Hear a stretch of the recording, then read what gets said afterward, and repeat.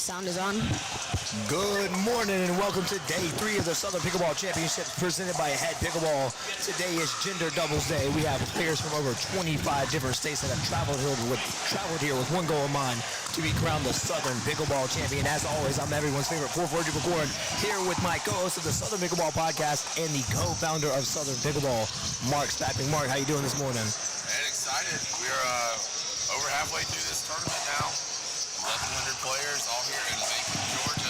It's exciting for us. 1,100 players today. We have 500 players coming through here. It's going to be a day full of great excitement and great pickleball. Don't forget that here at the Southern Pickleball Championships, you had to have medaled in a Southern Pickleball event to have qualified. And if you're wondering, well, how do I do that? How do I know what a Southern Pickleball event is? We make it real easy for you. You head over to southernpickleball.com. You look at the upcoming events, and that will be every event that we have with ourselves, and that is sanctioned through us. So sanctioning tournaments also will allow you to get qualified. And if you don't have any sanctioned events near you, reach out to info@southernpickleball.com and we will get you sanctioned, or someone around you sanctioned, so that you are able to attend this next year. We have a really good match coming up for you here. We have Chap Cranford and Parker Cutts taking on Ben Gaines and Zach Gaines. And these guys out here just getting warmed up, getting ready. And as soon as they are ready, we'll get you going. So as Mark said, day 3 here. And I'll tell you what, the first 2 days, I'm sorry, day 4. We're actually on day 4. We're at day 4. It's all running together. I can hear the little hoarseness in your voice. And I'm cough drop in over here for going. But I'm excited about it. This was a eventful thing. Parker had a little incident on the way to the Yes, he did. this morning. Yes, he did. Parker on the way in, and Parker in the red shirt there on the nearest side. He actually hit a deer on his way in. Him and his family hit a deer on the way in. Didn't stop him from being here. Really wanted to play. That's how important it was to him to get that championship belt. And he actually told me it dented up the front a little bit. We threw it in the back. We processed it. We got some deer meat, and we're ready to go. I don't think he was driving, though, because he is on the younger side. He may not be able to drive just yet. That is true. For those of you that are joining us, let us know in the comments where you guys are viewing from. Are you in Georgia? Are you in a different state? Are you in a different country? We had some folks all the way from the DR out here with us on Tuesday, actually, Wednesday. So you guys are everywhere. We really appreciate all the support. Looks like we're getting ready to go. Once again, that is Chap Cranford and Parker Cutts taking on Ben Gaines and Zach Gaines. And we are pickling.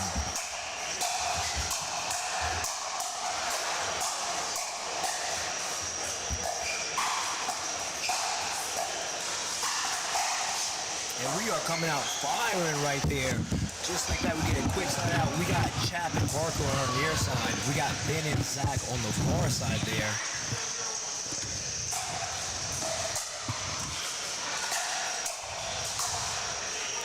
So I tell you what, Mark, already looking like these guys are coming out firing. Really wanting to hit. They're just trying to drive and crash. Yeah, it seems a good drive. They had a little bit of a good dinking for a minute. It's just a quick speed up. It looks like they're going to punish any bad dinks. Yes, absolutely. We're going to have a quick side out there, so no points. Early morning, first or second game for these guys. So they're still getting warmed up out here.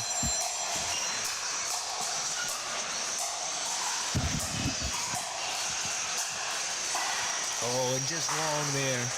Really good defense from the guys. But we are going to have second serve. Chap Cranford, 2 serve. Chap sporting the nice Southern Pickleball t-shirt there. We're selling all the old t-shirts that we had left over this week, our vintage Southern Pickleball shirts, and they're going like hotcakes around here. I'm so excited to see all the people that are excited about Southern Pickleball. I'll tell you what, You didn't score. if you are here, you guys make sure you go check it out. We do have a big catalog of our old tournament t-shirts. And as Mark said, they are absolutely going like hotcakes. So it's 0-0-2 here. Who's going to be the first one to break open the seal? All right, so still scoreless. What are you seeing here, Mark? What do one of these teams need to do here to get that first point? Well, the biggest thing I've seen so far, Corn, is it seems like the net's winning most of the points. So, I think getting it over that net, making the opponents play. That's right, and just like that, we are on the board. That's going to be first point there for Parker and Chap. Now they're rolling. They just need a little warm-up. That net always the fifth player on the court, and I'll tell you what, sometimes he's the best player on the court.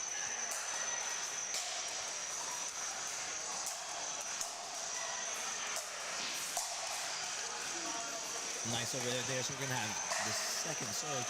Chap and Parker playing a lot from the midcourt here, from the transition zone, but not doing a terrible job at it. I think they're just not getting the ball to move up on. There's still those drops aren't just falling in the kitchen yet. So I think once they get it down a little bit.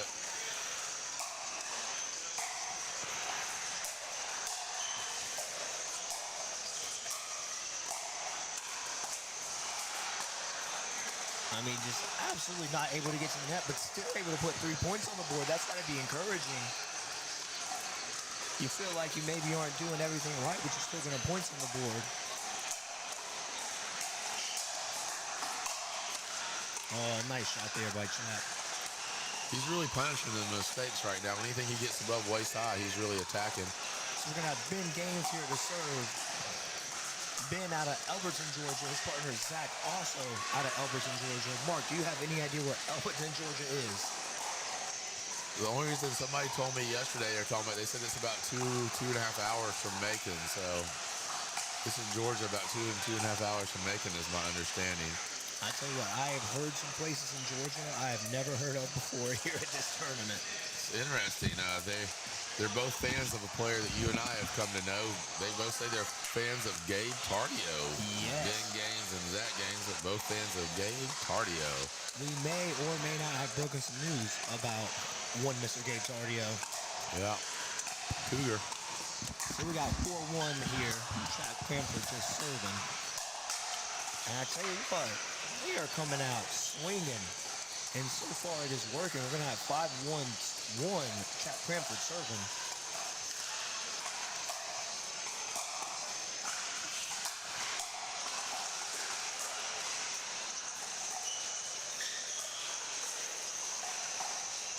Nice pink there by Parker. So that's going to take them to 6. And goes to the side out. Chad Cranford's favorite player, Hayden Patrickman. I wonder if we'll see him pull a full send body bag here. I tell you what, he sure is hitting hard. It's like he's trying to set it up, but will he pull one? I guess we'll see. That's more of a Mark Spackman move than a Chad Cranford move. I don't believe in body bags. But I did see here Zach Gaines is a big Dogs fan. He's going to have to put together an Ole Miss type comeback right here in this thing. Yes, he will.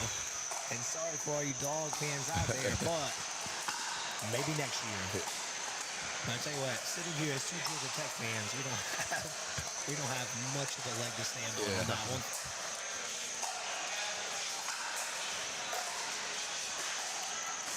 Oh, that ball just in and then skipping off the line. Parker not able to handle it. So that's a good side out there, and they really needed it. I thought we were going to see Parker go for the tweener there from the baseline for a second.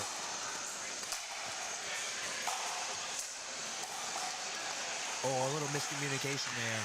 I'll tell you, one thing I've noticed this weekend, and tell me if you noticed it, the partner miscommunication actually one of the bigger factors in the game. I agree with you. I think that's really underestimated. It's also, I think, just the comfort level. We're seeing the teams have more success that have played together for a long while. They just sort of know what each other's going to do. That ball goes in the net again. All right, so we got Ben and Zach here starting to get a little run of their own. In a game of runs, you're never really out of it until it's over. We've seen a lot of good comebacks this week. And for those of you that didn't see it, on Thursday, our last game, 4 or 5 minutes up was 50 plus. Absolutely electric. You guys make sure you go check that out. That is on the Southern Pickleball TV YouTube channel. So this match here, Corn, is a game to 15 by 2, so they'll switch sides at 8. Their bracket was actually split into multiple pools. This is pool play. I think they had 2 pools of 5 and 2 pools of 6 or something close to that. But then the top 2 teams from each pool will advance to a medal bracket later in the day. But this is early morning pool play action at the 2025 Southern Championships. And so for you as a tournament organizer, what goes into that decision, kind of balancing having them play enough games with the bracket not being too long? Well, the cool thing about Southern Pickleball, if you play that, we always have a 4-match guarantee. So the players know, I think that's why our brand has grown. You always know you're going to play 4 matches for sure if you come. But then we also like, that those medal brackets. So it's pool play followed by medal brackets or medal games is what we prefer. All right, so we're going to have a side out here. We're going to have Chap on the serve. 7-4-on-1. Let's see if they can get the side change here. One thing I've noticed about this championship court, that ball. The ball is in the booth with us. We are into action here. We finally get into the game. I got it. I finally touched your pickleball after all weekend. At the turn, I thought that meant we got to sub in, Corin. I thought we were going to get to sub in, us take on the winners. Oh, that would have been great. That's what we'll have to do. The champion at the end, we'll have to play them. I think we should have a Southern Pickleball podcast tour where we go to courts around the Southeast and we play people. $100 a game. Any takers out there? Write us in the comments. We'll come to your town. In the comments if you think you could beat us for $100. I'm just going to go ahead and give you a sneak preview. No, you cannot. No chance.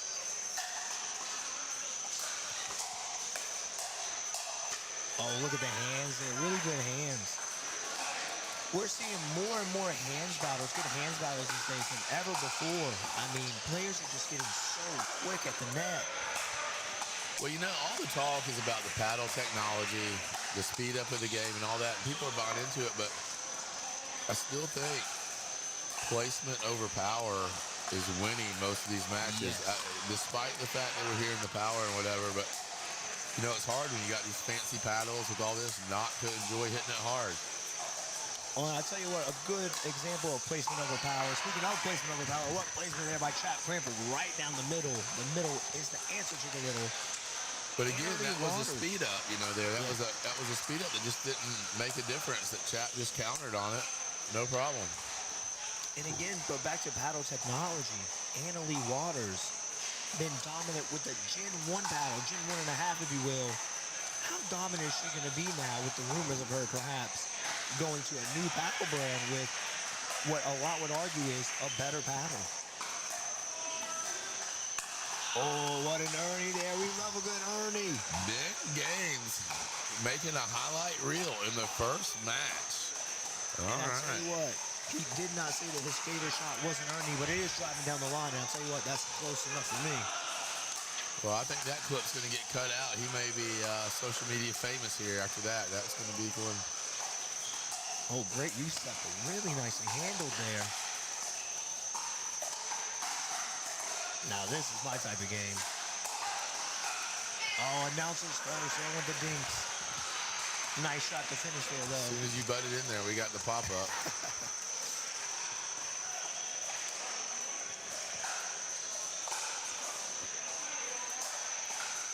So we got 10-4 here. A nice drive there by Chap. Nice and controlled. That's a really good example there of that placement over power you're talking about. He didn't hit it with all his might, but it was low, dipping under the net, really hard to handle.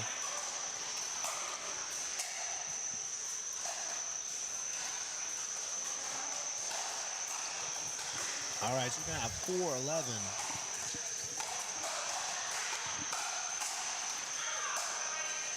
See, these guys here can start to get some momentum, mount a comeback. It's not going to happen like that.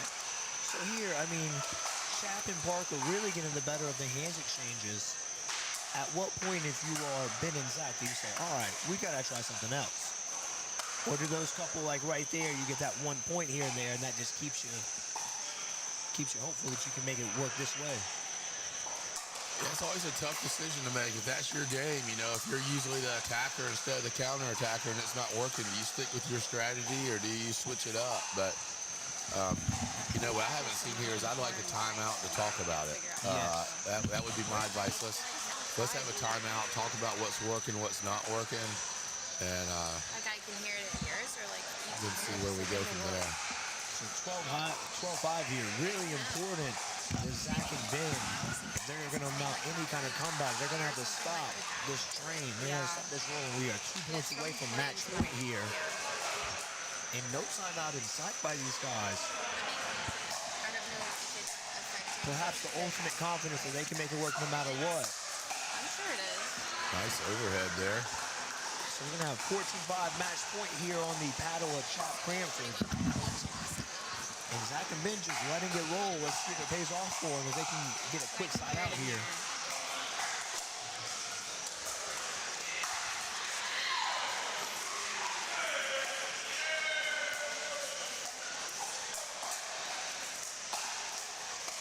Oh, and just missed on the reset there. So that is going to be game. Chap Cranford and Parker Cuts over Ben Gaines and Zach Gaines with a score of 15-5. And I tell you what, that's a fun one to start the day off with, isn't it, Mark? Yeah, and what a wild turn of events. Imagine the morning for Parker Cuts. He starts out on his way to the match, family hitting a buck on the road, being stranded on the side road. Thankfully, everybody's, safe. So less than 3 hours later, he just won a match on Southern Pickleball TV in the 2025 Southern Championships. What a day for that young man. What a day. I tell you what, you didn't look nervous at all to be under the big lights here at Southern Pickleball. Yeah, that's good stuff. We have a lot of, more action on the way. Just really want to thank Diadem and Head, Diadem, the official pickleball, Head Pickleball, the sponsor of this tournament. It's been a sponsor for us all year. They got some big news coming out in February with Head Pickleball. I think they got a new paddle that everybody might start talking about. I think so. I don't know how much we can say, but we did get a I don't know if we're supposed to talk about it or not, but I would stay tuned to Head. But I tell you what, they are making a comeback, and we will be right back after a word from our sponsors.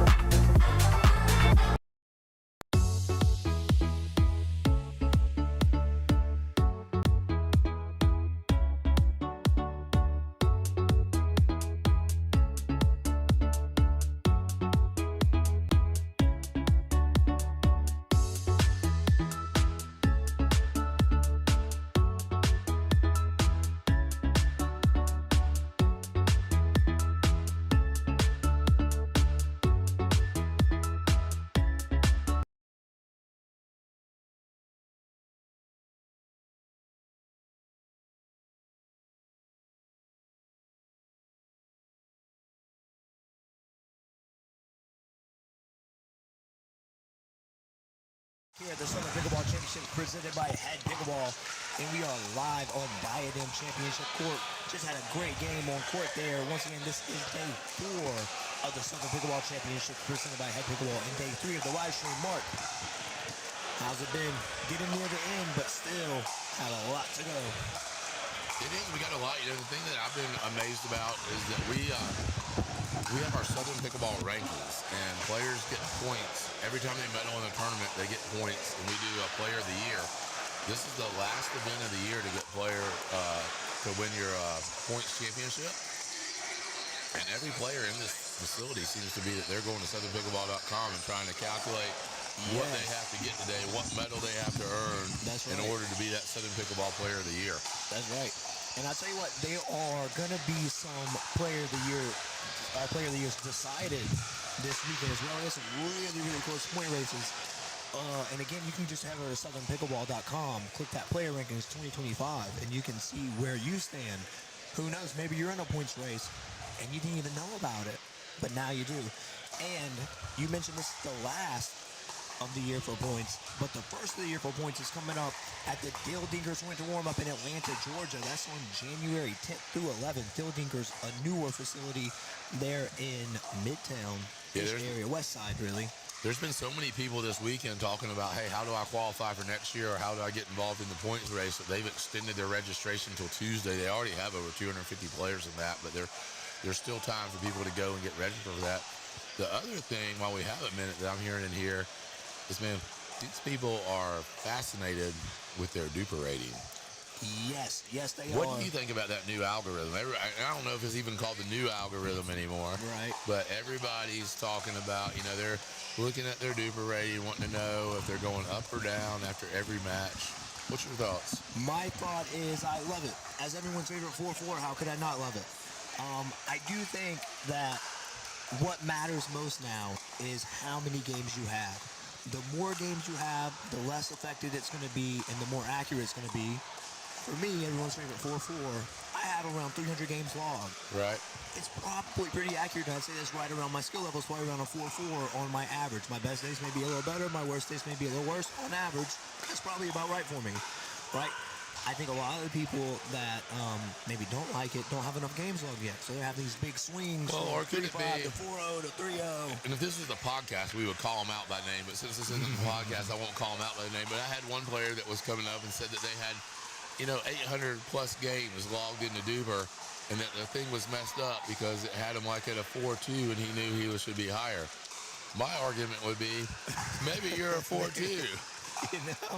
I would say that's probably pretty accurate. Is the algorithm and the rating system wrong, or is your view of yourself just a little off? Right, exactly. I tell you what, I think we all think we're a little bit better than we are.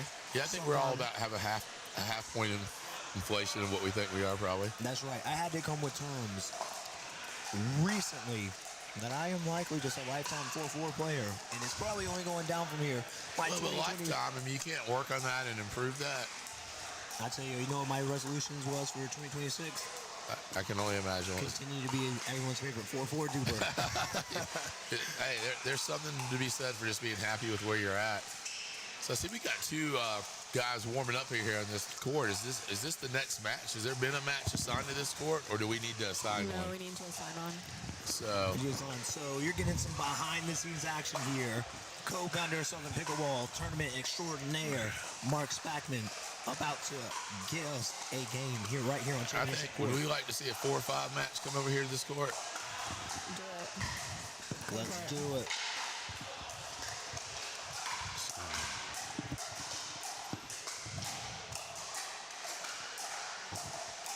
And just like that, less than 30 seconds, we have hand-picked ourselves. Men's doubles 4.5, 35 and above. We're going to have Olivier Dury and Caleb Taylor taking on Jeremiah Bond and Eric Hembry. And we'll bring that action to you right after a quick word from our sponsors. Official Pickleball is made by Diadem, durably designed to hit the ball where you want it to go. For every dink, drop, and drive, no matter where you are in your game, play with the Official Pickleball by Diadem.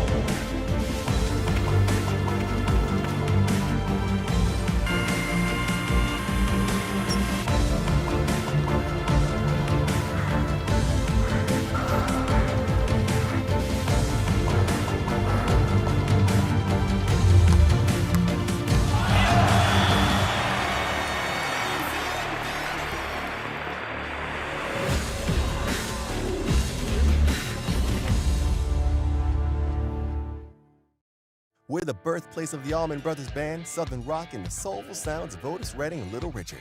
Our musical heritage wrote the soundtrack of our nation and is home to today's rising stars. Macon, Georgia is where soul lives. Plan your visit today at visitmacon.org.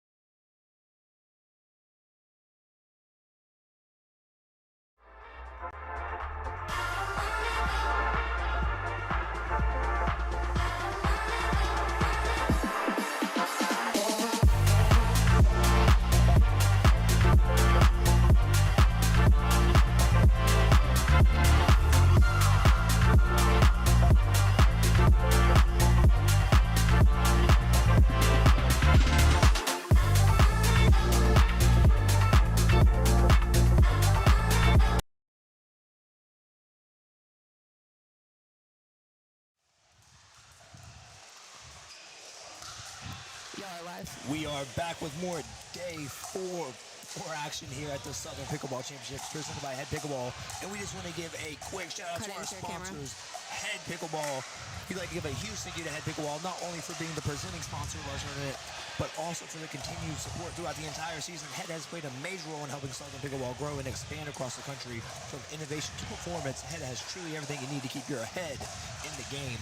Trusted by champions and built for players of all levels. We also have our other tour sponsors, Diadem. We live to play with Diadem balls.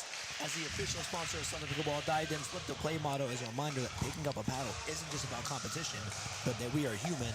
And also a big shout out to the official shoe of Southern Pickleball, Mizuno. It's the shoe you want to be wearing, whether it be in leisure, in training, or on the court. Mizuno shoes provide you comfort and support you need to be the champion you are. And I'll tell you what, you know they're comfy because I am sitting back here not playing with my Mizuno court shoes on because they are the most comfortable pair of shoes I have. And if you want a pair of shoes kind of like these, we actually are doing giveaways every day here at the Southern Pickleball Championships. Awesome. We are. We're doing a shoe giveaway every day. We're going to be giving away 5 pairs of Mizuno shoes. And if you guys want to know how to enter when you get here, come up to us, ask us, and we will get you entered into that.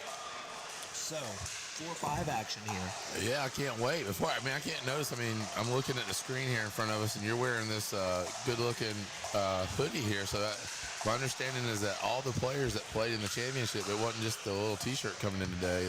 They T-shirt, hoodie. This thing is a full-on hoodie. Championship logo. Thin, not too thin. This thing is perfect. You can play with it in the summer. You can play with it in the winter. It's really amazing. And hats provided by HEAD Pickleball. So that's right. Just a really cool player experience. Everybody coming in. We got the pickleball store over there. We had Purple Toad with their bags out there. Visit Macon. So lots of vendors in the house. So just a really cool experience in Macon today. And as someone who now has done and provided many tournaments in Macon, what does Macon mean for Southern Pickleball? Well, I just think Macon is the pickleball mecca of the United States, really. It's just it's just amazing to me that, we have this city, an hour and a half south of Atlanta that had leadership and all that was smart enough to see pickleball and made an investment in a facility like this. And now in Macon, Georgia, it's the world's largest indoor pickleball facility. Yes. 32 courts, 16 upstairs, 16 downstairs. We got the Southern Pickleball, along with Visit Macon, got a Champions of Economic Impact Award last year from one of the sports tourism organizations for the amount of economic impact we're bringing. They're saying this weekend this is going to bring over $1 million of economic impact to Macon, Georgia from this pickleball tournament. So it's just a kudos to the leadership. Mayor Lester Miller, Alex Morrison in the mayor's office is really big involved in it. Paul Midkiff, our co-founder, who is also the president of Macon Pickleball. They just had a vision and they acted on it, and it's been changing. So I think we're getting the note here. So And that's right. So, and with Macon, not only these 32 courts indoors, another 27 outdoor courts, not 3 miles down the road. Yeah, at Tatnall Tennis Center. So, I mean, that's, 59 pickleball courts between 2 facilities.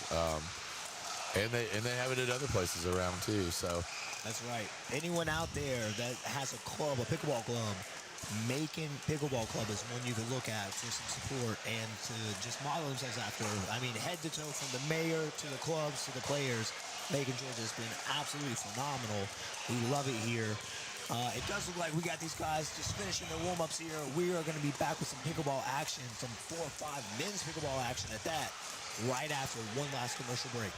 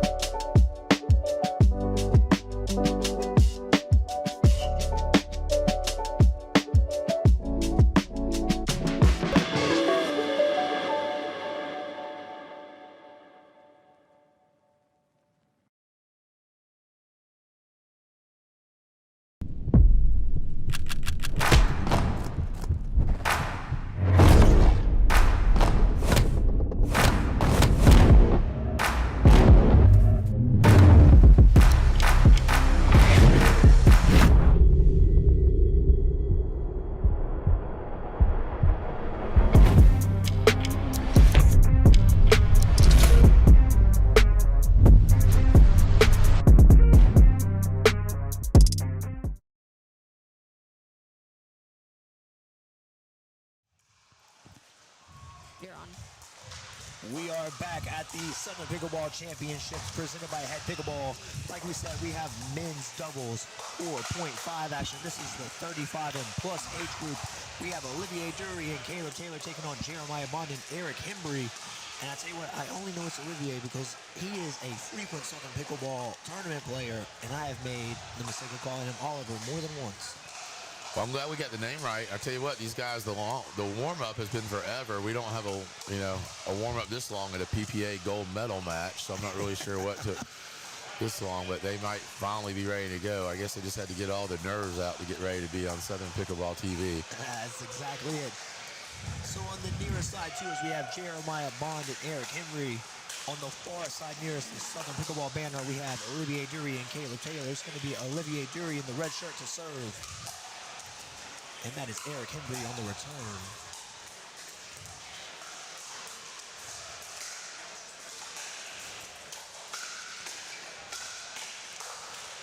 And the lob just long there, but I tell you what, already more my speed there.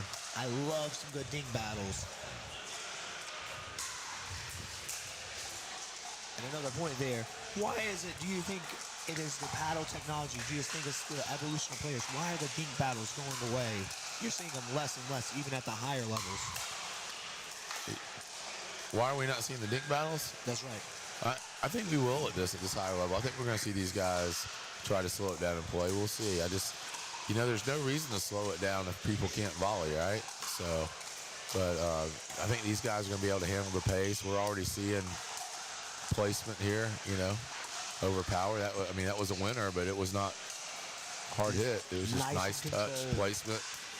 And that's right. I think one thing, because you'll notice if you watch the pros play, they still have these long, extended dink rallies, whereas sometimes those 4-0, 4-5, 5-0 players don't. And I think it's because sometimes you don't fear the hands of your opponent. So this is your type of point here. We're getting... I love this. This is pickleball right here. and a speed up down the line. Yeah, Looks beat like is it good. just got. But I get you. I mean, you're sort of talking like a pickleball purist right now, Corn, and it doesn't. That's up there just on. We'll blame that one on the nerves of the big camera. I'm not really sure what we just saw there. That was quite a rip at the serve. So that's going to be 3-0 now. I almost thought he was 4-0. just mad or something, was just hitting it out. That thing sailed so long. But anyway, but, you know, back to the thing about, you know, being a pickleball purist. I mean, it's not whether you have a good long dink rally or whatever. It's whatever you got to do to win the point. So if that's blasting the ball the first one, if they can't handle it, you won the point. That is fair. Speaking of winning the point there, Jeremiah making up for that big serve with an absolutely monstrous backhand.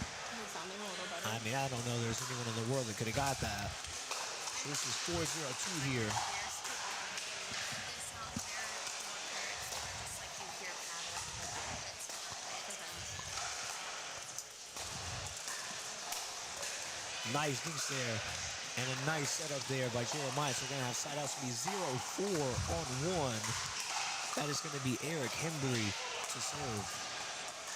So now you do keep calling Jeremiah, but I see on the sheet here, it says J-Bone. So I think that's the nickname. That is my mistake. J-Bone there with a good speed up, but counter nice by Olivier.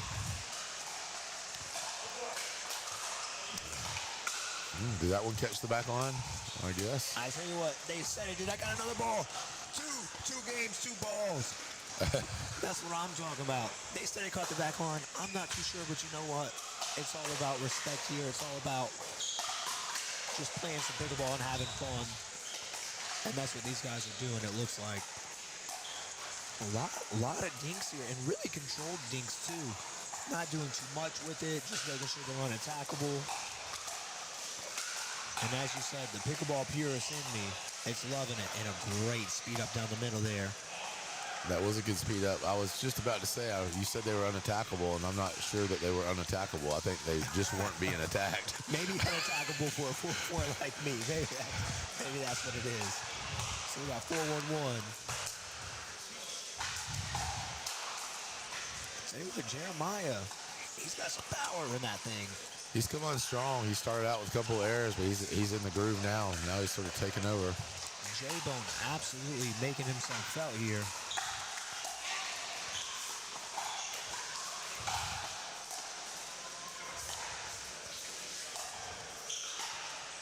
Now that was an interesting point.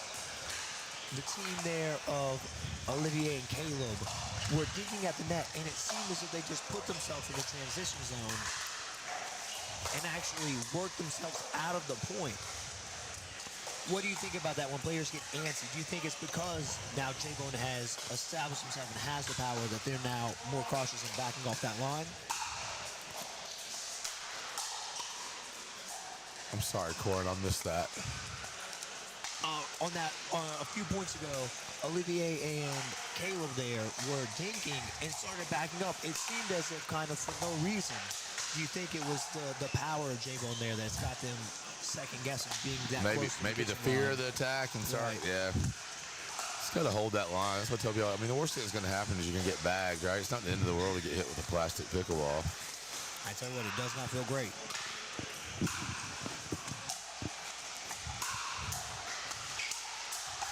That's a little bit of shake and bake right there.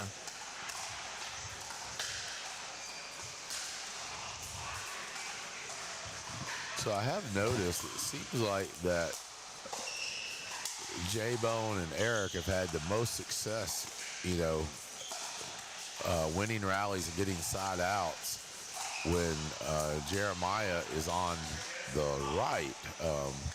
Now that wasn't the case there, but now we've gotten back to where they sort of got stuck in this formation for a while. So I'll be curious to see if they get stuck here again or if they can get the ball back and start scoring some points. Yeah, and I think that's a testament there to J-Bone's backhand. I mean, he just kind of rips that thing. He has gotten some power on some balls, but I don't know how he's been able to keep them low and in. But it is quite impressive. We're going to have 6-2 here. Caleb Taylor on the serve.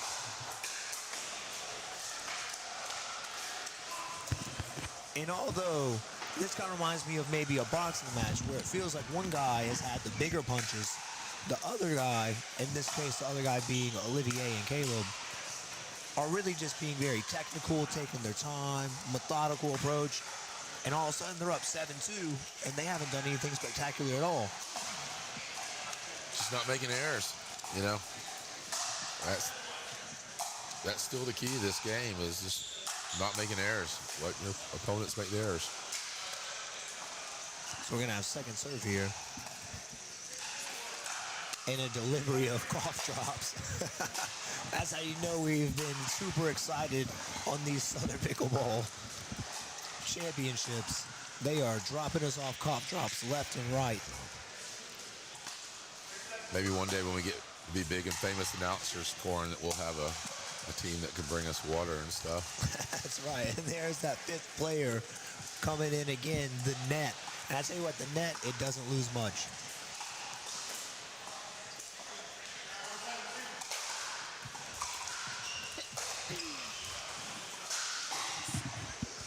What's up?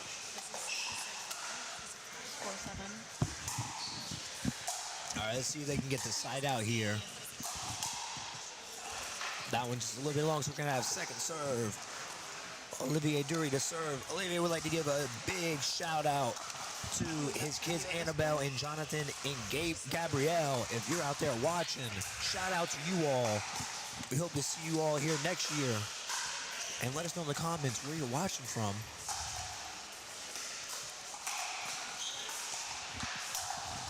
Oh, and nice there. So this is a match to 15, win by 2, so they'll switch sides at 8.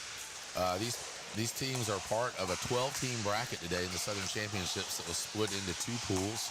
So they'll play 5 games in the round robin, and then the top 2 teams of each pool will advance to a medal bracket round.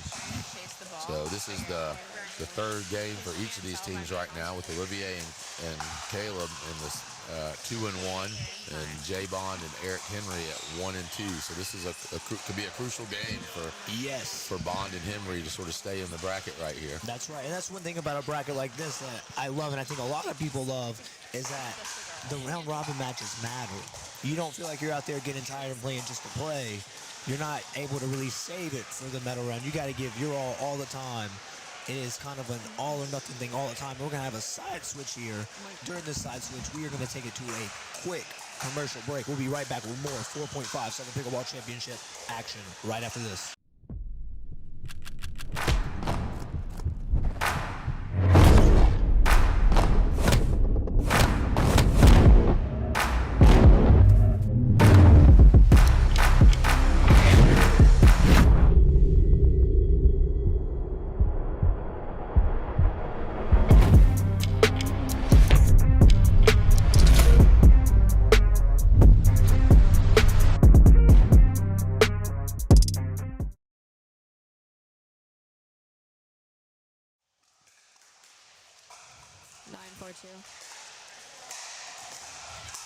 I tell you what, these guys were so amped up, they decided just to keep on playing right through the side switch, didn't even take the one-man timeout.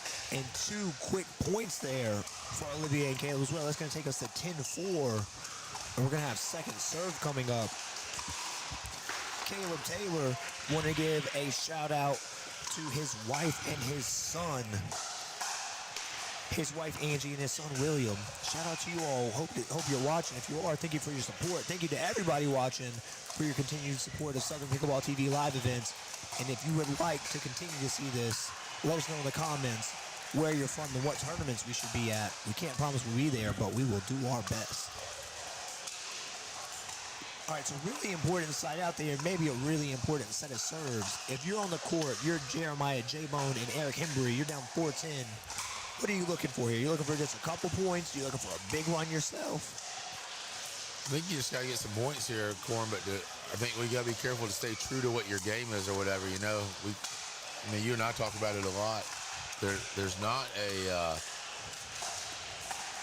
3-point play in pickleball or whatever. So I think sometimes when we get down, we just try to do something spectacular, like we're going to get bonus points for it. They just got to stay true to their thing. That was a nice backhand put away, cutting across right there. Very nice backhand poach. And that goes into what you said a little bit earlier, that when J-Bone is on the right side, he is an absolute weapon over there with that backhand flick.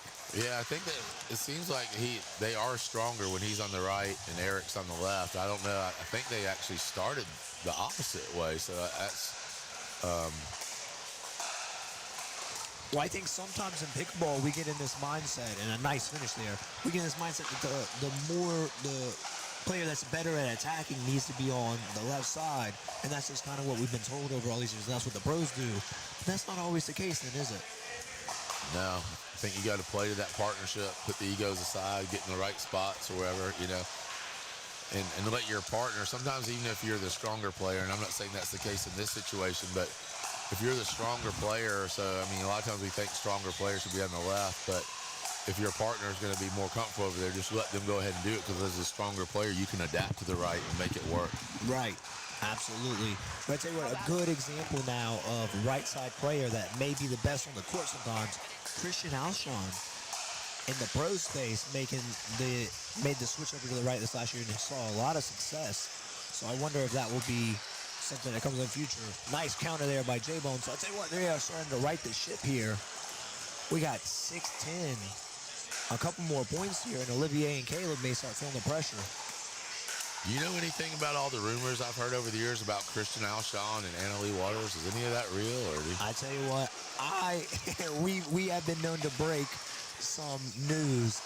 That's when I don't have much information on, but I do have my own thoughts about it. Those are the reasons to come to the Southern Pickleball Podcast. If you want to find out what's going on behind the scenes, if we know it, we'll tell you.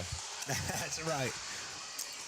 I just don't want to say anything that's not true, because in that case, it could have even been illegal at some point. So that would not be fair for us to say.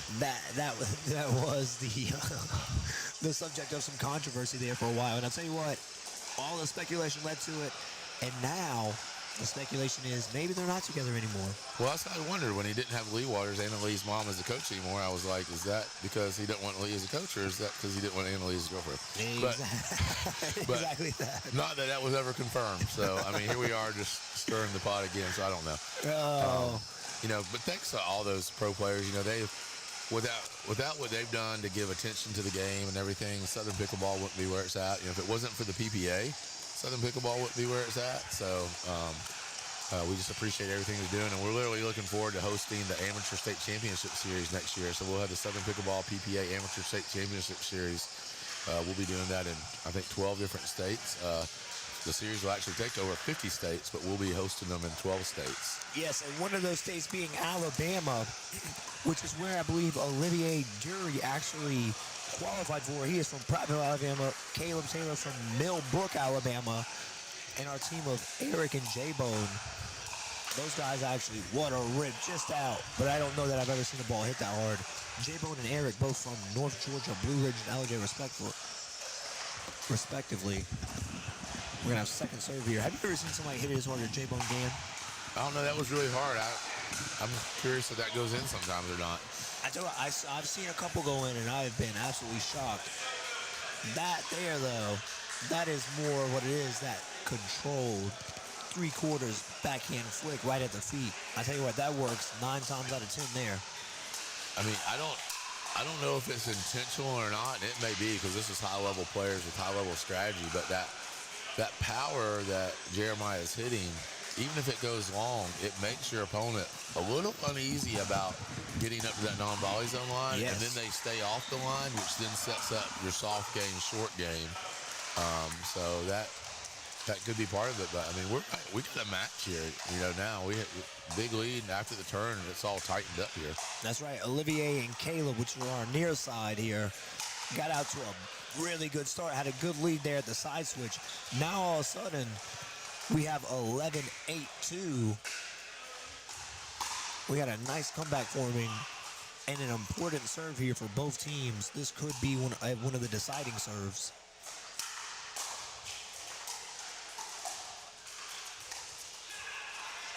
I tell you what, that is what I call a big side out there.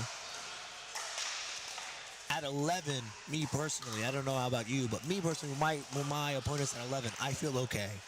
I'm all right. They still need a good run of points to score. At 12, I start getting nervous. Oh, and just a missed poach there. And I just said earlier, they just need to keep playing their game, and that's exactly what they're doing.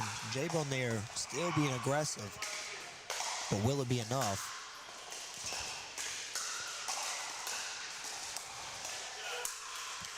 Oh, wow, it's a great lob, but an even better get there by Jeremiah Bond, a.k.a. J-Bone. I think the even bigger thing for winning that point right there is it gets them back to where Jeremiah is on the right. So I think we're going to see another point happen pretty quick here. So let's see if Mark here is the teller of the future. Indeed, he is. Another point there. So this is where I'd love to see him go unconventional and stack right here. I think when they watch back, I mean, hopefully they'll get the point if you're cheering for them, but they have not had as much success in this situation. I tell you what, something funny happens when these players get on this championship court. There never seems a game that's too out of hand. It always seems like these games get closer and closer as they go. Let us know in the comments who you think is going to win this one. Is it going to be Jeremiah J-Bone Bond and Eric Hembry, which are on your far side, or is it going to be Olivier Dury and Caleb Taylor on your near side? I'll tell you what, I can't call it. I have no clue. I usually could lean one way or the other. Right now, it feels even. It feels maybe as if the momentum is actually with Jeremiah and Eric.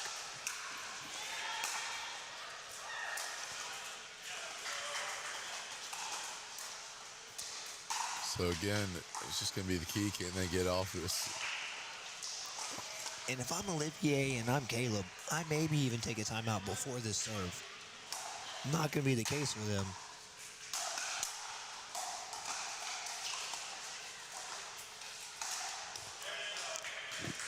And that is 11-11, so we're going to have a tie ball game here.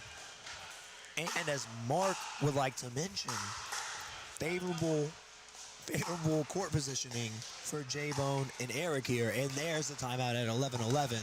With that timeout, we also are going to take a quick timeout, and we'll be right back.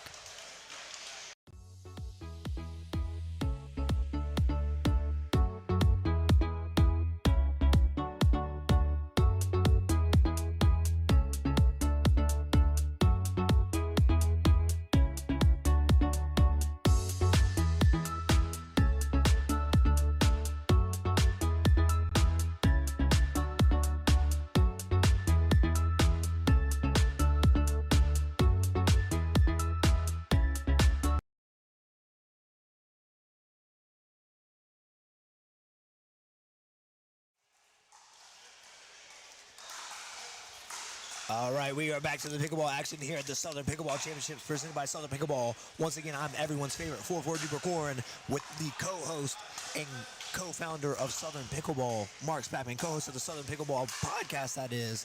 And if you don't know what I'm talking about, just hit that subscribe button while you're here, and you will know very soon Southern Pickleball podcast coming out every week.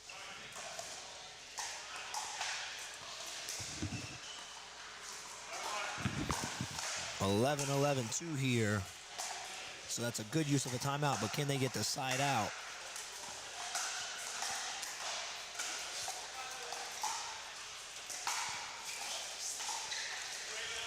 No, they cannot. So Jeremiah and Eric are going to take their first lead of the game here. It's going to be 12-11-2. Jeremiah Bond to serve. Now they got Jeremiah back on the left, so let's see if they can get a point over there and get back to their what's been the better formation right away.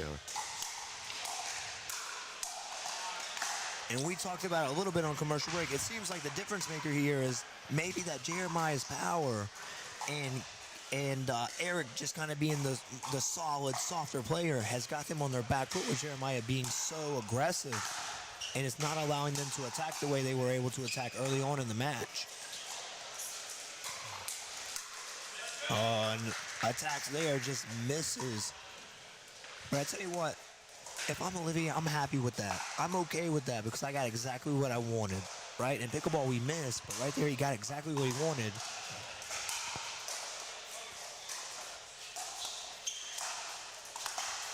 I I think far too often in pickleball, we set up a shot, we miss it in the net, and then we forget to go back to it because we messed it up. And we forget, hey, actually, that was a perfect setup. And if I get that again, I will win it.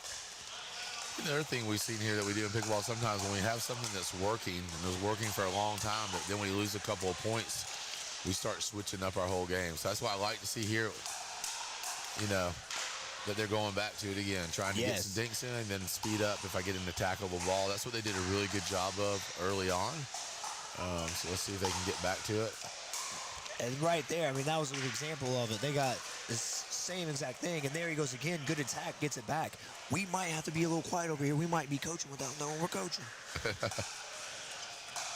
So again, these teams are in a bracket, 2 pools of 6. Important game. We're about midway through the bracket.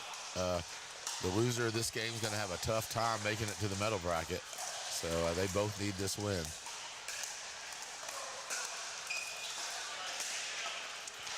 A little bit of net love there. So that will take us to 12-12. Absolute phenomenal game on our hands here.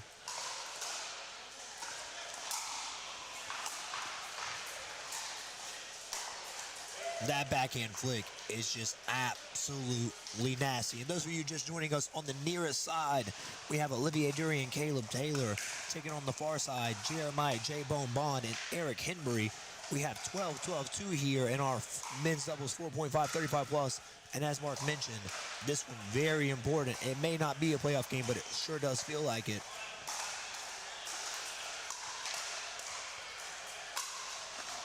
Nice deep serve there. Oh, and just out on the serve. But I do like that good, deep, aggressive serve. Really try to get your opponent on the back foot.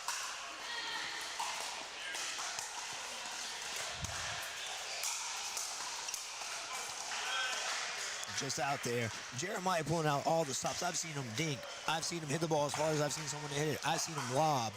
I mean, he's hit Ernie's. He's had poaches. All he's missing is the ATP. Sounds like you're developing a little bit of a man crush over there. I tell you what, if I could hit it as hard as him, my pickleball game might be closer to about a 4-5-1 instead of a 4-4-4. 13-12-2. All right, and a side out, so no big runs here lately. Started out with a couple of runs from each team. Now, as both teams settle in, really getting to know each other, we got a needed matchup here. Yeah, they're having to earn every point here. I think we got a timeout called over here. So that's good. I think that's a good use of the timeout. Just sort of figure out what they want to do here, get the good strategy going. Indeed. And that is one of the more underutilized timeouts. After you lose the ball to a side out, not many teams going to the timeout. Most teams waiting for the other team to take a run. I like that timeout. I do. I think there's never really a bad time, I don't think. I mean, even I hear some people say if you take the timeout right before the turn or whatever, but I mean, that could be, if you take it right before the turn, and that 1 point, that you save could be the one that makes the difference at the end. So if you need it, I had one person that I think it was Jesse Irvine, that came and did a clinic in the area, and somebody asked her, when should you take a timeout? And she's like, if you're thinking about whether you need a timeout or not, you need a timeout. Oh, I like that. That does make a lot of sense. Yeah, I mean, if you're debating whether you need to take it, you need it. Yeah, I like that. And I'll tell you what, Jeremiah J. Bone there, and we are back to pickleball action. What an absolute rip that was by Caleb. But yeah, Jeremiah and Eric there actually taken 2 unconventional timeouts this game and used both their timeouts, which also is very important. You don't get anything for them when you take them home with you. That's right. So we got 13-13. What a game we have going. Oh, a little bit of net love. As you can hear, the crowd going crazy over there. And if you're here at Rhythm and Rally in Macon, Georgia with us, come check us out at Diadem Championship Court. Support these players. We'd love to see you. And who knows, you might even make it on the live stream. Yeah, I love the view of the match that we're getting here, with these cameras and the different angles and everything. Credit to Miriam Lelanders and Tristan Estes over there setting us up in here. This is like a view for everybody. This is top level stuff here. This is absolutely great. All you people watching the stream, give a big shout out to Mary Emily in the comments. Without her, none of this is possible. And you wouldn't be seeing this game here that is at 13-13, and no one wants to give an inch. Absolutely phenomenal.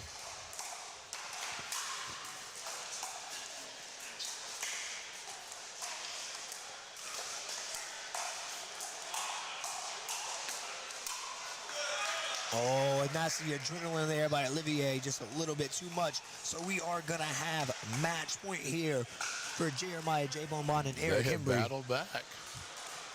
Down early. Some would say they are winning the second half of this game, and they have won the game. That is Jeremiah Bond and Eric Embry taking down Olivier Dury and Caleb Taylor, 15-13 in that one. What a heartbreaker right there. Heartbreaker. Up big at the turn, but they just stayed steady, worked their way back in it. That's pickleball right there. Absolutely important. Game 2, as you mentioned, that one really mattered for the standings and going to be hard to make the playoffs now for Olivier and Caleb. But I tell you what, working a lot of tournaments, I've seen crazier things happen. Yeah, I mean, this 4 or 5 bracket, all these teams are tough, so it's probably going to get knotted really tight. If you want to follow along, you can go to southernpickleball.com, find the tournament and the link, or just go straight to pickleballtournaments.com, look up the 2025 championships. What's really cool is we got a live scoreboard right on there to watch all the matches. You can click in the brackets, see all the results. And, of course, if you want to see the matches on Championship Court, just tune right back in here. Corey, I've got to sit in for a couple of games with you. Probably not going to be able to do much more today, but I wanted to come over. I appreciate you having me over here. Appreciate you being there. Look forward to seeing you later this week on the Southern Pickleball podcast together and being back. But I enjoyed it, man. Well, we appreciate you coming over. We know you're busy, especially this weekend. Once again, that is Mark Spackman, the co-founder of Southern Pickleball and the co-host of the Southern Pickleball podcast. We will be right back with more pickleball action after a word from our sponsors.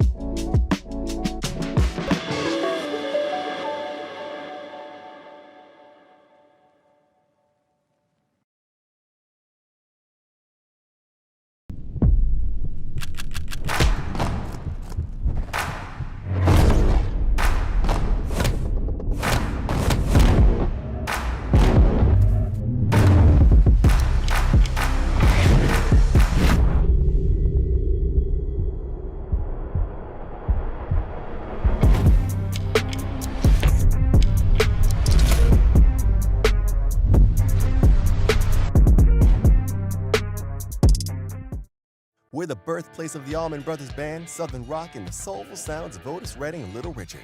Our musical heritage wrote the soundtrack of our nation and is home to today's rising stars. Macon, Georgia is where soul lives. Plan your visit today at visitmacon.org.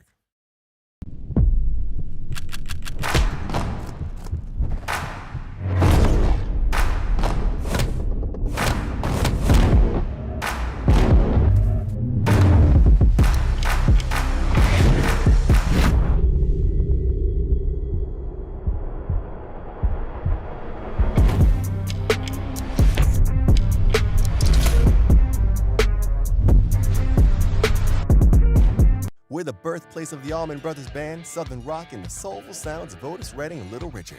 Our musical heritage wrote the soundtrack of our nation and is home to today's rising stars. Macon, Georgia is where soul lives. Plan your visit today at visitmacon.org.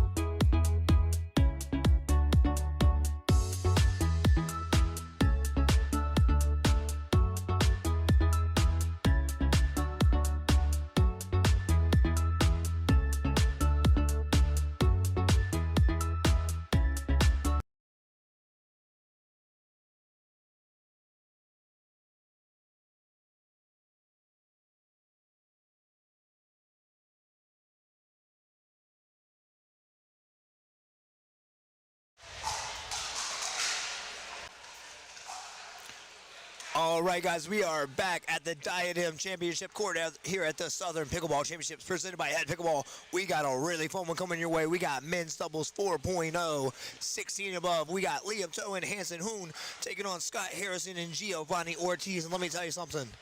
If you don't know Liam and Hanson, you're about to. They are absolutely the future of this sport. Hanson Hoon, 13 years old, Liam Toe, 12 years old, and these kids rip. However, Giovanni Ortiz and Scott Harrison, I think, are going to have something to say about it. We got a really good one coming your way. You guys don't forget to like, comment, and subscribe to Southern Pickleball TV. Let us know where you're watching from. I did see we had some people watching from New York. We had some Virginia, and we had some North Georgia. Thank you all. Thank everyone for tuning into the stream today. And if you like what you're seeing, go ahead and hit that like button, hit that subscribe button. Check us out on Southern Pickleball TV. We do have the Southern Pickleball Podcast with me, everyone's favorite 4-4 duper Corin Dujinski, and the co-founder of Southern Pickleball, Mark Spackman, giving you our pickleball insights, everything amateur pickleball, with just a little sprinkle of pro drama if we got it. Once again, this is men's doubles 4.0, 16 plus. Big thank you to Visit Macon. While you're here competing, we're proud to host you in Macon, Georgia, a city rich in music, history, and Southern hospitality. From great local restaurants to live music and a vibrant downtown scene, Macon offers plenty to explore when you're off the courts, and we're thrilled to welcome you to this amazing community. You guys are in for a treat today. We're going to have plenty of guests on today, plenty of matches. We are just getting started. This match here, a pool play match, this is going to be a game to 15 in that men's doubles 4.0, 16 plus, but we will have some medal matches coming very, very soon for you. We're going to let these guys finish warming up and hit a quick commercial break. We're the birthplace of the Allman Brothers Band, Southern Rock, and the soulful sounds of Otis Redding and Little Richard. Our musical heritage wrote the soundtrack of our nation and is home to today's rising stars. Macon, Georgia is where soul lives. Plan your visit today at visitmacon.org.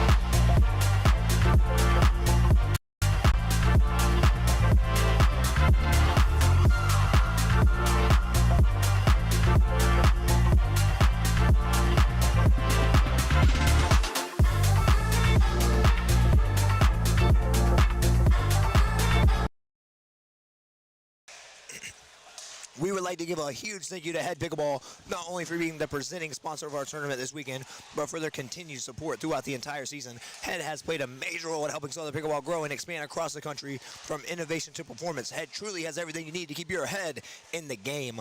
Trusted by champions and built for players of all levels. Speaking of HEAD, we are at the Southern Pickleball Championships presented by HEAD. This is men's doubles 4.0, 16 plus, and it's time to get going. Really nice shot there. And that's going to be a quick side out. So we have 0-0.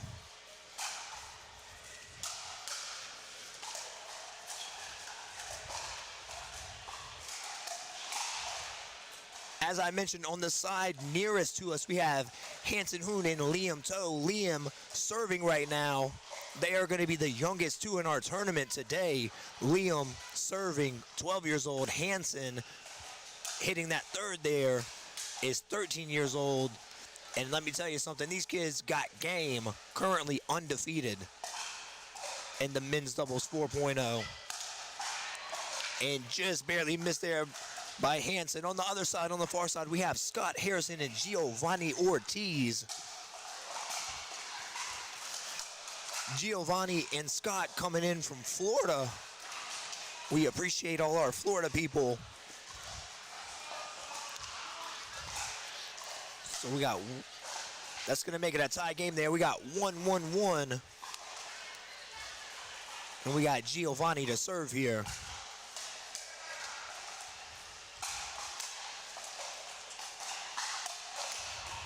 And early on here, Liam with the nice deep serves right on the back line, really getting Giovanni and Scott on their back foot and making it hard for them to transition in and get to that kitchen line.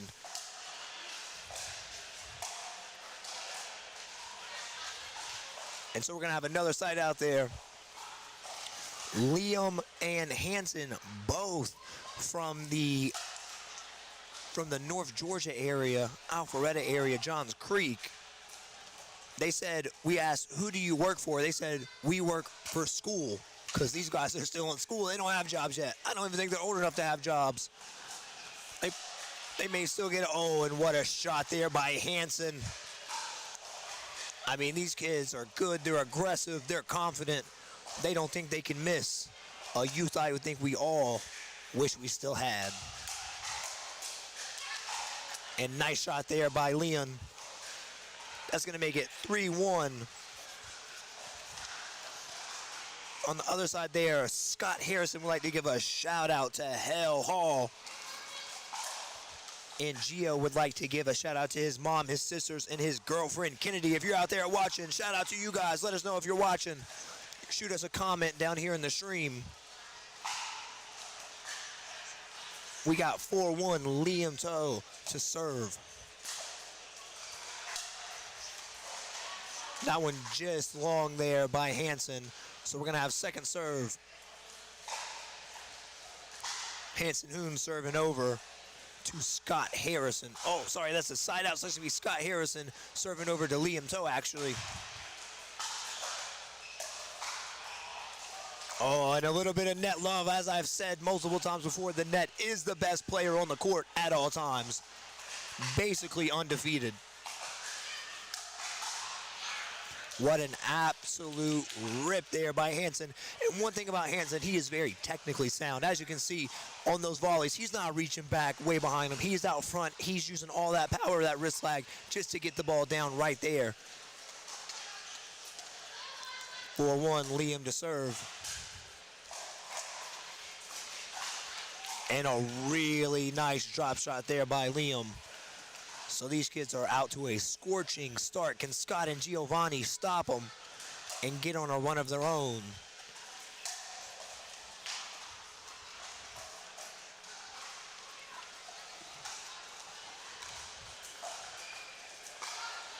Five, 1-2. And just missing on the reset there. So that's a good side out there by Scott and Giovanni. And if I'm that team now, I am looking to get a couple points on the board here. Get this thing back within 2 or so and put some pressure. But if they do it, they're going to have to do it on the second serve. 1-5-2. Giovanni to serve.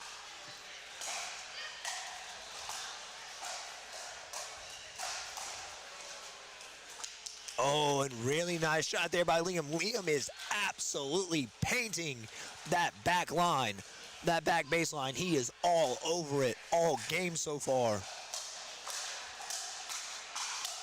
I mean, these kids are shaking. They're baking. They got the crowd going electric. You can't see, but actually right behind them, there is a crowd of people going absolutely crazy for them. It's like they got their own fan club. Just out, so that's going to take us to 7-1. Let's see if they can take it to the side turn here, 8-1.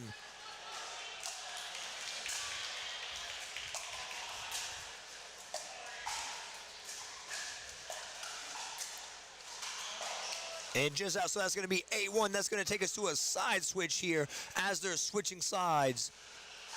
I tell you what, we're actually going to stay right here because a lot of these teams, they're so amped up, they're not even wanting us to go to commercial break. They're not letting us. They want more pickleball action for you guys. Don't forget, this is the Southern Pickleball Championships presented by HEAD Pickleball, where only medalists of Southern Pickleball events are eligible to play. If you did not qualify last year, don't fret. We'll be back next year, and you have a whole year to qualify in a Southern Pickleball event. Head over to southernpickleball.com, check upcoming events, and find a tournament near you. And if there is no tournament near you, reach out to info at Southern Pickleball and see if you can't get something near you sanctioned, because sanctioned events also will work. So early on here, Hanson and Liam absolutely just on fire. I mean, these kids came out, they're not missing shots at all. They are absolutely ripping the ball. They're shaking, they're baking, they're dinking, they're dunking, they're doing everything you need to do. And it's showing. They got the 8-1 lead. Hanson Hoon and Liam Toe to serve here on the far side to Scott Harrison on the return here on the near side.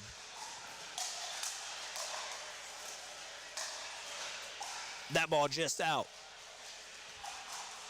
So we're going to have second serve here. Let's see if they can't get another quick stop and be able to get that ball back and get some points on the board before this one gets out of hand.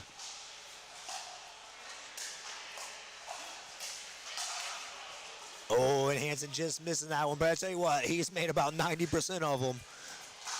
And I don't think he's going to stop taking them anytime soon. We got 1-8 Giovanni on the serve.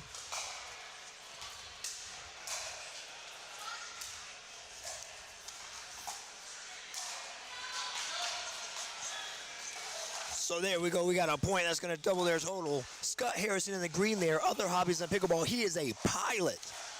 How about that? I'll tell you what, these pickleball courts, you never know what you're going to get. Oh, and a shot right down the gut right there. I'll tell you what, middle has been working all weekend, and I think it's going to keep working all weekend. Giovanni Ortiz also plays soccer. And I tell you what, you can tell in the footwork. Liam absolutely just keeping that ball deep. If you guys at home are taking anything from this match, getting that ball deep is just absolutely imperative to keep your opponents back, and it's really working here. Really nice shot there by Scott. So those big court nerves, that being on the big screen TV nerves, wearing off, and they're trying to mount a comeback here. Scott Harrison to serve. Really nice, and that was big there by Liam and Hanson. Get that ball back. See if they can extend this lead where it's been cut into. Liam Toe to serve. Once again, if you're just now getting here, this is men's doubles 4.0 16 plus. On the far side serving, we have Liam Toe in blue and Hanson Hoon in the darker blue. Liam, 12 years old, Hanson 13, taking on Scott Harrison in green and Gio Ortiz in black. And we have a game. Scott Harrison, Gio Ortiz trying to come back here. Pickleball style. Let's go, Liam and Hanson. Love it. Let us know who you're rooting for. Oh, great hands there. Nice adjustment off. Oh, what a shot. And the fans are absolutely loving it out of Liam there. I tell you what, that point had a little bit of everything, an Ernie and everything in between.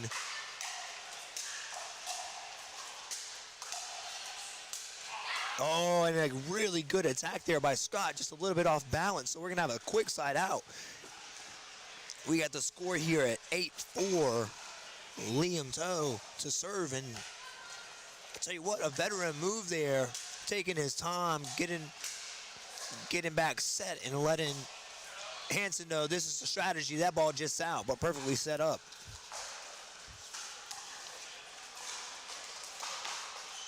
Hanson has a affiliation to Selkirk. Liam with Lifetime and Planet Pickle. Each of these guys' New Year's resolution is to get better at pickleball. Liam wants to be 5 plus.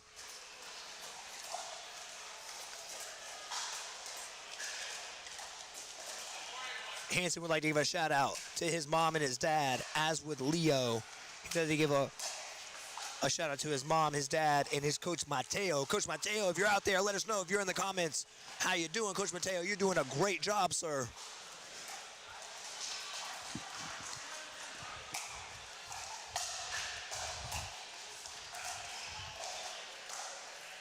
All right, a point here for Gio and Scott would be absolutely huge, and it could change the entire complexion of this game. But Hansen says, not today, no sir, not here. We're going to have 8-4 on one. Who's going to be the one to break this 8-4? We've been at 8-4 for a couple side outs here. Who is going to be the one to break it? Liam Toe to serve.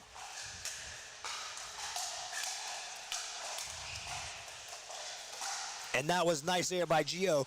Get into that middle, taking that forehand, being aggressive with it, and really putting the pressure back on them. Let's see if that sparks something for that team, and they can get a side out here. Oh, and that ball just out.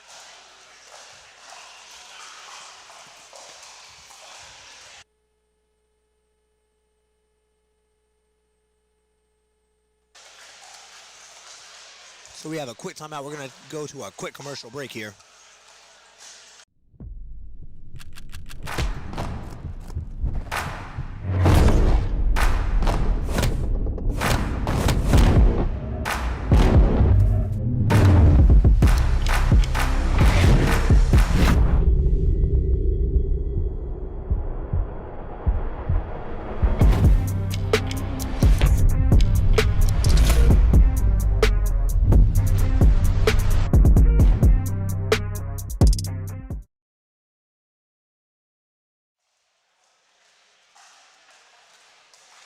We are back live on Diadem Championship Court at the Southern Pickleball Championships presented by HEAD Pickleball. For those of you just joining us, we have some men's doubles 4.0 action, 16 plus. We got Liam Toe and Hansen Hoon taking on Scott Harrison and Giovanni Ortiz. And as I've said before, Liam, 12 years old, Hansen, 13, and they are out to an 8-4 lead. However, Scott Harrison and Giovanni looking to have something to say about that right here. Scott Harrison to serve.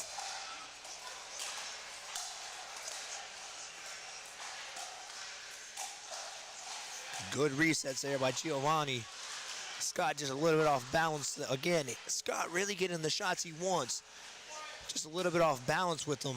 But if I'm him, I'm staying, doing what I'm doing. That ball just in there by Gio. That's going to take us to 5-8.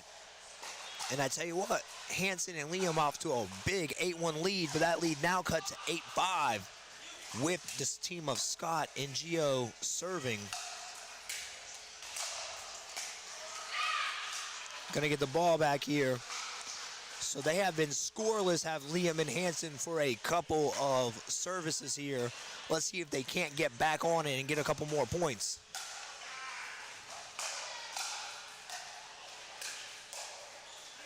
Great reset there by Liam. Hansen saying, I'm gonna go ahead and get this party started. But a good reset has forced, and that ball just out. So that is gonna break them off. Hey, it's gonna be 9-5. And I tell you what, these kids got a little bit of everything, man. They got the power, they got the finesse. But Scott and Gio saying, not so fast. We got power, we got finesse as well. And we are going to give you the game you came here for. Jason Scott is having a rough one right now. I tell you what, he has missed a couple of winners, but he's getting the shots he wants. And I think in pickleball sometimes that's all we can ask for. We're going to miss shots. Just continuing to get those shots, eventually those winners will come. And I tell you what, if those winners start going, the complexion of this game could change very, very quickly. We got 5-9-1, Giovanni Ortiz to serve. And that's another point, so 6-9. And I tell you what, this game right here has the interest of the whole facility. We have not seen it this packed all day. I mean, these two teams here are really putting on a show.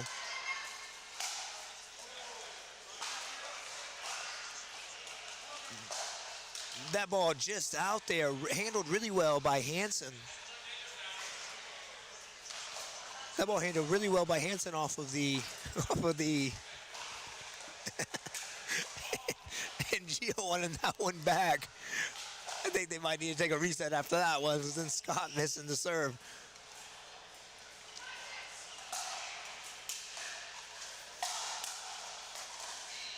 Oh, nice shot there by Gio. Let's see if they can't get another side out here. All 57 of you out there, drop us a comment. Let us know where you're watching from. Are you in Georgia? Are you in a different state? Are you in a different country? What a shot there by Liam, and a thunderous, yeah, let's go. He knows how big these points are. The game's getting closer and closer. We're going to have 10-6 on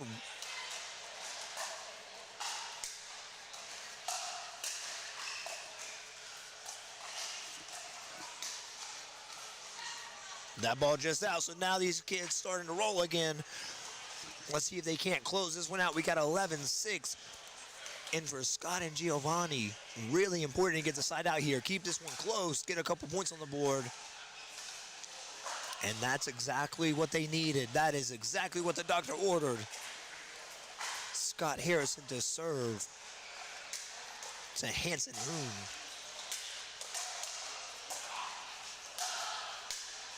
Really good hands by Scott there. Gio trying to speed it up. Barely missing that one.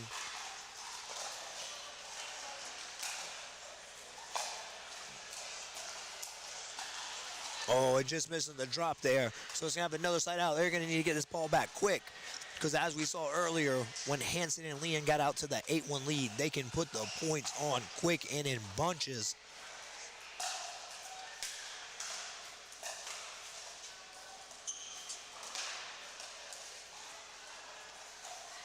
All right, so we're going to have 11-6-2 here. Liam So to serve.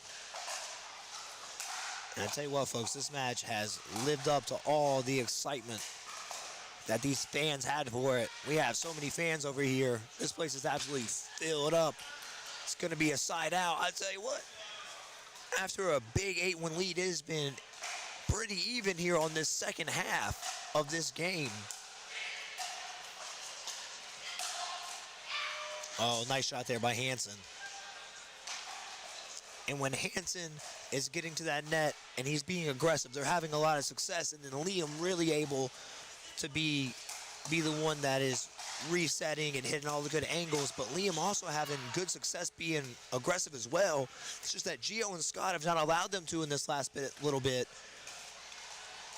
11-6-1 Hanson here.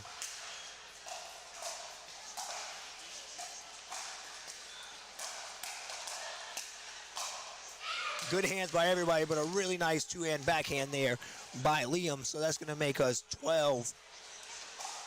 That's going to make us 12-6. All right, and we have a quick timeout here. Just want to give a big shout out to all our spectators over here on Diadem Championship Court. We appreciate all the support from not only them, but you also watching online. It is absolutely electric, the atmosphere over here. We have spectators all over watching this game, and we encourage you guys, if you're here or when you get here, head over to Diadem Championship Court. That is court number 7, because I'll tell you what, this is action you do not want to miss. We have a quick timeout here. Once again, Liam So, Hanson Hoon got out to a big 8-1 lead. Absolutely on fire, aggressive, had the crowd pumped up and fired up for him. But Scott and Gio making a comeback here. Let's see if they can't get a side out and keep going. We are currently at the score of 12-6. But as we know, pickleball is a game of runs, and those runs can happen at any given time. It looks like we're getting back to the pickleball action here. We're going to take it back to the Southern Pickleball Diadem Championship Court.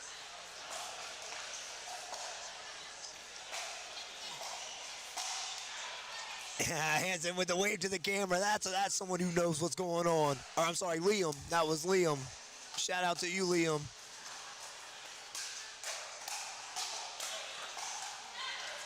Look at that one. Really nice. So we're going to have second serve. Liam So, 12-6.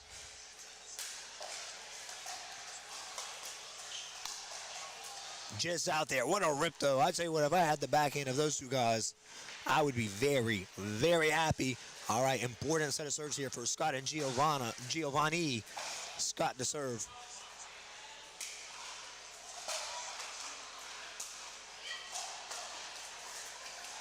Toy Win, watching from Georgia. Apologies if I said your name wrong. April Marie, good luck everyone today. See you soon. We will see you soon, April. Make sure you come say hello over at Diadem Championship Court at the Southern Pickleball Championship, presented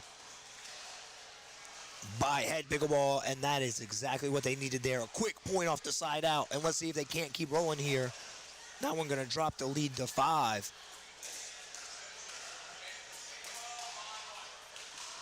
8-12 on 1.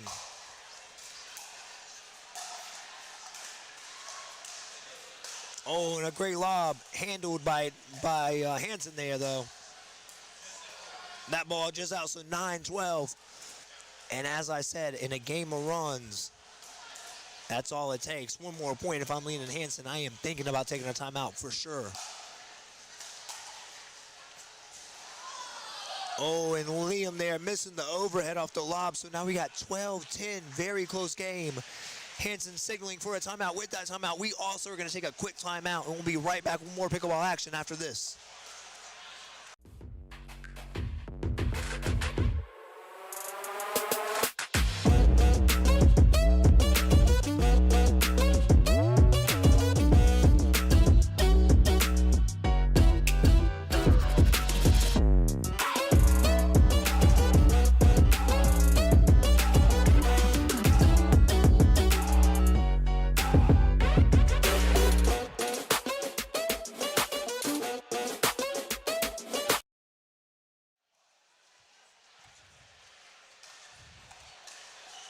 All right, we are back on Diadem Championship Court. And if those two on the court look young, that's because they are. Liam Toe in blue and light blue, 12 years old. Hansen Hoon in dark blue, 13 years old. They are up 12-10, but let me tell you, they were up 8-1. So this one right here getting very, very close. Scott Harrison to serve 10-12 on one. Let's see if they can hold it together here and pull this one out, or if the comeback is going to happen.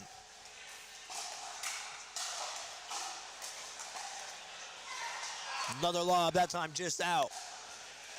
And a couple lobs have worked here for him. We got Giovanni Ortiz to serve 10-12. All right, so Liam and Hansen, great use of a timeout there. They called the timeout, took a seat right back there by the Southern Pickleball banner, discussed their strategy, and got a quick 2 stops to get the side out. Oh, and Hansen barely missing that one. Perfect setup. Let's see if he goes back to it here. The crowd knew what was coming. 12-10 on 2.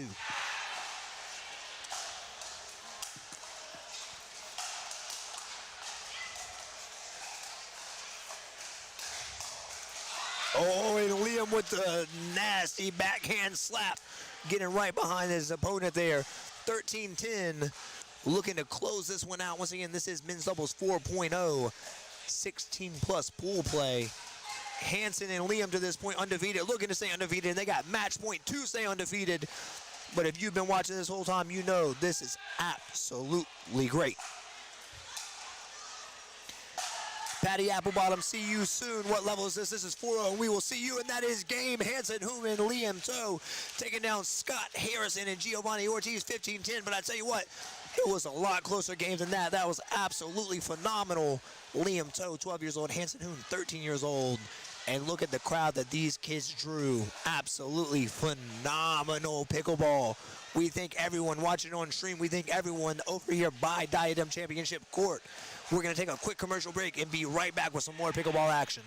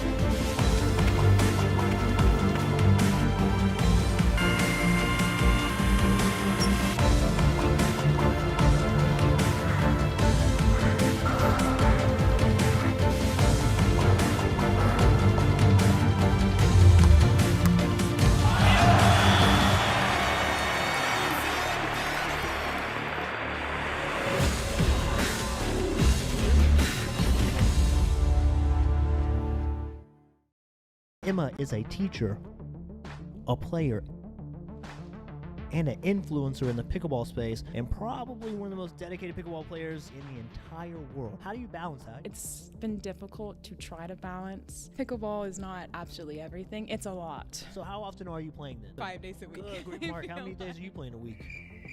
You're traveling. Sometimes you're traveling to play, sometimes to watch. Watching someone who is now a signed PPA professional pickleball player. Yes, sir. Hey! Anwar Braham. Could y'all play together though? I mean, relationship-wise, would the relationship be able to handle that? We will never bring that up. That may not be the best advice for everybody out there just to start showing up at parks alone. Who did we bring on this show? He just felt really empowered, I would say. Maybe he finally realized that he belonged there. I'm supposed to be here and I want to win. No aspirations for going pro for me. How about you? What's going on, guys, and welcome back to the Southern Pickleball Podcast. As always, I'm everyone's favorite 4-4 Trooper, here with my co-host and the co-founder of Southern Pickleball, Mark Spackman. Today, we have a very special guest. Some may say the most interesting woman in pickleball, Emma Cook. But before we get started, don't forget to like, subscribe, comment, and thank you to our sponsors. HEAD Pickleball, a favorite of Southern Pickleball and its players all across the country. Diadem Sports, the official pickleball of Southern Pickleball and of the world, and the only pickleball that we want to play with and you should want to play with as well. And Mizuno, the shoe that is helping us grow the game on and off the courts. We're also grateful for Mizuno's continued support of Southern Pickleball as they provide us with some incredible giveaways for our tournament players and fans. All right, so we got Emma Cook in the studio, and as I mentioned, Emma might be the most interesting lady in all of pickleball. Emma is a teacher, a player, and an influencer in the pickleball space, and probably one of the most dedicated pickleball players, dare I say, in the entire world. Emma, how you doing today? I'm doing great. How are you guys? We are excellent. Awesome. Yeah, well, we always just like to start with the old, how did you get started? How do you become so addicted? So we'd love to hear before we get into all the other good stuff, like how you got started playing pickleball. Yeah, I definitely think it's nothing unique or interesting or how I got started. It was the average, got invited to play out in a random neighborhood park and showed up, absolutely loved it. I showed up playing with a family. So it was one of those moments where I was like, do I go crazy? Do I take it easy? Your family or somebody? Someone else's family. Oh, okay. So I was like, ha ha ha, this is fun. And then that was around December of 2023. And then 2024 started, and I just started showing up to a park on Friday nights alone. I really wanted to try to just see what would happen. I've gotten to a group me and just showed up at parks late at night. That may not be the best advice for everybody out there just to start showing up at parks alone on Friday night and see what happens. My parents were worried for a while. Who did we bring on this show? You said interesting, right? I got some stuff for you guys. To all the kids out there, don't listen to that. Don't listen. Maybe in School teacher, really?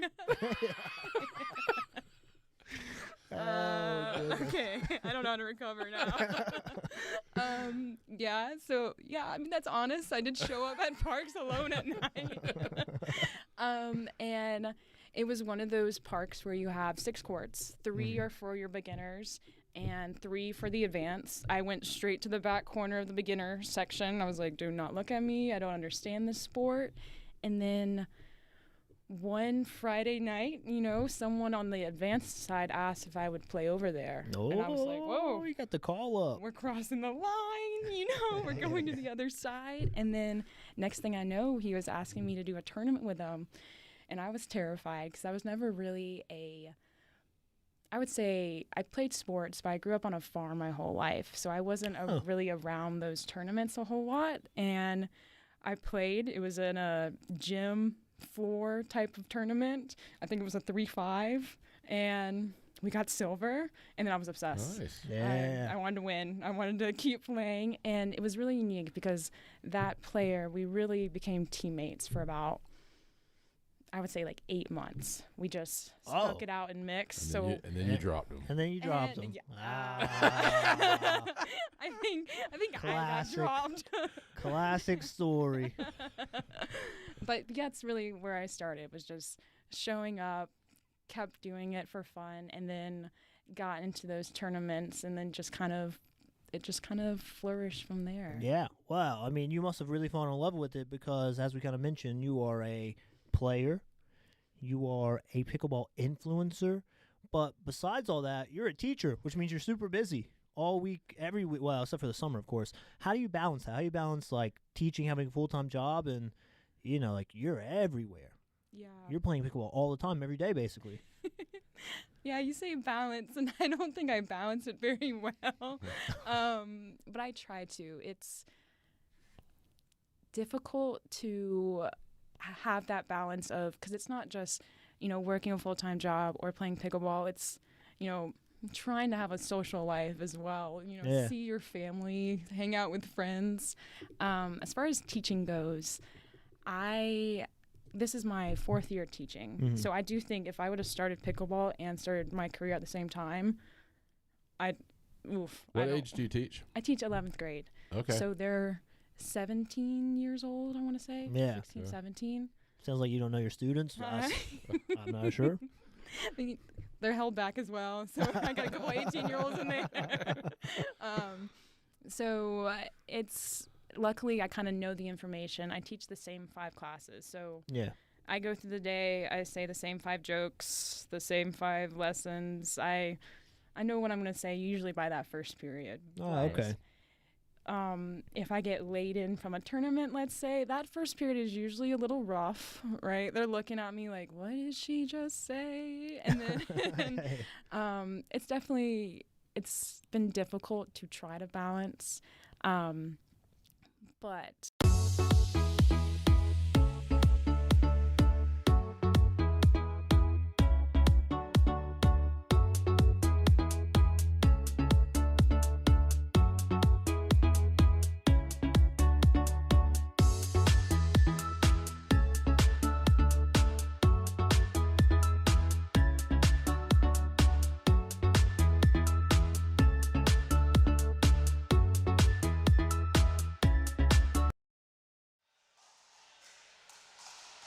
Welcome back to the Southern Pickleball Championships presented by HEAD Pickleball, and we would like to give a huge thank you to HEAD Pickleball, not only for being the presenting sponsor of the tournament this weekend, but for their continued support throughout the entire season.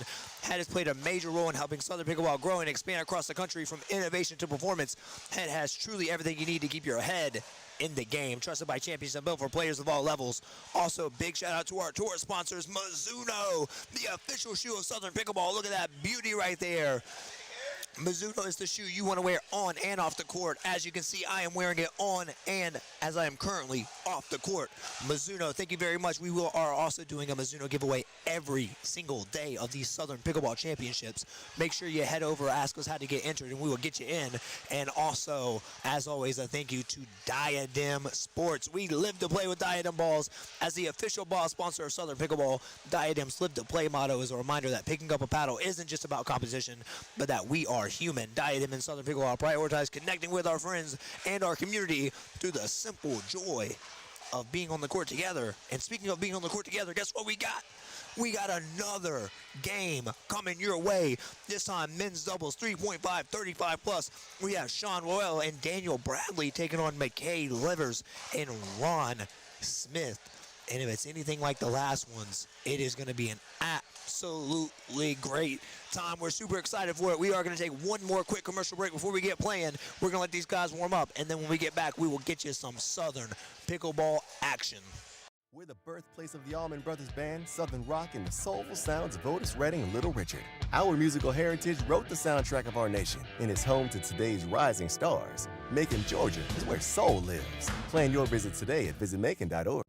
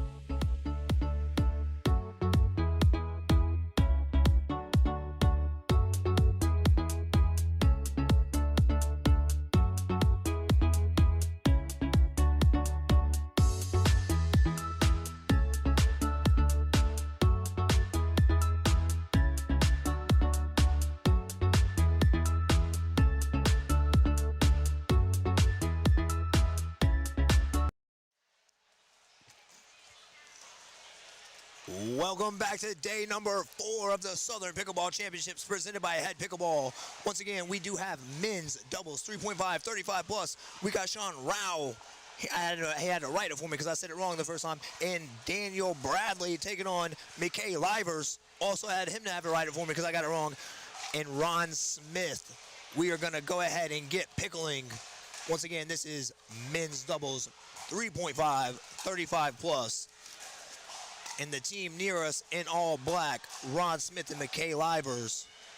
McKay in the black hat, Ron with the black headband. And on the far side, we got Sean Rao and Daniel Bradley. Daniel in the gray, Sean in the black. It is time to pickle.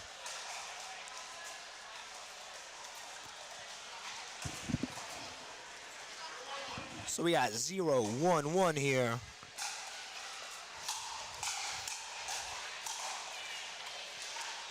All right, that's going to tie it up there at 1-1.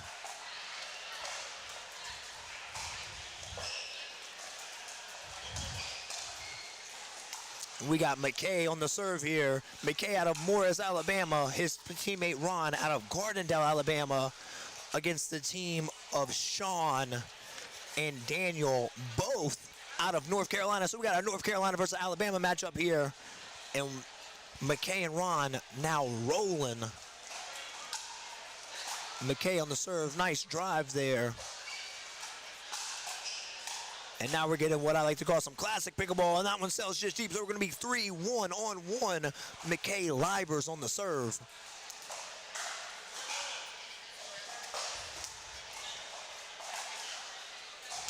Great drive there by McKay. Oh, and just missing the put away, but he got exactly the shot he wanted, just couldn't quite finish it. But I tell you what, if I'm him, I'm going right back to the wishing well exactly there again, seeing if I can't get that same exact setup once again. Another great drive, and that's exactly what they did, and that's exactly how they got the point. That's a great shot there. We call that one the old shake and bake, Ricky Bobby. And for my man Jonathan Litt out there, if you're watching, that one was for you, buddy.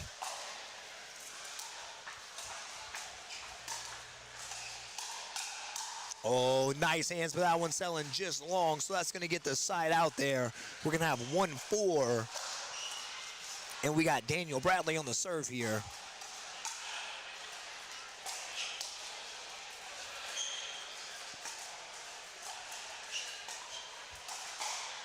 We got some nice dinks going. Oh, good hands. Oh, but a nice finish down the back, so that's going to be 2-4. We got Daniel serving here.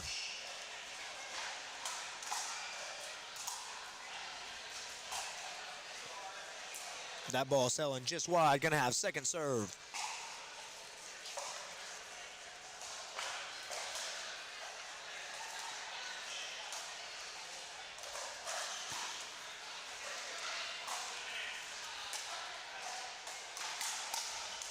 Oh, good hands there on the reset. And a great ball down the middle, so that's going to be side out. We got McKay here on the serve. Once again, McKay out of Alabama. Says he works for Alabama 811. And he enjoys hanging out with his familia, his family, his partner Ron, enjoying fishing when he is not playing pickleball. 4-2-2. And that one going to be just to the net. So we're gonna have the ball going over there to Sean Roll. Once again, out of North Carolina. His New Year's resolution is to move to 4-0, and he is a surfer. I did not even know you could surf in North Carolina. Perhaps he goes on vacation to surf.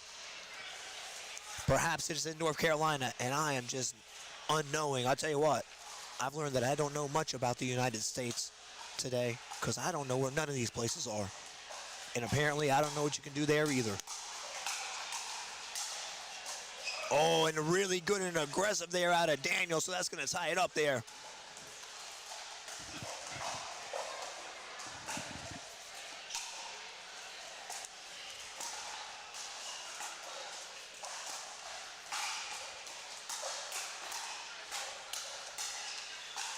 That one going just deep. Daniel is an X-ray tech, and his New Year's resolution is to play more pickleball. But in his free time, he is racing ATVs. That is what we call an extreme sports team over there. They're on some X Games stuff. Oh, nice shot right down the middle there by Daniel. So we're going to have second serve.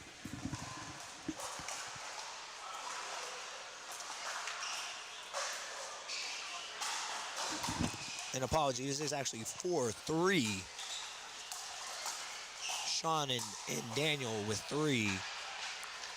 And now it's going to take us to 5-3 in this men's doubles 3.5, 35-plus matchup.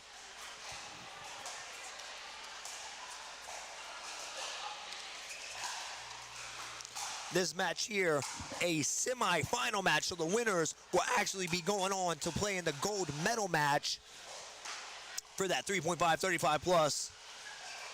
Looks like McKay and Ron took down Zach Cassidy and Shane Cosby 15-12 in the quarterfinals. And Sean and Daniel actually had a bye in the first round, which could explain this first game here, them being a little bit rusty. They're coming off a bye. Maybe they got to get the joints warmed back up.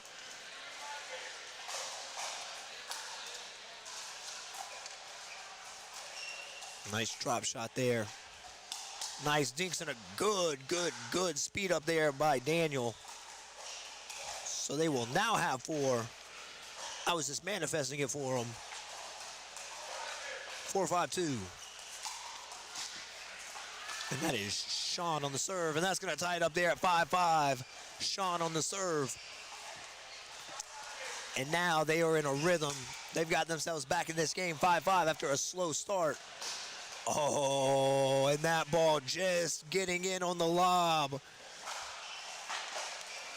The team of McKay and Ron trying to will that thing out, trying to just push it out, blow it out, but couldn't. It caught the very last piece of that back line there. And so that's going to give Sean and Daniel the lead at 6-5.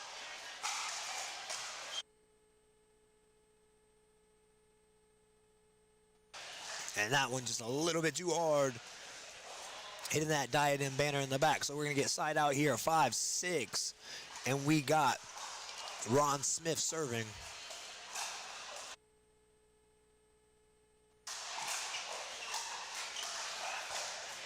That ball just out, so that's going to tie it up there at 6-6 on 1. Once again, that's Ron Smith serving. Ron and McKay out of Alabama coming over to Macon a play for us. We really appreciate it. Ron is an elevator inspector. I tell you what, I would not want to be inspecting elevators. I would be scared to death. Shout out to you, Ron. We appreciate it. And shout out to all you guys watching online. Don't forget to hit that subscribe button if you want to see more Southern Pickleball action. And perhaps you even peek over to that Southern Pickleball podcast featuring yours truly, everyone's favorite 4-4 Duper Core Nugensky, and the co-founder of Southern Pickleball, Mark Spackman.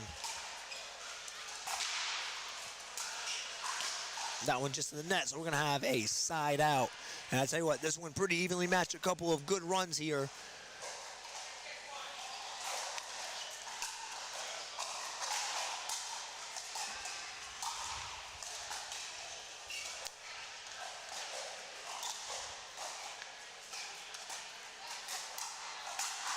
Oh, really nice shot there. Good overhead to finish. They were just patient, waited for the setup. They got the setup, ended it. So that's going to be second serve now.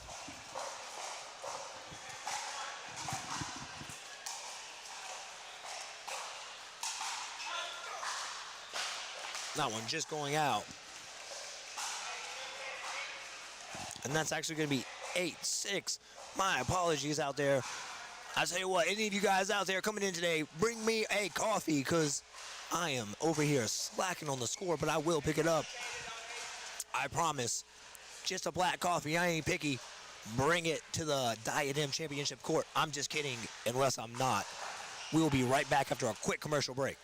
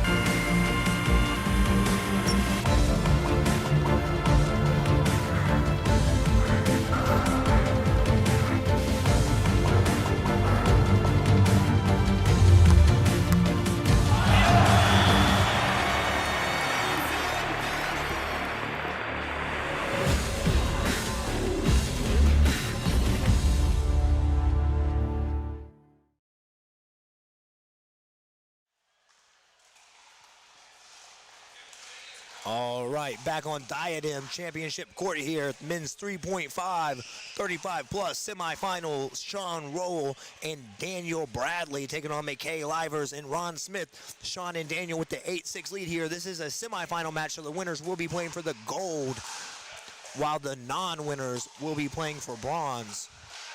Good. Oh, just barely not able to go over that. So Daniel going to have the serve here, 8-6 on 2. And for those of you who listen, if you were planning on bringing that coffee, make it 2, add a caramel latte. For our video tech, Mary Emily Landers, she is staying up late nights, early mornings to make sure that all this runs smoothly and make sure that you guys are getting the best that you can. And if you don't bring a coffee, that's okay too. Just come say hello to us. That will be enough. Good dink battle going here. Oh, just a little bit too low for the speed up there. So that's going to be 10-6. Sean and Daniel really starting to take control of this match here, this semifinal match. Let's see if they can't close it out, get themselves to that final, and see if they can't crown themselves Southern Pickleball Champions and get that championship belt. Oh, and an absolute rip. And another ball to me, but I can't reach it. I tell you what, we are over here right next to the court, and some may call it the danger zone because we got balls flying over here all day. That's going to take us, though, to 11-6. Oh, and that unofficial timeout there, having Daniel knock it into the net. So side out exactly, though, what McKay and Ron needed. Let's see if they can't take advantage here.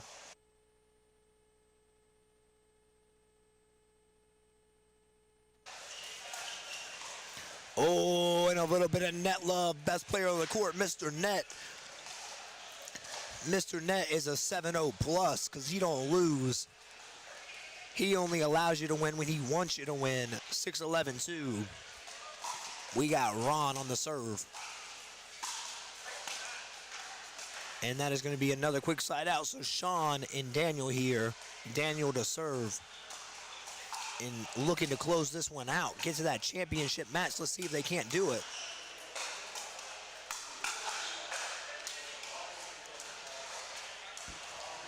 McKay and Ron holding strong. Absolutely holding strong.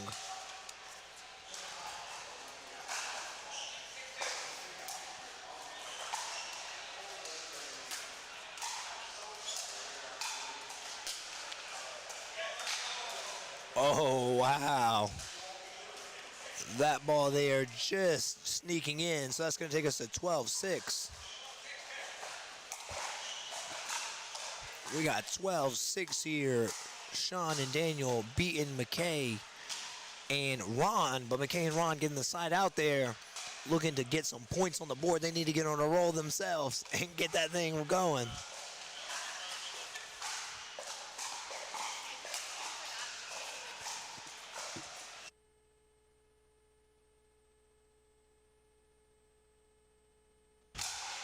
Look at that hands battle. Wowzers. Second serve here. Ron Smith to serve. And they need to get something going here quickly before they get relegated to that bronze medal match. But let me tell you something. With these brackets out here today, getting to any medal match is absolutely a huge accomplishment, huge feat. We've had some really, really good teams. We got a timeout, so we're going to take a quick timeout as well here, and we'll be right back after a quick commercial.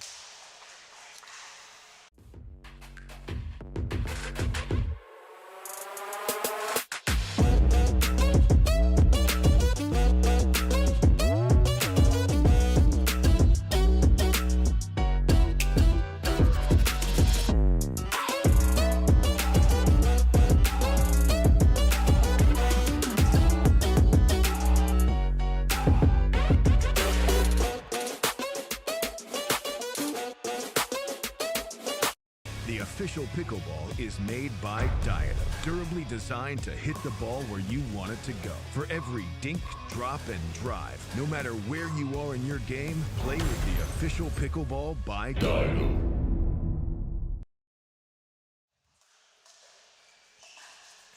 All right, back at the Southern Pickleball Championships presented by HEAD Pickleball, our men's doubles 3.5, 35 plus semifinal match. And it's getting down to the end here unless the team of Ron Smith and McKay Livers can decide to make a comeback here. But the team of Sean and Daniel looking to end it here. Sean on the serve, 12-6-1, 3 points away from making it to that gold medal match. And so we're going to have second serve now.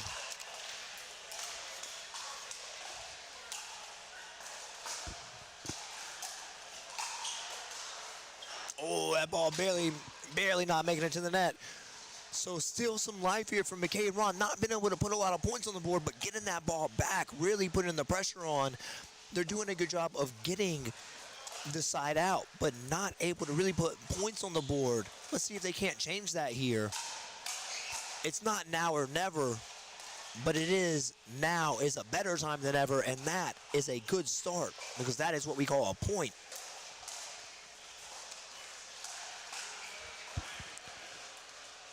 And that's going to take us to 7-12 and get this game one step closer.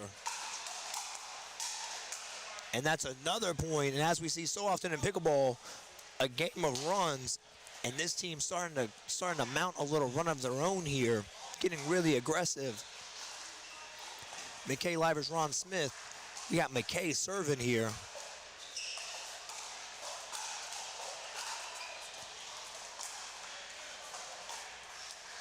Nice drop there by Ron. And there we go. 9-12. So now, Daniel and Sean starting to feel a little bit of pressure. You'd have to imagine. You have a 6-point lead. That's quickly cut down to 3. And on the other side, they still have 2 serves left. And now that lead cut down to 2. And at what point, if you are Sean and Daniel, do you take a timeout? Let us know in the comments, would you be taking a timeout here, or would you let it roll, baby?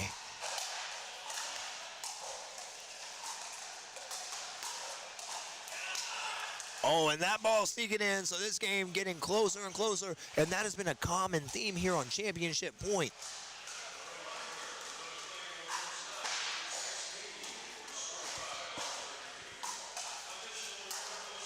And actually looks like they called that ball out.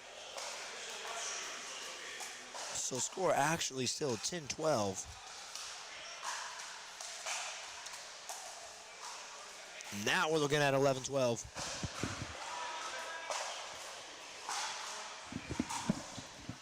And that is Ron Smith on the serve. Ooh, and a thunderous backhand there. And another one. Oh, and we have ourselves a match in this semifinal. Gonna take a timeout there. And as they take a timeout, we too will take a quick timeout, and we'll be back with the conclusion of this 3.5 semifinal match.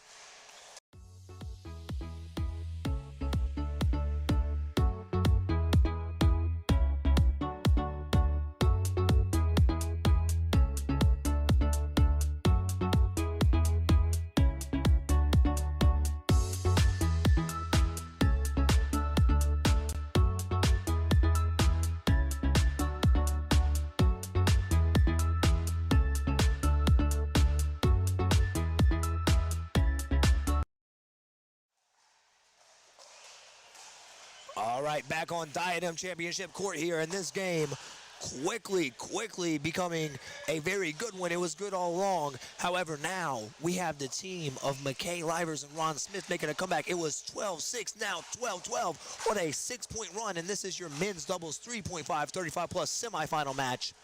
Winners here going to the gold medal match, trying to become the Southern Pickleball Champions.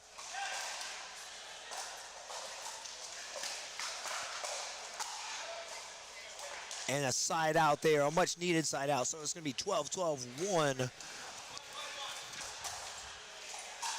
And we got Sean to serve. That ball just out, so exactly what they needed. That's 13-12. Sean Rowland, Daniel Bradley. We got Sean on the serve here. Let's see if they can't close this thing out.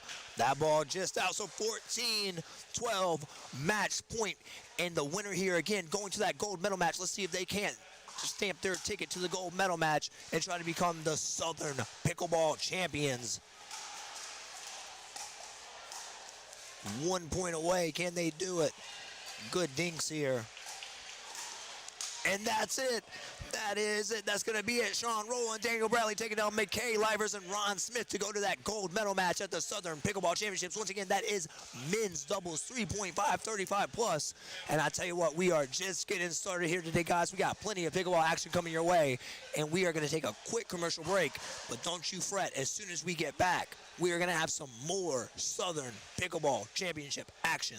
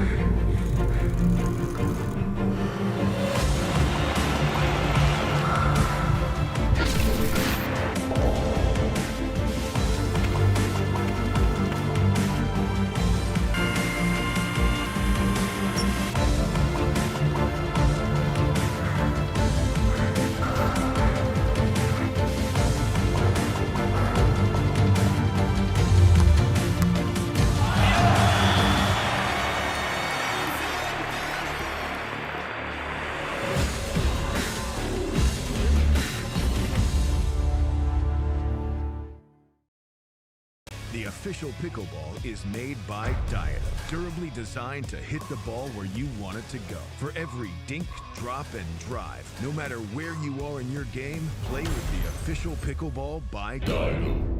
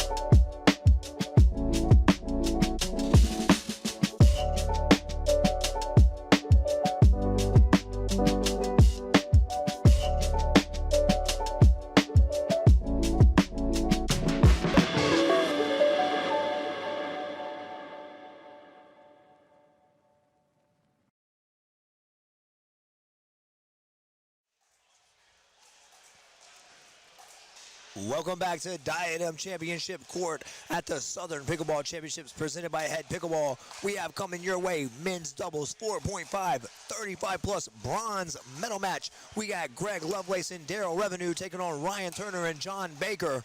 And I tell you what, I know some of these guys, and we are in for a treat here. Super excited about this one. Once again, men's doubles 4.5, 35 plus. And I know what you're thinking. That energy is electric in there, and you're right, it is, and it has been all day and all week.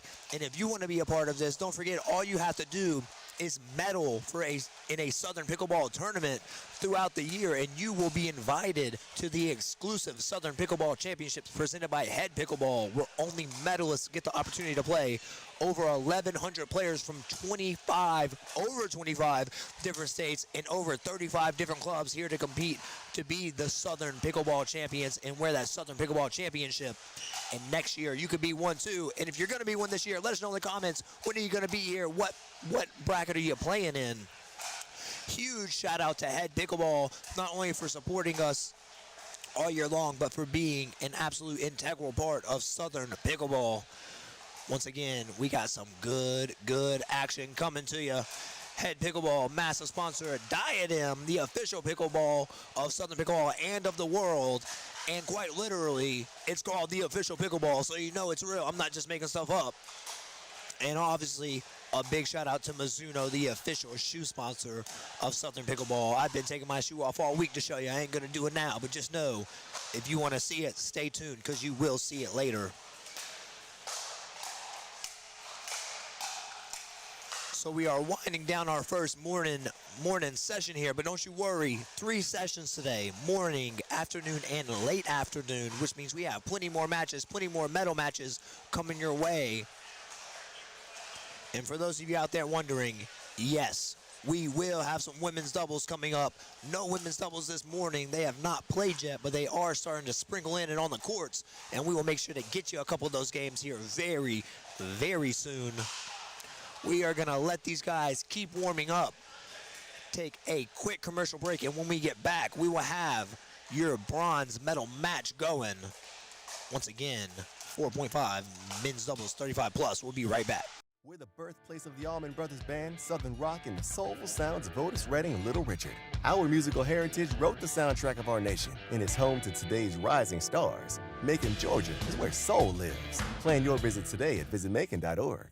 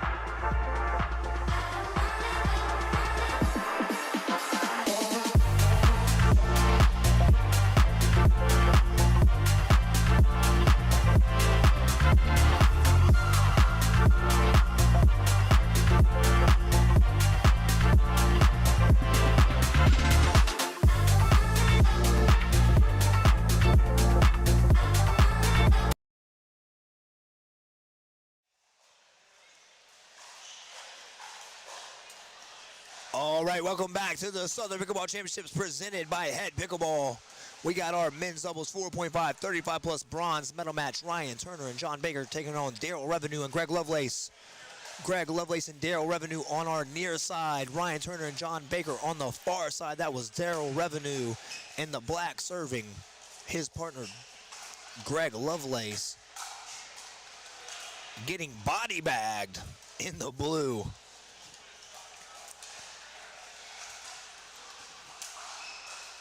On the far side, we got Ryan Turner in the white hat, John Baker in the black hat. Oh, and an Ernie. Oh, and well defended, but not well enough. Jalen Huff, go Greg Lovelace. Shout out to you, Jalen Huff. Let us know who you're rooting for here in the comments.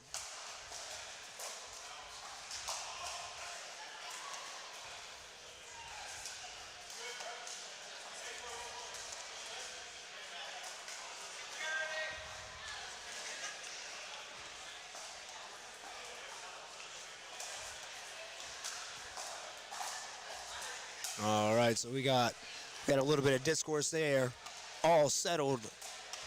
Now we're back to pickleball action. Ryan Turner and John Baker now taking the 2-0 lead. And what an angle there by Greg Lovelace. And I hate to say it, but I've been on the wrong end of that way too many times. That guy can create more angles than you could ever imagine. Once again, that's Greg in the blue, Daryl in the black on the opposite side. We got Ryan in the white hat, and we got John in the black hat. Ryan and John here rolling, though. That's going to be 3. 3-0-2.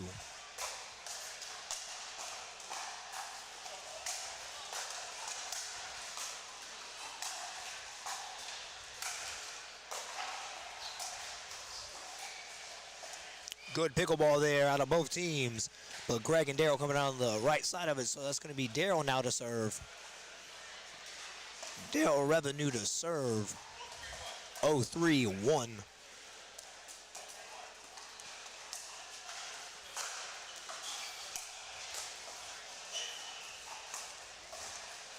Nice and controlled there by Daryl. I would have hit that thing absolutely out of this world into the moon and on another continent if I could. But Daryl, nice and smooth control, just getting the topspin, putting it right at his opponent's feet. What an amazing shot there by Daryl. That's going to be 1-3-1. Once again, this is your bronze medal match for men's doubles, 4.5, 35 plus. Greg Lovelace there with the poach and then getting body bagged again. And that is unusual. The hands on the other side must be phenomenal because it's usually Greg doing the body bags. But I tell you what, he gets it back there with the serve. That's going to be 2-3-2. Greg Lovelace to serve.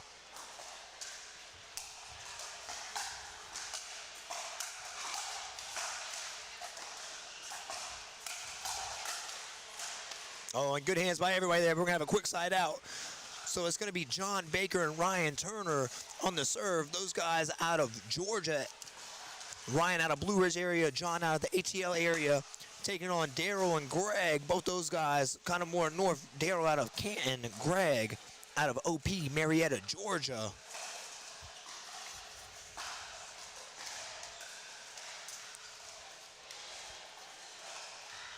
So we're going to have 3-2-2 here. Ryan to serve. Ryan is a builder. His New Year's resolution was to get better and grow closer to God, and he loves to play baseball. Any specific friends to shout out? He said Caden Cox, his son. Caden in the building today. Not going to be able to comment, but when you're looking this back, Caden, shout out to you, brother. So that's going to be a point there.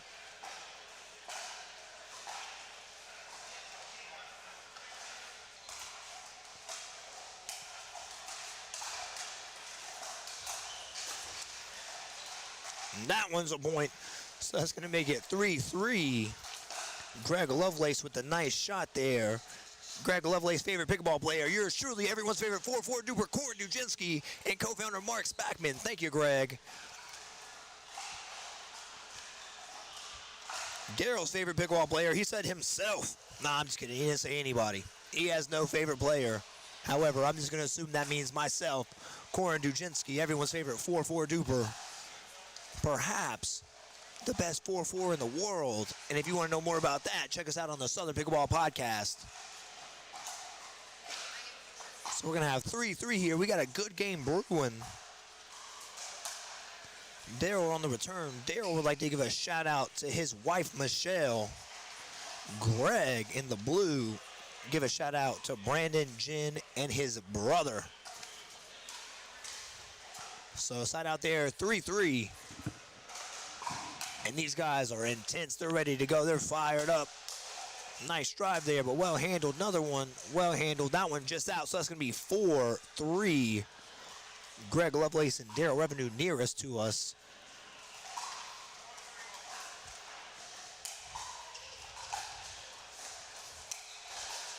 Oh, and a little bit of net love, but I tell you what, he needed to get a body bag back, and he did. 5-3. He throws up the apology, but if I know him like I know him, he ain't sorry. We got a quick timeout here, but we are going to stay on championship court, Diadem Championship court here. And let me tell you, if these games have got you excited, you're in for a lot more. Full day of action here.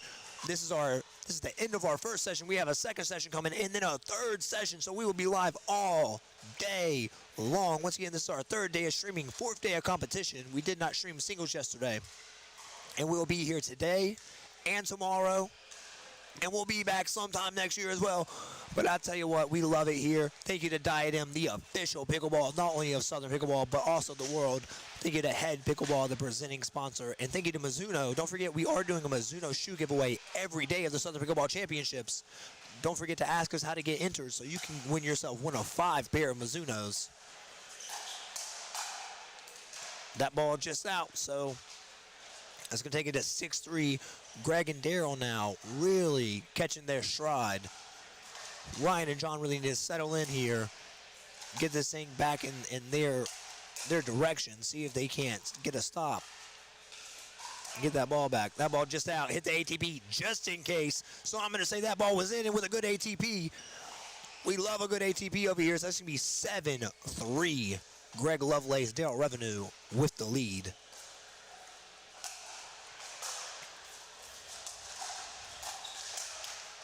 Oh, and Daryl going for the finish there. What he's known for best. Not quite able to finish it, but I tell you what. He's going to be looking for that one over and over again because that is his specialty. Oh, what hands there. Oh, and just barely not making it back over, but great hands there by everybody on court. But that is the side out that John and Ryan needed. Ryan's favorite shot, the drip, and if you watched earlier, you know I'm not into that new kind of lingo. I don't know what the kids are saying, but they're saying it's a drip. It's like a drive, but a drop. They're calling it a drip. I have no clue how to do it, and I don't know that I ever will. That's a little bit out of my expertise. That's going to be a point there for those guys. John Baker liking to play poker and tennis. But I tell you what, today he is playing pickleball, and he must be doing it well because this is our men's doubles 4.5, 35 plus bronze medal match.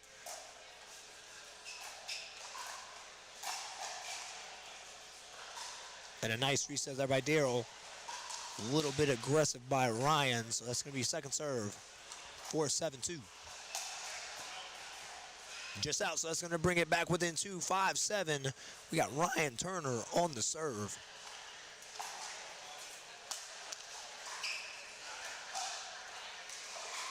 That ball there also just out. So that's going to bring us within 1, 6-7.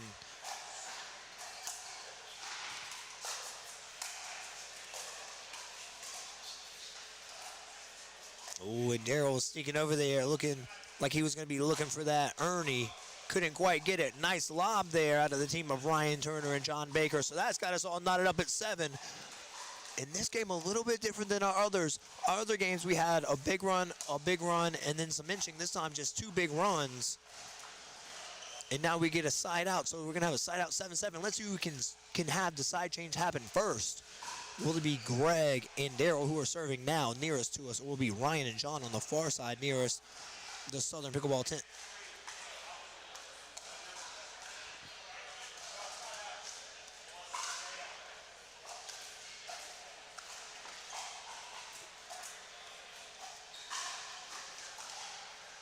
Seven, 7-1.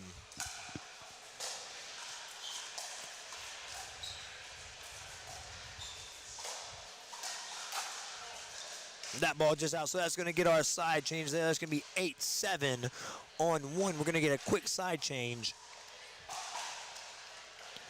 And so far, this match living up to all expectations of a 4-5 bronze medal match. 8-7. Once again, that's Greg Lovelace and Daryl Revenue on top. They are on the far side now, nearest the Southern Pickleball banner, with John Baker and Ryan Turner nearest us. Nearest us in the all black. Ryan Turner with the white hat, John Baker with the black hat. We got Greg Lovelace in a blue shirt and Daryl Revenue in all black.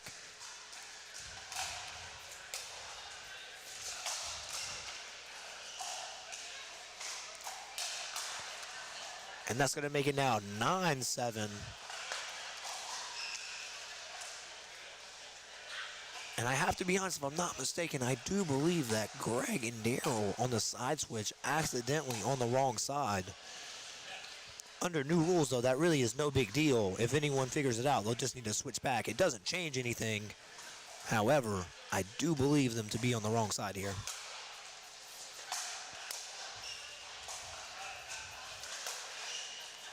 Oh, and look at that. John Baker getting big and making them pay. Really nice shot there by John. So the side out, just what they needed. 7-9, and there they have figured it out. They indeed were on the wrong side. But once again, under new rules, nothing happens. You just switch it back. You say, sorry about it, and you go on about your day.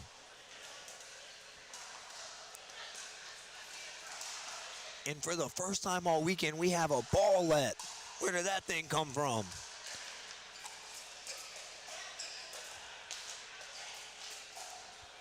Greg has a new worst enemy. That would be the Southern Pickleball Championships net. Could not get that ball back over, but now he's got it. And we are back. 7-9, John Baker serving. Oh, and John trying to go backside on Greg there, but that net just catching him. So we're going to have Ryan Turner to serve 7-9.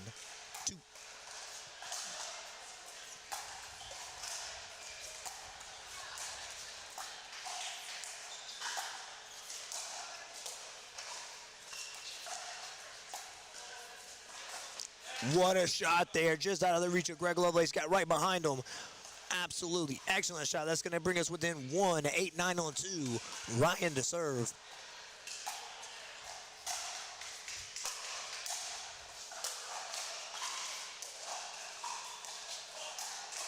Good attack there by Ryan, well handled by Daryl. Now we're getting into a little bit of a dink match. Here we go. Oh, and Daryl just barely missing that dink, so that's going to tie us up here at 9. We got the score at 9-9 on 2.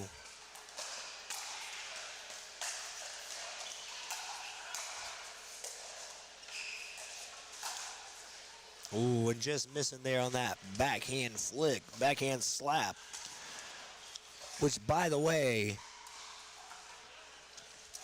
has been working. Absolutely been working. 9-9, Greg Lovelace to serve here. Let's see if anybody can take control of this match, or we're going to take this one close all the way to the end. Oh, and a nice crash and follow-up there by Greg.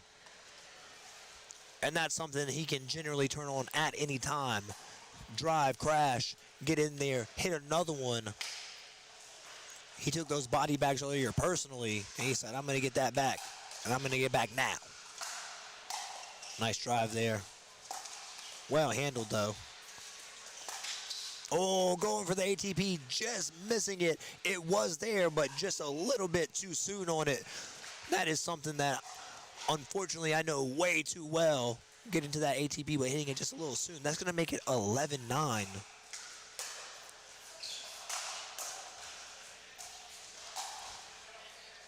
That ball just out. So now 12-9. Greg and Daryl taking control of this one. 3-point lead and 3 points away from a Southern Pickleball bronze medal. Once again, Southern Pickleball Championships, 4.5, 35+ bronze medal. And they have a timeout on the court, and a very, very wise timeout. And we also will be taking a timeout and coming back with more and the conclusion of this 4.5, 35+ bronze medal match after this.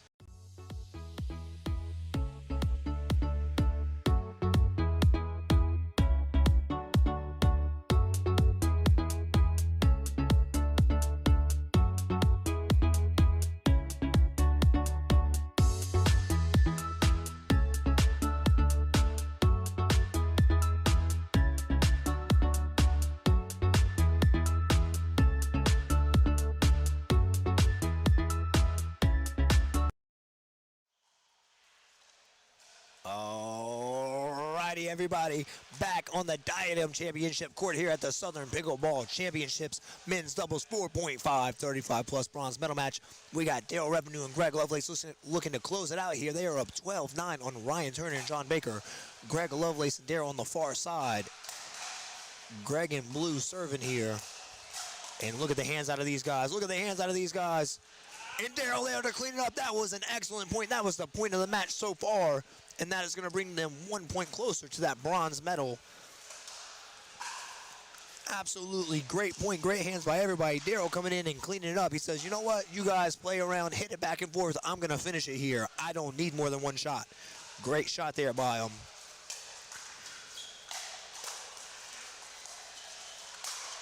Oh, and a nice shot, though, right back by John, right down the middle. No one in the world getting that one back, let me tell you now.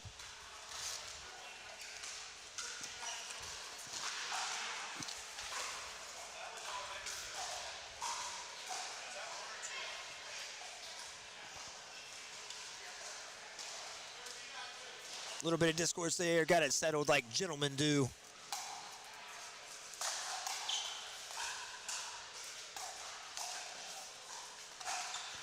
And now going to get the ball back is going to be 9-13.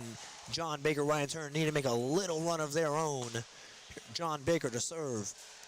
And when they're aggressive, they're getting some of the shots they really wanted. Got a couple body bags even. Let's see if they can't go back at it. And there they do. Perhaps saving an out ball, but it doesn't matter. John coming in strong. 10-13 on 1. John Baker to serve. And something tells me we got a match on our hands, and this one ain't over yet. And a good serve there. Sounded like a bit of a miss hit there by Daryl. That ball not even making it back to the net hardly. 11-13.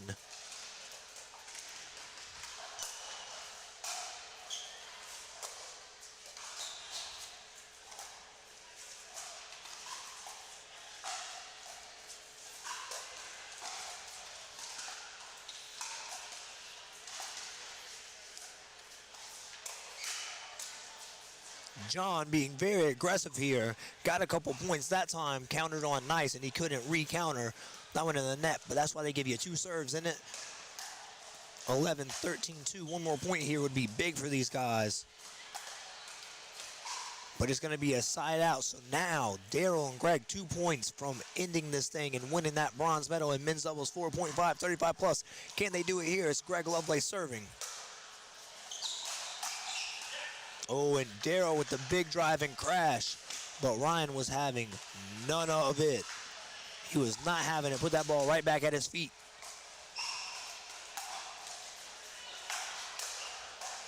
Really nice two-hand backhand there by Greg Lovelace. So we got match point here. Bronze medal match point for Daryl and Greg. Daryl to serve. Can they end this thing? Get that bronze medal?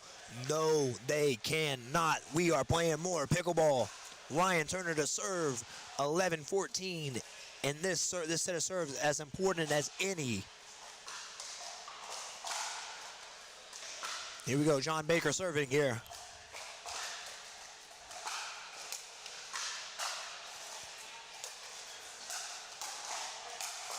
Oh, and there's that angle by Greg again.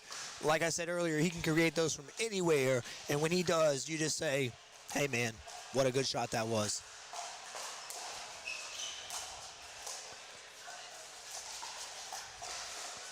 Nice reset there by Ryan.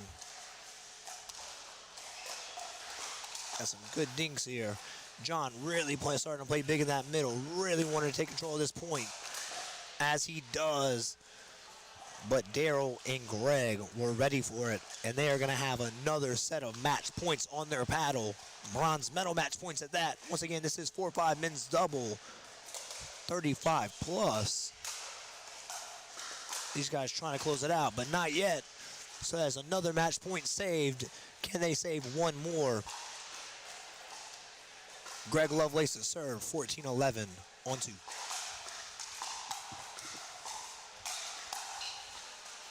No, they cannot. So that is going to be it. That is the end of the game. Daryl Revenue and Greg Lovelace taking down Ryan Turner and John Baker. 15-11. That is men's doubles 4.5, 35 plus. That is your bronze medalist. And again, these games today are phenomenal. Let us know in the comments if you're watching how much you've been liking it and what your favorite match yet has been. We will be back after a word from our sponsors with more pickleball action.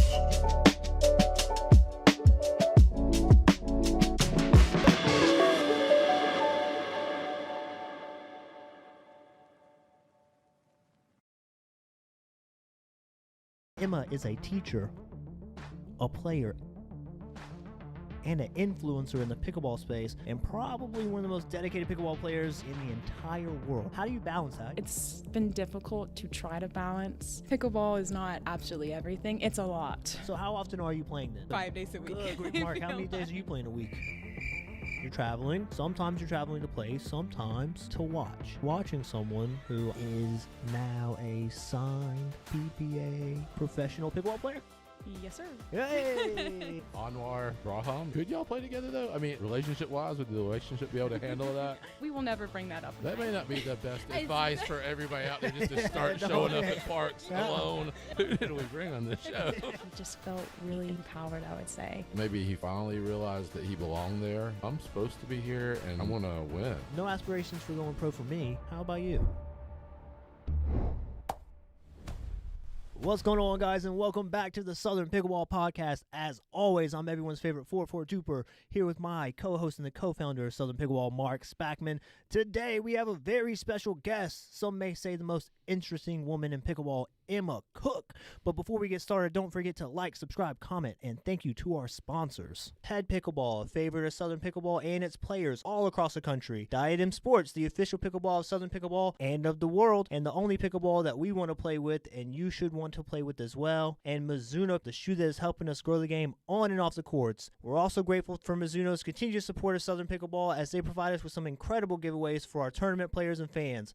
All right, so we got Emma Cook in the studio, and as I mentioned, Emma might be the most interesting lady in all of pickleball. Emma is a teacher, a player, and an influencer in the pickleball space, and probably one of the most dedicated pickleball players, dare I say, in the entire world. Emma, how you doing today? I'm doing great. How are you guys? We are excellent. Awesome.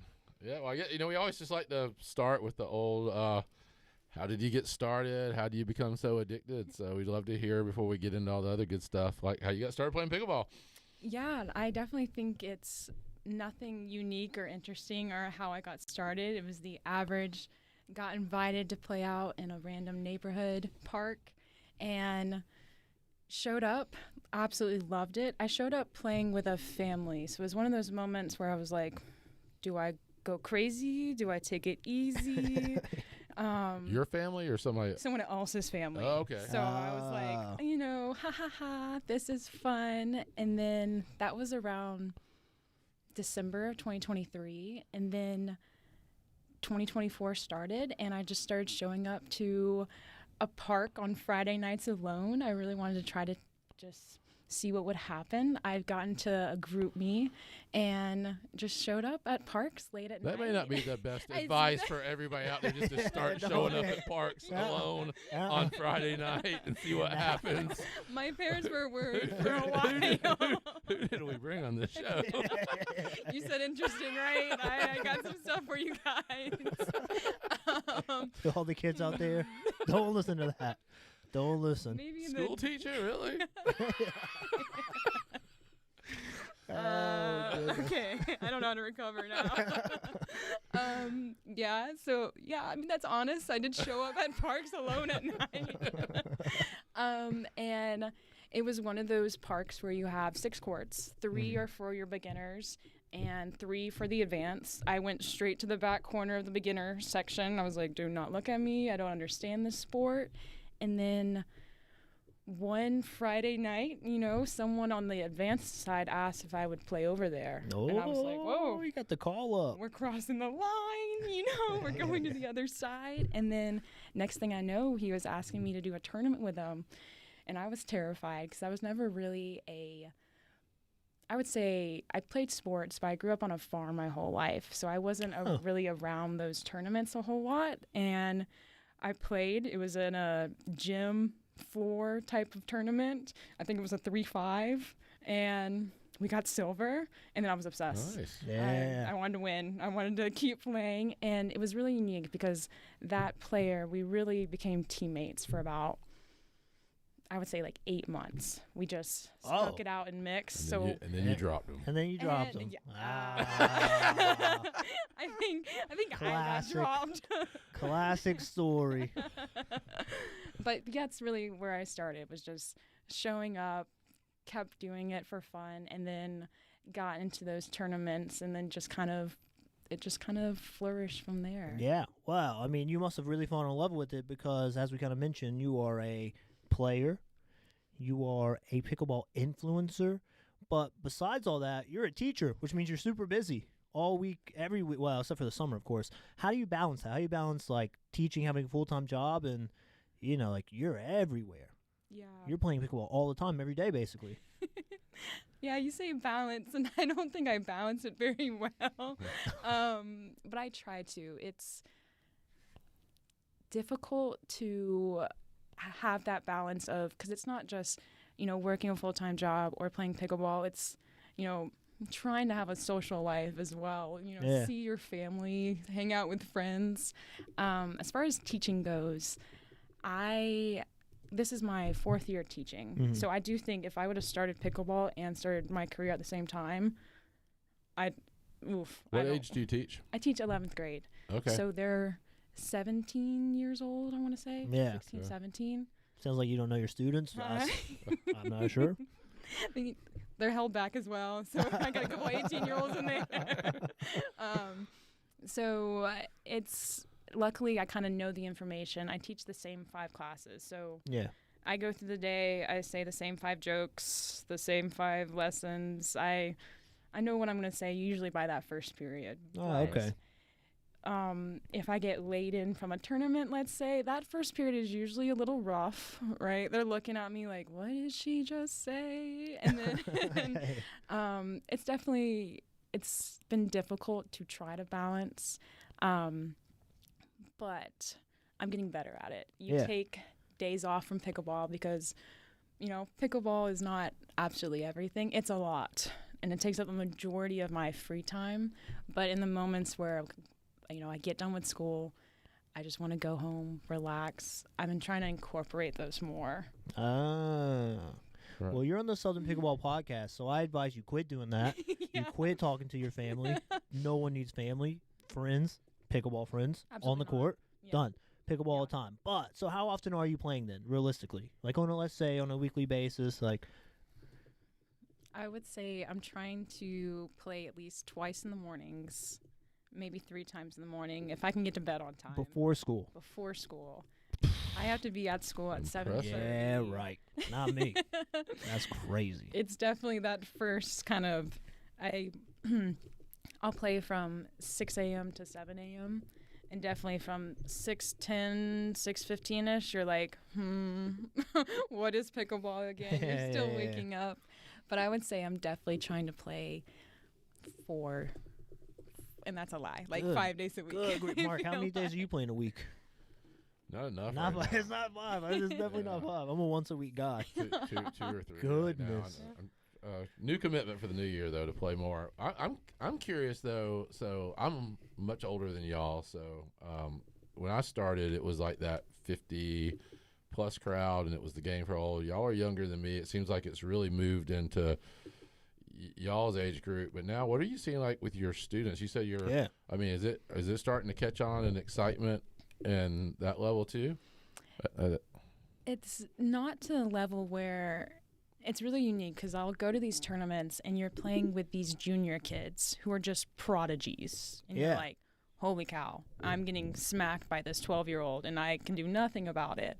And then I go and I teach these 17-year-olds and, they're like, Miss Cook, I see you're tired. How was your tournament? And I'm like, okay. And you can usually tell by that first period if I'm like, hey guys, happy Monday. How'd you guys have a good week? Like, how are you have doing? they already looked your tournament up online? Do they already know how your tournament was? I think they care about me. I don't think they care about me that much. They're not willing to go out of their way to look it Right. up. But as far as if I do talk about pickleball, they've seen it before. They've Yeah. seen the viral videos on TikTok or Instagram. But as far as knowing like the PPA world or APP pro players, they're not super familiar, I would say. Which is insane because when you look at those top players who are literally their age, you would think that there'd be more of a connection, but I just think that's going to take time. Yeah. But they do, understand the sport, I would say. They do definitely refer to it as mini tennis. You see it becoming a high school sport at some point? I do see it becoming a high school sport in certain states. I would say definitely in your top states, probably like in Florida and certain counties. But I think it will have to progress more as a club, a kind of what they have going on in college, I would say right now. Yeah. Oh, interesting. That would probably transfer to high school, because as much as maybe the kids want it, you also have to have an adult that's just as interested and just as willing to put in as much time and effort. So it sounds like the kids at your school might be lucky about that. Yeah.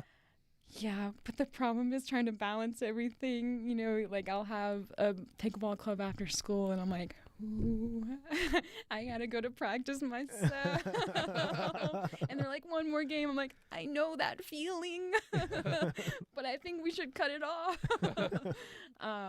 So there is definitely, I would say, there's some curiosity about it. Yeah. And I think eventually that curiosity will grow into interest. Right. And then hopefully that interest will also spread to adults. So Yeah. So, and you just mentioned you started a pickleball club at your school. Like, has it taken off? Is it kind of slow? Is it, you have a lot of, like, are you guys getting more and more players, or? We held an interest meeting, and I was terrified because I had 80 people in my classroom, and I was like, whoa, 80 people. So you had 80 kids come out that were interested? 80 kids that were interested. Wow. And in my head, I'm thinking, okay, 80 kids, how many courts do I have to tape off? Because we're just playing on tennis courts. Yeah. Our school's pretty busy with their indoor athletics, and far as like color guard, or, you know, our school is unique in terms that we have like a gymnastics program, we have a dance program, and they're all using those indoor facilities. Yeah. So when I said, hey, can I reserve for pickleball? They were like, oh, no, not this year. So it's definitely slowed down due to the weather. Yeah. And I've learned a lot about these clubs. It does take a lot of time commitment. Showing up, and you go outside and those tape lines are absolutely destroyed, and you're like, okay, all right. But having 80 kids, it was really exciting. But fitting in, a lot of those 80 kids also played a lot of sports. So fitting in time where they could do it. A lot of these kids in my area also have jobs as well. So they're also balancing work life. But I do have some consistent kids that show up every week, and they surprise me because they're the kids that, you know, that ball is not going in the lines. They're just going.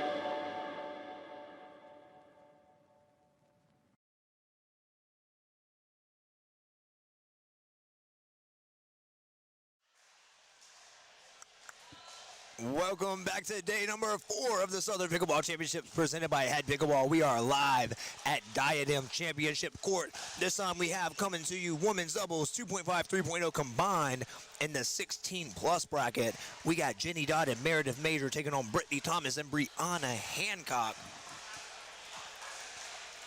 We are getting ready to get started here.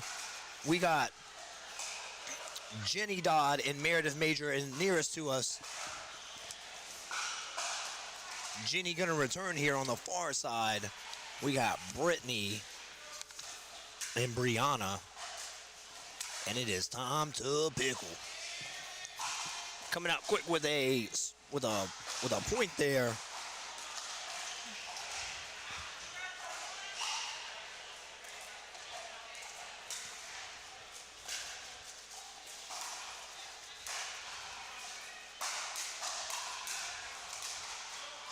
And look at the hands on these ladies already. Goodness grief.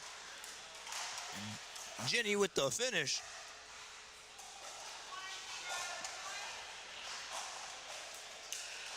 1-0-1.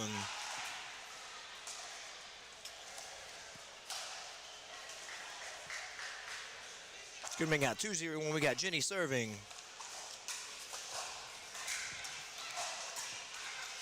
Jenny and Meredith and all black on our nearest side are from South Carolina.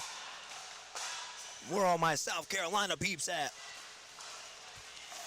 Brittany and Brianna from Georgia, Lizelia and Warner Robbins. It's going to be now 3-0-1. These ladies out to a hot start. Meredith there just not really catching that one with everything. Meredith in nursing school at the University of South Carolina. She wants to become a 4-0 this year. Jenny, a finance major for American Red Cross. Once again, that is your team in black. That's going to be out, so it's going to be 4-0. On the other side, Brittany, which is in the white and black. And I know that's not telling you much. The blonde one set to return now.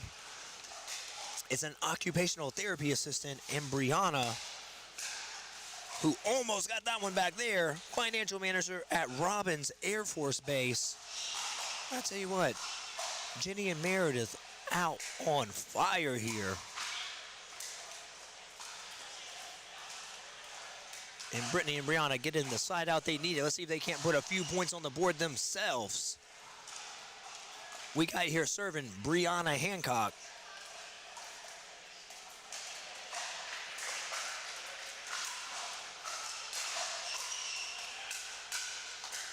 Oh, and look at the hands. Oh, wow, what a point put together there by Jenny.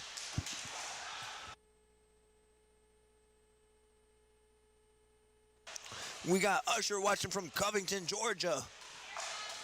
Usher, I love your music. I need an autograph when you get here. Shout out to you. Covington, very close to where I learned to play pickleball. Learned to play in McDonough. So Covington, very near and dear to my heart. That is a point there for Brittany and Brianna. It's going to make it 1-5 on 2. Just out there, going to have a side out. 5-1-1. Meredith to serve.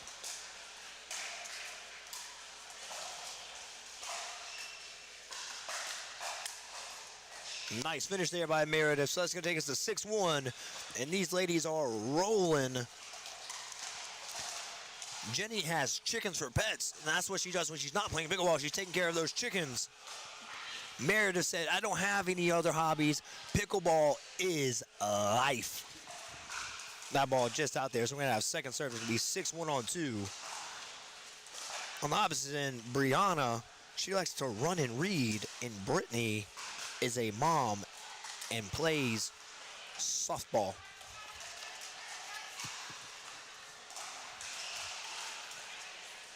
All right, so they get the side out there. 1-6. Go ahead and start rolling here. They want to keep themselves in this game. We've seen a lot of comebacks here on championship court. It just seems to be the common theme. It's like whenever we get here, we can't help but to have great games. It's going to be 1-6 on 2.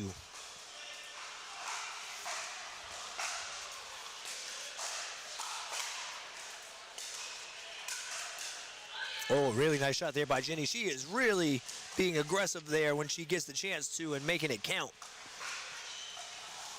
Jenny would love to shout out the Flowers family. Flowers family, if you're out there, shout out to you guys. And thank you for watching. Meredith Major with that backhand there. And finishing the point for another point, Meredith Major would like to shout out no one. However, Brianna Hancock would like to shout out her friend April Collins. That is her best friend, besties for life. Shout out to you, April. Look at the hands here. Oh, and a nice finish there by Brianna. All right, we got 7-1-2. Let's see if they can't get the side switch here. Meredith to serve. And indeed, they do get the side switch, so that's going to be 8-1. We're going to switch sides here. And they are just going to keep on rolling. They say the adrenaline's up. I ain't trying to drop it down. We're just going to keep on rolling, and we're going to keep on rolling here at Southern Pickleball as well. Once again, this is the Southern Pickleball Championships presented by HEAD Pickleball. This is your women's doubles 2.5 and 3.0 combined 16+ bracket. And if you like this, we got plenty more where it's come from. We're just getting started out here, y'all. We appreciate everybody tuning in all week. We still have all of today left and all of tomorrow. We ain't going nowhere. We're here for good. And then once it's over, if there's any matches you want to see again, because we've had some really amazing matches, it's as simple as Southern Pickleball TV on YouTube, and all those matches will be available soon and individualized. It looks like we're getting ready to get back to action. It's 8-1. Jenny Dodd and Meredith Major rolling. They are absolutely on fire with no signs of slowing down.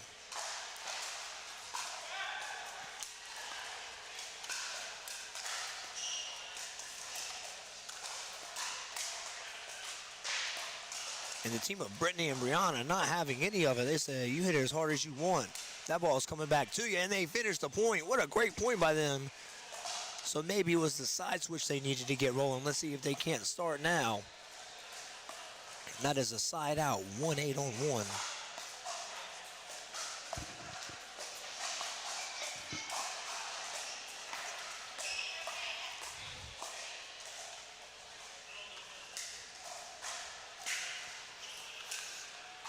Nice serve there by Brittany. Oh, but that lob just going out, so it's going to be Brianna Hancock on the serve.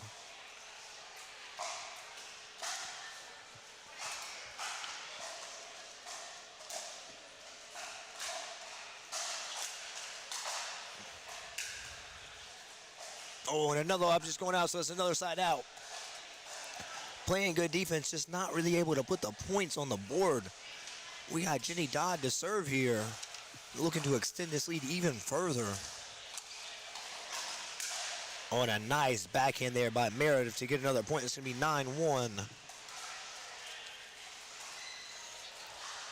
Once again, this is women's doubles 2.5 and 3.0 combined at the Southern Pickleball Championships presented by HEAD Pickleball. Oh, and a really nice shot there by Meredith, getting right behind the other team.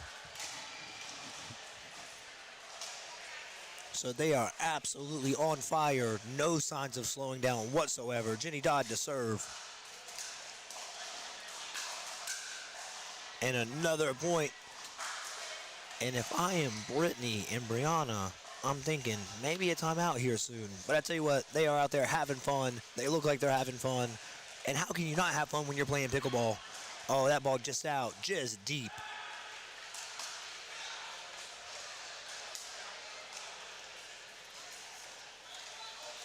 But in pickleball, they do give us 2 serves. Yes, they do.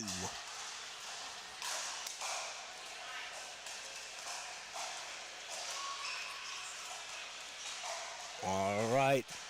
Big serve here. Brittany and Brianna need to get a stop. Need to get this thing back in control. But I tell you what, the way that Jenny and Meredith are playing, they seem to be a little bit unstoppable. But that was a stop, and that will be a side out there. So let's see if they can't get a few points themselves. Brittany to serve, 112. And just a little bit early there on that drive. Now we got Brianna Hancock to serve. She's been playing pickleball for about 2 years. Her favorite player is Anna Lee Waters. That tends to be a popular pick here this week. All right, we got another side out. Jenny Dodd and Meredith Major looking to close it out here. We got 12-1 on 1.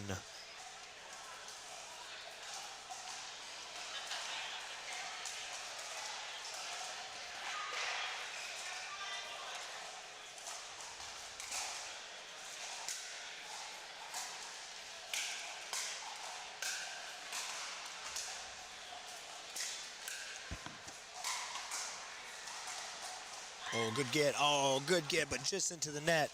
Really nice point. Get thiggy with it. That's my mother-in-law. Go, Jenny. Shout out to you. Get thiggy with it. Get thiggy with it. Na na na na na na na. Na na na na na na. Get thiggy with it.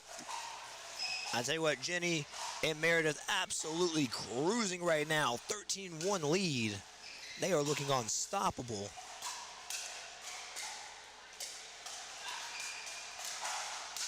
At this point, they may be able to take on anyone in the building and beat them because they are absolutely dialed. Match point here in our women's doubles 2.5, 3.0, 16 plus. Meredith Major, match point on her paddle. Oh, and giving the other team another chance. Brittany and Brianna with another chance here. Let's see if they can't string together some points. We've seen it. It's been happening all weekend. I've seen crazier things in my lifetime. That is for sure.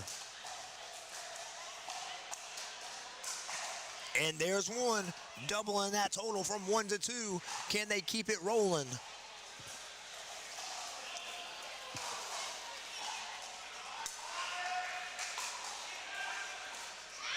And another one, taking it to 3-14. And I tell you what, all it takes is a little bit of confidence in this game. You get a big run, you get another quick side out. You never know what can happen. Oh, that ball just out there, but they do get a second serve. They give you 2 in this game. As I've said before, for those of you just joining, we got Brittany and Brianna nearest us, Jenny and Meredith on the other side. And another point. They are going now. Is it too little too late, or can they continue this comeback?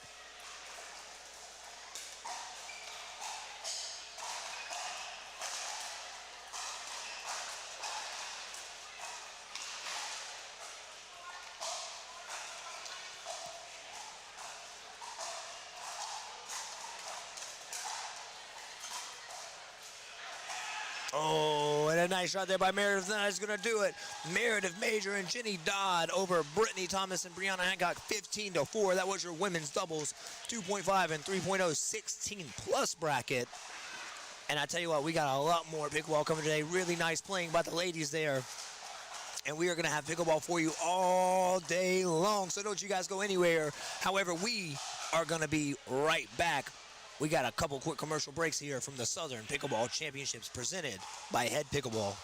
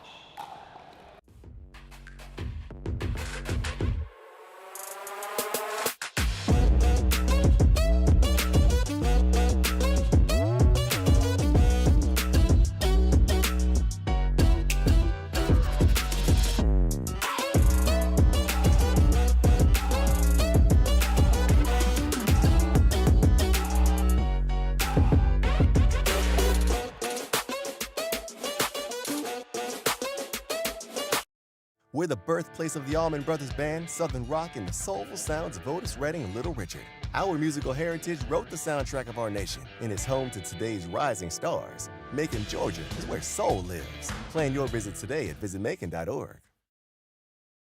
The official pickleball is made by Diadem, durably designed to hit the ball where you want it to go. For every dink, drop, and drive, no matter where you are in your game, play with the official pickleball by Diadem.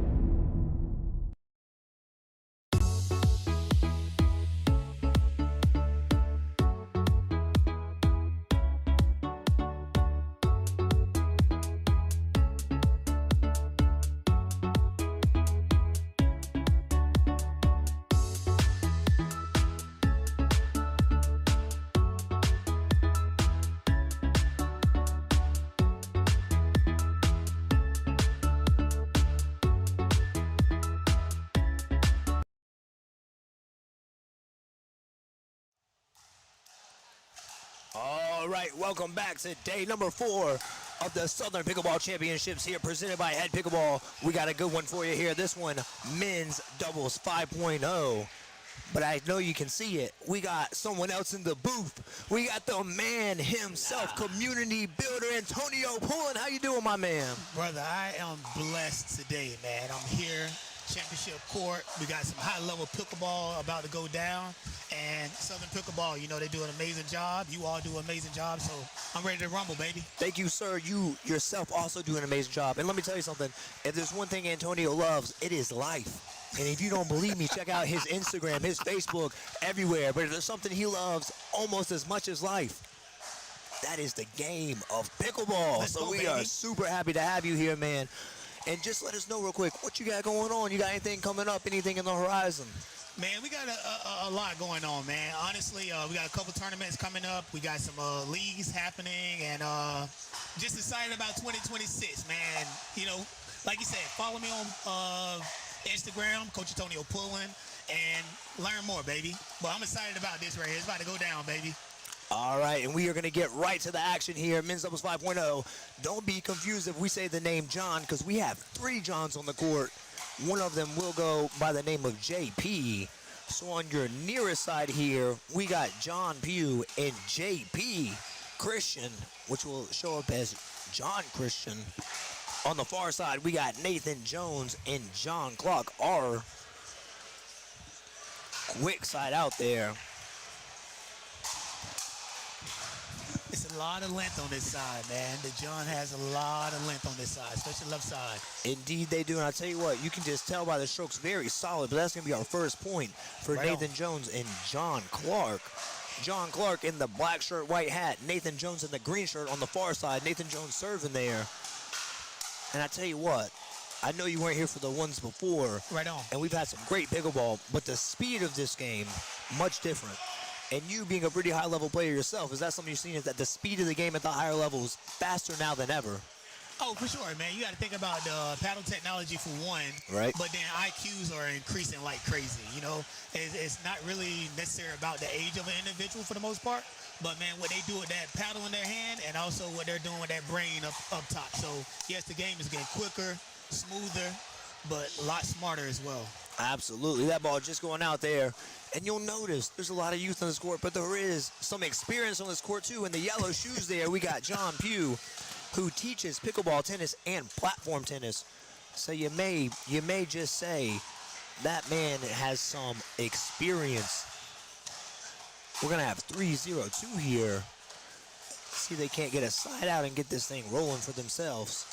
So, Antonio, are you playing this weekend?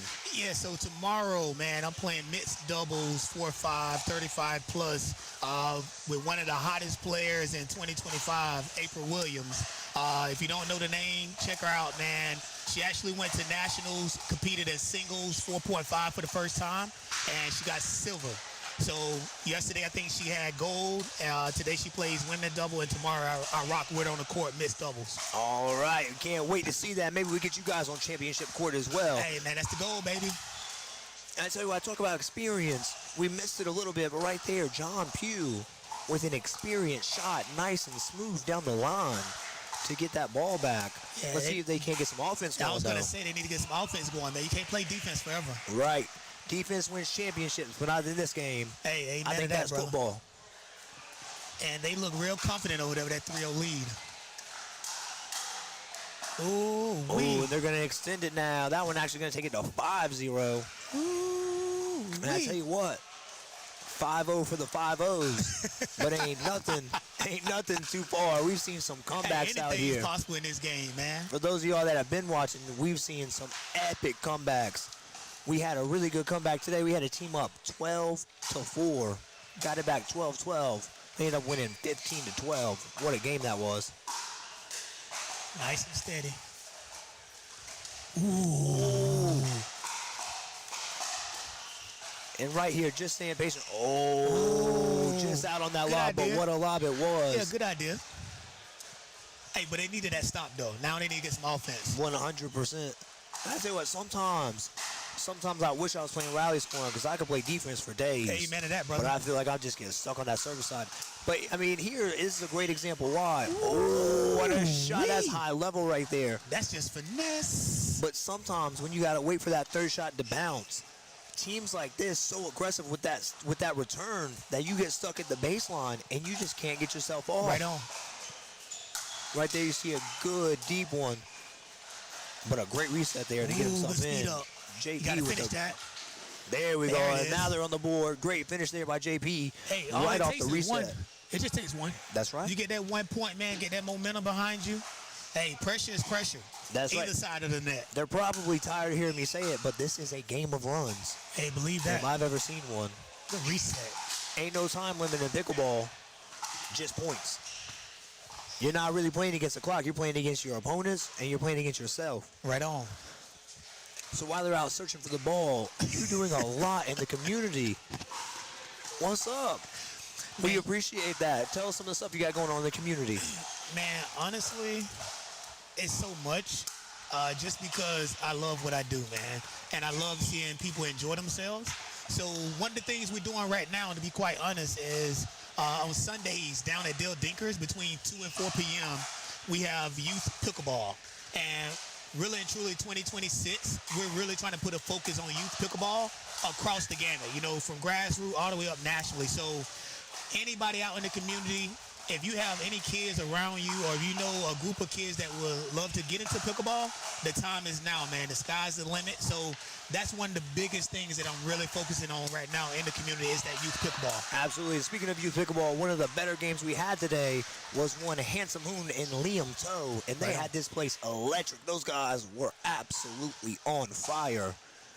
We got a side out here. 2-5. JP on the drive, attacking from that midcourt. Yeah. I tell you what, it's hard to attack from the midcourt when people got such good hands. And on Amen. both sides today, the hands are just absolutely phenomenal. I'll say though, man, he's that third shot is a drive every single time. He gotta mix it up. You know, at this level, man, you know, once you show someone a formula and you stick to it, that pretty much neutralizes you, man, because we see quick hands, like you said. So when him continue to drive that third shot, it's making him vulnerable, man. So he has to mix it up a little bit.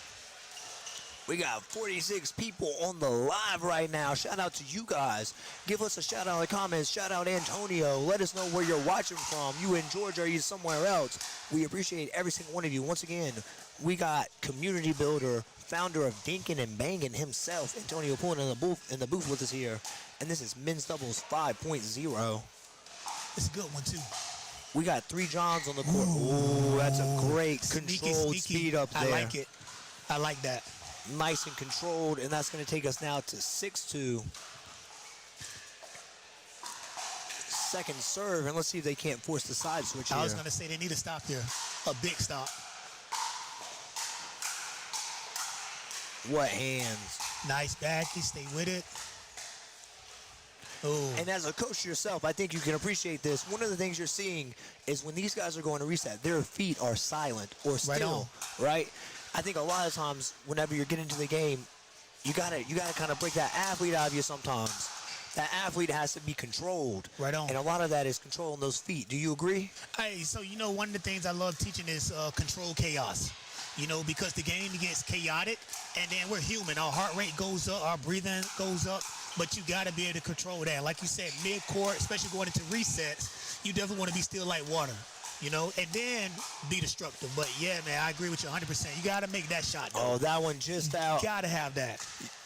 Right there, no need to go so big. You're on their heels. You got such room. You got to play that shot with some margin for error. But I do like the idea, and we all miss shots. That's the beautiful thing about pickleball. You get 2 serves. You miss one, don't worry. You get it back, and you get a point on the serve right there. Hey, JP with the big serve. I like that, though. I like it. But you got to stick with it, though. Got to ride that wave. Like you said, it's a game of runs. You see what I mean? Ooh, and that is the undefeated player of the weekend, Mr. Net, coming out again. Somebody's smiling for him. That's that third shot drive, dipping over the net. They like to say he must have some good karma. That ball was out, so we're going to have a side out. And I tell you what, for Nathan and John, they needed that. It's going to be Nathan on the serve here. Hey, but they got themselves back in the game, though. That's right. Keep playing some good defense, see? Get 1 stop, 2 stop, we get ball back.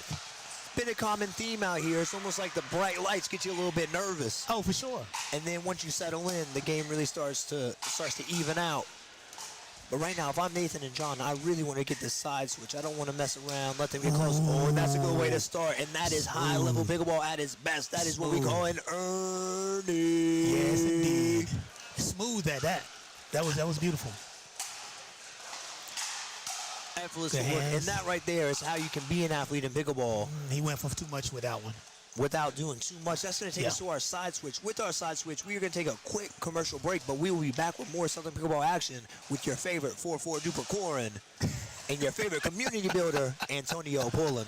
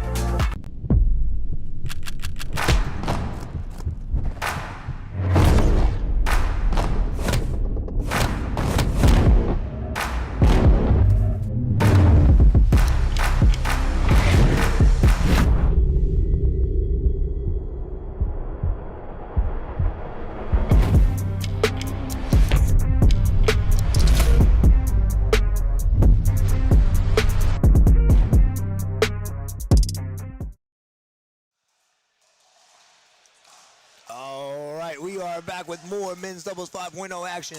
Once again, we got John Clark R and Nathan Jones taking on Jonathan Pugh and JP Christian. I tell you what, that sounds like a lot of John. JP's name actually also is John. John, and Nathan. We just missing Ben Johns. That's it. We just missing Ben Johns. That's right. But that lefty is nice too, man. Can they expose him on the outside is the question. Good thinking. This is our first real solid dink rally. Oh, he went for behind the back right there. Good thing he didn't. I know, right? Oh, we got the side out. Wow. I thought. Hey, call it like you see it. Oh, a really nice drive there. Good spot. I tell you what, the middle is the answer to the riddle 9 times out of 10, and that has been true on championship court all week. The middle not nearly enough utilized. JP here, though, I'm telling you something. He's got a drive. Yes, indeed. Ooh, that net is not net. showing any love. I tell you what, the net is the best player on the court at all times. The net only lets you win when the net wants you to win. Man, that's and a there problem, ain't nothing you can do about it. So we got JP and John on the serve here. These guys from Virginia, traveling all the way from Virginia. We had a lot of Virginia love on the stream. Oh, ATP. Hey, he was waiting to see if he was going to call that out, though, so I respect that. But you got to stay locked into these moments, man, because they got this momentum going right now. A lot of pressure. Let's see who handles it the best. We got 7-9 here. JP and John trying to come back on John. Oh, and that one just a little bit too excited. Yes, indeed. All right, let's see what they got. That's the side out they needed.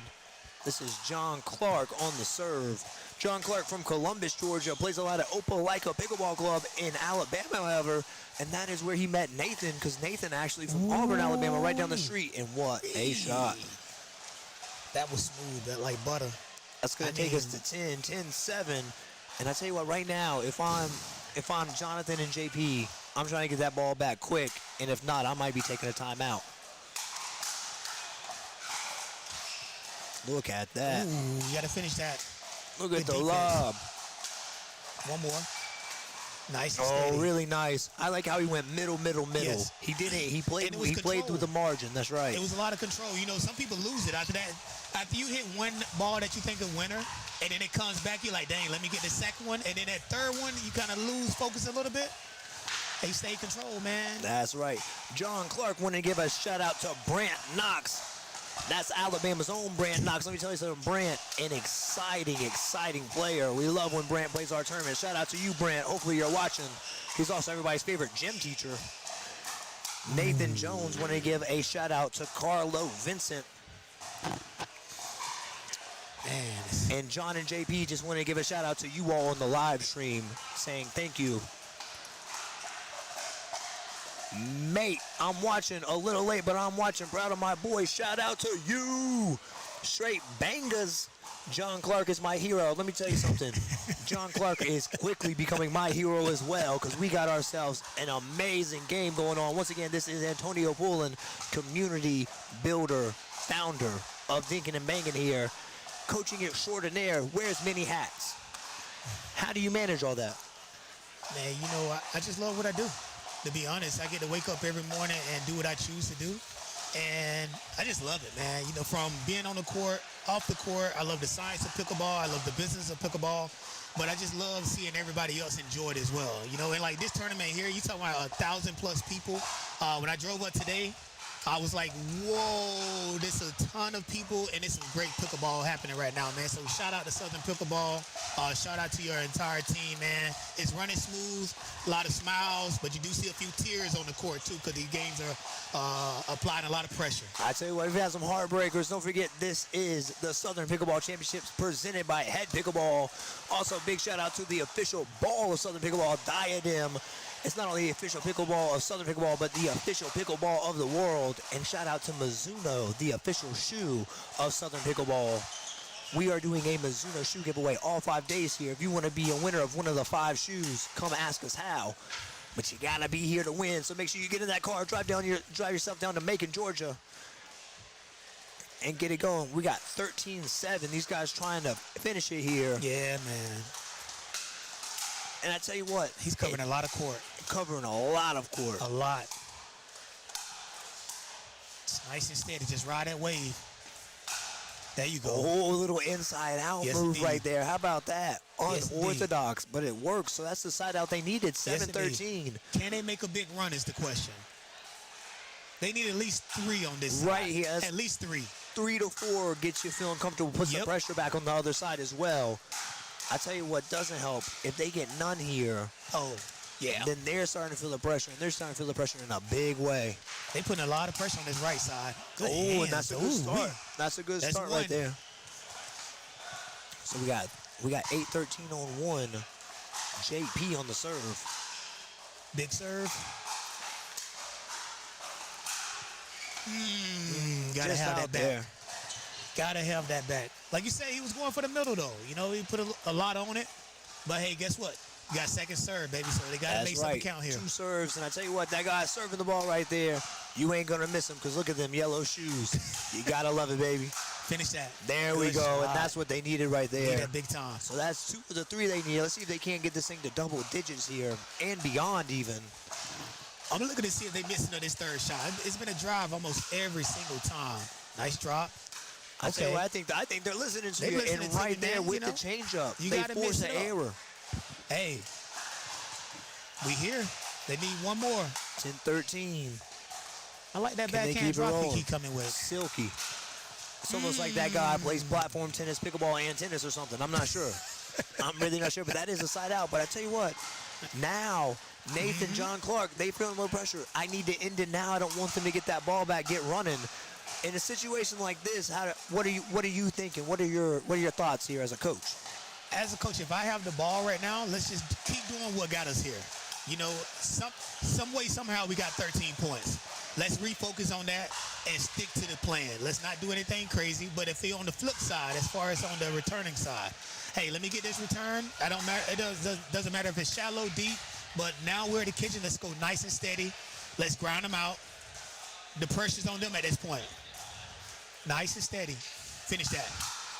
See, nice and steady, baby. We got to stop. We got ball back. And I tell you what, I'm the biggest fan as a lob as anyone in this world. Lobbing straight ahead, usually not the key. Man, usually not a good shot. Especially at this level. Especially when you look at certain age groups, man, they're flying like Michael Jordan nowadays. So there's no point of going straight up. Let's see if they can get a couple points here, though.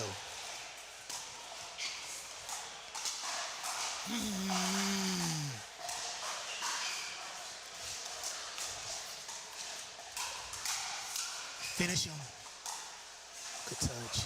Nice and steady. Oh, really good point there. Just not able to reset that ball, get that dink in. So we're going to have 10-13-2. But I tell you what, this game's shaping up to be a good one. Right on. Once again, men's doubles 5.0, 16 plus here. They switched it up that time. You see the drop that one.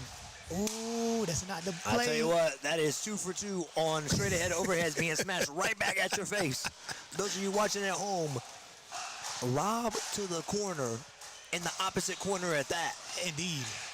I tell you what, there's a lot of length on the square. Everybody's really tall too. I mean, that's a tough ass. He got some nice hands at that kitchen though. Yeah, they do. Nice and steady. Look at that, nice and smooth, steady. Great shots here, keeping them back too. Nice. Yep. Just nice and steady, man. The pressure is on the serving team right now, man, right. because they haven't scored in a long time. Exactly. A long time. I agree with you. In fact, some may say they are losing the second half of this game. Hey, I agree with you, especially going to 15, man. This is a game of 2 halves. Ooh, get there. Smooth. How nice it is to be tall. Nice. Indeed. Good recovery. That's length, man, and concentration, because some people hit it right back into the net or try to lob in that moment, which isn't ideal. That's right. And that's what helps to be 6'11". I don't think that's how tall he is, but he's a lot taller than me, I'll tell you that. Man, you know the key with getting stops, though? You got to capitalize when you get the ball back. Yes. You know, they've been stopping them very, very well, but they've stuck on 10, man. They got to get something here.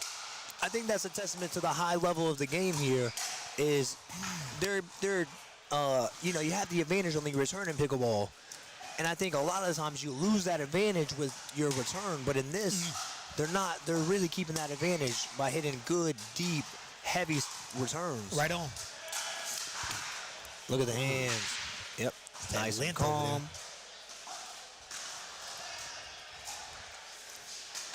Ooh. That's a good spot. Second serve. He put it over there in his side pocket behind him. I don't think we've seen a score in the last 10 minutes. I'm telling you, man. But that's a sign of a great game, though, you know. Everybody's nice and steady, just filling each other out, not doing anything too crazy. Thought we were going to get our third ATP by JP right there. Ooh, good speed up. Who won it, though? Nice. He is working him on that sideline. That's a great move there. One thing I'm noticing about JP, he has great hands, but he's not looking to attack. He's not really looking to counter as much. He's just looking to reset that ball. I wonder if he gets a little more aggressive here, especially with how big he's able to hit the ball, if that could be the difference maker. Reset. Ooh, the angle. Oh, what a shot by Nathan Jones. That's a beautiful shot. Beautiful angle. Nathan Jones been playing for about 3.5 years. I'll tell you what, that's a shot. It would take me about 3.5 more years to be able to figure out. That was sick. Definitely a great shot, man. They need one more stop, though. Again, no one has scored in quite some time. Who's going to break? There, nice and steady. John there needs to get up to the kitchen line. Oh, and another one. Back to back. Back to back. Send that man to the big leagues. Hey, but this shows what you're made of in these crucial moments, man. 13. If your offense not working, man, at least shut down some good defense. That's right. It's a nice reset. Back to the Dinkin. This is another thing, a testament to the high level. They are willing to go speed up, reset, body bag. Wow. Well, a lot of times, some of the even the 4-0s, 4-5s, they just want to once that ball's sped up, they just want to keep on going. Right. Match point. Really nice recess there, taking his time. Even with that miss, though, you can tell they are comfortable in the transition zone. Right, for sure. It's nice and calm. And you got to think about it, too, man. You got a lefty and a righty, man. So they're playing to that middle so much on the opposite side to where it makes them comfortable, man. They're not pressuring them too much on the outside. Nice. Ooh, that was close. That ball Shot just out. JP running as fast as a man could possibly run to go get it, but he was safe because that ball was out. All right, so right now, if I'm JP and John, I'm feeling it. I need some points. Indeed. I got to change something. We haven't had points in a long time here. What's it going to take? Let's see if they can pull it out. It's beautiful hands. He got to There we make go. that It's shot. a good though. start. He has to make that. Can they make a run here and finish it off? I don't think they'll get the ball back if they go out. And if I'm If the it's side returning out. team here, I feel okay at 11-14. Indeed. I feel okay at 12-14. I feel decent at 13-14. I feel absolutely horrible at 14-14. And I tell you what, that's 12-14 right there.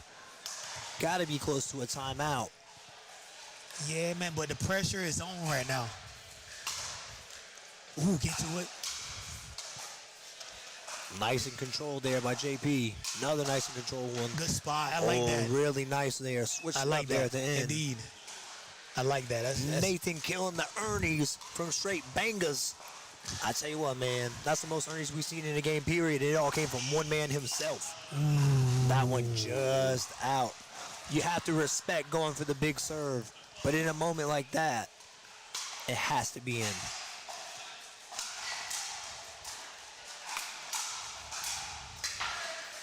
I mean, these guys getting everything back. JP's doing all he can. He's going to need shoulder surgery tomorrow. And these guys getting everything back. Nothing.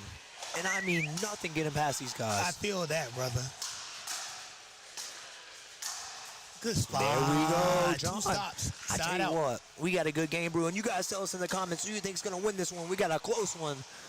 Once again, that's JP and John on the far side serving 12. Nathan and John Clark on the near side 14. Can they tie it up is the question. Ooh, that's a good start. Body bag. We call that one the full bag.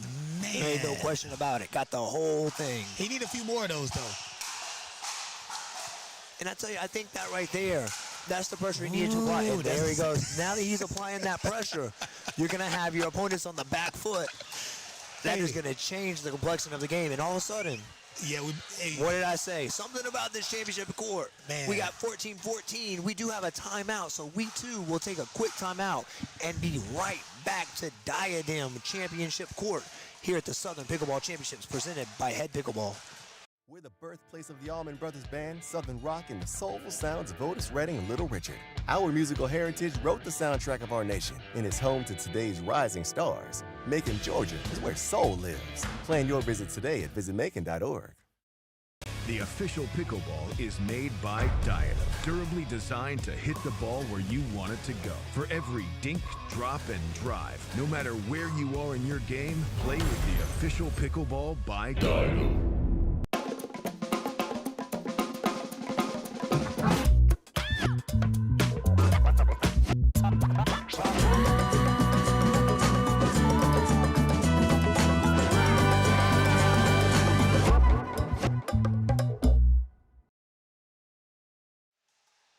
All right, we are back at the Southern Pickleball Championships. We got 5-0 action, and if you've been here, you have been watching a great game.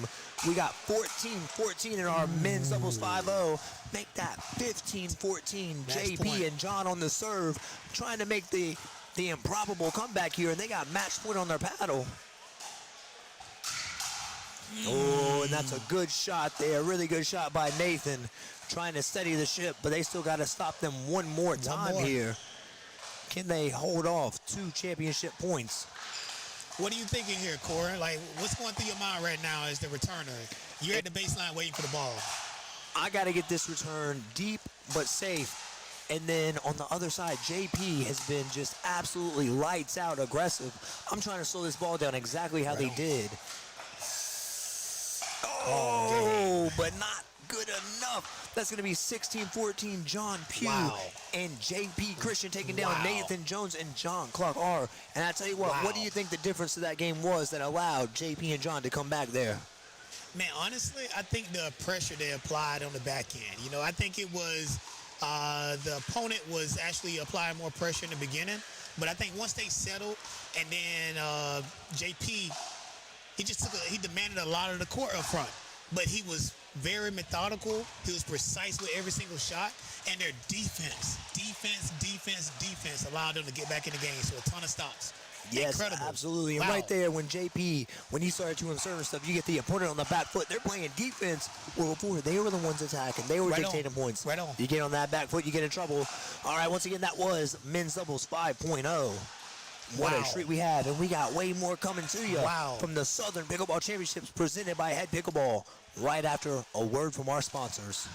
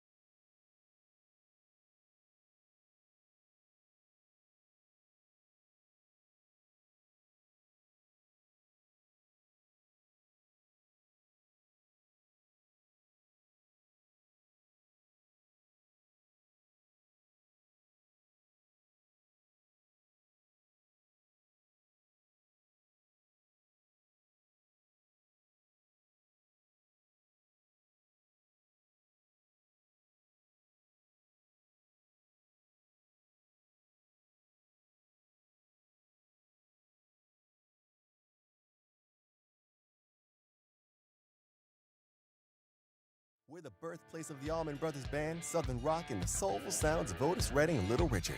Our musical heritage wrote the soundtrack of our nation and is home to today's rising stars. Macon, Georgia is where soul lives. Plan your visit today at visitmacon.org.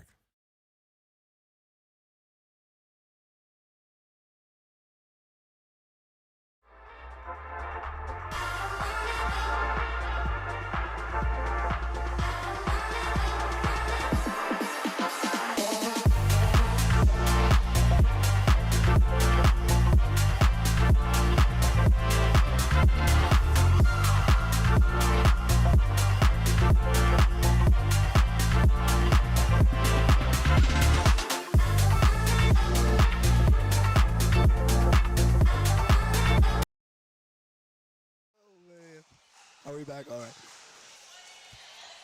All right, we are back at the Southern Pickleball Championships presented by HEAD Pickleball. And let me just apologize. Rookie mistake on my move. I had myself on mute that whole time. I have been commentating. I've been over here going nuts, and you haven't been able to hear any of it. So I apologize. I did have myself on mute.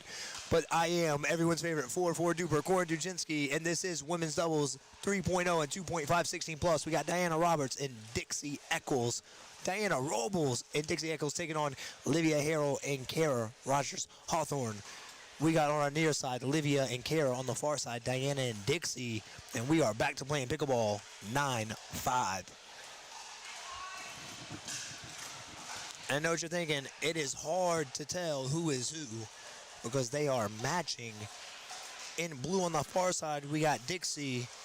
And in black on the far side, we got Diana. On this side, using the boomstick, we got Kara Rogers. And using the Selkirk, no glasses, we got Livia. Frank Lopez, let's go Dixie and Diana. Shout out to you, Frank Lopez. 10-6, we got 6-10. I tell you what, you guys miss out on some good commentary, let me tell you what. But you'll never know about it. 6-10-2.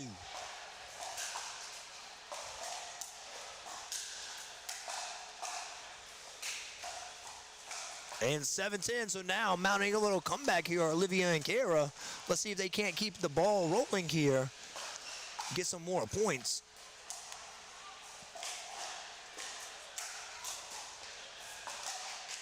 What a shot that was. Wowzers. Wow, wow, wooey, what a shot that was.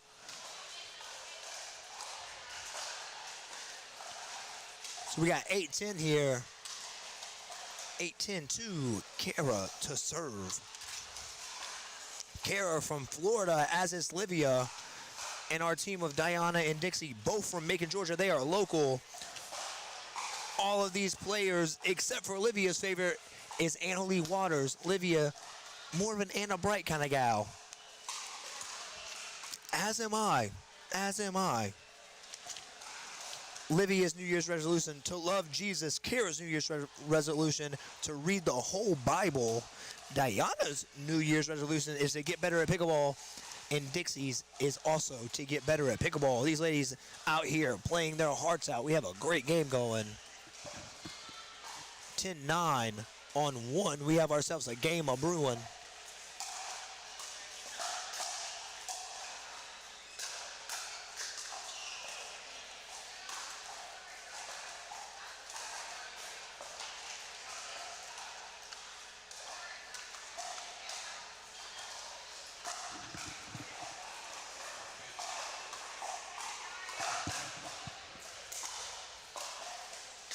What a shot there. What a get, though, by Diana, but then splitting on Miss Livia.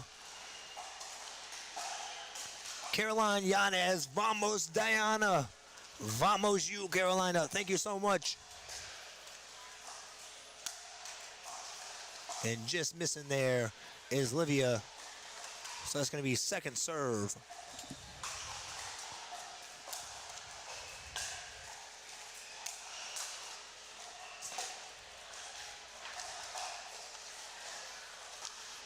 Side out.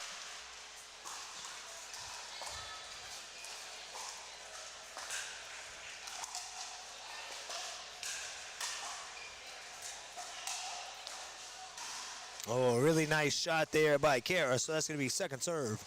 10-9, 2.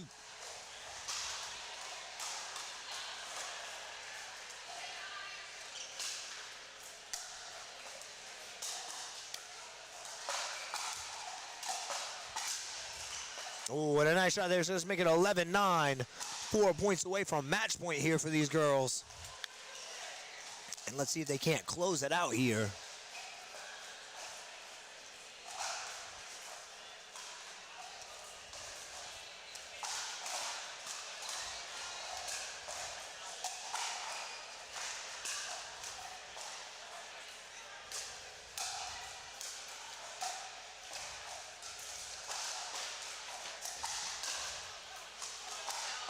Oh, that ball just going out there. Livia diving.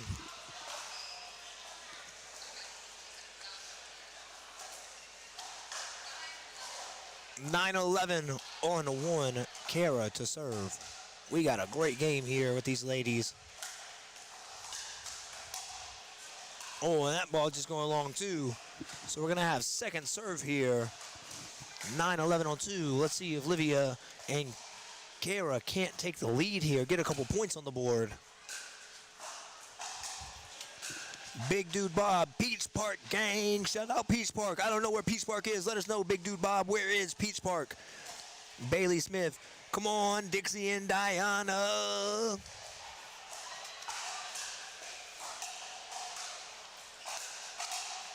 Nice drive there by Dixie, but well handled. So we're going to have second serve now.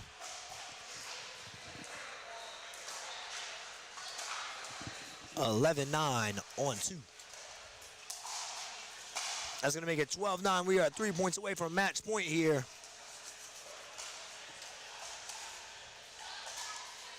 12-9, 2. Dixie to serve.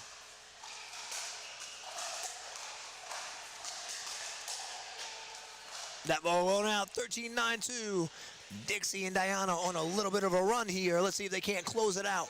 Or will Olivia and Kara be able to get that ball back and make some noise themselves?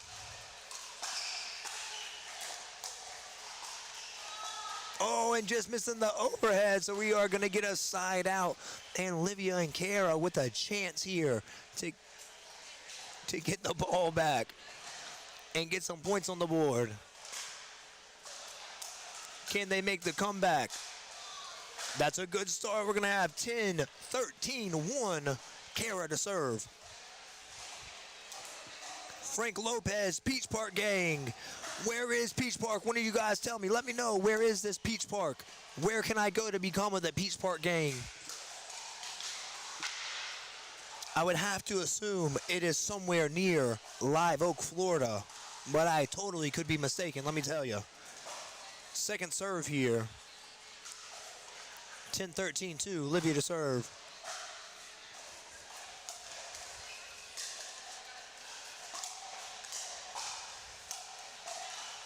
That one just out. So we're going to have a side out. It's going to be 13-10 on 1. We're going to have Diana to serve here. North Peach Park in Byron, Georgia. Boy, was I ever wrong. Shout out to my Byron, Georgia gang.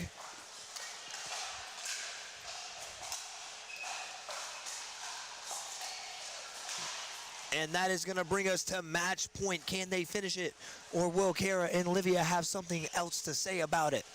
Will they get that ball back and get to rolling? We're going to find out right now. And that is going to be it. We have Diana Robles and Dixie Eccles taking down Olivia Harrell and Kara Rogers Hawthorne 15-10. What a great match we have. And we have a special surprise for you on the other half of break. So you guys make sure you stay tuned after the commercial break because we got something good for you. We'll catch you after the commercial.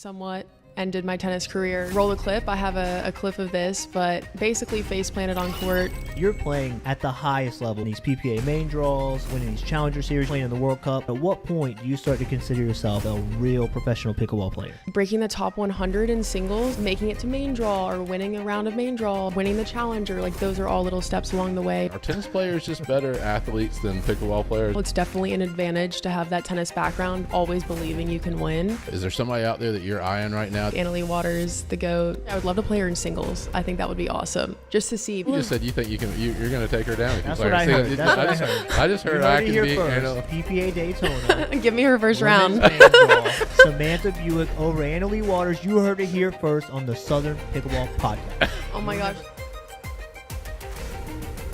Welcome back to the Southern Pickleball Podcast. As always, I'm everyone's favorite 4-4 duper Corn, joined here by my co-host and the co-founder of Southern Pickleball, Mark Spackman. Today, we have an aspiring pro and PPA Challenger Series winning player, Samantha Buick, to tell us all about her road to pro. But before we get started, please make sure to like, subscribe, and comment. And as always, thank you to our sponsors. HEAD Pickleball, a favorite of Southern Pickleball and its players all across the country. Diadem Sports, the official pickleball of Southern Pickleball and of the world, and the only pickleball that we want to play with and you should want to play with as well. And Mizuno Pickleball, the shoe that is helping us grow the game on and off the courts. We're also grateful for Mizuno's continued support of Southern Pickleball as they provide us with some incredible giveaways for our tournament players and fans.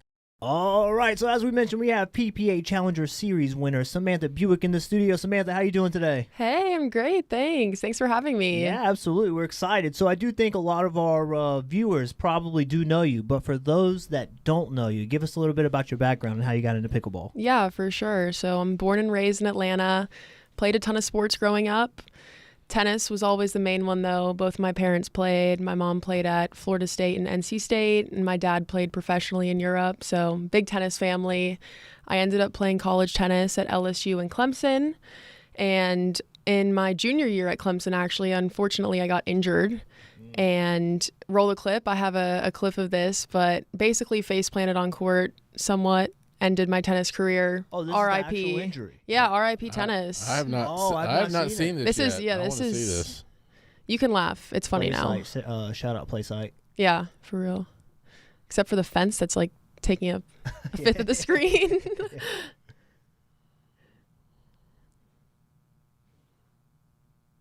Oh. Yeah, That really was a face plant. Legitimately. it was brutal. It was like that feeling. Have you ever had that feeling where you just like are running and you cannot stop? Yes. If not, you can say. No, I haven't. That's But not, I not an literally- issue I have. I could not stop. But hey, I still won that match though, which was pretty fun. Even after this. Yeah. But then this was the injury that kind of like. Yeah, I had a couple of fractures in my hand, and it just was too tough with like the impact of the ball to continue playing. But that's what ultimately led to me playing pickle. I came home, my parents were ripping it a little bit, and I was like, "What is this? What is this mini tennis game that you're playing?" And I tried it out, and I really couldn't take it seriously at first, but I needed something after college to kind of just devote my time to. So I played a tournament with my mom, 3-5. We killed everyone, and I was like, this is my new personality now. So I'm fully embracing it. I don't know that clip. I just have to be honest, kind of messed up my whole first league because I was thinking that we were going to go the whole thing about tennis players are more athletic and they're dominating the pickleball Right. thing. And that just may have just ruined that whole. Yeah. That was like a clip from Ridiculousness or something. Yeah, exactly. Yeah. So, but you know, we just did have a tournament. That's been a couple weeks ago now.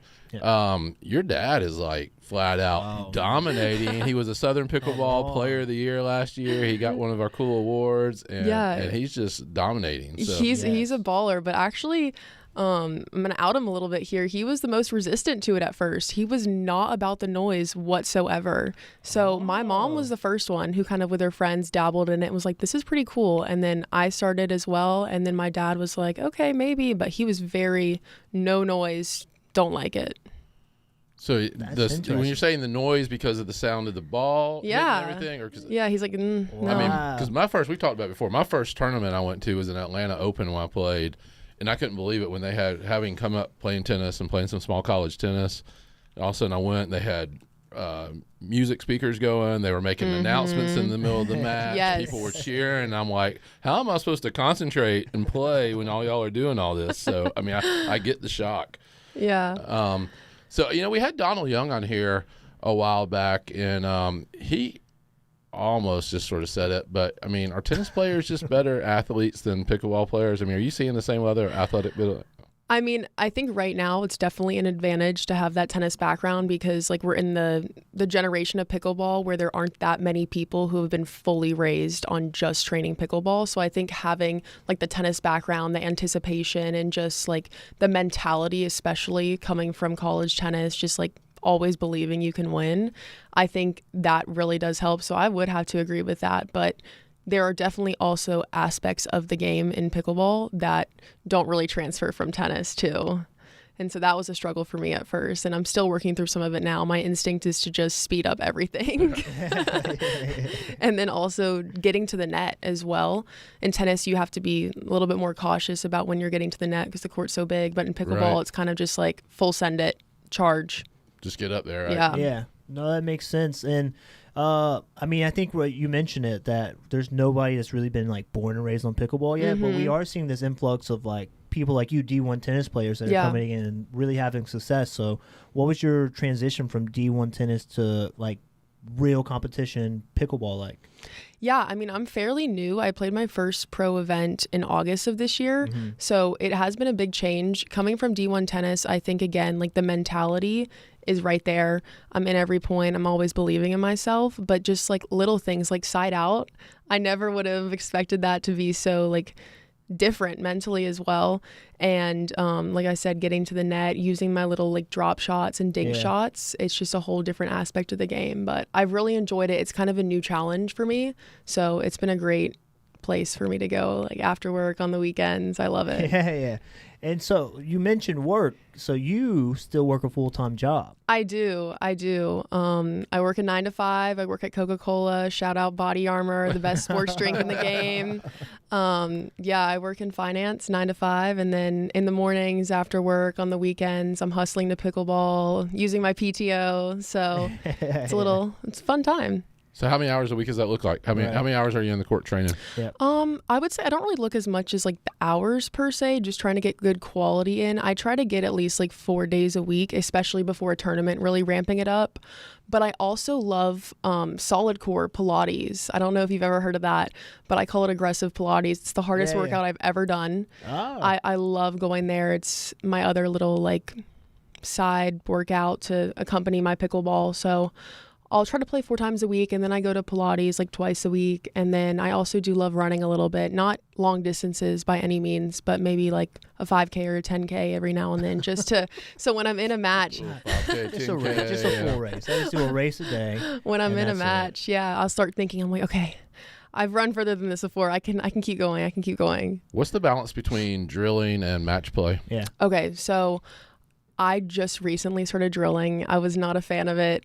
I was so burnt out from tennis, just constantly drilling nonstop. All I wanted to do when I came to pickleball was go to open play and just beat up on people. Like that was like my source of entertainment. Right. So I've recently started drilling a bit more, and I have seen a huge difference in my game. So really trying to incorporate that, but still like my attention span for drilling is a little short.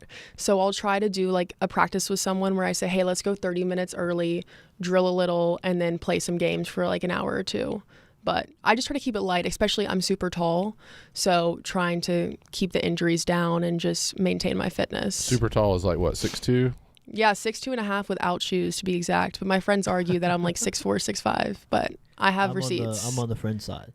As a 5'8" man. I'm on your friend side. I think that's going to be something special on the Pro Tour, though, that we haven't seen. I think you're going to have some advantages that we haven't seen and maybe be able to shape the game a little bit. Yeah, and that's what I'm really trying to tell myself to get to net more, because I feel like once I'm up there, like covering it is just, please pass me, I dare you. Yeah, exactly. And, like Mark said, you kind of already found a little bit of success, even with, working a full-time job and not being only pickleball. But kind of like, what's been your biggest challenge so far? Because it has to be something, right? I mean, it can't be all good, although it seems to be going pretty good so far. Yeah, I mean, there haven't been too many challenges because I feel like I've been the underdog in all these situations, so I kind of really have nothing to lose. I think again, adjusting to like the very social atmosphere of a pickleball tournament where it's basically like a huge party and then locking in and going on for your match has been very different because tennis is a little bit more quiet and reserved. Although college would get quite rowdy and with the heckling, but getting used to that environment and then also just like playing 5, 6, 7 matches in a day where you go on court, then you get off and wait for 30 minutes and I don't know, go see all the booths that they have. Like at the Lifetime Open, I was literally just like playing the claw machine in between games. Like it was so funny. But yeah, getting used to that and just the different kind of fitness that it takes to be ready for those like quick shots and stuff like that has been a big change. And of course the scoring as well. Oh yeah. Well, I've been saying for a while that I feel like if the top, I mean, you're not really giving yourself. I mean, you were like the highest of high coming out of high school level athletes. I mean, what, top 25 in the country or something. I mean, so high. But if people with your athletic ability, your standard, came over to pickleball, I feel like they would dominate. And I think we're going to see you dominate here soon. But the other thing I've heard about it, and when I was sort of saying that, argument to someone, is they're like, you've also probably trained a long time, and they said a lot of the athletes that have trained, and have stopped aren't willing to invest that time and energy again after they've already done that. Do you think that may be the case for some tennis players and all that are out there? Because I mean, or will it take a similar type commitment that you had to tennis to go pro in pickleball? I think that a lot of people also are just so burnt out from the tennis. Like a lot of people, their main goal was like college. Like me, I really want to just play D1 college tennis. And so now they're burnt out and they've moved on to their career or just other hobbies. In a sense, there's a lot of marathoners out there for sure. But I mean, I think a lot of people just haven't really gotten into it. They're kind of, no, that's a mini version of tennis, a glorified ping pong. Like, I don't want to do that. They hate on it low key. So I just think that I think a lot of people will come around, but it'll be too late at that point because like now's the time to jump in. I feel like my coaches in tennis, when I had gone off my freshman year of college, they were already like fully committing to pickleball. So I feel like now is kind of the last wave of jumping in from that tennis to pickleball transition. So, I mean, I feel like now's the time. Get in there. You have a pickleball coach? Yes, Eva Radzikowska. Okay. She's my, I probably, Beast, don't kill me if I messed up your last name. But yeah, she was my tennis coach throughout juniors. And so Old now, Town, right? yes, at Okay. Old Town. Yeah. So now we play pickleball together and it's super fun and full circle moment that we get to battle it on the pickle court. Oh, that's great. She's had some big wins. Yeah, she has some really big ones, some MLP stuff too, huh? Yeah. Yeah, she's a baller for Just sure. real quick, PPA or MLP? PPA. But I would have a soft spot for MLP, but you have to be drafted, right? So, I mean, PPA is a little bit more free will. Yeah, but I do have a soft spot for the team tournaments. I just played World Cup, and it was just such an awesome environment, and it really, like, emulates that college vibe again. So it brings back all those memories. So I really do love the team aspect of it. So I know nothing about the World Cup other than the fact that it was at the Fort, which I think is a cool place. Yes. Tell me about what the World Cup was. Yeah, I had never been to the Fort before, and it's beautiful. World Cup is, I don't think it's like super sanctioned or like super legitimate at this point by like PPA or any big organization. Southern Pickleball, yeah. Yeah, exactly. Yeah. So it's, I think, just countries coming at their own will. There were 68 delegations this year. Oh, wow. So it's been growing. It's been in Peru, I think, last year. And then this year they had it at the Fort. Next year, I think it'll be somewhere maybe like Asia or Australia. So everyone comes in. I played for Team Belgium. My dad is from Belgium, so I have citizenship through him. So it was super cool. We all stayed in an Airbnb together and had like a super fun time. And we took down some countries along the way. We weren't expecting much. Small country, not too many people in Belgium play pickle. And we made it to the round of 16. So it was super hype. Oh, we loved it. We loved it. It was like people screaming, you know, everyone had the horns. Like it was true World Cup fashion. Like super fun. Yeah. So, I mean, you're playing at the highest level, basically. I mean, you're in these PPA main draws. You're winning these Challenger Series. You're playing in the World Cup. But at what point do you start to consider yourself like a real professional pickleball player? Ooh, that's a good question because I feel like a lot of people are like, hey, I've made a pickleball Instagram. Like, I am pro now. So I would say for me, maybe like breaking the top 100 in singles. I was like, okay, maybe I can start to claim this a little bit. Right. Or like making it to main draw or winning a round of main draw or winning the challenger. Like those are all little steps along the way. But I do feel like it's a very, very loosely used term in the world of pickleball. Yeah, I think anyone who's made a main draw or even maybe just won like a pro quality game, it's like, oh, Yeah. you know, I'm pro eligible now. I'm a pro. Yeah, as soon as you get those points, those first few points, I feel like, yeah, you can say it. And then like if you go on the pickleball brackets and it says like eligible pro, you're like, oh, okay. Yeah. Like I'm here I now. guess I am. So do you have any aspirations to be like full-time pickleball, or is this just like... I mean, I would have to see like what it brings. I'm more so focused on like day to day, just not as much long term. But yeah, I mean that would be amazing. I would love to battle it out. I got a taste of that playing Caitlin Christian. That was a super fun opportunity to play number 3 in the world, and it was just very eye opening for me that like I'm not that far off. Yeah. So I would love to see how far I could go in pickleball. And Caitlin Christian, I assume, would be the best player you've played yet? Yes. Yeah. Yes, she was. What's like your best win so far? Ooh, I mean, I think the Challenger, I played a couple signed players and like MLP players in that Charleston Challenger. So I'd say that one was my best win so far. And it was just really exciting to be able to get that and get the main draw now into the Daytona PPA. So I'm excited to have a shot at that in mid-December. Is that your next tournament? My next tournament's the Raleigh Challenger right before that. Okay. So I'll play that one and then move on to Daytona. Okay. And so you're having a lot of success in singles. So in the PPA Challenger, that was a singles win. Yes. What about doubles? I mean, how are you feeling about doubles? Is it a different transition? Like singles is a little more your style because of the tennis, or and then are you having kind of like trouble with doubles, or it's just you're taking a little more time to develop, or are you just doing just as good and we're just not hearing about it? Yeah, I mean, when I first started playing pickleball, I only played doubles. I would say about like May this year was my first time I ever played singles. I played the Atlanta Open 5-0 singles just to try it out. That was my first time ever. And I really, really loved it. And singles is very similar to tennis in a sense. So I think that's really latched on for me pretty quickly just with my skills from tennis. Yep. Doubles Definitely has a lot more of its own individual strategy. So really mastering the dinks and not speeding up every second shot like I try to do.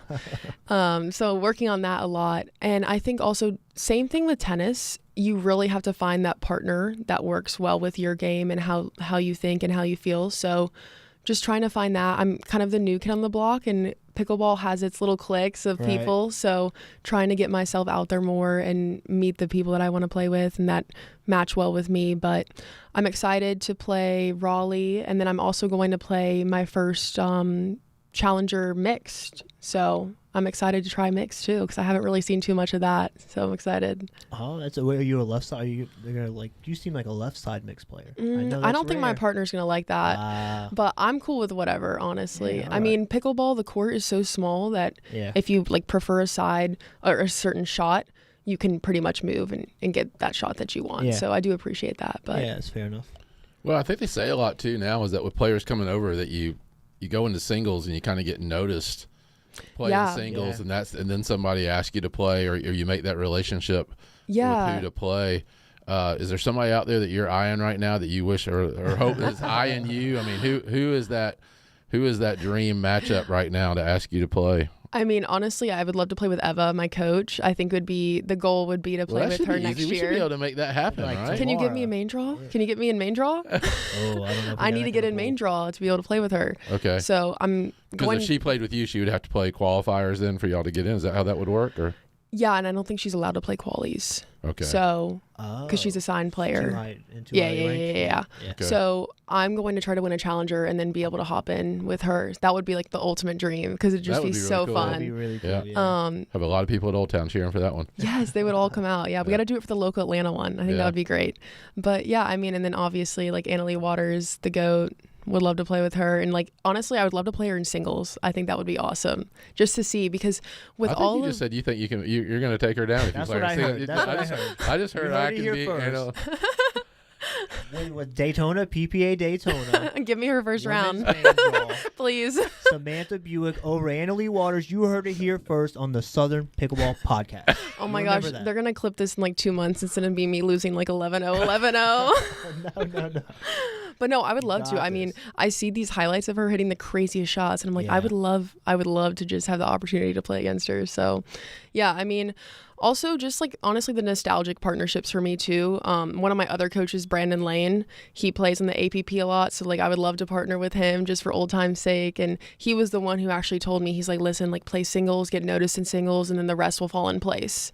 So yeah, I mean, just the nostalgic partnerships. And then, of course, playing with my parents, too. That's kind of where it all started. So I wish someone would make a father-daughter, mother-daughter, father-son tournament. I think that would be awesome. That would be good. Maybe not. You may be not able to do like. Well, first of all, you guys would win easily, but they do split age, don't they? You might be able to do split age. Wait, what is that? It's like a senior pro and then a young pro. Oh, Yeah. okay. I'd be down for over that. at 50, under Over 50, 50, under 50, yeah. split age. They had Yeah. that. They've had that at some. You guys Okay. would do pretty well with that too. Coming on here, just setting up these brackets that she's going to be able to dominate. That's right. Yeah, that's right. She wants the easy. How about path. Tyson? Would you like to play doubles with Tyson? Sure, yeah, Mixed I'm doubles? down. Can you plug me? Yeah, I think we could. That one, Maybe. maybe. Can you make Yeah, that happen? Maybe. I tell you what. I know you're shy. If you want to play with me at the next PPA, all right. What side do you like? I'll play. Listen, I'll play off the court. You play the whole court. I'll play off the court. Oh my gosh, I just did that. I work at Coca-Cola, and we have a gym on campus, and they put a pickleball court on the top deck of our parking garage. Oh. And we have like a work tournament, and that's exactly what I was doing, because it was like team versus team, and a lot of the people on my team have never really played pickle. So I'm just like, okay, I'm gonna cover. Just get ready. If the ball comes at you, hold your racket up. So I just did that all last week, but unfortunately I lost in the finals. There's another pro pickleballer at Coca-Cola. Shout out Danny Myron. He works at Coke as well, and he chopped me up in the finals. So Local legend. Aren't y'all you playing together sometime? yes, Yeah. we're playing in Raleigh and Daytona. Oh, okay. I think I didn't know that name until then, but I think Yeah. I realized I saw that. Yeah. He's got like, man, He's speedy with it. He's a clip machine. That guy. He's gonna love that. Oh yeah. I mean, I see. Like, I'm scrolling. I don't even follow him, but like, I see all the time. He's on Insane all my tomahawk. stuff. Have you ever seen this? I He's know. wild. I think I saw him on the kitchen the other day or something. He's in a little drama, maybe. I don't know. Oh, Danny. I don't know. Exposed. Yeah. So it sounds like you got a lot coming up. What are your big goals for the next few months then? Yeah, I mean, I really have my eyes on the challengers coming up. So I know there's a lot January through like July. So like my goal is to target those and win as many as possible just to get those main draw wild cards. But I think it will eventually get to a point where if I hit top 50, I won't be able to play anymore. So Yeah. we'll have to kind of cross that bridge when we get there. But just enjoying it for now. It's really fun for me, and I enjoy the competition. I'm a competitive person, and I've always played sports. So it's a super fun time. Yeah. Well, you're doing great. For all the people out there that don't follow you or want to keep up your journey, because like Mark said, I think we think you're going to do really, really well very, very quickly. So where can they follow you? You have Instagram, TikTok. They can follow you on Duper, I think, right? Oh, yeah, on Duper, of course. And then I do have a pickleball Instagram, just Samantha Pickleball. But I'm debating a name change to like Super Tall Girl or something, just to rebrand maybe. Oh, okay. Yeah, but we'll That'll see. work. And then for those people out there that want to follow you on Duper, Samantha Buick, but it's not spelled like the car. How do you spell No, it? it's BUYCKX, but like the car Buicks. But it's, pronounced like the car Buicks. Yeah. All right. Well, do you have any final thoughts then for aspiring pro players? I would just say just enjoy it. I mean, definitely go to like open play and have a good time with it. That's how I started, and that's how a lot of people start out. It's what I recommend my friends to do. And yeah, just have fun with it. Yeah, very cool. We're super excited to see it. I know Mark's a huge fan of you. I'm a huge fan of you too as well. Definitely now after this interview, what a great interview. We really appreciate you coming. Thank you so much. Thanks for having me. Absolutely. And thank you guys. ALW going down. Yeah, you heard it here first. PPA Daytona. But thank you guys for tuning in to the Southern Pickleball Podcast. Don't forget to comment, like, and subscribe. And drop a comment. Let us know what the score, Samantha versus ALW, is going to be when they meet at PPA Daytona. Hopefully it would be in the finals, but I'm not sure. Thank you guys all. We'll see you next week.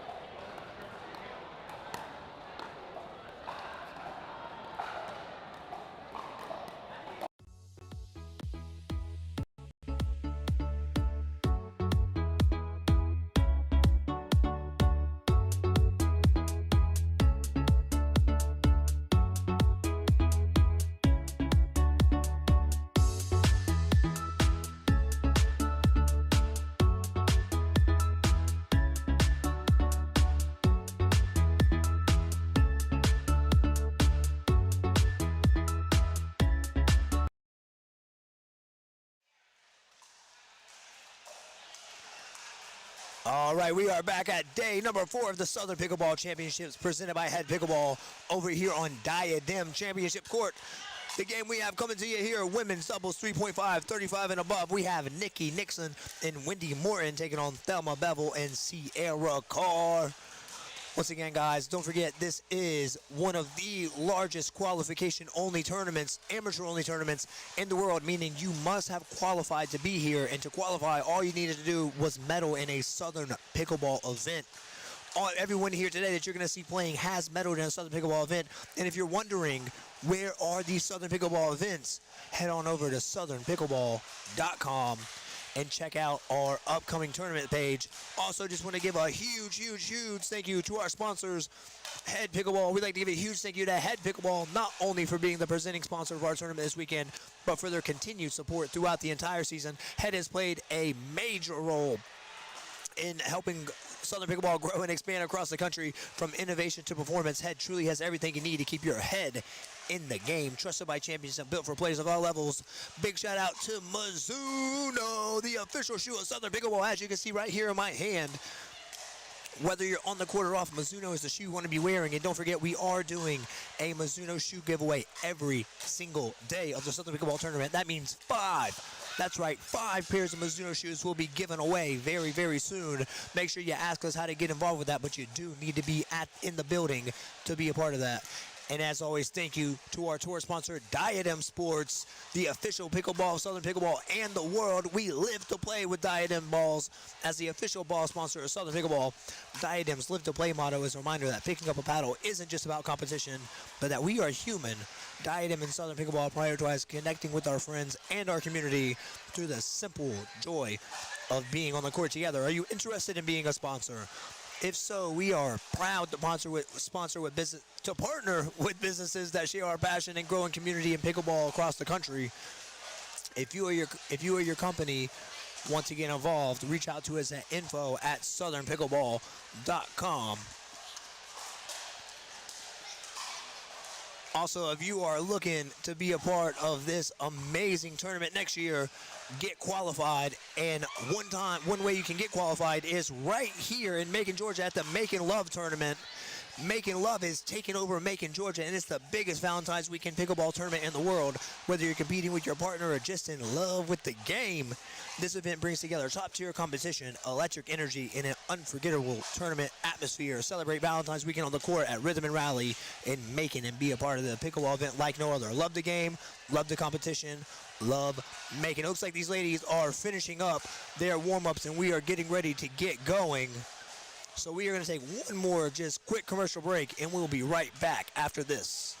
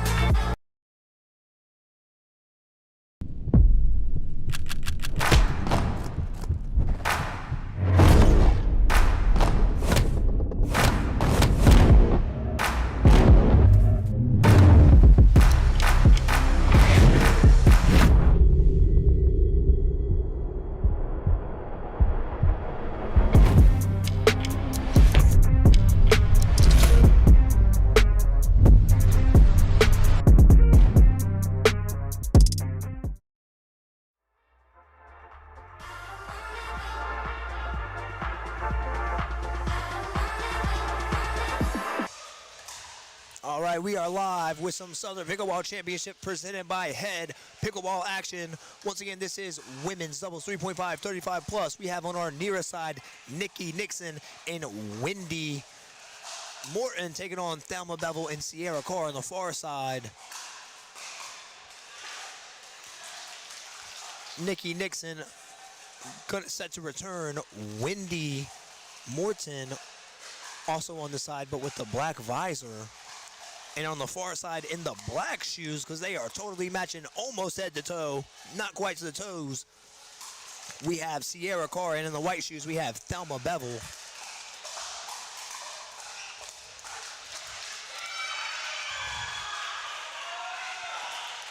So we have two quick side outs there. It's going to be 0-0. That is Wendy to serve. Wendy, local hitter Macon, been playing pickleball for about 1.5 years. Her New Year's resolution was to play more pickleball. I think that's all of us, Wendy. Nice hands there, but just out. Wendy's partner, Nikki Nixon, also from the Macon area, been playing almost 2 years. And her New Year's resolution, you'd never guess it. That's right, play more pickleball. Nikki on the serve here, 0-0-2.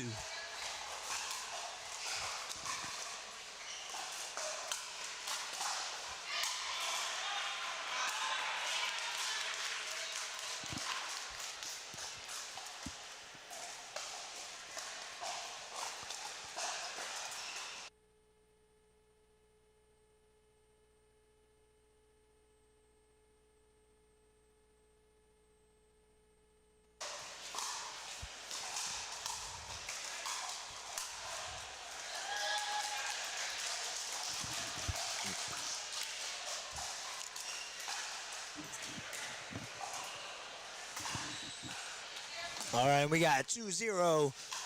These ladies coming out hot already. Nice drive there by Wendy. Second drive just a little bit too low, so that is going to be a side out. And we are going to have Thelma on the serve. Once again, Thelma in the white shoes, Sierra in the black shoes. These ladies traveling all the way from Memphis, Tennessee. And if you hear some shouting in the background, I'm sure you do, that is our other courts going on. And I'll tell you what, it must be some good points because they are back there going crazy. And that's the kind of energy we want here on Championship Court as well, and we'll get that to you.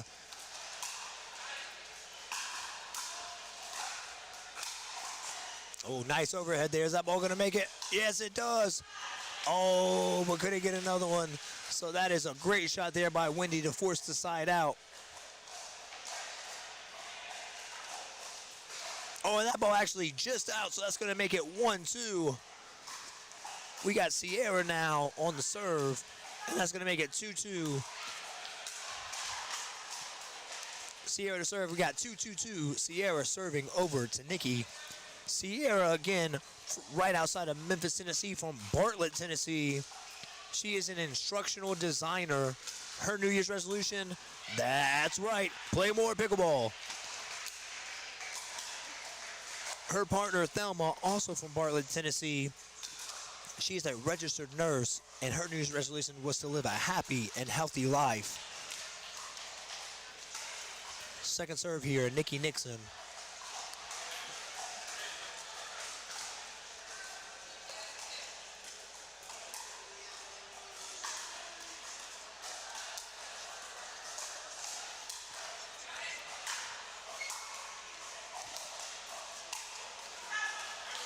That one just a little bit short into the net, so it's going to be another side out now. We got Thelma to serve, 2-2 on 1. And I tell you what, another close game here brewing on Championship Court, Diadem Championship Court. Also the official ball of Southern Pickleball. Oh, and what a drop shot that was by Nikki Nixon. Her favorite shot is the right-handed forehand drive, but I tell you what, that right there was just as sweet. That was a great shot.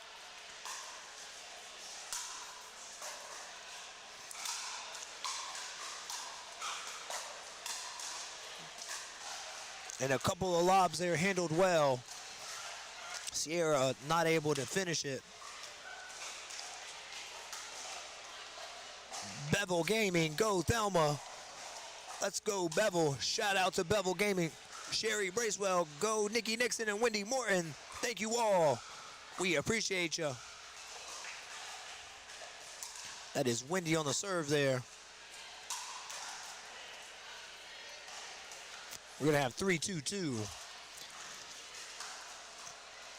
Nikki and Wendy both want to give a shout out to SVSD Pickleball.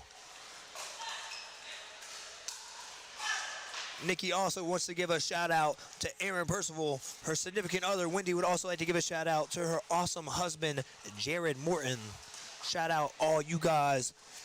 If Team SVSD is in the house, let me know down in the comments.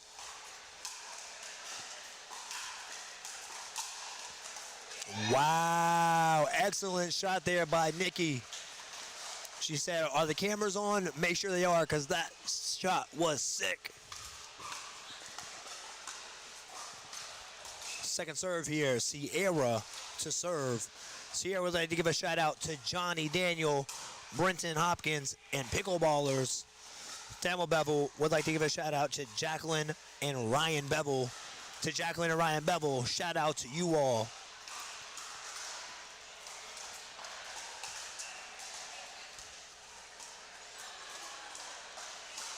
Three, 2-on-1, Nikki to serve. Who is gonna break it open here? This one's been a closely contested game. Can anybody make a big run here? Second serve.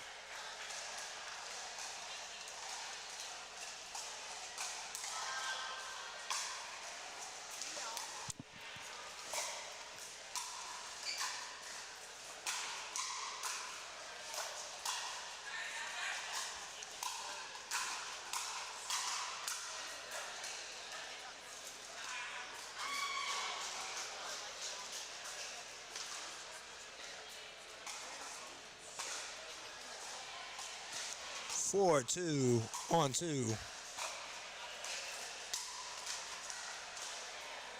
That's gonna make it 5-2 now. Wendy Morton on the serve. Wendy Morton's favorite player, Ben Johns. Nikki Nixon's favorite player, ALW. It's like they make a perfect team or something. Not only do they match on the pickleball court, they match off the pickleball court. Oh, and just missing that one is Thelma, and she lets out a thunderous roar. Ah, I want that one back. Don't we all?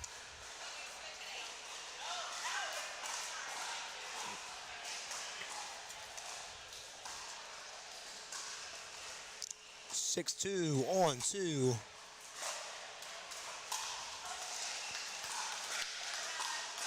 Not going to give us the side out there. Thelma to serve.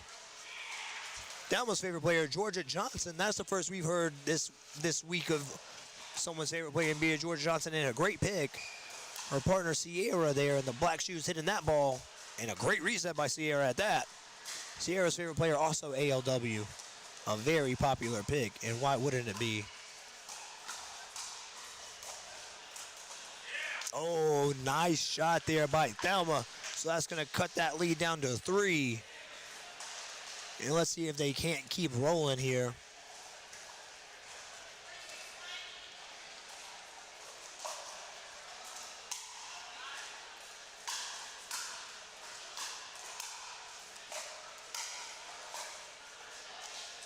And we're going to get a side out. Excuse me, second serve here.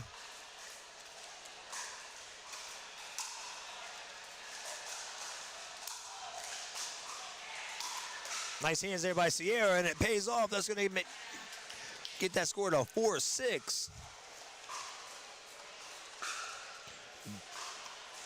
Darren Miller, can we get a shout out to all the 24-hour pickleballers in Columbia, South Carolina? Yes, you can, Darren. Shout out to all the 24-hour pickleballers in Columbia, South Carolina.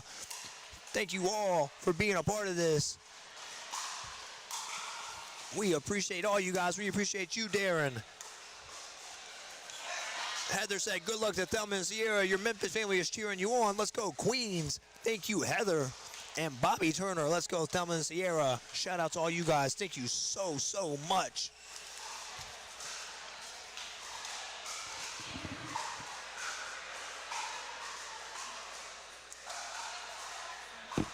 6-4-1, Wendy Morton on the serve.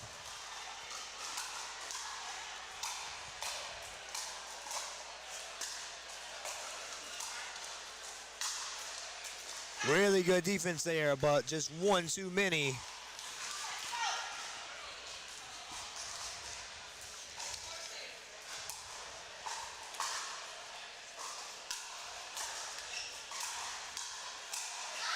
Oh, and Nikki Nixon just missing the put away there. She'll want that one back, but I tell you what, if she gets another chance at it, I bet she puts it away. Thelma on the serve.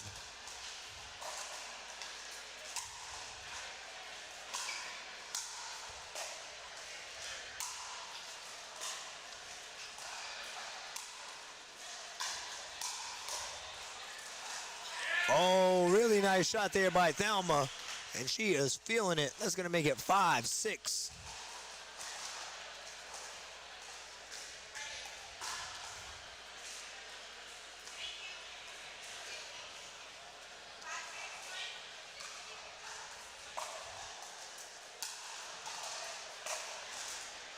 And that's going to tie it up there at 6-6.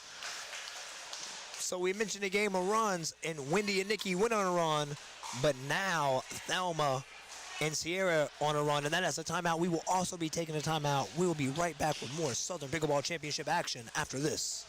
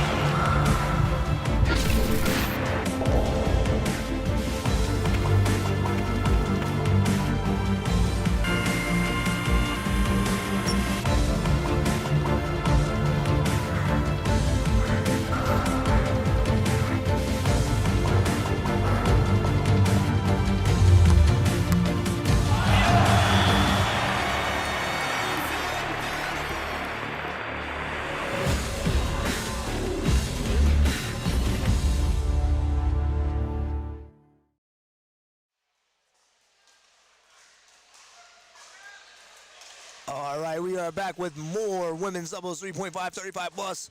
We got Thelma and Sierra serving, going against Nikki and Wendy. This game is all tied up. We're going to have 6-6-2. And that is Sierra to serve. Serving over to Wendy. Serving over to Nikki. Nikki and Wendy on our near side. Thelma and Sierra on the far side.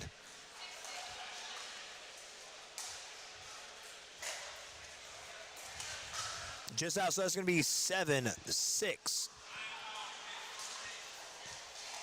Alethea Henry, new game, ladies. Thelma and Sierra, you got this. Let's go, TNC. Shout out to you, Alethea. Melanie Spear, whoop, whoop. Columbia SC representing. That's right. Oh, and that ball just out. So that one right there going to take us to the side change. Also going to take us to another quick commercial break. We'll be right back with more Southern Pickleball action after a word from our sponsors.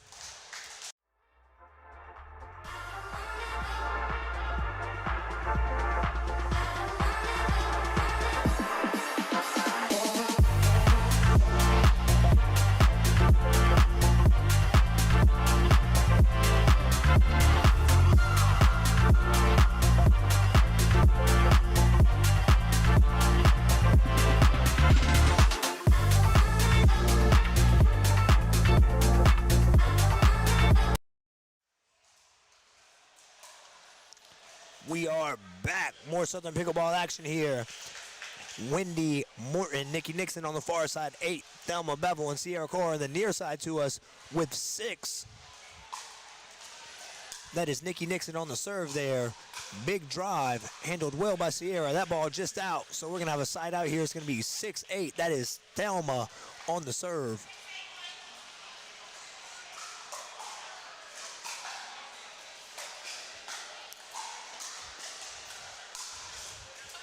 Heather said 6'7", America's favorite number. I don't know what you're talking about, Heather. I've never heard such a thing in my life. 6'2", Sierra on the serve.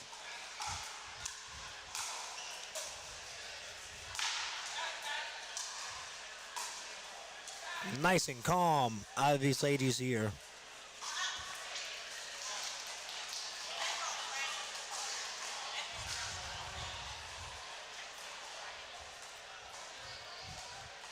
And we're going to have a side out. It's going to be 8-6. Nikki and Wendy trying to run away with it here.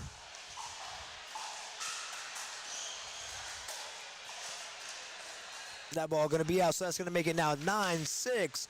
Once again, this is a game to 15. Win by 2. Women's doubles 3.5, 35 plus. Nice shots there by Nikki and Wendy. Wendy with the finish, so that's going to make it 10-6. And they are starting to grab a hold of this. If Thelma and Sierra want to get back in this game, there's no better time than now to get that ball back.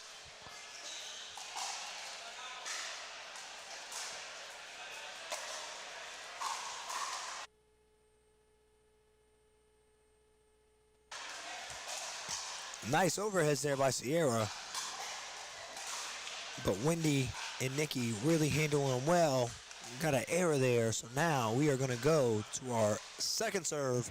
Nikki Nixon serving over to Sierra Carr.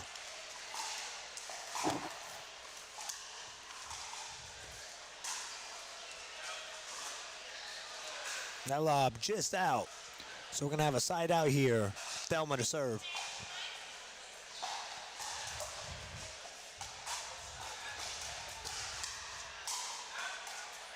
That ball just out. Going to be 7-10. Taking advantage of the side out here as they needed to.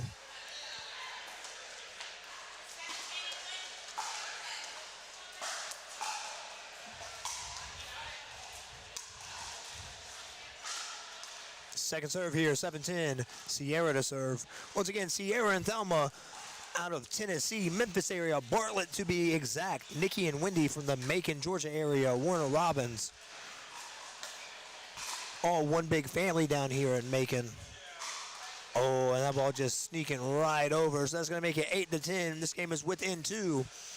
And as they have been all day and all week, championship court just seems to produce really close games.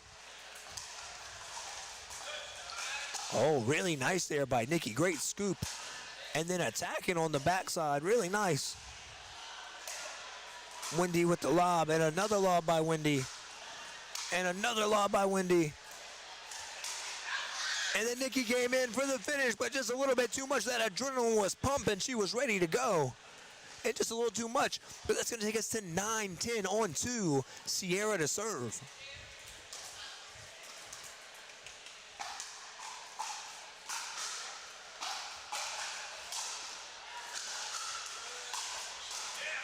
And that is going to be a tie ball game.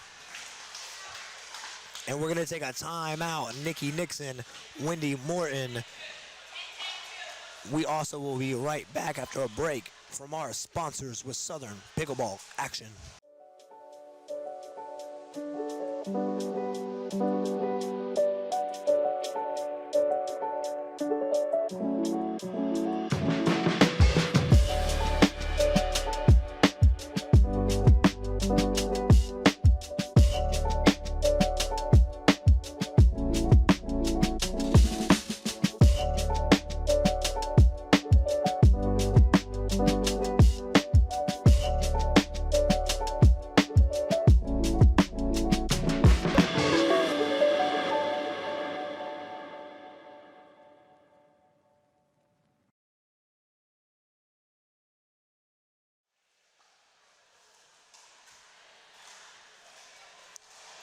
All right, back on Diadem Championship Court here at the Southern Pickleball Championships presented by HEAD.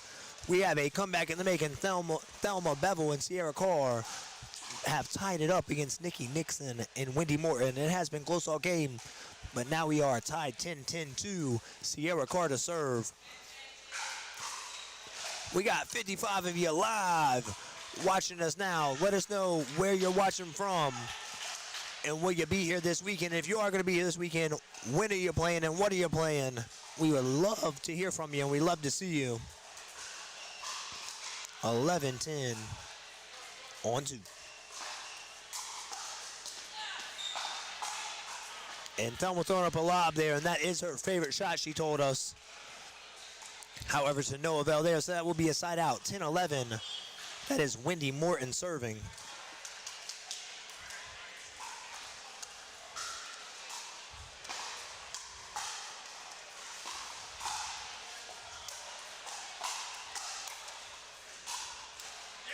Oh, that one just barely clipping the top of the net. Not able to get that ball over. We're going to have second serve, 10-11. Nikki Nixon serving to Thelma.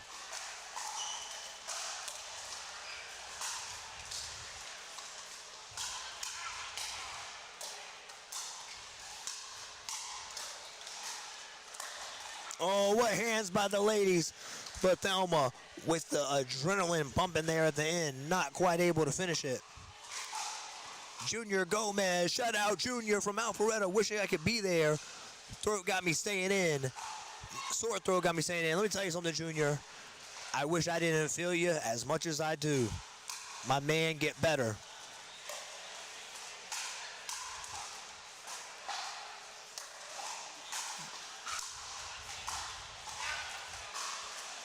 That ball just out, so we're going to have side out 11-11. And if you like good pickleball, you like close games, you're in the right place because we got both happening right now.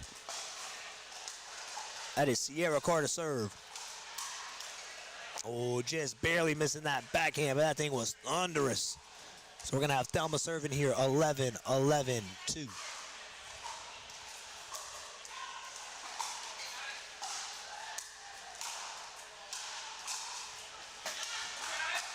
Really nice get by Thelma, and then Sierra coming over to cover, and a good job of it, just barely missing that. Another side out, 11-11.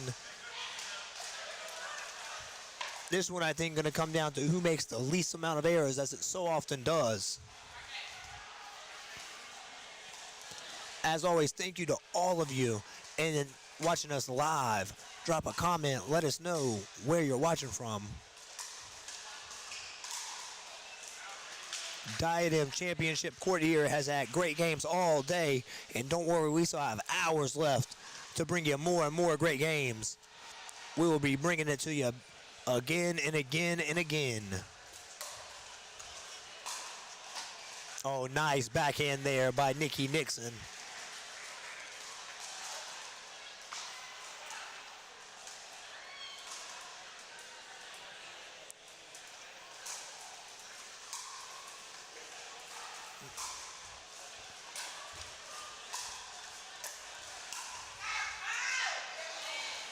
That ball just sneaking in there.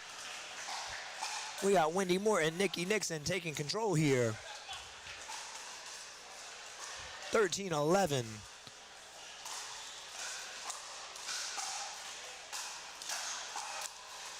Oh, what a shot by Nikki, but could not finish it. That was the perfect setup, however. If I'm her, I'm looking for that same exact shot once again.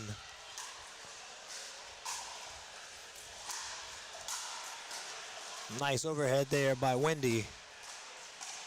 Really nicely handled by Thelma. Oh, just out there by Nikki, so that's going to make it 12-13, and we have a game on our hands. Mystery Bowen, let's go Thelma and Sierra. What's up, Mystery? How you doing?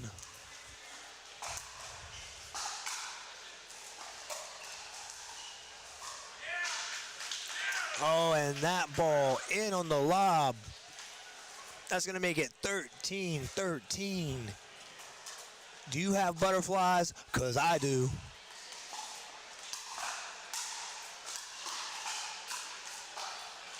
And a very nice shot there by Nikki. Nice and controlled, just as it should be. So we're going to have second serve. This is Thelma to serve. 13-13, 2.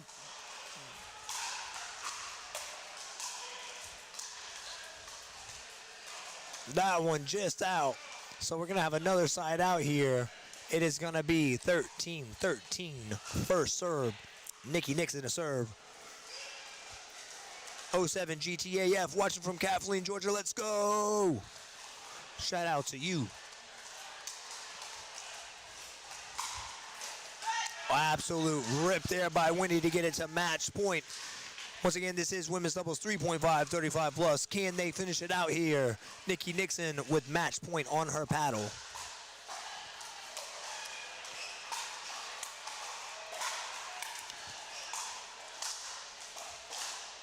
Oh, handled well off the net. And then another great shot. Oh, these ladies are giving it all they got. And that is the match. That is going to be 15-13. Nikki Nixon and Wendy Morton taking down Thelma Bevel and Sierra Carr. And if you want to be part of this Southern Pickleball action, we have some upcoming tournaments that will be near you somewhere. We got the Dale Dinkers Winter Warm-Up in Atlanta, Georgia from January 10th to 11th. We got the Rome Indoor Winter Classic in Rome, Georgia, January 17 and 18. Midwest Food Bank Peanut Butter Tournament supporting the Midwest Food Bank. That's in Peachtree City, Georgia, January 24th and 25th. We got the Cobb County Polar Bear Classic at Pickleball Kingdom, the first ever tournament at Pickleball Kingdom. That is in Austell, Georgia, January 30th through February 1st. We got the 2026 NOLA Picklecross. That is in New Orleans, Louisiana. Who dat, baby? That is February 7th through 8th. And we have the Shamrock Smash in St. Augustine, Florida. That's March 14th and 15th. That is my birthday. So I might just see you there. We'll be back with more Southern Pickleball action right after a word from our sponsors.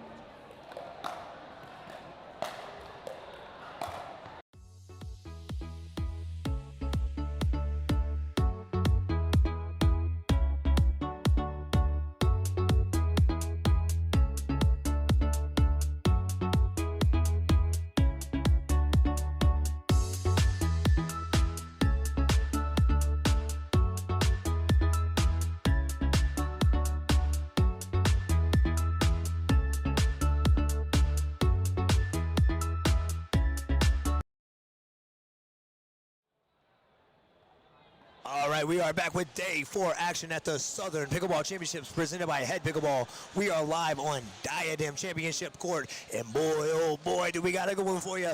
This one, men's doubles 5.0, 16 plus. This is the first round of playoffs. We got Chris Harrell and Nick Cassidy taking on Michael Whitland and Lucas Wilder. Winners of this match will be moving on to the semifinals. We got Michael Whitland to serve here. Michael Whitland, Lucas Wilder nearest us.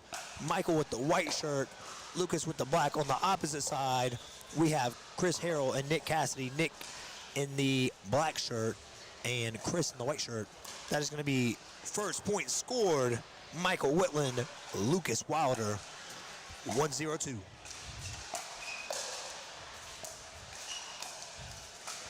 Oh, what a shot there by Nick Cassidy. That was absolutely insane. So that's going to be side out. We're going to have 0-1-1. That is Chris Harrell to serve.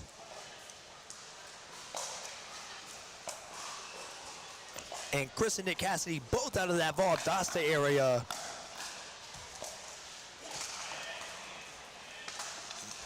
Nick Cassidy saying his favorite pro pickleball player is Luca Mack, which is the most recent winner of the Kitchen Open. Chris Harrell saying his favorite player, Hayden Patriquin. Any other hobbies in pickleball? They both said no. We're all pickleball all the time, baby.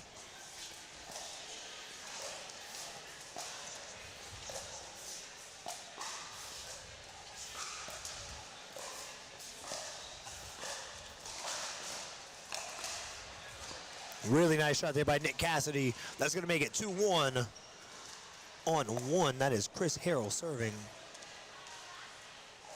Sorry, Nick Cassidy serving. 2-1-2.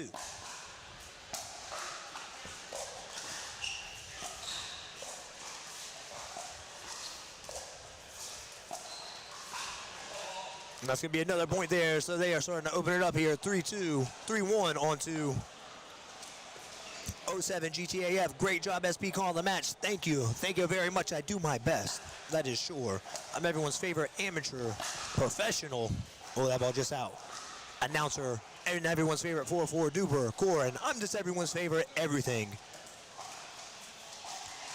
That is Lucas Wilder to serve there. That's 1-3 on 1.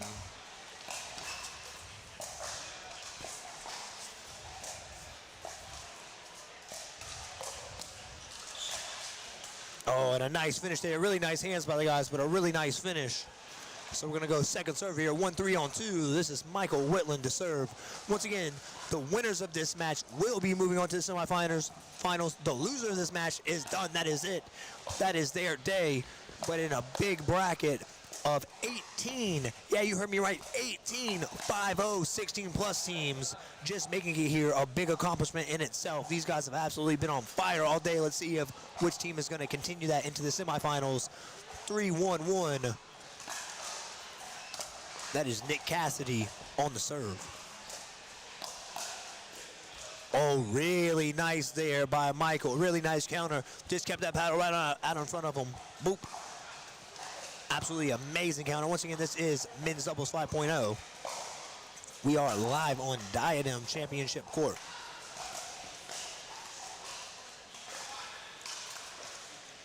And that's going to get this side out. Let's see if they can't roll with it now. They got some momentum, but can they make the momentum transfer over to offense?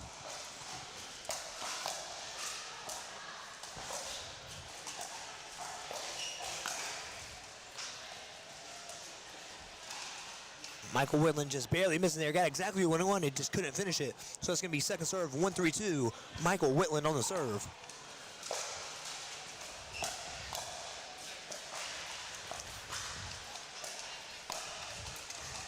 Just out, so that's going to be a second point there. Michael Whitland from Marietta, Georgia. Lucas Wilder coming from Austell, Georgia. Michael Whitland's favorite pickleball player, Donald Young. And let me just tell you, Donald Young is in the house. Don't know if he'll ever come on TV with us, but he is here supporting. He is at the Southern Pickleball Championships. Shout out to Donald Young. And if you want to see more of Donald Young in Southern Pickleball, check out the Southern Pickleball Podcast. We do have an episode with Donald Young. That is on Southern Pickleball TV, exactly what you're on now.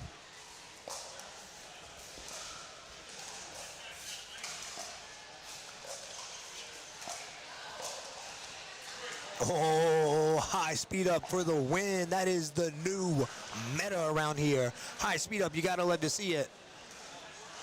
It's gonna make it 4-2-1, Nick Cassidy to serve.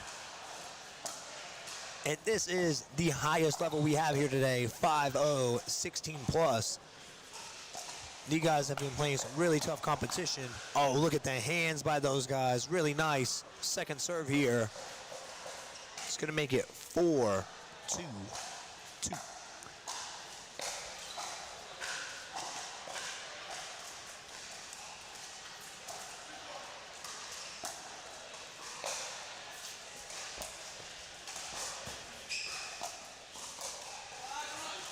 Oh, that ball, and again, those high speed ups is absolutely killing these guys. Lucas giving some love to the fans. 2-4 on 2. Great drop there by Lucas, well handled by Nick. Oh, and Michael went for that tomahawk. Just couldn't quite get his paddle around in time, so that's gonna be side out here. 4-2-1, Chris Harrell to serve.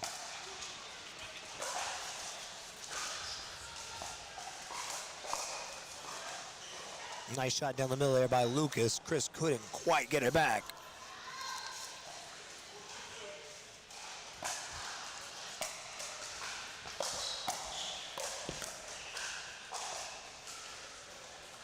Nice point there, so another side out. So really evenly matched here, just kind of a point here or there. That's the difference in score. Let's see which one of these teams will go on the big run first. Really nice drop there, wowzers.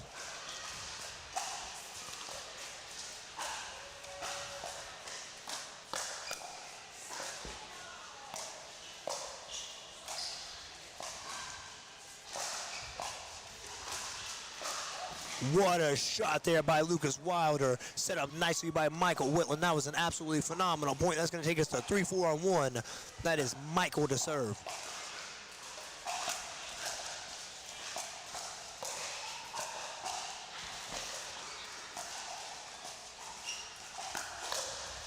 Oh, speed up there by Michael. Countered right away, right back to his feet, as if to say, hey, I saw it coming. Don't do it again.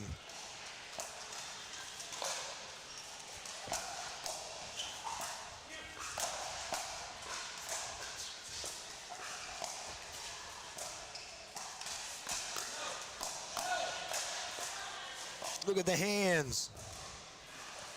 Nice reset there by Lucas. Exactly what he needed to do. Then goes on the offensive, but it's a little bit too deep, but what a point. 07 GTAF, the only hobby you need is making the money to pay for pickleball. Brother, do I ever agree with that? Because I love me a new paddle.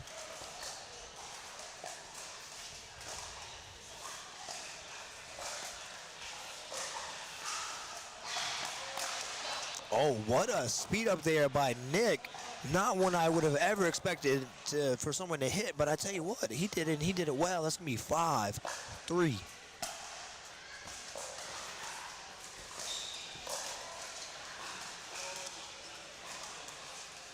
All right, so we're going to have 5-3-2 here. That is Nick Cassidy to serve.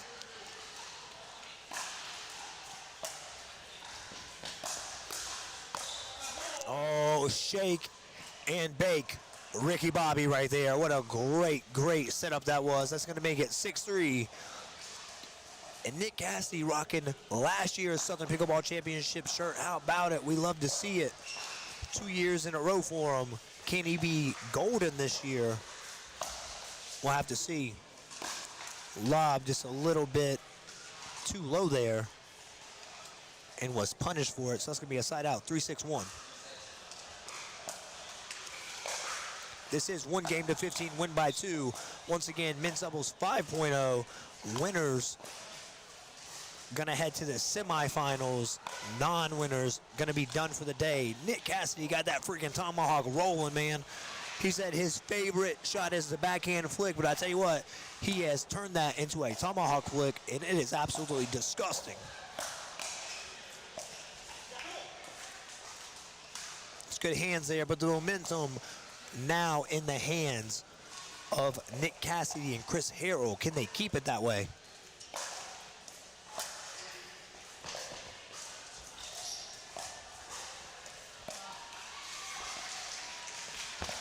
Those balls barely getting over the net there.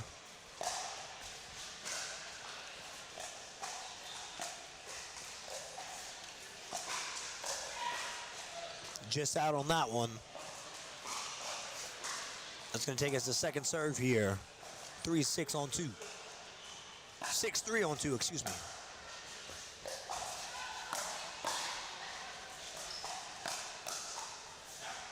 Oh, nice shot there by Lucas to get the side out. 3-6-1 coming right up.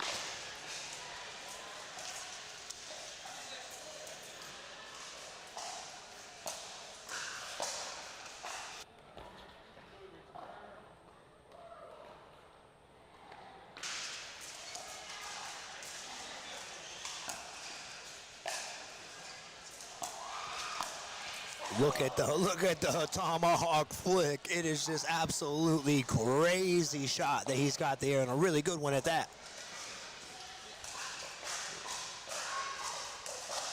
So we're gonna get 6-3-1. Can they go ahead and get the side change here?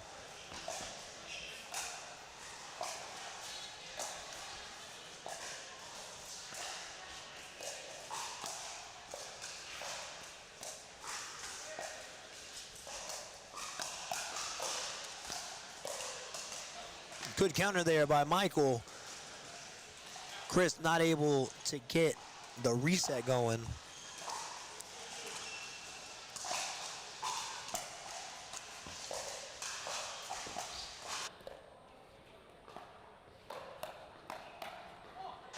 Nice flick there, but a very nice counter by Michael Whitland. So we got another side out, and what a match we have brewing here, 3-6. Who is going to be able to get more points? Who's going to be able to get the big run so far? Just small runs in between.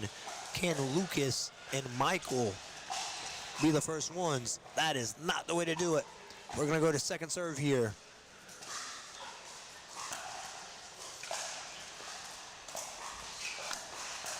And there's that tomahawk again. Good hands by Lucas. That ball just deep, so that is going to take it to 4-6 on 2. That is Michael Whitland serving.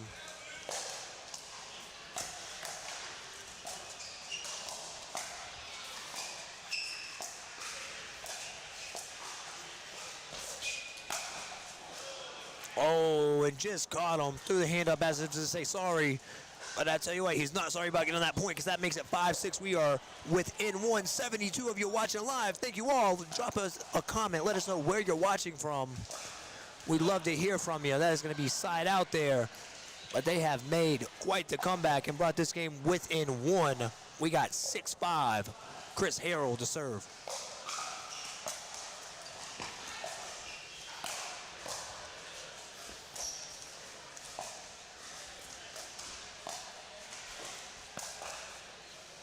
Little ATP action, but it wasn't quite in, so that's going to make it 7-5 on 1. Chris Harrell to serve.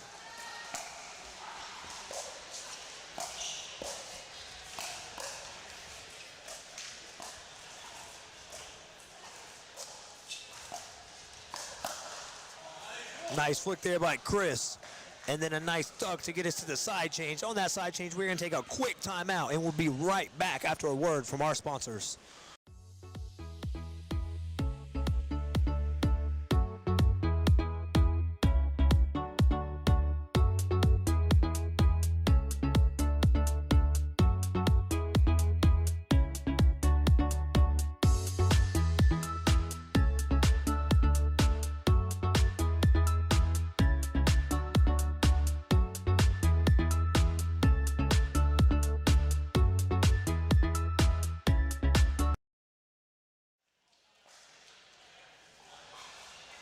All right, we are back at the Southern Pickleball Championships presented by HEAD Pickleball live on Diadem Championship Court. This is your men's doubles 5.0 16+ quarterfinal match. Winners moving on to the semifinals, losers going home for the day.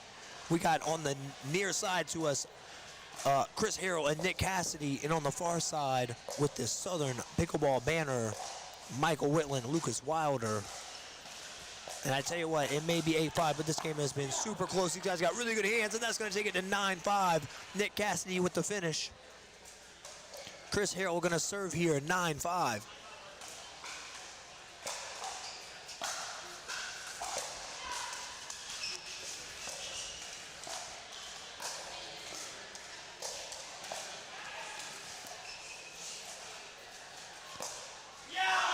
Oh, what a speed up there by Chris to get them to double digits.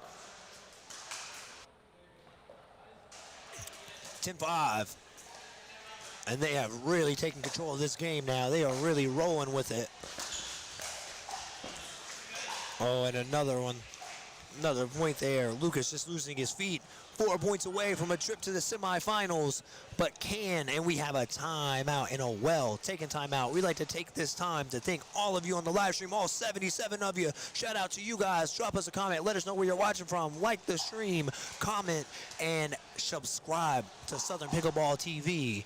And we hope to see you guys here next year. If you're not going to be here this year, it is very simple. All you have to do to qualify is medal in a Southern Pickleball tournament. And you can find those tournaments on southernpickleball.com. We are back to the action. 11-5, Chris Harrell to serve.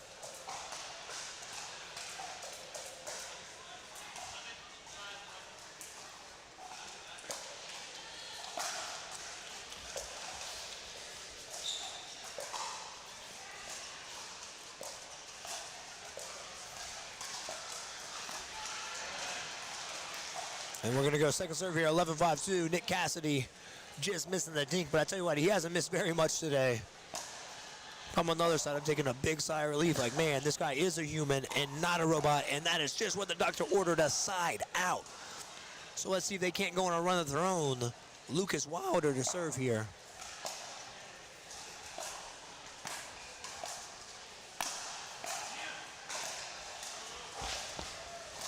Good get there. Great defense by him there, and that defense leading to offense because that is a point. That's going to take it to 6-11. Really scrappy point there.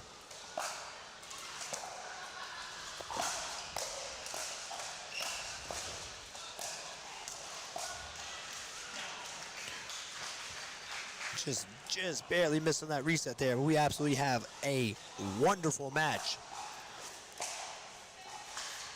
Tamar Glasser, go JP and John from Charlottesville, Virginia. Shout out to you. JP and John, that was a bit earlier, but shout out to you for the comment. What a point, what a scramble, wow, and what a finish by Chris Harrell there.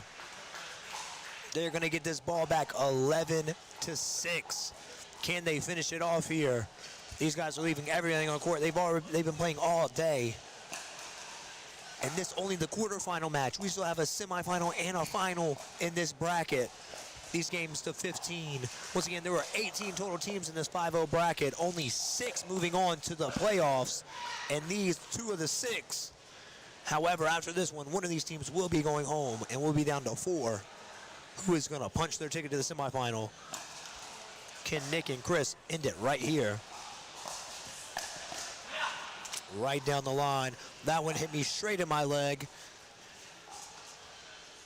I'm being attacked over here. I'm being body bagged. I'm not even in the game.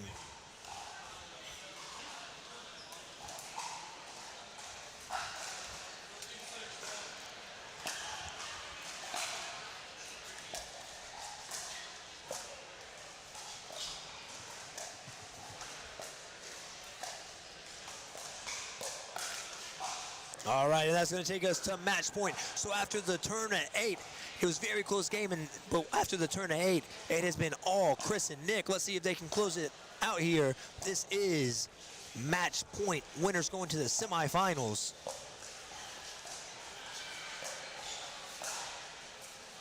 Oh, that lob just going in. Chris thought it was going out. He ducked, he dodged, he dove.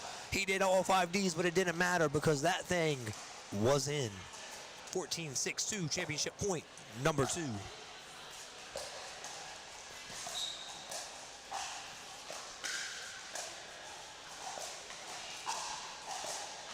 And that is going to do it. Chris Harrell, Nick Cassidy moving on to the semifinals with a 15-6 win over Michael Whitland and Lucas Wilder. That is your men's doubles 5.0 16-plus quarterfinal match. And I'll tell you what, we got way more where that comes from because we got way more brackets and way more games. We'll be right back with some more Southern Pickleball action after a word from our sponsors.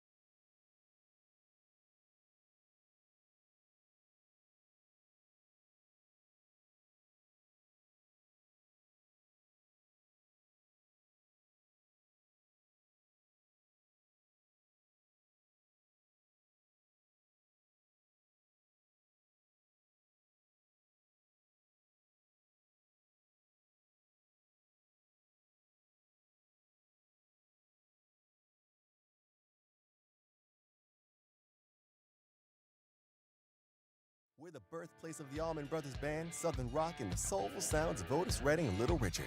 Our musical heritage wrote the soundtrack of our nation and is home to today's rising stars. Macon, Georgia is where soul lives. Plan your visit today at visitmacon.org.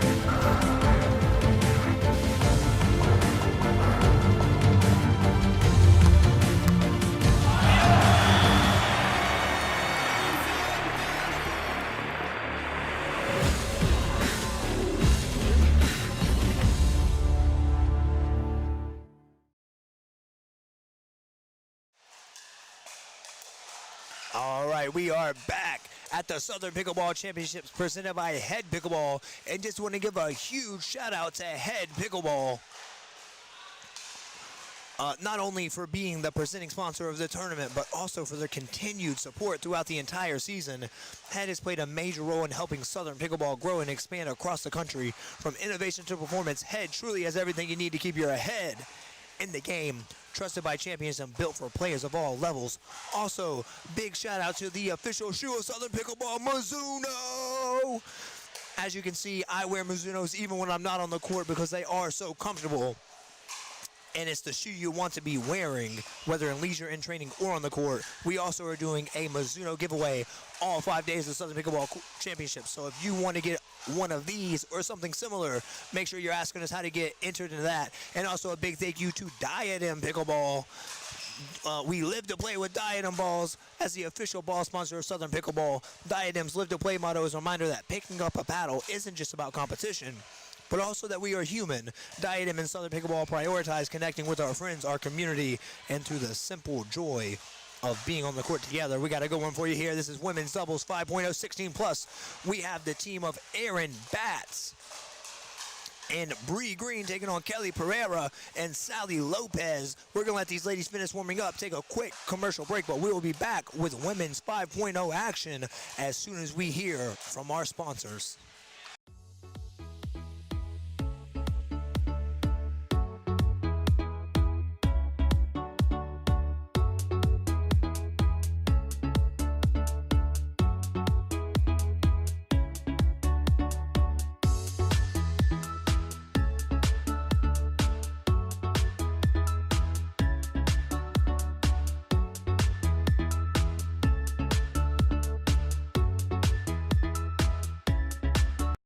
We're the birthplace of the Allman Brothers Band, Southern Rock, and the soulful sounds of Otis Redding and Little Richard.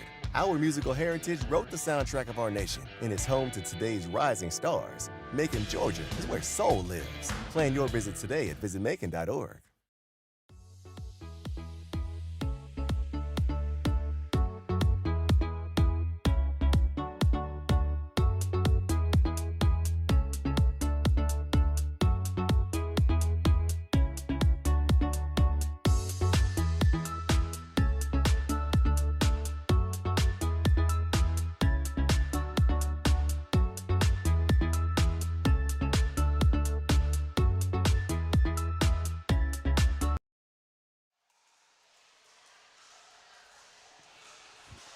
Welcome back to the Southern Pickleball Championships presented by HEAD Pickleball.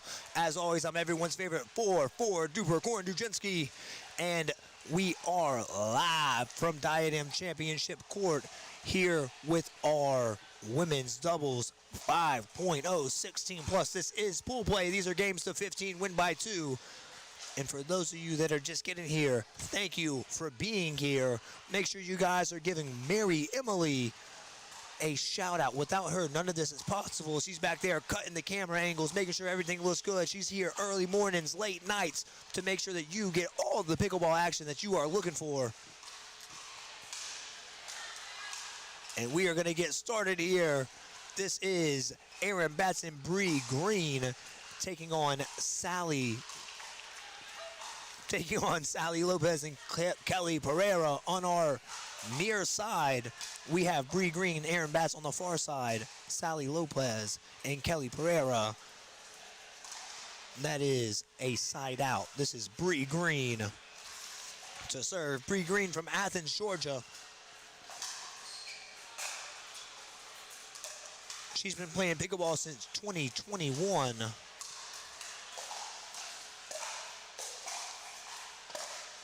Oh, going for the ATP, just didn't quite wait long enough. Was Aaron Batts there?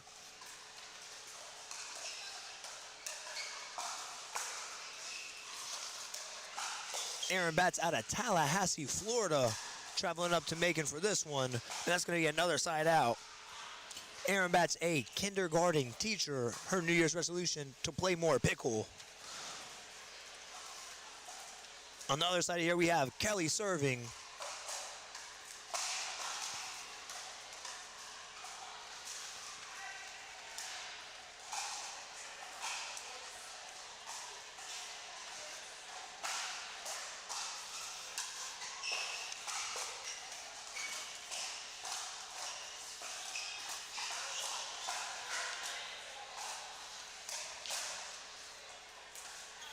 Just out there on the lob by Kelly Pereira. So that's going to be Sally to serve now.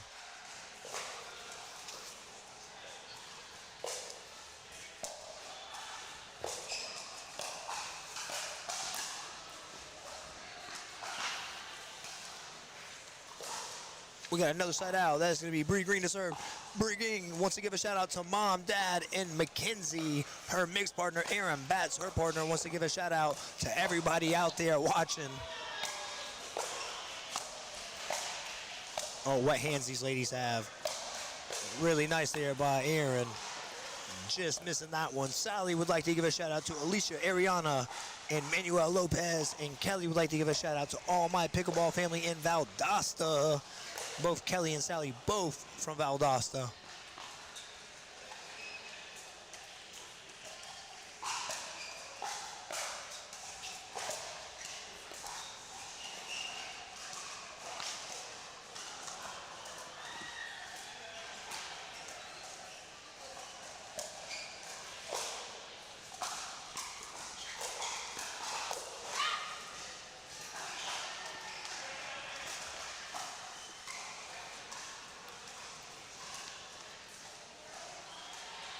Zero two, the team of Sally and Kelly serving.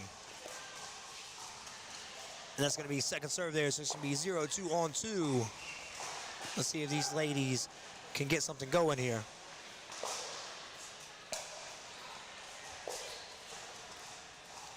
And that's going to be another side out there. So we have Bree Green to serve here. 2-0 on 1.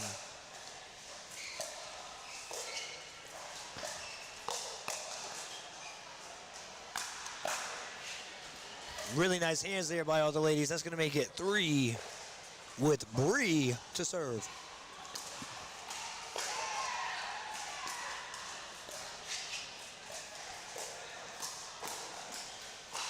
Oh, a nice speed up there. Nice counter. Just wasn't able to finish. This will be Aaron Batts now to serve. 3-0-2.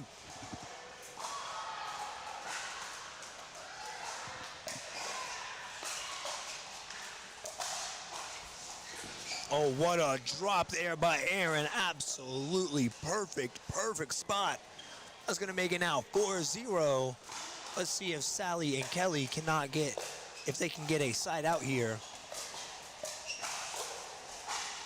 Oh, and they do. Really nice shot there. So we are going to have a side out. Sally Lopez and Kelly Pereira.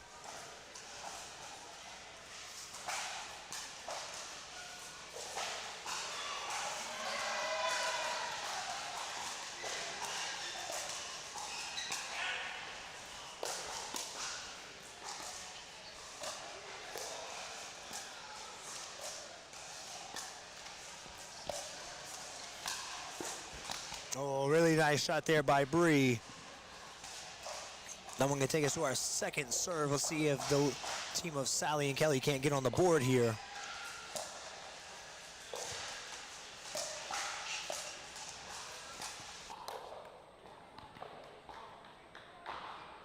And indeed they can. That's gonna be the first point there. It's gonna be 1-4 on 2.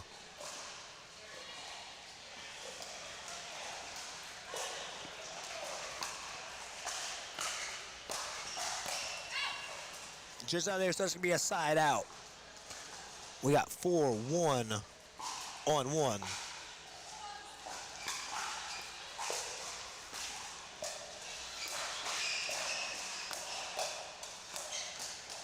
Nice hands there by Aaron, but relentless on the other side, not giving them a chance to breathe at all. Getting it to the second serve.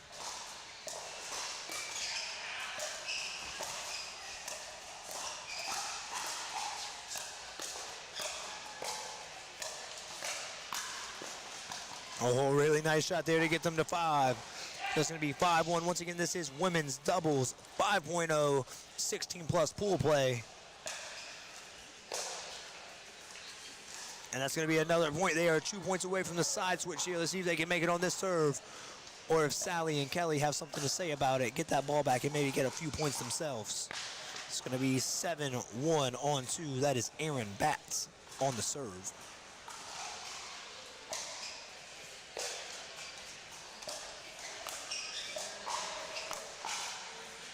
All right, we're going to have a side out there. So this will be 1-7, 1-7-1. And let's see if the team of Sally and Kelly can get it going here.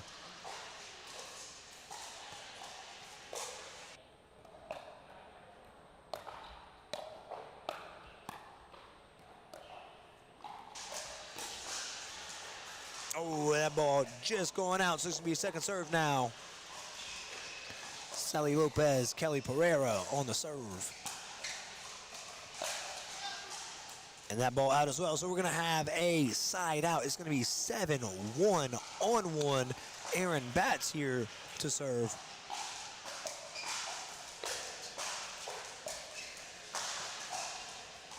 Second serve here. Don't forget, this tournament here, medalist only. Only those who have medaled in a Southern Pickleball tournament were eligible to play. You guys head over to southernpickleball.com to check out upcoming tournaments so you know how you can qualify and where you can qualify for this tournament next year. We got 8-1. That's going to be a side switch, and we are going to take a quick commercial break.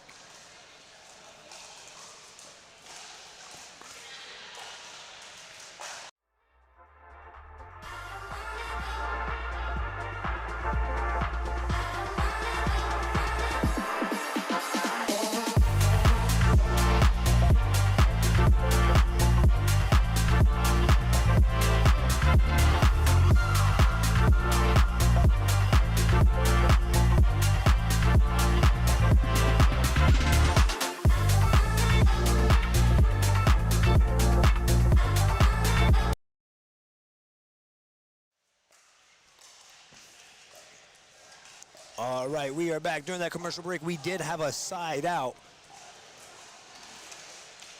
And now a second point for Sally and Kelly. Let's see if they can take advantage of the quick side out of the side change and get it rolling.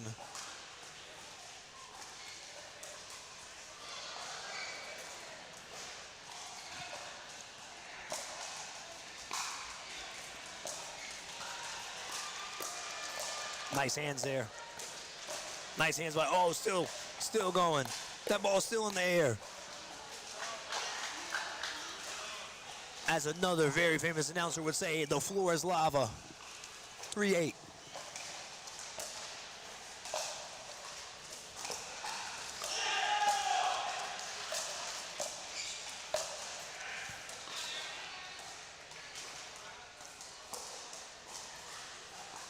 All right, side out, it's gonna be 8-3. That is Bree Green serving. That ball just out. That's going to take us to 9-3. These ladies looking to close it out here. Once again, these games are to 15 in this women's doubles 5.0 bracket. Win by 2. This is pool play.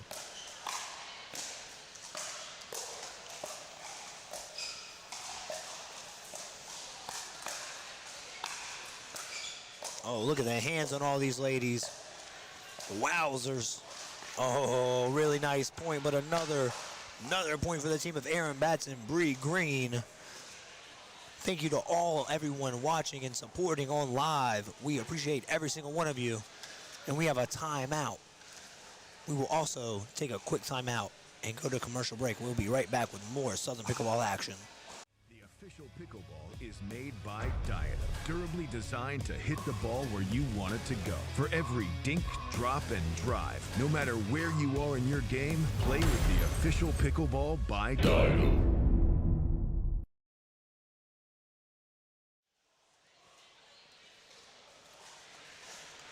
We are back at the Southern Pickleball Championships presented by HEAD Pickleball at the Diadem Championship Court. This is women's doubles 5.0. Sally Lopez and Kelly Pereira taking on Aaron Batts and Bree Green. We got Aaron Batts and Bree Green up 10-3. And so far, it has just been a game that has been dictated in every way by Aaron Batts and Bree Green. Sally Lopez and Kelly Pereira having their moments, but not enough of them. Let's see if they can change that here coming out of break. 10-3.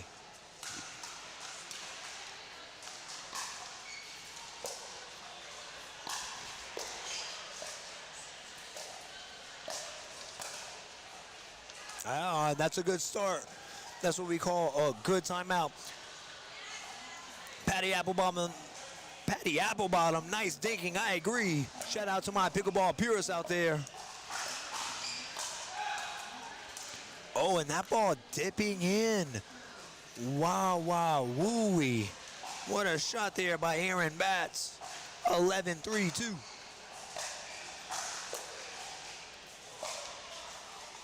And we're going to get another side out, 3-11. There's no better time than now for the team of Sally Lopez and Kelly Pereira to get some points on the board, make a little run of themselves, and make the other team feel the pressure. As of now, Aaron Batts and Bree Green really in their zone, not stressing about too much. Second serve.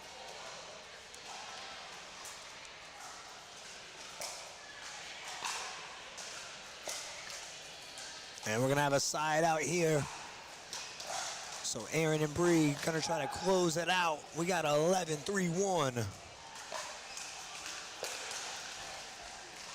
Make it 12-3-1. I tell you what, some games you just feel like that ball's getting harder and harder to get over the net. That might be the case here for Sally and Kelly. Playing good, but sometimes the ball just don't go your way. Oh, by that time it did. What a shot. What a thunderous overhead there. That's going to take us to the second serve. 12-3-2.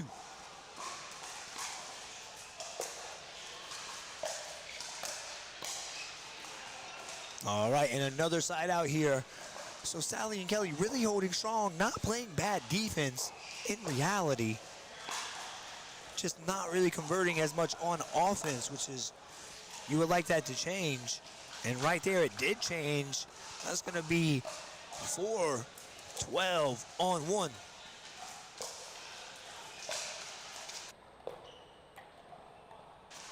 And just short there on that third. So we're going to have another second serve here.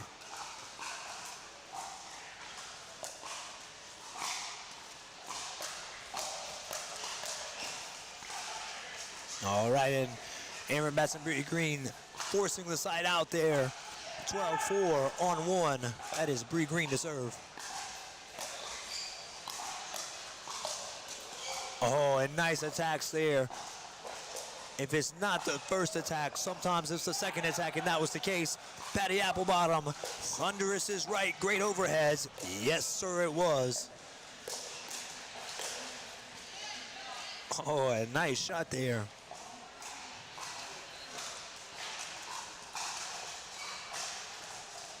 Patty Applebottom working under an alias, but I will let them stay anonymous.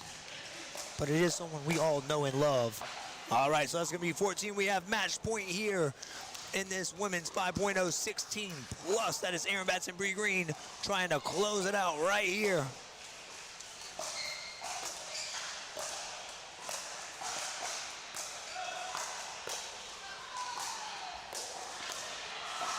Nice reset there.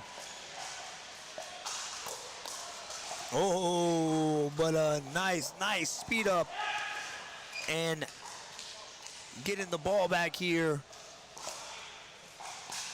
This is the time to do it, if ever. And that first one just out there, just out. So we're gonna have second serve for 14.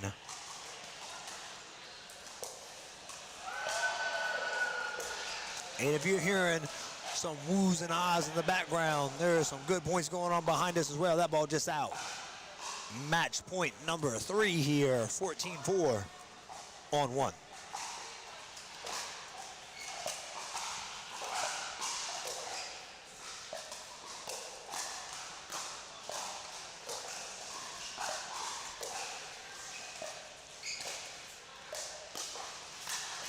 And that will do it. 15-4. Aaron Batson, Bree Green taking out Sally Lopez and Kelly Pereira in our women's doubles 5.0 16 plus. And we have a lot more action where that comes from on Diadem Championship Court from the Southern Pickleball Championships presented by HEAD Pickleball after a word from our sponsors. And as always, thank you all for tuning in.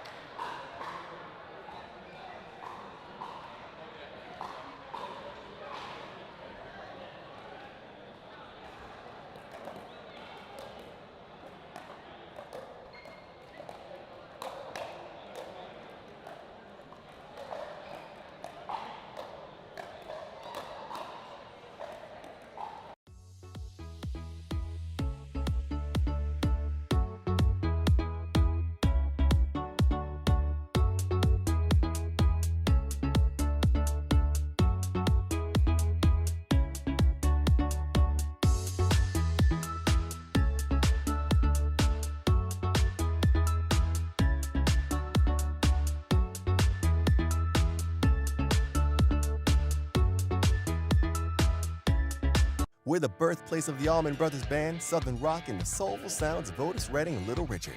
Our musical heritage wrote the soundtrack of our nation and is home to today's rising stars. Macon, Georgia is where soul lives. Plan your visit today at visitmacon.org.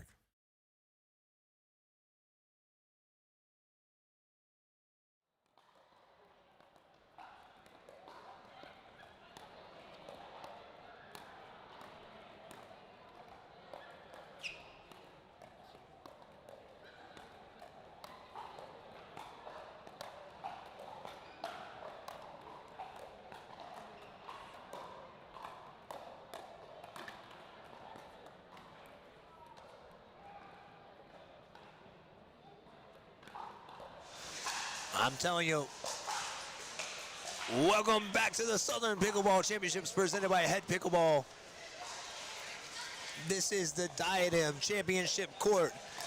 This is our men's doubles 5.0 gold medal match. This is our highest level of the day. We have two familiar faces, Nick Cassidy and Chris Harrell. You saw them in the quarterfinals taking on Trong Nguyen and Logan Thompson. And this one is gonna be a treat. Don't forget to like, subscribe, and comment to Southern Pickleball TV. Comment on the stream, let us know where you're watching from and who you got winning this match. Once again, this is men's doubles 5.0 gold medal match. Let's go, Winnie Logan, win the gold. That is from Laura Othax, 1649. Shout out to you. These guys are getting some fresh balls warming up, and we will soon be ready for some Southern Pickleball gold medal action. Who will win? Who will take home the championship belt? We are going to find out here very, very, very soon. If you are in the building, head on over to Diadem Championship Court upstairs, court number 7, surrounded by Diadem banners and HEAD banners. And come check out this match. Once again, this is the 5-0 championship match.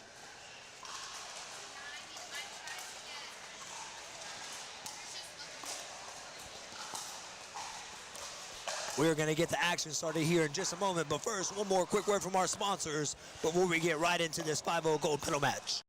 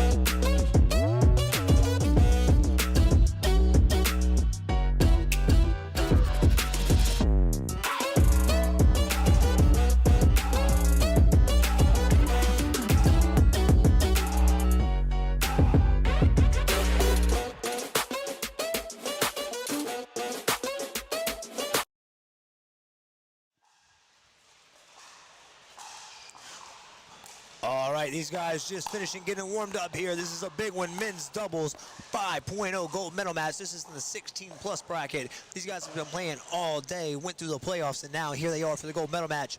Once again, we do have Trong Nguyen and Logan Thompson taking on Chris Harrell and Nick Cassidy.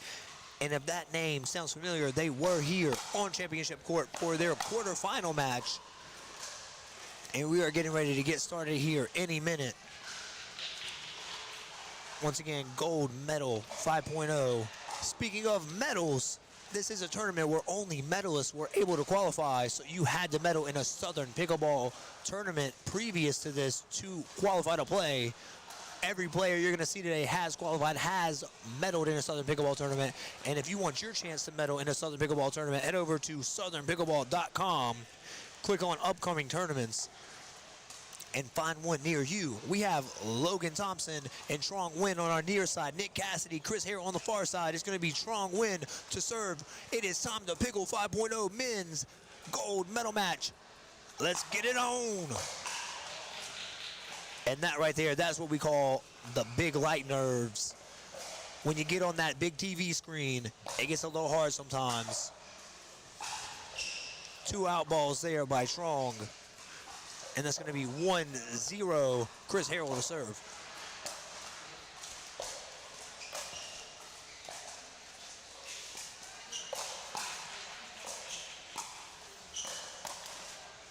Nice shots there, nice and smooth by Chris. Trong and Logan playing good defense. 2-0-1.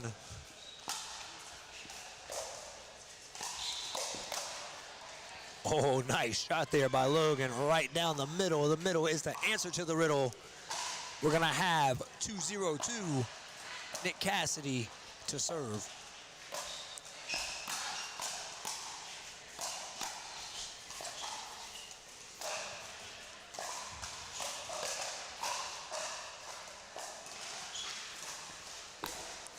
Wow, what a shot there by Chris coming in. It's going to make it 3-0. And these guys coming out firing early. I'll tell you what, Trong and Logan really playing good defense, but when the pressure's that relentless, what are you gonna do? Really nice return there by Trong. Oh, and Logan finding that middle again. Could that be the recipe for success for him? We got 0-3-1. This is Trong Nguyen to serve. Great serve.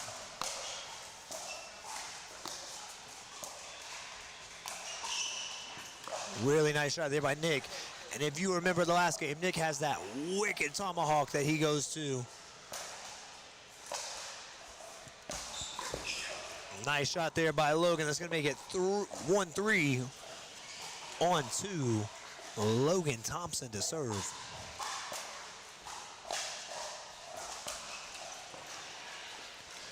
Patty Applebottom, what a poach, I agree. I believe he was talking about the poach by Chris Harrell, and that thing was nasty. 3-1-1, Nick Cassidy to serve.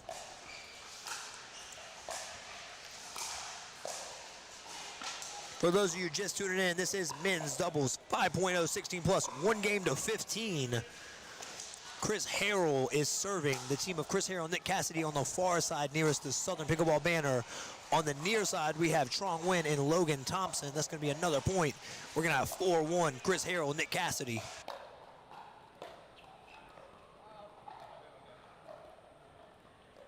And a quick timeout there after a couple of missed returns. So we also will take a quick timeout, head to commercial break, and we'll be back with more Southern Pickleball action right after this.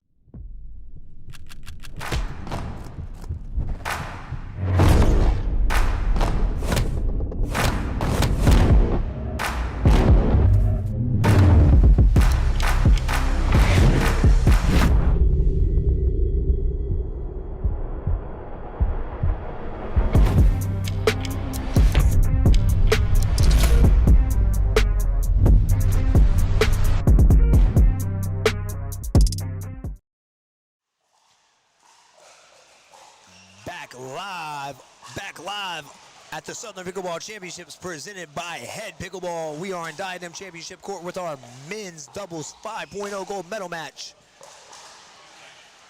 That's what we call a good timeout. Got the side out there, Trong Nguyen and Logan Thompson to serve. Logan Thompson here on the serve. That is Nick Cassidy on the return.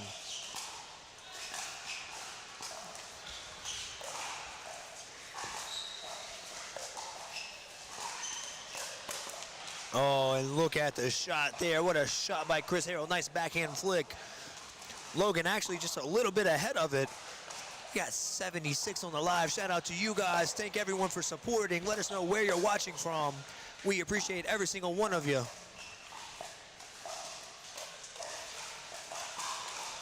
And a missed dink there. Just going to get a side out.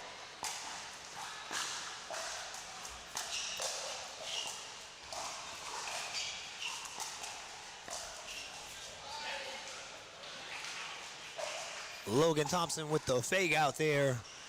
And really, I like his aggressiveness there. The issue is it was just too quality of a shot. There's nothing you can do about that.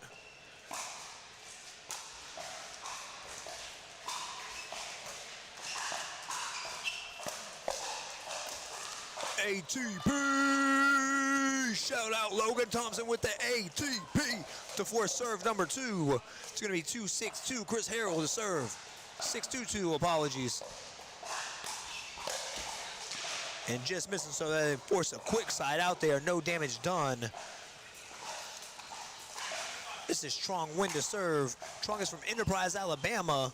His favorite player is Ben Johns. He is in the U.S. Army. Thank you for your service, sir. And he would like to give a shout out to Lynn Wynn, his wife, and the Enterprise Club. Logan there, who hit that third shot and wins that point.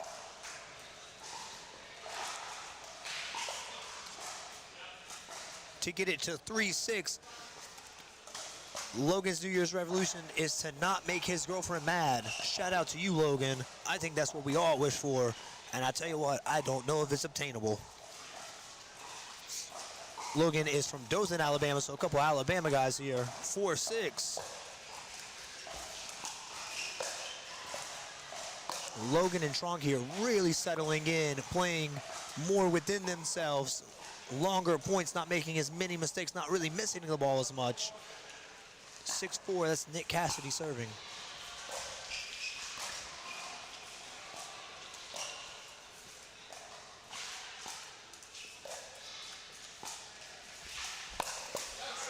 Oh, just short on the ATP there by Chris, but it was there. Just a touch short. We're gonna have second serve. This is Chris on the serve.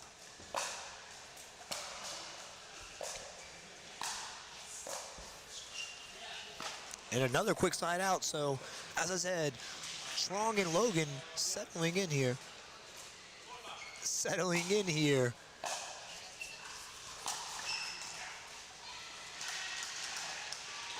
And that's a point.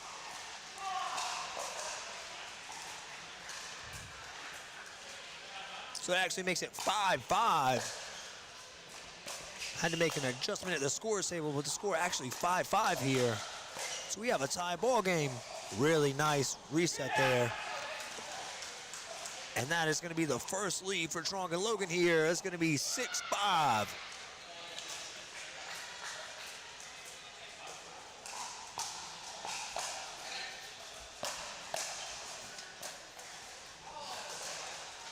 Oh, and Logan Thompson wants that one back. You don't get it back, but you do get a second serve. So let's see if we can take advantage of that. 6-5.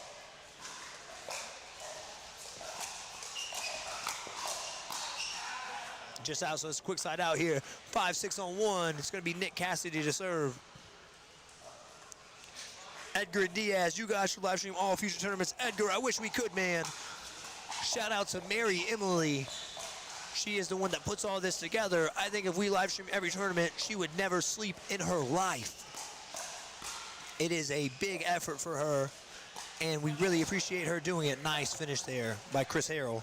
And if you guys are watching, give Mary Emily some love in the comments, because without her, none of this is possible. She is here early mornings, late nights, every night, every morning to make sure this happens. And make sure we get you guys the best quality pickleball we can. The only thing she cannot determine is how the players play, but they have not disappointed all week. It has been an absolutely amazing week of games. 6-6-2.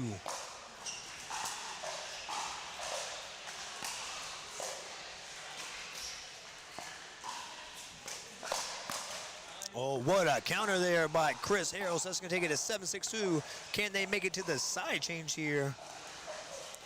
Patty Applebottom with the thanks, Mary Emily. Shout out to you, Patty Applebottom. You also are our #1 commenter. We appreciate it.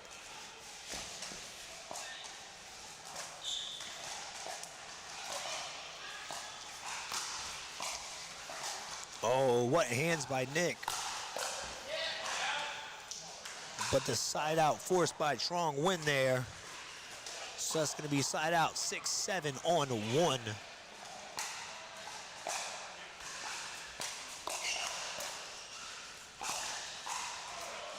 That ball just out 7-7-1. I mean, could you ask for a better 5-0 men's doubles final? We got 7-7-1. Trong win on the serve.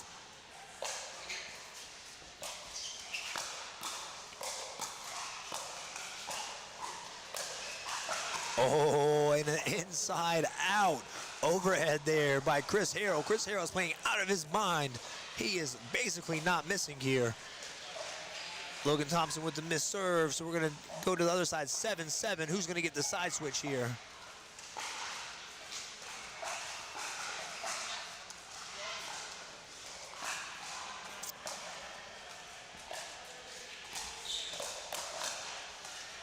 That ball just out. Good counter there by Logan. So we're going to have 7-7 on 2.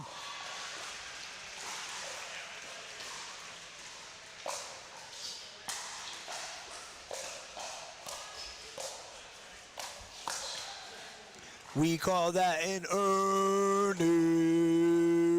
Great shot there by Logan Thompson. No one wanted the side switch. They must be comfortable on that side. They like what they're seeing. They like how that side of the court feels or something. It's nice and cozy.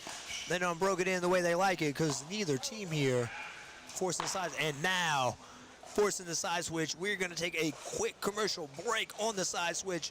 Once again, this is your men's doubles 5.0 16+ gold medal match.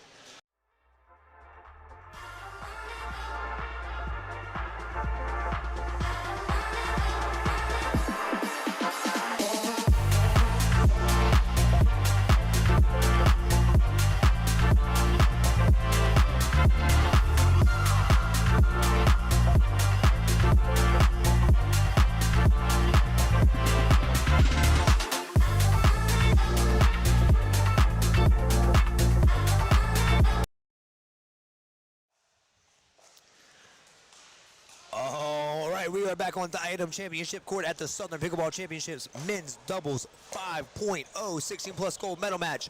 On the near side, we got Nick Cassidy and Chris Harrell down 7-8 to Trong win and Logan Thompson 8-7. It is still very much anyone's game. That ball just out by Logan Thompson, but what hands there. Absolute phenomenal hands. Second serve here. It's going to be Trong Win serving over to Nick Cassidy, 8-7.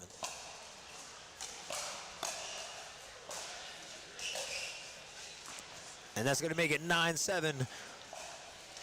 This game is anything but over, only a 2-point spread. And I tell you what, the way it's been going, I would not be surprised if it gets closer and closer. Side out there, we're going to have 7-9-1, Nick Cassidy to serve.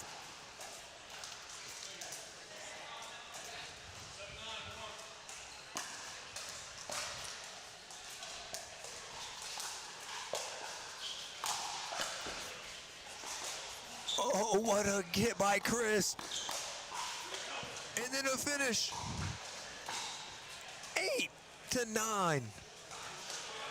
8-9-1. Absolutely phenomenal there by Chris Harrell. That is some athletic stuff if I've ever seen it. And again, the hands just are not failing him.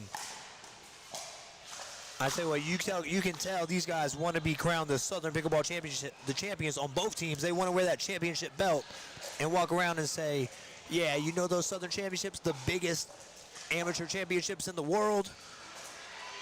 That is me who is the champion, and I'm going to be able to call myself that till next year. Edgar Diaz, is this game to 11 or 15? This game is to 15, sir. One game to 15, win by 2. And we got 9-9. Word on the street is the kids are calling this a new game. Make that 10-9.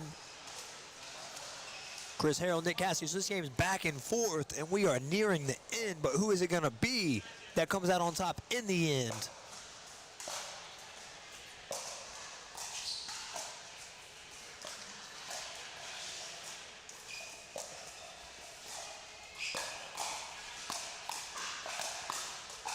Look at the hands.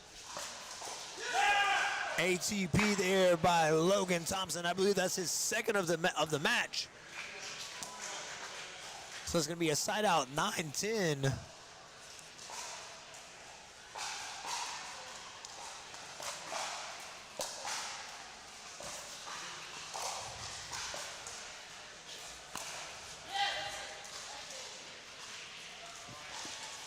That ball just out, so it's going to make it 10-10 on one.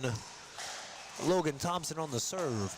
And if you came for good pickleball, you came for excitement, let me tell you something, you came to the right place. Because this one has all the makings of an instant classic here at the Southern Championships presented by HEAD Pickleball.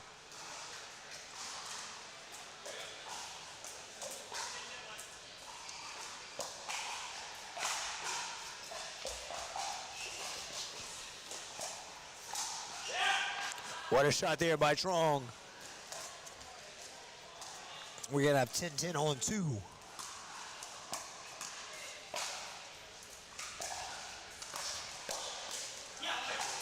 And that's going to make it 11-10 on two. Chris Harrell, Nick Cassidy taking the lead. Once again, back and forth. Seems like anytime someone gets the ball, they are taking the lead.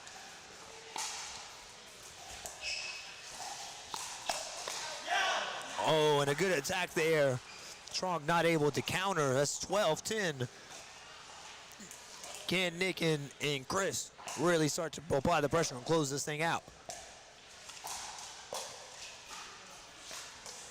Nice reset there by Chris. And there goes Nick. Nick really inserting himself there, getting that backhand flick going, which, by the way, is his favorite shot. And we have a timeout. So with that timeout, we too will take a quick commercial break. When we come back, we will crown our 5.0 men's doubles Southern Pickleball Champions.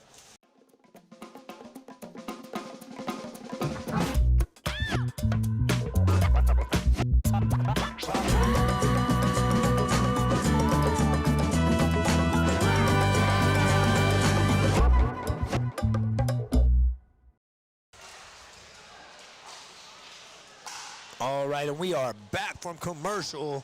Men's doubles 5.0, 16 plus gold medal match. We got Chris Harrell and Nick Cassidy up 13-10 on Trong Nguyen and Logan Thompson. Right after a 10-10, we are now 13-10. We got Chris and Nick, 3 straight points. Make it 4 straight points and a championship point here on the paddle of Nick Cassidy. Can Trong Nguyen and Logan Thompson get that ball back and put some pressure, or will this be it? Will they be crowned the champions? And that is they're gonna get the ball back in the crowd. You can hear them excited. You can feel the butterflies. I know I got them.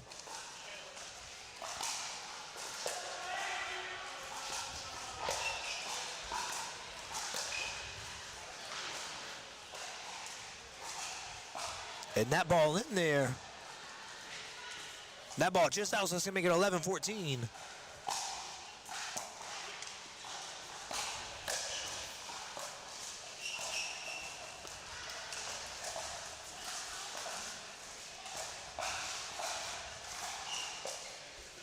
Good patience by the guys.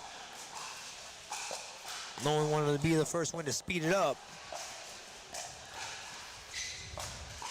Another ATP. That is 3.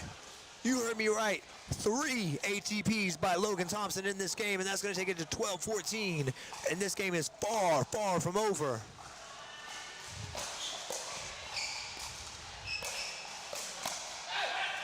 And that ball out, so we got 13-14. If you like good pickleball, this is the place for you. 13-14 men's doubles 5.0. 16 plus. This is the gold medal match. The winner will be crowned the Southern Pickleball Champions. Second serve here. 13-14. Logan Thompson to serve. Can they get this thing 14-14 and take us to some overtime? No, they cannot. So they need 2 side outs here. We got 2 championship points for Chris Harrell, Nick Cassidy. Chris Harrell to serve here.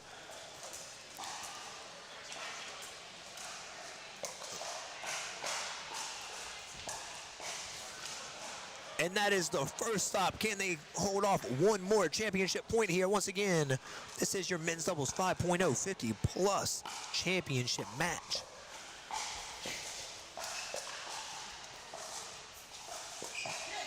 And that is a side out, so we have more pickleball to play. Strong win, and Logan Thompson getting the ball back. It's going to be Logan Thompson to serve. Edgar Diaz, dang, 3 ATPs. Yes, sir, that is correct. You did your math right.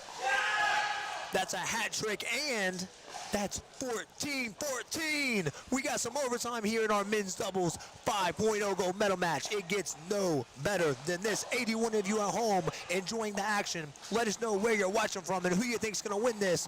We got Strong Win on the serve.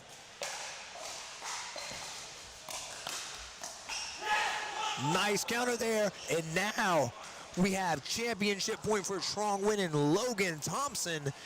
Can Nick Cassidy and Chris Harrell hold off? Patty Appleball, nerves are tight. These guys seem pretty loose. Only nerves that are tight are my own. Chris Harrell there with a big stop. Oh my goodness, if you like good pickleball, you are in the right place. 92 of you online. Absolute great game here. And Chris Harrell with the massive crash. Are you kidding me? 15-15, big-time players making big-time plays and big-time moments. All four of these guys have been absolutely on fire. Once again, this is your men's doubles 5.0 gold medal match at the Southern Pickleball Championships. And the energy is high, baby. Patty Applebottom coming from Kennesaw, Georgia. He thinks Chris and Nick got this. Shout out to you, Patty, from Kennesaw. Where's everyone else looking from? 92 of you. We appreciate all your support. And a great shot there to force the side out. Oh, man, I don't know who's going to win it. This one too close to call for me. Let's let the pickleball talk for itself.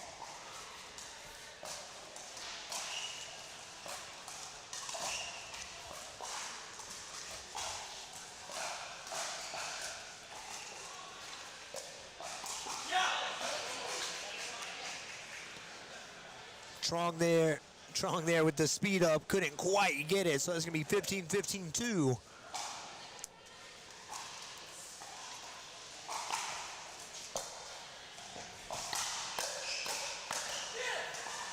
And that's gonna make it 16-15. Another championship point here for Strong Win and Logan Thompson. Can Nick Cassidy and Chris Harrell fight back once again? Wow, I don't know how he got that ball in, but he certainly did. And that is it. Your Southern Pickleball Championships 5.0 16+ champions. Strong Win and Logan Thompson taking it 16-15 against Chris Harrell and Nick Cassidy. We are going to have an exclusive interview with your champions right when we get back.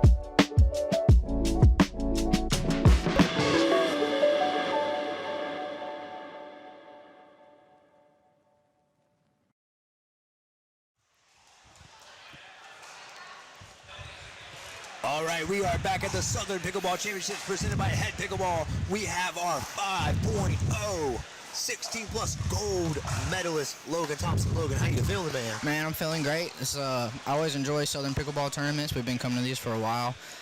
Feels good to win one, so. I tell you what, playing the highest level, you guys fought back again and again. And how does it feel? 17-15. Were you getting tight out there? Were you feeling nervous, or you were just confident in your shots? I mean, you kind of have to be. If you're not confident, no matter what the score, especially when it gets tough and tight like that, can't lose faith. You just got to go back to stuff where you practice and drill stuff a lot. You hope it sticks, in the big moments. So. That's right. So in this tournament, we have players from over 25 different states. So it seems like you probably got to play a lot of new players you never played before. How's your experience been? Yeah, it's definitely good playing people from other states and even, from pretty far away that come to play and stuff like this at this facility. So it's definitely good getting a mixture of, you see different types of games for sure. Right. From different types of players. So I saw your New Year's resolution was to not make your girlfriend mad anymore. Yep. Let me just tell you, from a married man, good luck with that, sir. Yeah. Good luck with that one. All right. Anybody want to shout out anything you want to say to the people before we get you out of here? Shout out Cobra Courts, Cary Courts in Dothan, Alabama for hooking us up with all of our training and facility and equipment. Thank y'all for everything you do for us. And I guess that's it. Heck yeah, bro. Well, congrats. Thanks, we appreciate you, man. Thank you, man. All right. We're going to take a quick commercial break. We'll be back with some more Southern Pickleball action after this.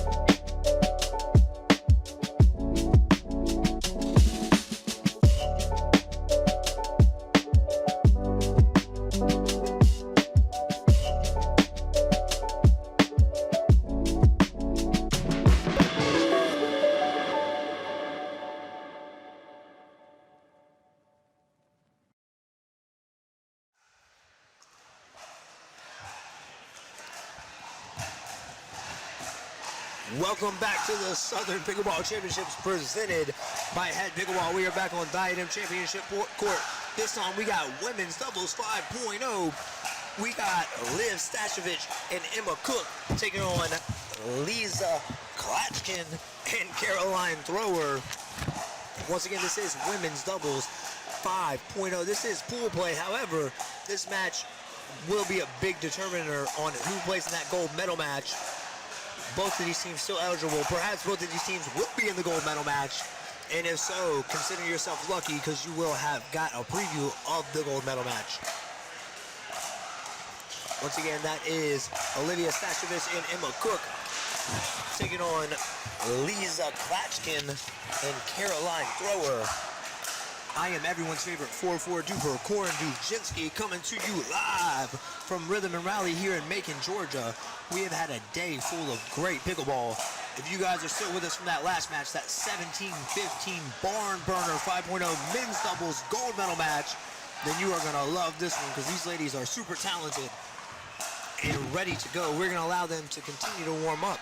While they warm up, big shout out to HEAD Pickleball. We want to give a huge thank you to HEAD Pickleball, not only for being the presenting sponsor of our tournament this weekend, but for their continued support throughout the entire season. HEAD has played a major role in helping Southern Pickleball grow and expand across the country. From innovation to performance, HEAD truly has everything you need to keep your head in the game. Trusted by champions and built for players of all level, HEAD is looking forward to a big 2026. Big thank you also to, you know it, it's coming off my foot, Mizuno, the official shoe wear of Southern Pickleball. Whether it be in leisure, in training, or on the court, Mizuno shoes provide you with the comfort you need to support the champion you are. And if you're here, ask us how to get a part of that Mizuno shoe giveaway. We're giving away 5, that's right, 5 of these bad boys this week. And as always, thank you to the official pickleball of Southern Pickleball and of the world, Diadem. We live to play with Diadem balls as the official ball sponsor of Southern Pickleball. Diadem lives to play motto is a reminder that picking up a paddle isn't about competition, but that we are all human. It looks like these ladies are getting ready. We are going to go to the court and get you going right as soon as they get their coin toss done, which, by the way, at Southern Pickleball, we make very easy. It's just whoever's on top. Whoever's on top gets server side. It's that simple. This is going to be 1 game to 15, win by 2. These ladies ready to throw down. They have been 2 of the better teams in their bracket all day long. And if you like what you're seeing, please drop us a like. Give us a comment. Let us know you appreciate what we're doing because we appreciate you so much. And subscribe to Southern Pickleball TV. And if you like me, for whatever strange reason that might be, I am everyone's favorite 4-4 duper, Corin Dujinski, and you can also catch me on the Southern Pickleball podcast. That's going to be every week. And we have a big 2026 coming. Perhaps some professionals, perhaps some really influential people in the pickleball space, perhaps something bigger than we've ever had before. Once again, this women's 5.0 match here. Emma Cook and Olivia Stashovich taking on Caroline Thrower and Lisa Klatchkin. It is time to pickle. Serving on the far side, nearest the Southern Pickleball. Nearest the Southern Pickleball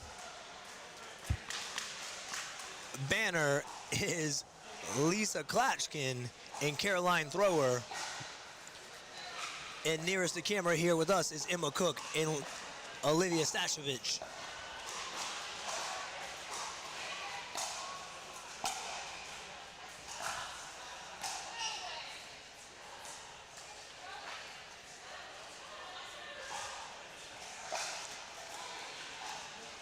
And some big game nerves there for Emma. So that's going to be 1 point for Caroline and Lisa.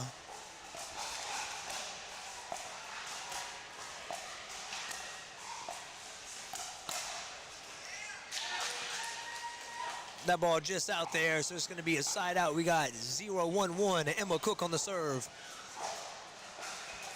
And if you are a fan of Southern Pickleball TV, you may have seen Emma on the Southern Pickleball podcast.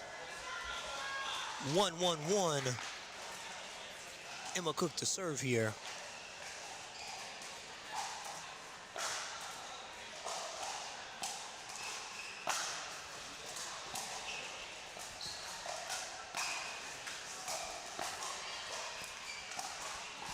Really nice hands there by Caroline. So we're going to have second serve here. Olivia Stashovich serving to Lisa. That's going to be a side out here. So we're going to get a side out here at 1-1. Lisa to serve. Lisa Klatchkin to serve. And that's 1-1-1. Lisa is a local here to Macon. Her partner, Caroline Warner Robbins, which means she is also a part of that Macon crew. On the other side, Olivia is in the Atlanta area at Dill Dinkers West End. That is her affiliation. Emma Cook out of Woodstock, Georgia, affiliated with Planet Pickle, Swell Pickleball, and Paddle Mania. Live with Dill Dinkers West End and Play Sport Atlanta. That is a sport court company. Really nice shot there by Emma Cook. So that's going to take us to 2-1-1. Live to serve.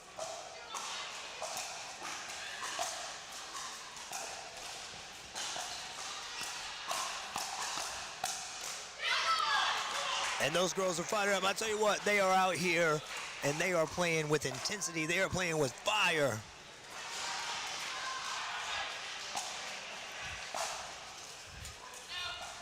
That ball just out, so they are rolling now 4-1 on 1.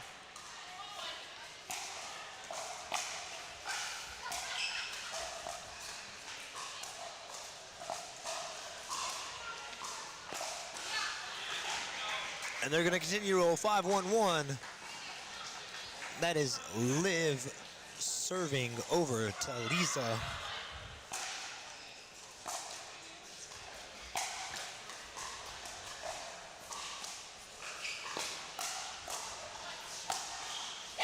Nice finish there by Emma Cook. So they are rolling up to a 6-1 lead. All right, do you guys show the 4-5s and 5-0s only? No, sir, we do not. We have, in this last session here, a lot of 5-0 brackets, however. That is why you're seeing so many 5-0s. Earlier in the session, we had 2-5, 3-5, 3-0, everything in between.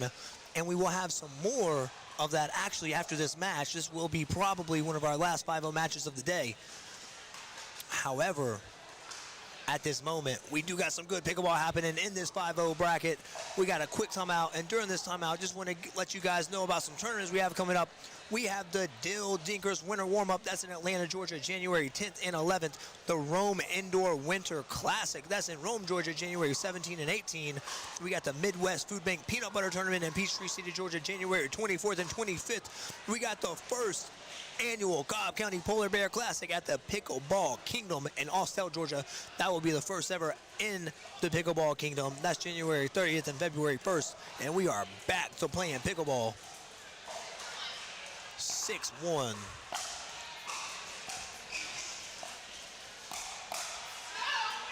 That ball out, so it's going to be 7-1. We are 1 point away from the side switch. Liv and Emma absolutely cooking right here, no pun intended. Can Lisa and Caroline throw a wrench in their plans and get this ball back and score some points? Also, no pun intended, or is it? I guess you'll never know. Emma Cook said her favorite shot here is the serve. She's going to get a chance at it right here, right now.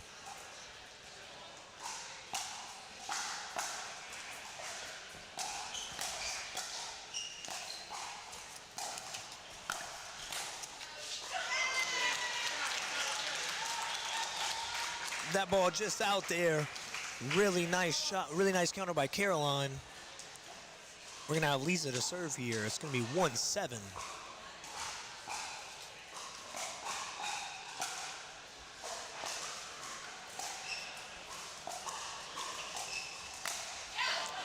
I tell you what, a couple of beautiful drops there by Caroline. And we asked her what her favorite shot is. She said, a drop? And I see why, because that was two beautiful ones. Could not connect on the speed up, however.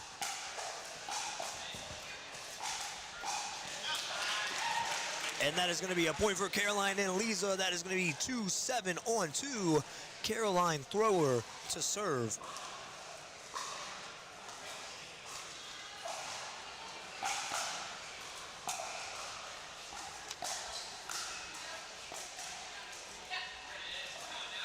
And they're going to give the ball back. Caroline would like to give a shout out to Christ Weekend. If you know, you know. I do not know. Lisa would like to give a shout out to my whole pickleball fam and my supporting boyfriend, Levi. Shout out to you, Levi, and your support. We appreciate you. All right, couldn't make it this year, but we'll be there next year. Grinding mode is on. Shout out to you, my man. Get on them courts. Let us see what you got. We have faith in you, and we will see you next year.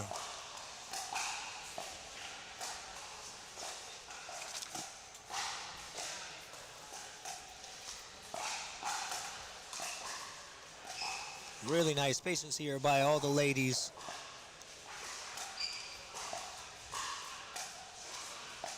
Lisa, generally a very patient dinker. And as I say that, I absolutely jinx her.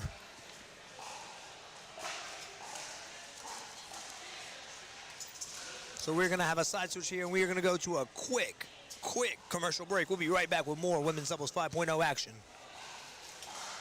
The official pickleball is made by Diadem, durably designed to hit the ball where you want it to go. For every dink, drop, and drive, no matter where you are in your game, play with the official pickleball by Diadem. We're the birthplace of the Allman Brothers Band, Southern Rock, and the soulful sounds of Otis Redding and Little Richard. Our musical heritage wrote the soundtrack of our nation and is home to today's rising stars. Macon, Georgia is where soul lives. Plan your visit today at visitmacon.org. All right, we are back at the Southern Pickleball Championships presented by HEAD Pickleball. We are on Diadem Championship Court.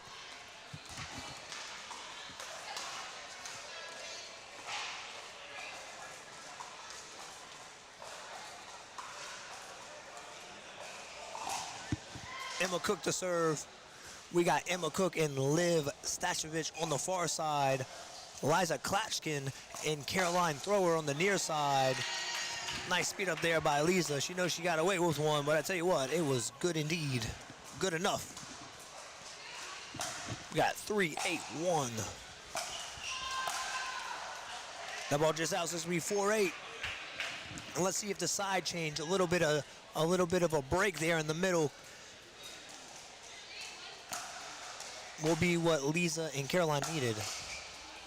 Big rip there by Caroline. And a great backhand flick by her there. And the crowd is into it. They are the hometown players. So naturally, they do have some fans here with them. 4-8-1.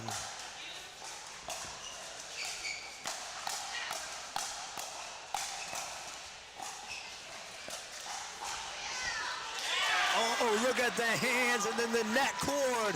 Absolutely great point by everybody involved. If you like good pickleball, and I know I keep saying it, but let me tell you something, there's just good pickleball happening all over. And these fans, they are into this one.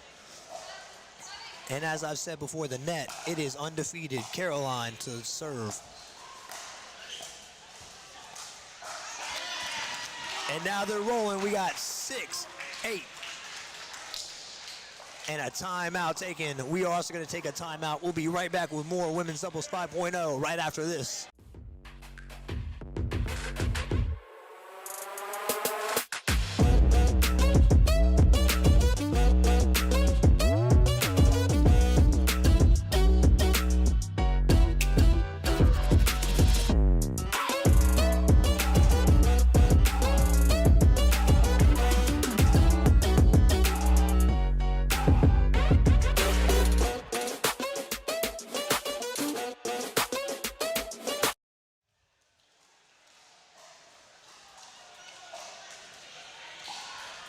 We are back on Diadem Championship Court at the Southern Pickleball Championships presented by HEAD Pickleball. We got Caroline Throw and Lisa Klatchkin taking on Emma Cook and Olivia Stachevich. We got Caroline and Lisa right now making a comeback. They were down 7-1, battled all the way back now to 6-8, and they have serve in their hand. Let's see if they can keep the momentum after that side switch and after that timeout by Emma and Liv. I tell you what, both sides got a lot of fans. What a match we have here. The excitement in here is just absolutely incredible. 6-8-2, that is Lisa serving. Nice hands there by Caroline.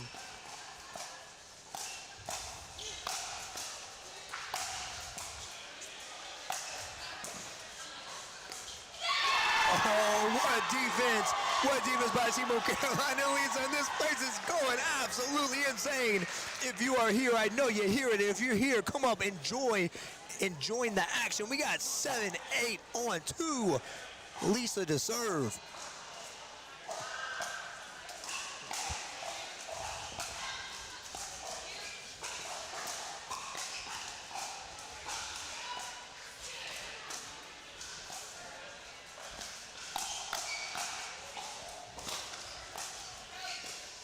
What a point, what an absolutely great point. I mean, this game is just absolutely back and forth. The side out that Emma Cook and Olivia needed there. Let's see if they can't put a couple points on the board. But it doesn't matter who scores the point here. This building is erupting. They can hear us throughout the entire city of Macon, Georgia. You can't convince me they can't.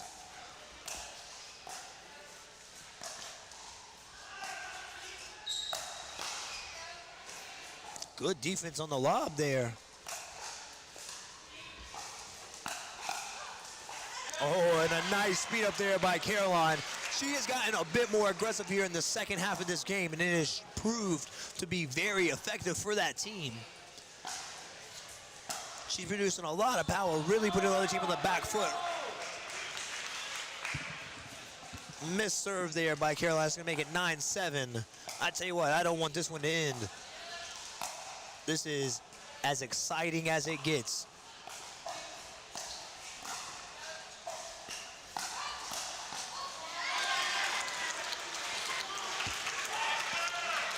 And a side out there, and Emma going to the sideline. Looking for some support. That is a side out. It's going to be 7-9. Lisa Klatchkin on the serve. And for those of you just joining, Emma Cook and Olivia Stachevich had a 7-1 lead at one point. Now that all the way down to 2. Really nice shot there by Emma Cook. And this is as loud as the crowd has been perhaps all day.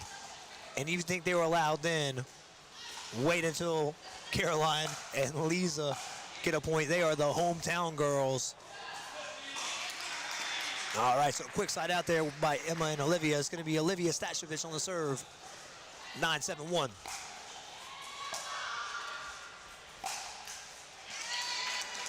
All right, so we're going to have second serve after the missed third by Emma Cook there.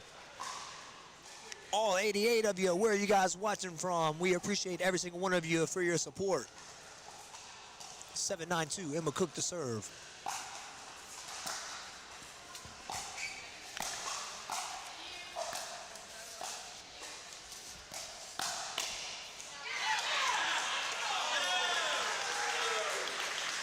That ball just out there.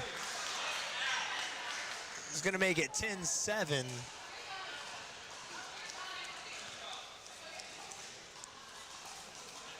On 2.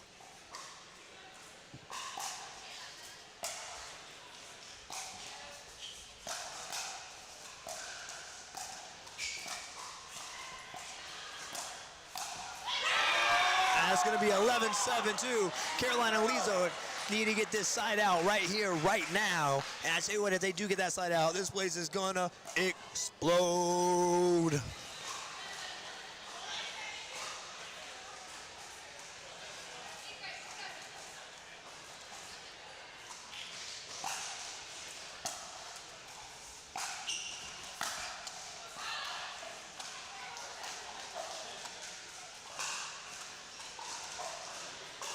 That ball there, that's going to make it 12-7. They're going to take a timeout, so we will take a timeout with them and be right back with more Southern Pickleball action.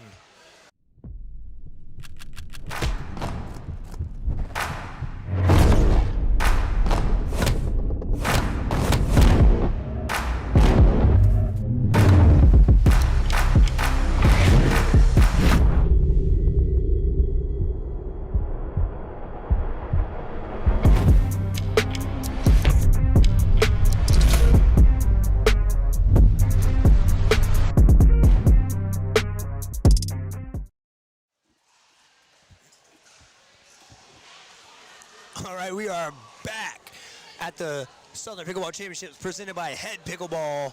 Stephen Ron Haycorn from up here in ball ground. What's up, Stephen? Everyone's second favorite 4-4 duper, right after yours truly, Mr. Koren Dujinski. We got 12-7, Emma Cook and Olivia Stashevich starting to run away with it here against Caroline Thrower and Lisa Klatchkin. It's going to be 12-7 on 2. Emma to serve, Lisa to return.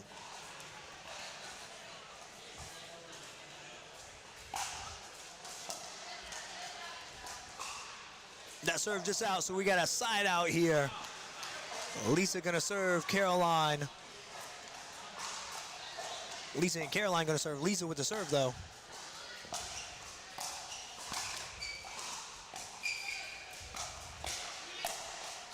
Oh, and Lisa with the nice finish there. And this place is going crazy. Chaotic Dad 13, Liv and Emma, let's go. Let's go, Chaotic Dad 13. Shout out to you. We hope you're enjoying this as much as we are.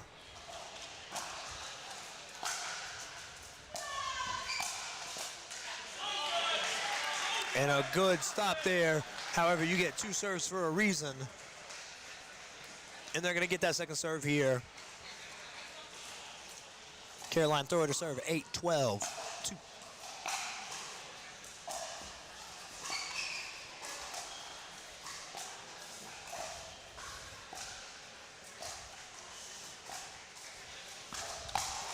Oh, and a good speed up there by Lisa, straight ahead to Emma Cook. Emma was ready for it, just a little bit ahead of it.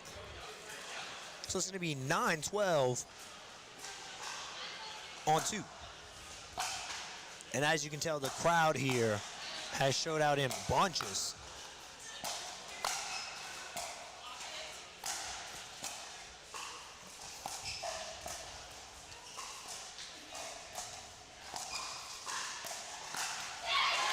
And another good speed up there by Lisa. So controlled. She's not speeding up with a ton of power, but she's speeding up with a lot of intention, a lot of purpose, and doing it in a good spot. And she's sitting ready for if they counter to re-counter again. And I tell you what, it's really started to work. 10-12 to Caroline Thrower on the serve.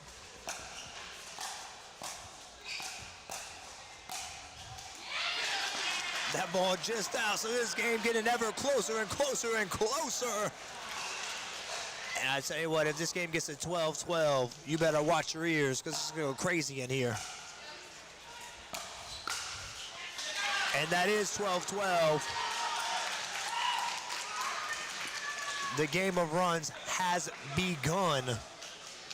12-12, Caroline on the serve. What a game we have going here.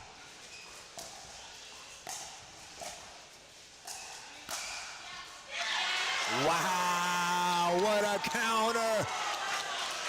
And the crowd's getting behind them. I mean, this one is one of the better matches we've had all week. This one, absolutely incredible. Tons of fun.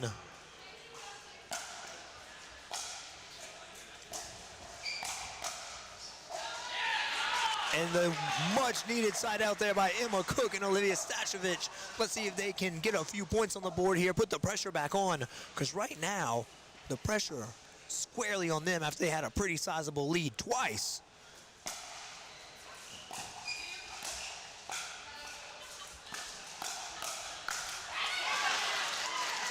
And really good hands all around. Liv wanting that one back. She knows she had a winning shot there. We all miss here and there, though.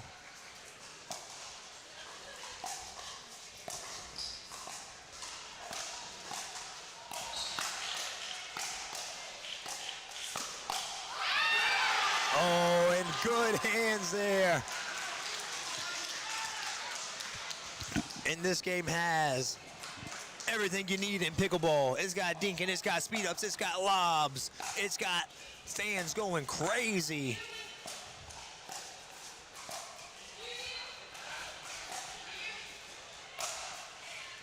Oh, really nice shot there by Lisa. So now we got a match point after being down 7-1 at the beginning. Coming back from 6 down and coming back again from 5 down. We got match point, Caroline thrower, Lisa Klatchkin, Caroline serving.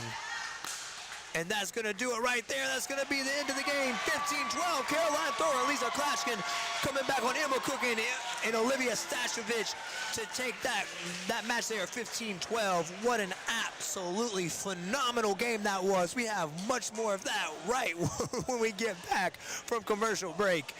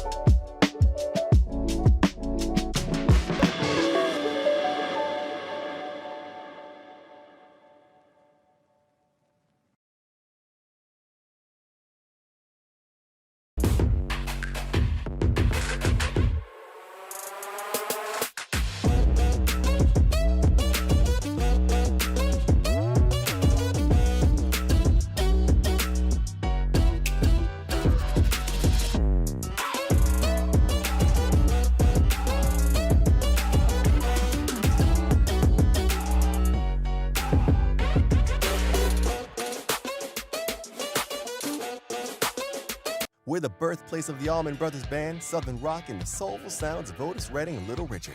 Our musical heritage wrote the soundtrack of our nation and is home to today's rising stars. Macon, Georgia is where soul lives. Plan your visit today at visitmacon.org.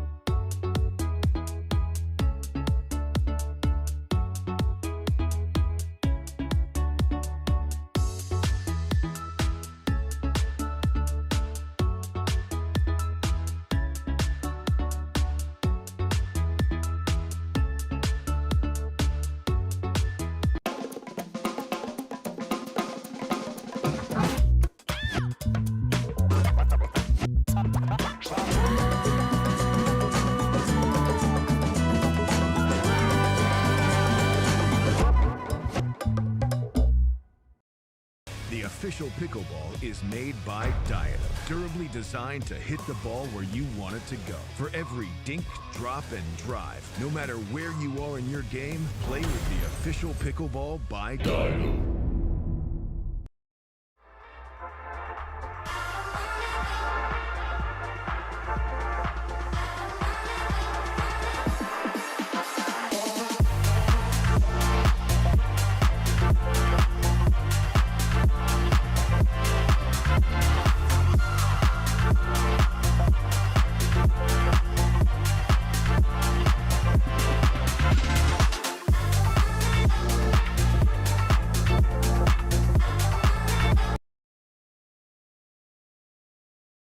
We're the birthplace of the Allman Brothers Band, Southern Rock, and the soulful sounds of Otis Redding and Little Richard. Our musical heritage wrote the soundtrack of our nation and is home to today's rising stars. Macon, Georgia is where soul lives. Plan your visit today at visitmacon.org.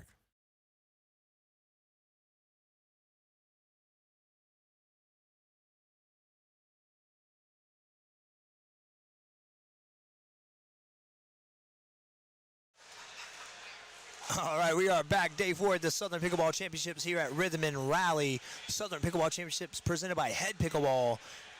And let me tell you something. We're listening to your comments. What a crowd, insane game, fun to watch. Let's go, Emma. Let's go, Lisa. And then we realized something. They are going to play again in the gold medal match, and we are going to bring that to you live here. That game's so much fun. We are going to run it back. But this time for the gold medal, more on the line. Crowd's going to be going crazy, and we are going to keep you guys right here with us.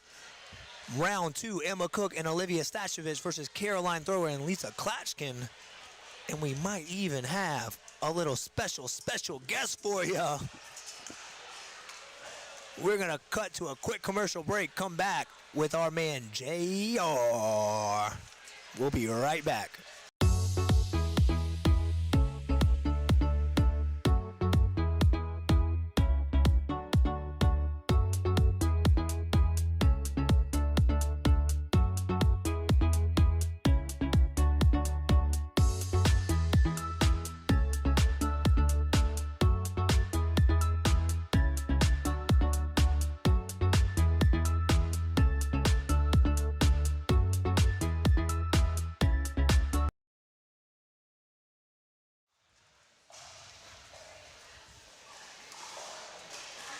All right, we are back with our main man, Rhythm and Rally's general manager, JR. JR, are you excited for this one as I am? I watched the last one and it was so good. I felt like I needed to come over here and ruin the next one. So, so funny little story. Lisa and Caroline, you may notice from our commercials. We just ran a Southern Pickleball commercial, and sure enough, Lisa and Caroline right there in it with a little paddle tap after an overhead, and we saw a lot of that last game. This game, center strength in your advertisements, Corin. It's a smart play. You know what? I wish I could take credit, but that is all Miss Mary Emily Landers with the bow. You guys make sure you're giving Mary Emily a big old thank you and a big old shout out in the comments there. Shout out Mary Emily. JR, we are now 4 days deep into the Southern Pickleball Championships. How you feeling, my man? I'm ready for 4 more. 4 more? How about you? I got 1 more in me, and then I think my voice is gone. I think I got no more. I've eaten 47 cough drops in a row. I have absolutely destroyed my throat. Hey, well, my back's a little bit stiff while I'm sitting here. That's true. It has not improved with vigorous use over the last 4 days. Indeed. You played today, yes. I did play today. How did that go? I was on court today. You were on the court today. Whether or not you would call it playing is... And how was it? I had fun. I had fun. I know what that means. Gotcha. I always have fun, Corin. Roger that. Loud and clear. I gotcha. I know exactly what that means. Those of you still watching with us, I see 70 of us here. We got a rematch. Emma Cook, Olivia Stashevich versus Caroline Thrower and Lisa Klatchkin. And this time is for the gold medal, women's 5-0. We were going to get you something else, but you guys loved it so much. The crowd was so crazy. We're going to bring it back to you live and in action. Drop in the comments who you think's going to win. Is it going to be Emma and Liv? Is it going to be Caroline and Lisa? We are going to let you know right after we have a little commercial break. We're going to let these ladies take a breather because that last game, absolutely phenomenal. We'll be right back.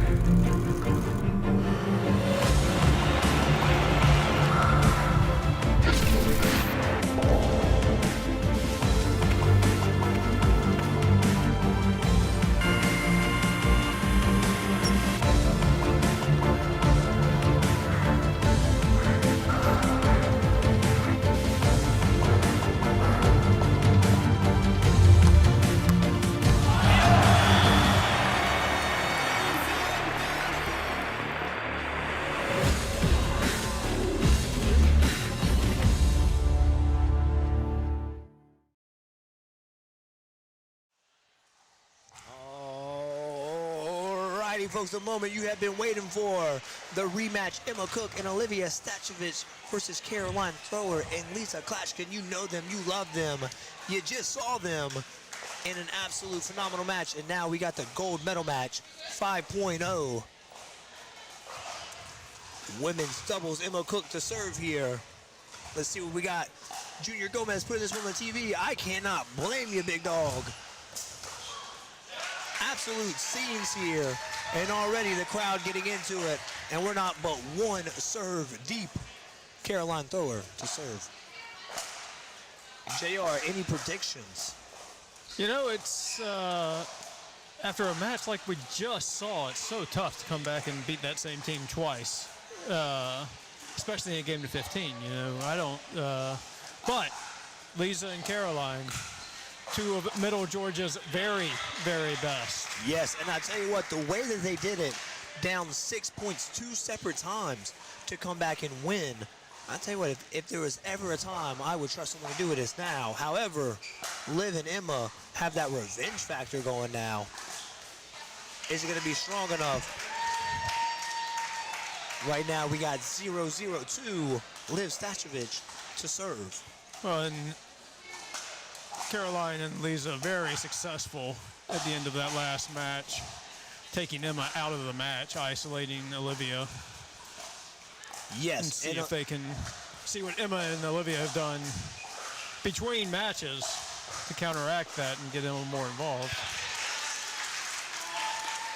And as you said there, really going to Olivia. Olivia, very solid player, doesn't miss much. Very good hands, very good resets. But perhaps not the same offense that Emma produces, and maybe that's why. Well, and once you get to this level of pickleball 5.0 and above, your margins are so fine, so small, right? Any advantage you can identify, you exploit it until your opponents prove to you that they problem solved it. And that one is going to be our first point of the day. We got 1-0. Second serve.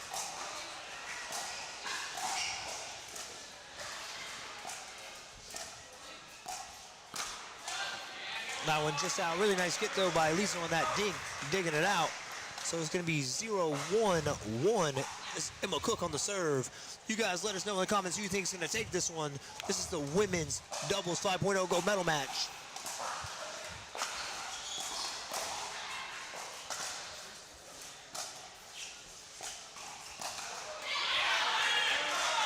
And there's the first point, and the crowd already getting into it, and we're just getting started, y'all. It is 1-1 in the crowd already, letting each team hear it.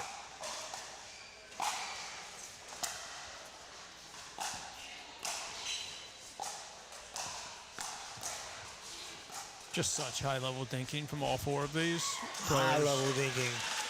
Good shot there. Second serve coming up. Steady, consistent, metronomic almost. That word's too big for me, JR. 1-1-2. I'll tell you what. I like to keep you on your toes, Corin. If the fans didn't know any better, they may think I am not the smartest man in the world. I don't know where any cities are. I don't know what any words mean, and I'm not keeping up with the lingo. But I can tell you what I am. Everyone's favorite 4-4 duper. Like Nick on You Girl. I'm not sure I know how to read. I think I just memorized a lot of words. Nice shot there by Liv. And Kyle over there going crazy. You love to see it. Nice and boisterous. I hope that was the right word. Trying to match JR over here. 1-1-2.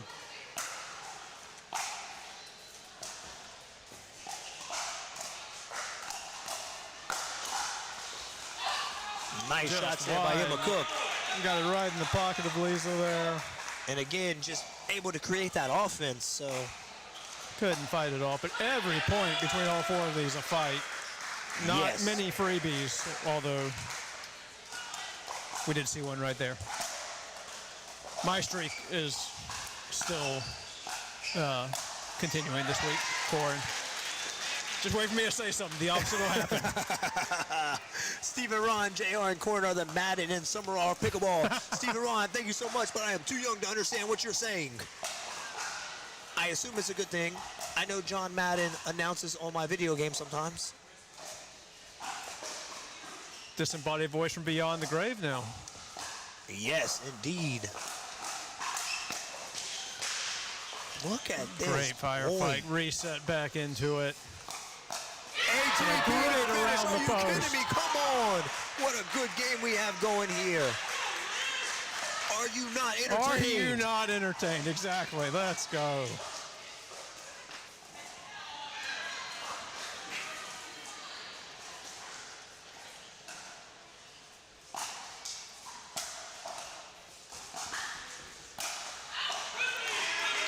Just getting a little bit underneath that one. So we got 4-1.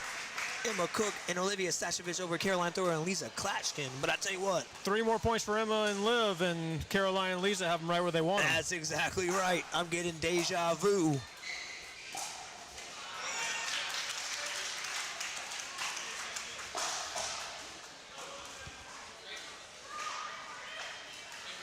All right, side out they needed there. 1-4 on 1. That is Lisa to serve.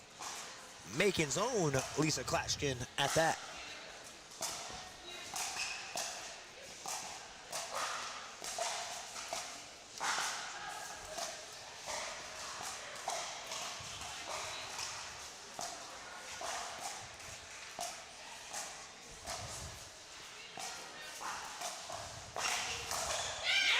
Really nice there by Liv.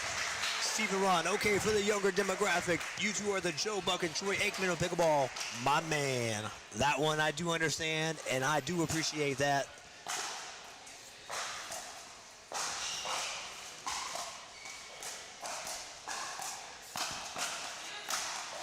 That's great. Wow. Great partner movement. I wish you could see the crowd back there. I'm seeing fist bumps. I'm seeing people jumping, clapping, going crazy. And that's on both sides of the court. Are you serious? All 4 of these players just moving as a unit up there. Yes. Sliding back and forth. This is some good, good high-level pickleball if I've ever seen it.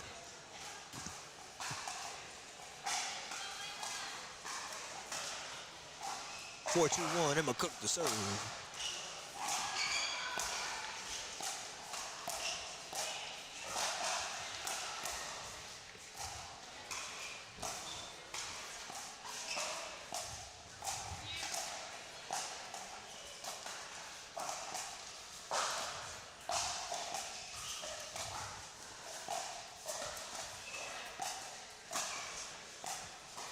I tell you what, these ladies doing a very good job of taking these dinks out of the air. Not really letting their opponent have much time to reset. Exactly. No. Speaking of reset, what a reset by Liv. Good gravy. Another nice one by Great Lisa. reset by Lisa. That is pickleball, folks. And another reset by... Oh, man, what an absolute phenomenal point. Come on. Do you love pickleball? Do you love entertainment? Do you love Southern Pickleball? You're in the right place. And we're going to get time out. We're going to cut to a quick commercial here. We'll be right back after this quick commercial break.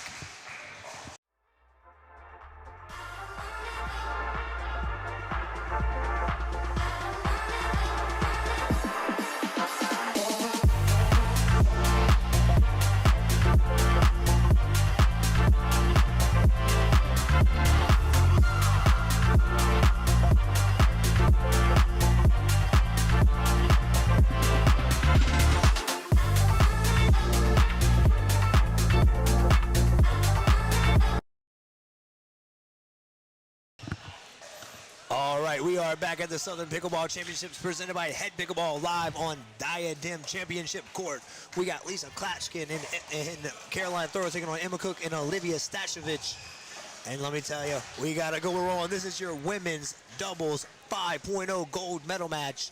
All 82 of you are there watching us live. Let us know where you're from, where you're watching from, and who you think is going to win this match. This is the second match they have played with Lisa and Caroline, erasing 2 6-point deficits in game 1 to come back and win that game. This is game 2, but this game, the most important, this is the championship.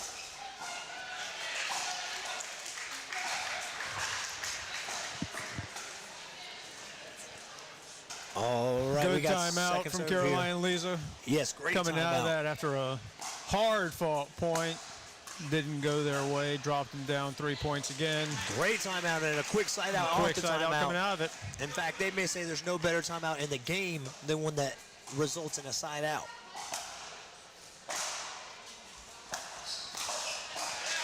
And that's a point, so that's going to make it 5-3. It's feeling very similar to the last game, as in it's going to be very close to the end. That is Caroline Thrower on the serve. And speaking of close, it just got a little bit closer. 4-5 on 1, Caroline Thrower to serve.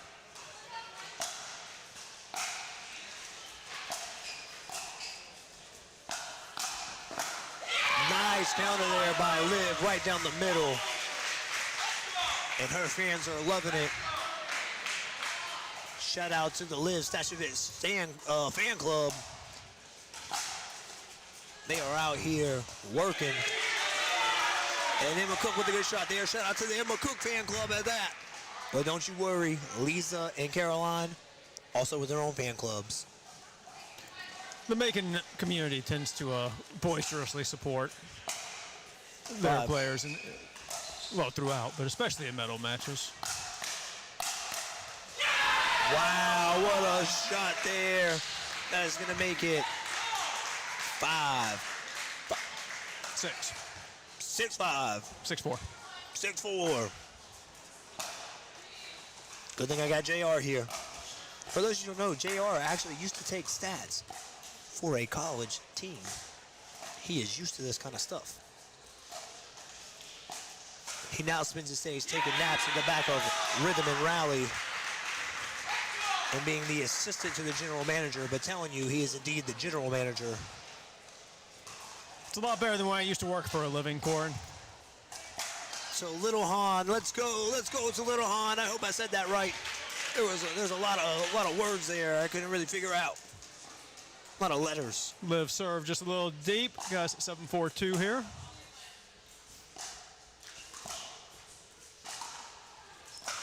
I would say a side out here would be huge for them, but let's be honest, we've seen how this goes. Sides instead. And this was the change of the last game, was the side switch, and that really clicked them into gear, and that really changed all the momentum. Will we see the same, or will Emma and Olivia learn from that, come back even stronger?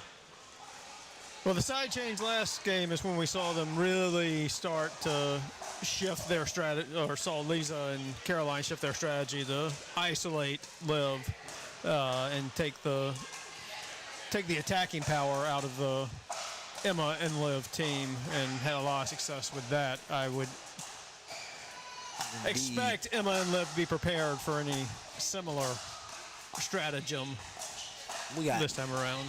8-4-2 here. That was Emma Cook on the serve. Once again, if you're just joining us, Emma Cook and Liv Stashevitz on now the far side, usually the near side, and nearest to us now, Lisa Klatchkin and Caroline Thrower. Oh, and Emma just missing that backhand counter there. And here the crowd gets going. Yes, they do. Yes, they do. We got 4-8 on 1. And again, it feels a little deja vu, doesn't it? It feels similar. It sure does. See if Emma and Liv can get the second round. Great poach from like Lisa. Before, Lisa really coming in and playing strong. That's what, when she starts playing in that middle, Caroline starts really unloading on those thirds, and she gets in that middle. They're a dangerous team. Another big moment last match. You saw Lisa really ramp up her aggression. Yes. Just like that. Exactly. And when they're playing like that, who can they not beat? They might be Ben Johnson, Gabe Tardio themselves. Oh, and what a lob. Emma with a look as if to say, it's a little accident, but you know what? That was a happy little accident, wasn't it? You won't get a sincere apology. Never sure. will. Never will. Good hands there Great by day. Caroline. But a nice finish there by Emma to force the side out. So we got 8-5. And they're sitting there saying, you know what?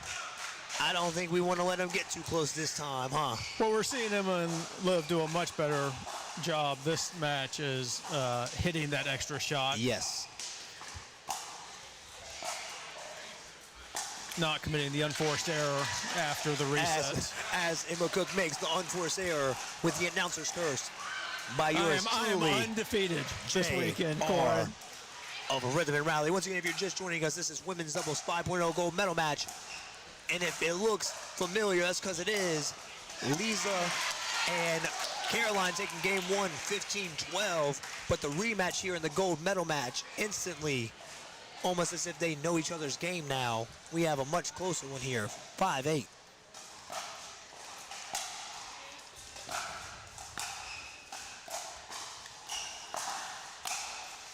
What a shot that was.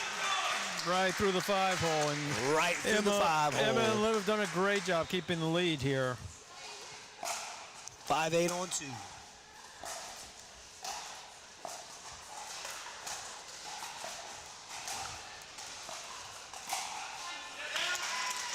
And forcing a slide out there. And it just kind of seems to me, most of the time. No, that ball flew wide. 8-6. Oh, just wide. Emma and Liv, more of the team going for the risk. And Lisa and Caroline really picking their spots. Playing a little bit more. Oh, speaking of spots, what a spot that is. And I tell you what, these ladies are not disappointing. A little miscommunication from Emma and Liv on that one as Liv went to slide back over. And now the side out. To get the side out there with the lead intact, very important for Emma and Liv, especially after blowing 2 6-point leads in the last game. I hate to keep referencing it, but important here that to is what push we this call lead back out for sure. A fact of life. That did indeed happen. Nice dig. Another nice dig. Another nice dig and a perfect reset. Comes in with the attack and makes them pay. Gets the net cord, throws off Caroline's rhythm. See that ball fly wide. Wow, wow. Or fly long. 9-7.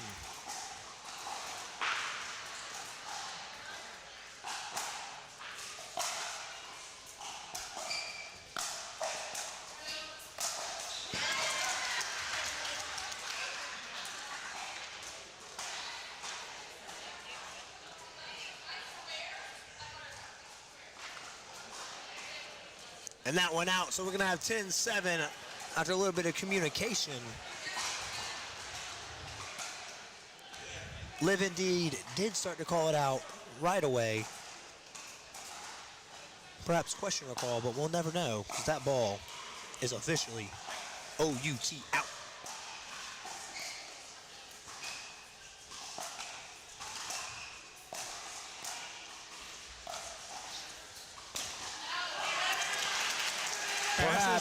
Perhaps one of those moments where we say, ball don't lie. Frank Lopez, this is a good game. Yes, Frank. In fact, this game is the gold medal 5-0, and it's a rematch of a game we had just played that was just as well. Shout out to you, Frank.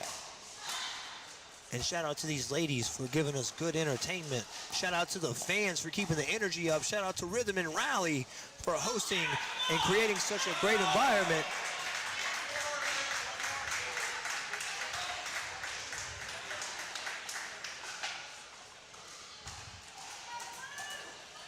That takes it to 11-7 now.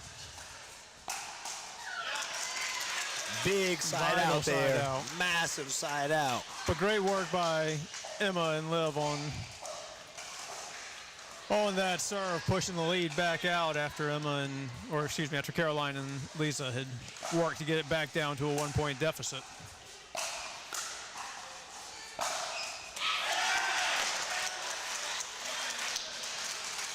And that one off the paddle of Emma Cook. I tell you what, I don't know that I've seen a ball hit that hard in quite some time.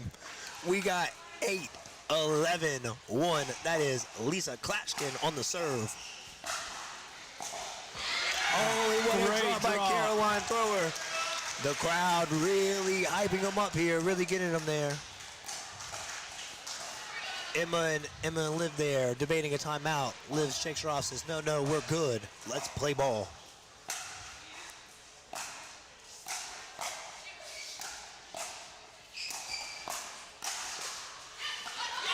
Yeah, and a nice stop there, really needed. However, how many serves do you get in pickleball?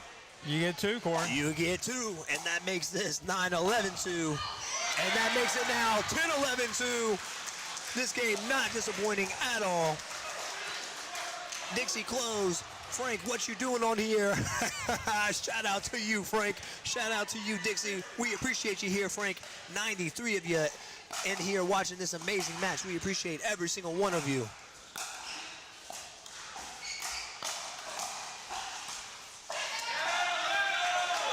Nice shot there. Called in. Just dropped in. Just dropped in. She looked at it all the way to the ground, thought about it, and said, all right, that ball was indeed in. So we're going to have 11-10 on 1. This is Olivia Stachevich to serve. They've been able to answer the bell every time this match. When Lisa and Caroline closed that gap, they've pushed it back out. See if they can continue here. I tell you what, this is our second time seeing it. I could watch this 100 times. Oh, that ball just out. The adrenaline's pumping with these ladies. I know it is. They got to be tired. They've played each other twice. 2 close games. Absolutely phenomenal. 98 of you watching now. Shout out to you guys. We appreciate you.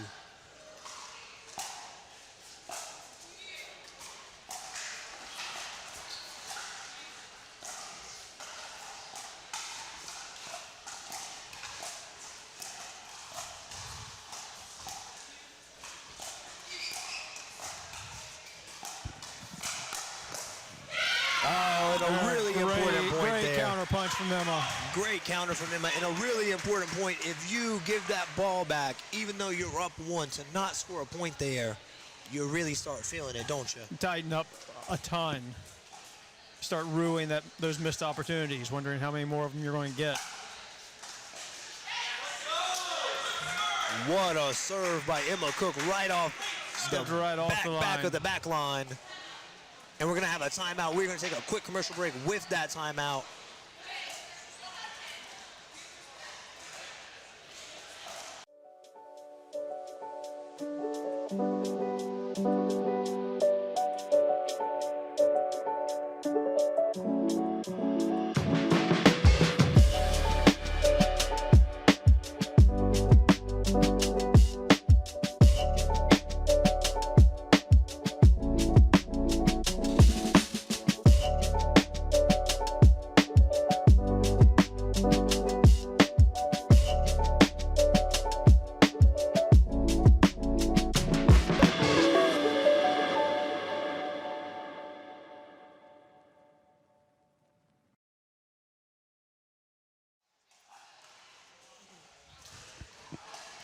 All right, we are back on Diadem Championship Court here at the Southern Pickleball Championships presented by HEAD Pickleball. We got Emma Cook and Olivia Stachevich up 13-10 on Caroline Thrower and Lisa Klatchkin. These ladies played one match before, this one for the gold medal though, and the match before Caroline and Lisa taking the win 15-12. This time Emma Cook and Olivia looking to close it out as they had 2 big leads in the last game. And those deficits erased both times for Lisa and Caroline to come back for the win.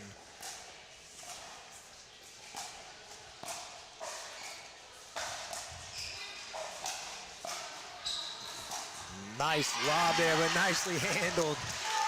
And that's the side out they needed. Frank Lopez watching the game. Dixie, I'll be there tomorrow to support y'all. Shout out to you, Frank. Come say hello to us in the Southern Pickleball tent as well. We appreciate your support. 107 followers, 107 watchers. That ball just out, so it's going to make it 11-13. Let us know in the comments. Let us know in the comments where you're watching from. Shout out to all you guys, and let us know who you think is going to win this one.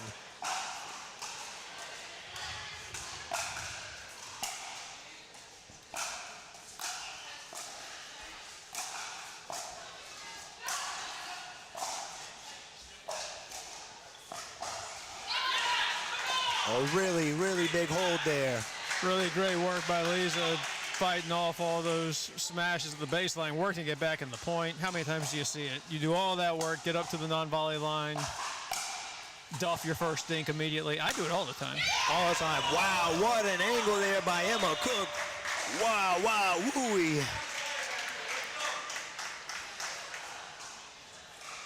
You guys don't forget to like the stream and subscribe to Southern Pickleball TV. I can't even speak. I'm so excited here. Liv Stashevich to serve 13-11-1. Oh, and she's getting big. Great reset by Emma Cook. Great reset. Wow, Zers. Oh, and Liv really inserting herself in the middle there. Good counter, though. This place is going ballistic. 114 of you. You guys are absolutely amazing. We appreciate every single one of you. Thank you guys so, so much. Without you, we can't do things like this. So we really, really appreciate it.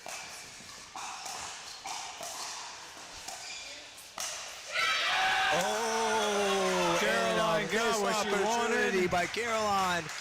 That's going to take us to championship point and women's doubles 5.0. Can they close it out here? They were not able to last time. Have they learned from their mistakes? Do Caroline and Lisa still have some magic left in them? Some comeback magic?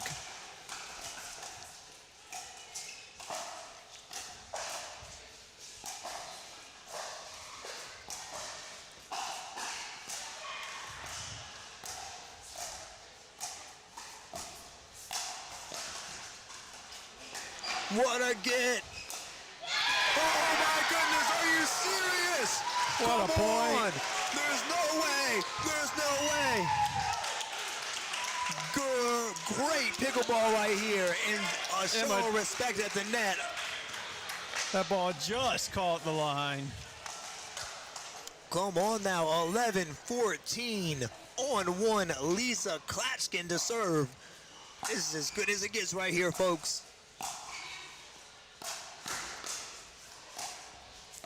What a counter punch. Liv closing it out there. Let me tell you something. Liv has done a much, much better job this match, looking for points to attack and executing on them. That is the biggest difference. Absolutely. Let me tell you something. She is cool as a cucumber over there. She don't get too up or too down. Something I tell you what, I could use a little bit of that because I get way up and way down. Some may call me hot and cold. Great dig from Caroline. Great dig by Caroline. The winner of this one will be your Southern Pickleball champion. Oh, and that one just a little too high.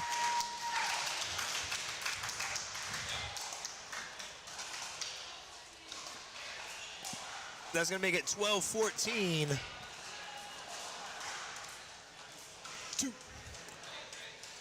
Caroline thrower to serve here. What a match we have. I mean, come on now. This is absolutely great.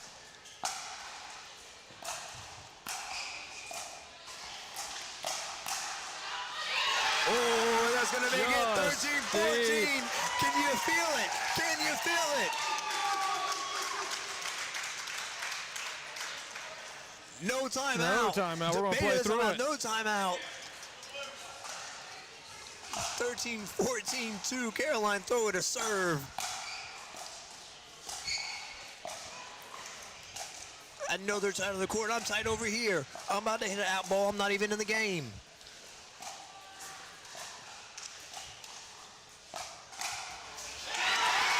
And that one sails, and we have kidding me. Corey, it's a new game. It's a new game. I still don't know what that means, but it must be something good. 14-14 on two and a timeout. We're going to take a quick commercial break, but when we get back, we will crown our women's doubles 5.0 Southern Pickleball champion. We're the birthplace of the Allman Brothers Band, Southern Rock, and the soulful sounds of Otis Redding and Little Richard. Our musical heritage wrote the soundtrack of our nation and is home to today's rising stars. Macon, Georgia is where soul lives. Plan your visit today.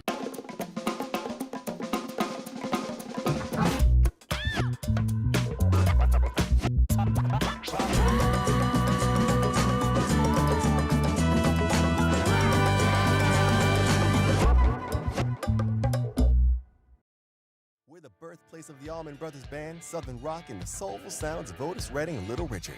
Our musical heritage wrote the Can you feel it? Can you feel the atmosphere? Because we can. 14-14. Women's doubles 5-0. Make it 15-14. Caroline and Lisa, match point, gold medal point here. This is your women's doubles 5.0 gold medal match.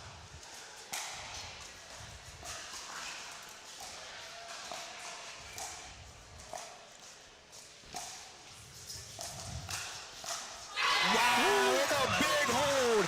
Absolutely Huge massive hold hold gets by the Emma serve Cook back. and Liz Stashevich. This is as good as it gets, folks. For all of you watching, it's a gift. I'm gonna lose my voice. Emma Cook to serve, 14-15-1.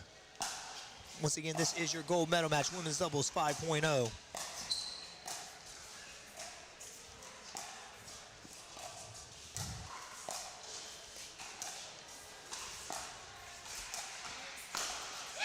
Wow, what a shot there by Caroline, right down the gut. Great two-handed backhand. Liv Stashevich to serve here. It's going to be 14-15-2.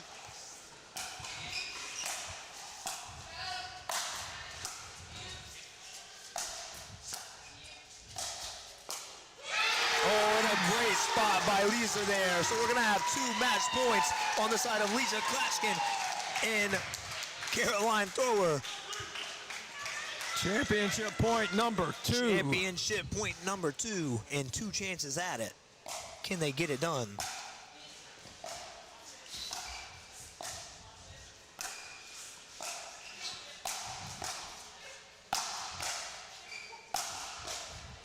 Emma Cook ripping overheads, absolutely ripping overheads. She said, we ain't done yet. We ain't done just yet. But I tell you what, another championship point, this time on the paddle of Caroline Thrower. 15-14-2, women's doubles 5.0 gold medal match. Oh, and a huge side out. A huge side out. Who is going to win this thing? Let us know in the comments who you think is going to win. JR has chills. He was actually just checking his watch, but I'm going to act like he was looking at his arm because he's got chills. There were goosebumps. That was real.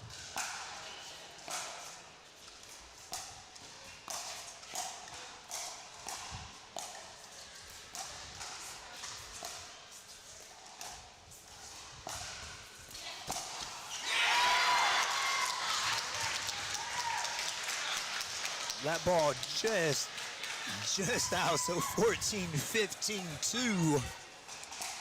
Big point here for the team of Liv Stashevich and Emma Cook. Oh, and just misses the finish. So we're gonna have championship point number 4 here, and 2 more chances at it again, and the crowd way into it. Absolutely phenomenal game we have going. Lisa Klatchkin to serve.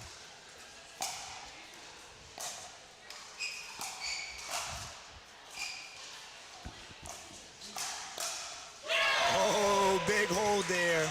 Throwing up the hand to say sorry. I'm going to say she's honest, maybe, but I think she's lying. I would be lying. Caroline Thrower, 15-14-2. Championship point number 5.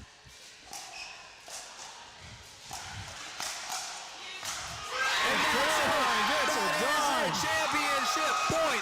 That is going to be it. Caroline Thrower and Lisa Klatchkin taking down Emma Cook and Olivia Stashevich. 16-14 in your women's doubles 5.0 gold medal match. It gets absolutely no better than that. We're going to cut to a quick commercial break, and we'll be right back. We're going to try to get an interview with one of our champions.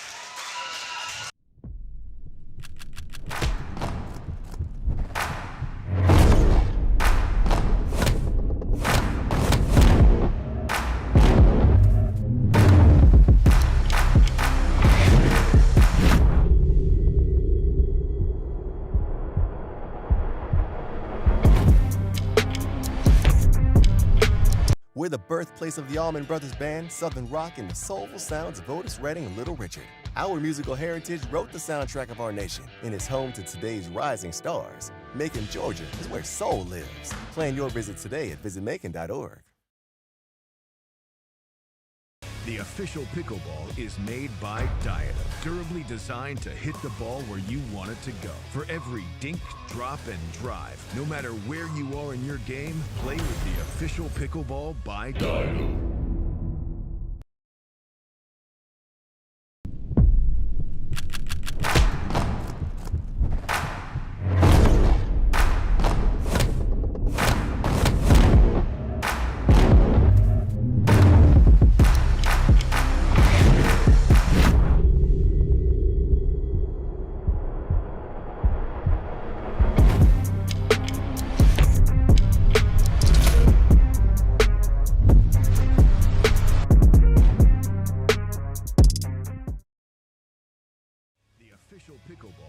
made by Diadem, durably designed to hit the All right, we are back at the Southern Pickleball Championships with your women's doubles 5.0 champion, Caroline Thrower. Caroline, two of the best games we have seen all weekend right there. Two of What the is funnest games. Yeah, absolutely. Yeah. What is it? So in game one, you guys are down by 6 points 2 separate times. How do you fight back from being down 6 points 2 separate times to win the game? Man, Lisa and I were just really excited to play some good pickleball. We're in every point. We believe in each other. And yeah, we came back. We were really happy with that. I mean, you guys play absolutely phenomenal. In game two, fighting off 2 match points. Yeah. To come back and win after having 5 match points yourself. I mean, you guys are the definition of resilience. How you feeling after all that? I'm feeling great. The last couple points were a blur, so I don't really remember it. But yeah, it was great. Adrenaline was high. Like I said, Lisa, I trust her, and yeah. Shout out to all the fans out there. Those are my best fans. I tell you what, one of the most entertaining matches from a fan perspective. We're gonna have Lisa get in the camera. Lisa, get in the camera just for a second. Come on, Lisa. Yeah, come on. Quick. Okay. Lisa, you are the Southern Pickleball Champion in women's doubles 5.0. How do you feel? I'm exhausted. Oh, I'm I tired. bet. Came back from 6 down twice in game one. Yeah. Fended off 2 match points in game 2. Yeah. What does it take to do that? It's just mental. When I played the Candy Cane, I was really always tight, and to play this game, I was so relaxed and I was having fun, and that means a lot. And then Caroline's, who I've been playing with, this is our first tournament in the past year, so coming back, she's making a comeback. So there we go. Yeah, it's just mental, just staying in it, because it's not over till it's over. That's right. It's not over over till it's over. Yeah. You listen at home, kids, because it's not over until it's over. You can be down 10-1. That's and come right. back. I've seen crazier things. Yeah. I've seen crazier things. All right, well, Lisa, thank you so much. That was some of the best pickleball we've seen all weekend. We really appreciate you, and congratulations. Thank you. I'll see you all tomorrow. All right, we'll see you tomorrow. We'll be back with more Southern Pickleball action after this quick commercial break. Thank you.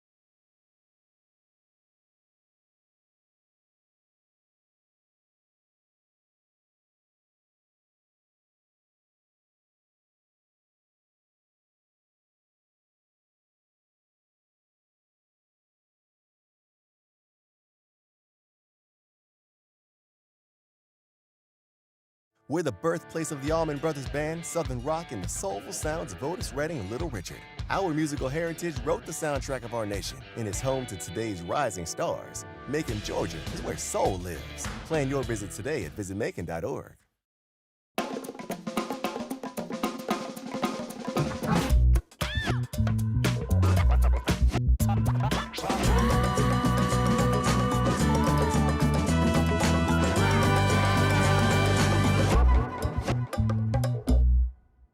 The official pickleball is made by Diadem, durably designed to hit the ball where you want it to go. For every dink, drop, and drive, no matter where you are in your game, play with the official pickleball by Diadem.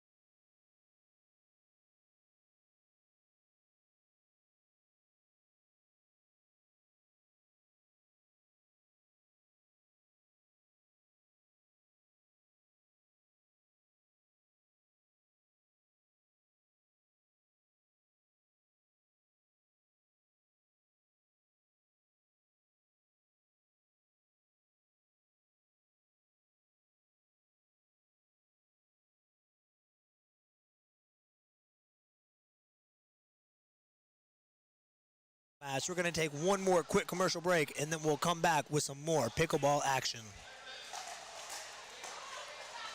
The official pickleball is made by Diadem, durably designed to hit the ball where you want it to go. For every dink, drop, and drive, no matter where you are in your game, play with the official pickleball by Diadem.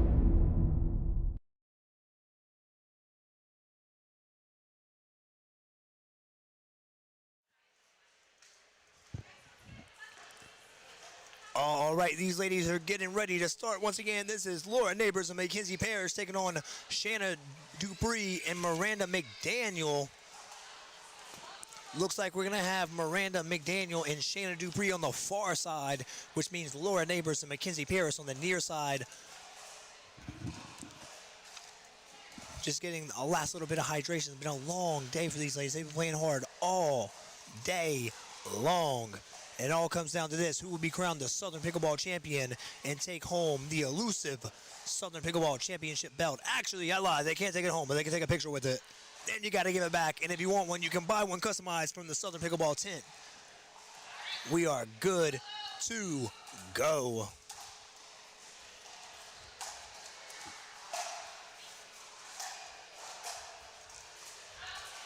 That one just out, so that's Laura Neighbors on the serve, and that's going to be 1-0 to Laura Neighbors to serve here.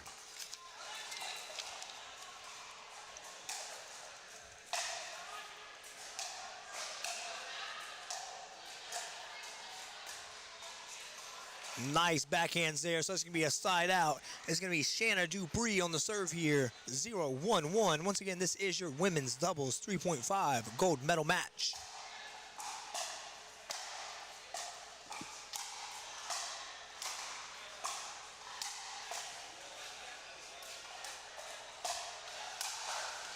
Oh, nice shot there. Very, very nice shot. So we're going to have 0-1-2, and that was an absolutely A lightning bolt of an overhead.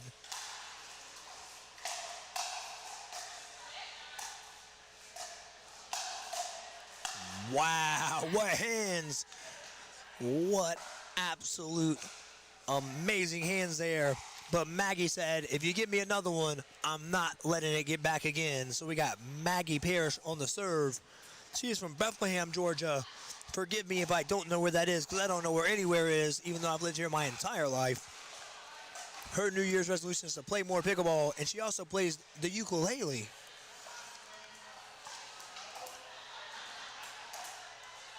.201, her partner Laura Neighbors from Snellville, Georgia. I know where that is. Club sponsor Carbon. Her favorite shot is a cross-court dink. Her New Year's resolution also to play more pickleball. And her hobbies, walking her rescue pup, Macy. All right, these ladies are out and rolling now. 3-0-1. Maggie to serve. That one just out, so we're going to be second serve here. It's going to be Laura Neighbors to serve. Laura wants to give a shout out to Ben, Sharon, Ted, Andy, Zeta, Bo, and Cyrus. And her partner Maggie wanted to give a shout out to her husband Bo and son Cyrus. Shout out to you all. That's going to be a side out here. So we're going to have Shanna Dupree to serve. Shanna wanted to give a shout out to Todd and Caden. That's her husband and son.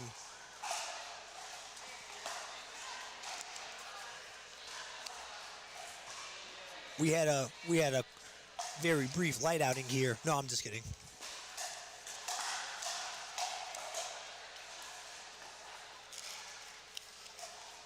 Miranda McDaniel wants to give a shout out to her mom and dad and her husband Jonathan. 301. That is Maggie on the serve.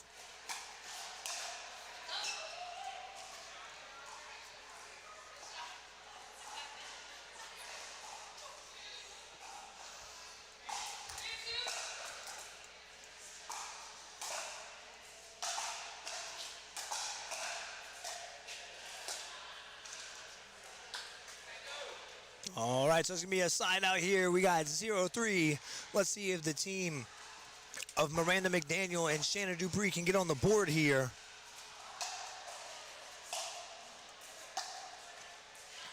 Out, so indeed they can. That's going to make it 1-3-on-1.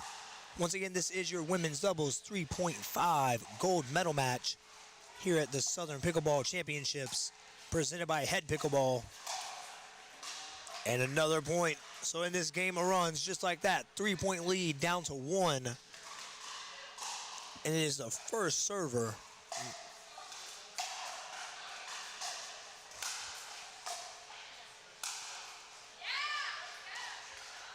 Very nice shot there. So we're going to move over to second serve. This is going to be Miranda McDaniel to serve. 2-3-2. Oh, and that one's going to tie it up there. Very nice shot. So Miranda McDaniel on the serve. 3-3-2.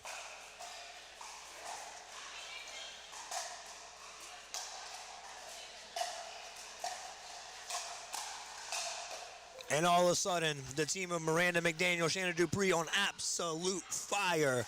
After going down 0-3 early on, they have come out with a vengeance, playing fast pickleball, speeding up everything they can, and it is certainly working.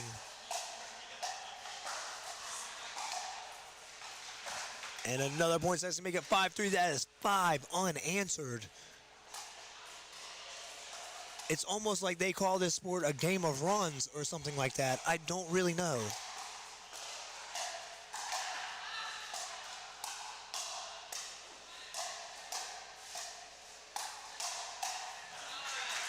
Really nice pickleball being played right now.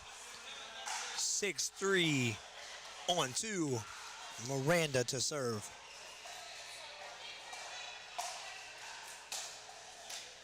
And they are still rolling 7-3-2. Can they take it to the side switch right here? We will find out right now. That ball just out, so no side switch, but it will be a side out. So we're going to have a side out here. It's going to be Maggie Parrish serving 3-7-1. Let's see if they can get this thing back.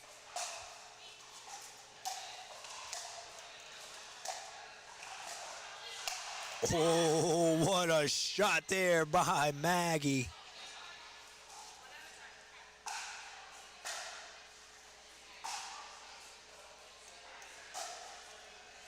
Talking a little strategy there. 4-7-1.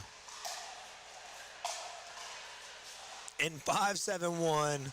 What a game we have brewing here once again.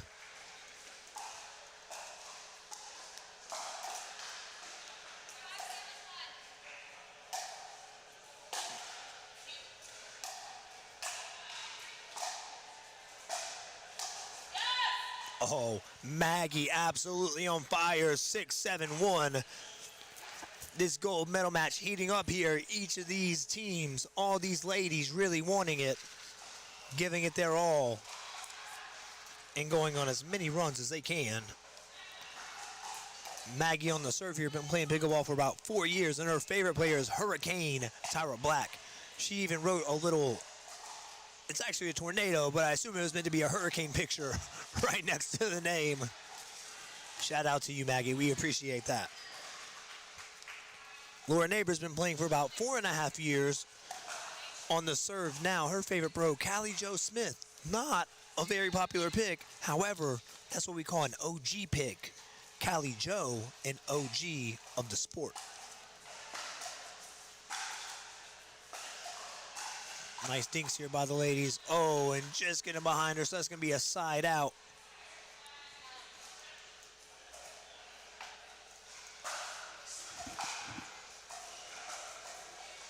Seven, 6-1. Miranda serving. Wow, let me tell you something. Maggie has that overhead absolutely working. She is just whipping that thing, wreaking all sorts of havoc with it. Absolutely phenomenal, that is.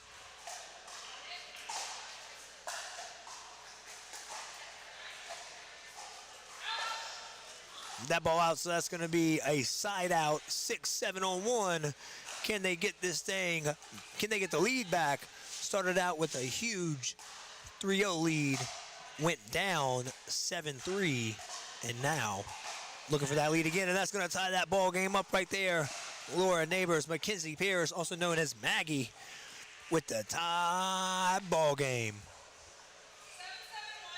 7-7-1.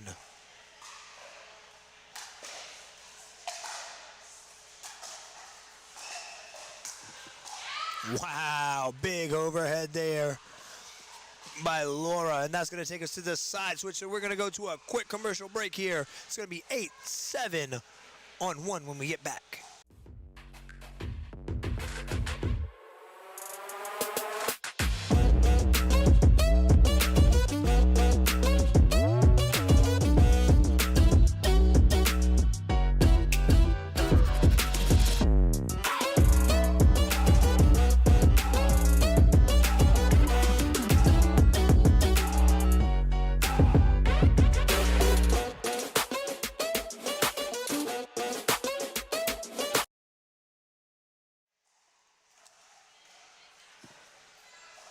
All right, we are back after the side switch. We have our women's doubles 3.5, 16+ gold medal match. Laura Neighbors and Mackenzie Pierce taking on Shanna Dupree and Miranda McDaniel.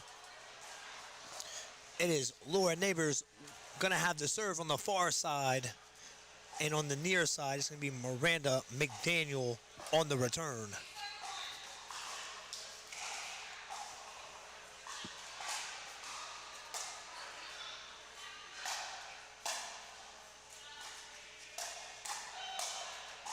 Oh, and just missing that one. So that's going to take it to 9-7.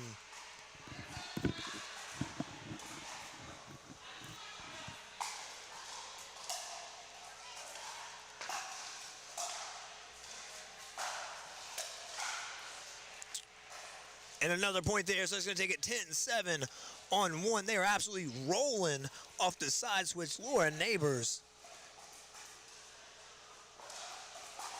on the serve.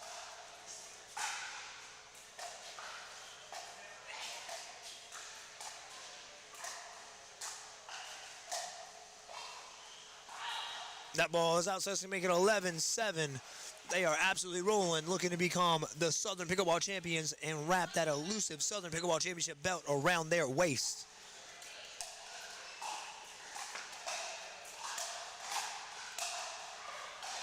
Wow, what a shot that was by Miranda to get them over to the second server. Can they get one more stop and get a couple points? They've made big runs themselves. Can they do it again? 11-7-2.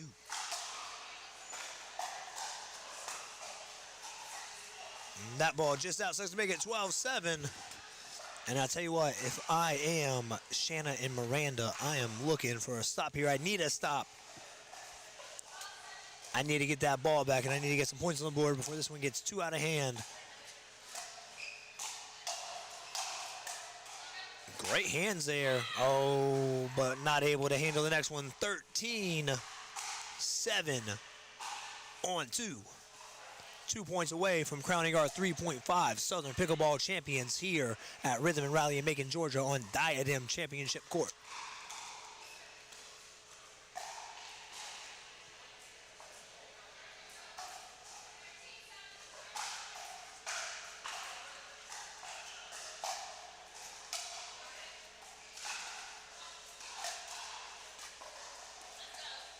All right, and the side out they needed there. Let's see if they have a little life left in them. It's late. It's getting late down here in Macon, Georgia. 7-17. These ladies have been battling all day.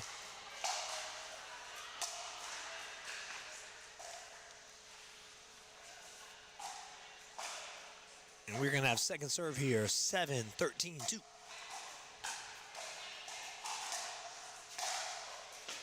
Oh, really nice shot there. Absolutely excellent shot by Maggie. And it is going to be Maggie on the serve. 2 points away from being your 3.5 women's doubles champions here at the Southern Pickleball Championships. Risen by head, and now only 1 point away. A little bit aggressive there by Miranda, and I don't blame her. Needed a spark. Just didn't quite get it there. This is championship point number 1. Laura Neighbors and Mackenzie Parrish trying to take it up, and they're going to win it just like that. It's only going to take one and done. Laura Neighbors, Mackenzie Parrish over Shanna Dupree and Miranda McDaniel.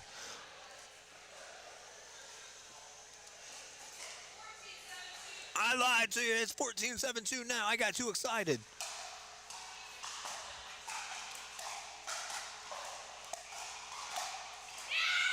And now that's a championship point. I was just talking into existence. I might be a teller of the future. I am not sure. Once again, that's 15-7. Laura Neighbors and Mackenzie Parrish over Shanna Dupree and Miranda McDaniel. They are now your women's doubles 3.5, 16+ gold medal winners. We'll be right back after a quick word from our sponsors, and right back with one of your winners in that 3.5 women's doubles gold medal match.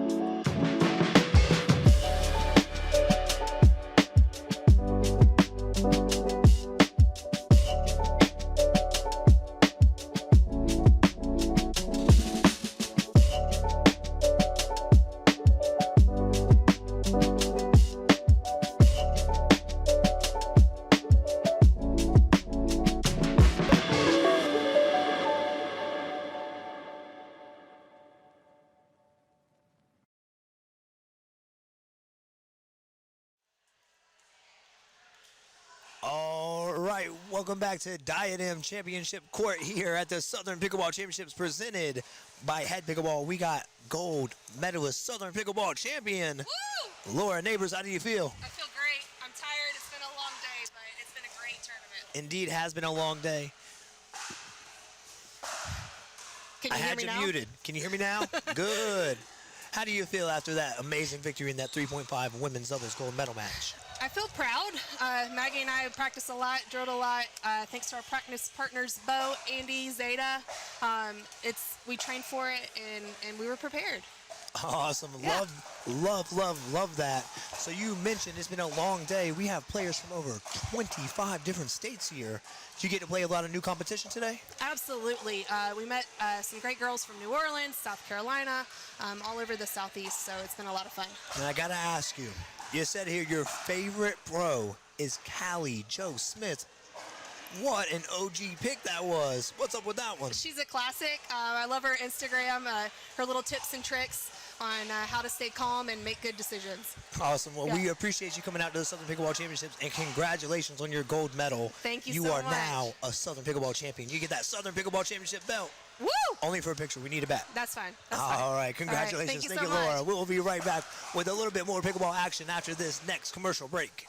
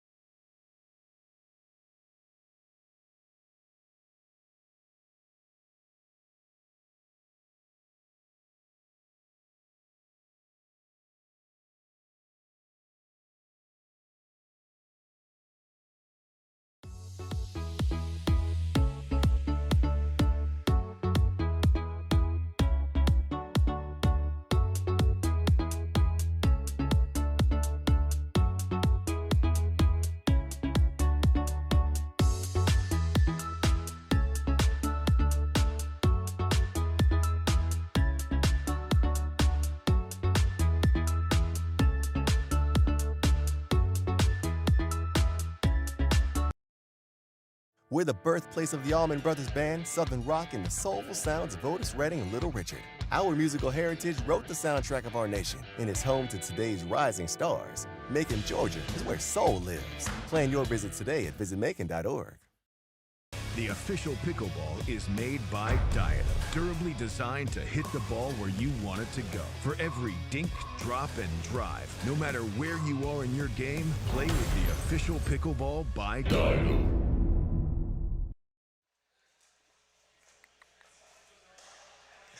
All right, we are back at the Southern Pickleball Championships presented by HEAD Pickleball on Diadem Championship Court. Our last match of the night. Don't worry, we will be back tomorrow with more pickleball action. This last one, we have women's doubles 4.0 35-plus gold medal match. We got Mila Hughes and Valerie Gortmaker taking on Jessica Adams and Lauren Darnell. In all red, Mila and Val. And on the opposite side, we got Jessica and Lauren.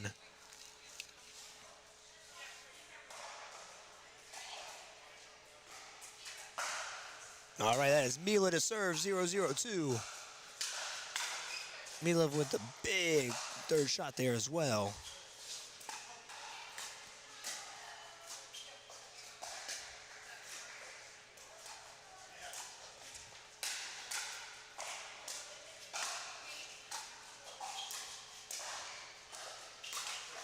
What an excellent opening point there. Really good put together by Mila and Val. Mila and Val from Asheville, North Carolina. They've both been playing pickleball for about 2 years. And they are looking to become your Southern Pickleball Women's Doubles 4.0 35-plus champions. That's going to be a side out there. And that is going to be Jess Adams on the serve. Big overhead by Mila.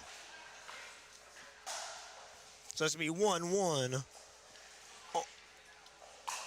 on one.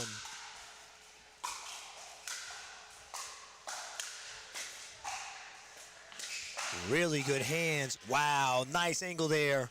Really good hands by Jess and Lauren. Mila giving them all she got. And I tell you what, they are some powerful shots. But Jess and Lauren just hanging in there, staying calm, making sure they get it back. Really nice drop shot there. That's going to make it 2-1-2. Jess and Lauren, Jess from Cleveland, Georgia. Lauren from Gainesville, Georgia.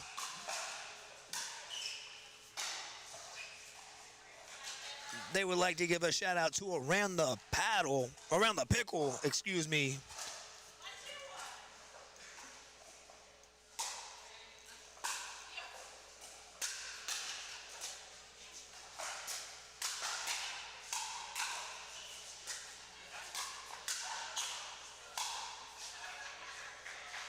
That ball just out, going to be second serve, going to be 1-2-2. Mila Hughes to serve.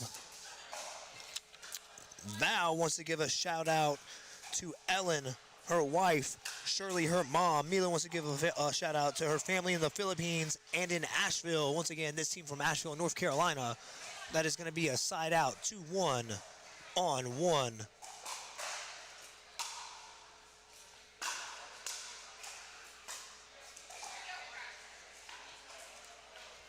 Nice shot there by Mila.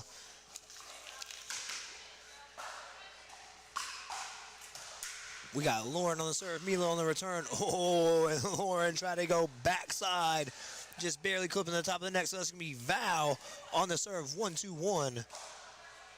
Who is going to be your Southern Pickleball Champions, Women's Doubles 4.0. Oh, middle is the answer to the riddle. Yes, it is. Mila Hughes right down the middle to tie this game up at 2-2. First serve.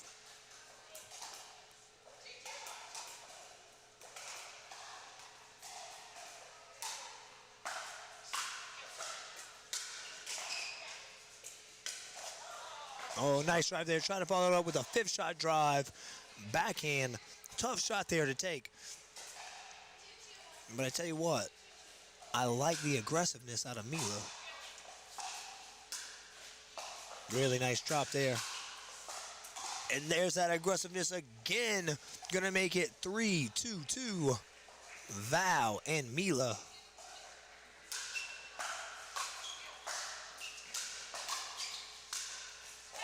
And there it is again, a little bit of shake, a little bit of bake, and another point. That's going to be 4-2-2.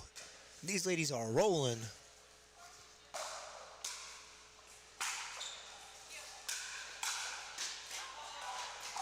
Nice shot there by Jess. So it's going to be a side out, and a much needed side out. 2-4-1.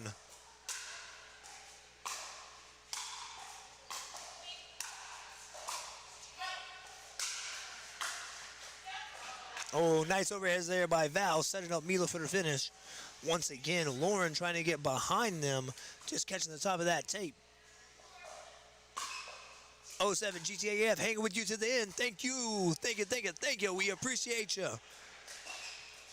And for all of you still here, we appreciate you as well. Thank you guys very much. Without you, this is not possible. We got our women's doubles 4.0 35 plus gold medal match.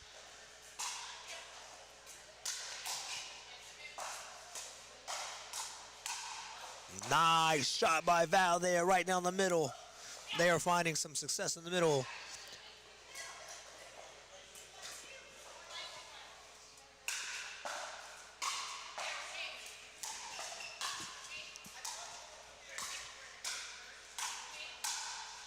Nice, right down the middle again. A lot of success right there with those middle speed ups. Let's see if they keep it going. That is 6-2.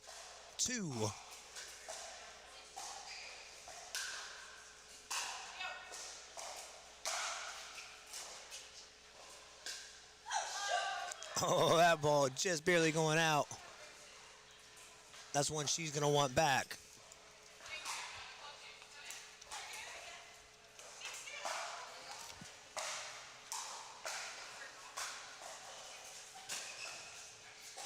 And we're going to have a side out there. Ben Farney, let's go. Mila and Val watching from the crowd. Shout out to you, Ben Farney. I don't see you because I'm closed in over here, but I know you're here. Ben was super upset he couldn't get on the live stream today. Maybe tomorrow. He is actually playing with Mila tomorrow, mixed doubles.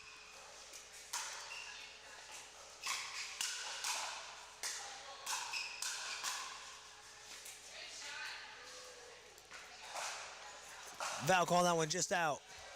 So that's going to be a side out. We're going to have Mila on the serve.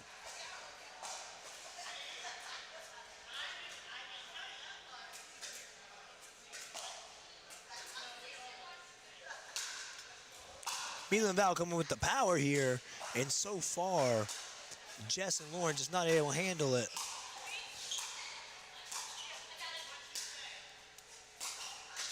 Oh, and Jess and Lauren with some power of herself. How about that serve routine by Val? Got the little in between the legs. Looking cooler than I'll ever be. Ben Farney, Corin doing a great job. Thank you, sir. Wall is in the way. Indeed it is. I am surrounded by 3 walls. It's a good thing I'm not claustrophobic. Wow, what a shot there by Mila. Got up in the air looking like Michael Jordan himself.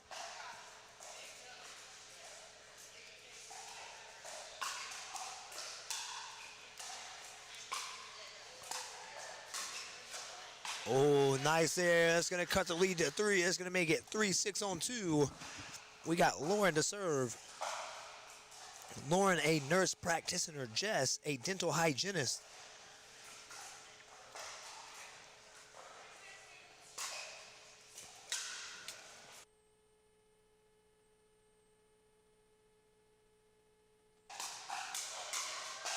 Oh, nice hands there by the ladies. Wow, and a good finish by Mila. She is bringing all the heat to this game.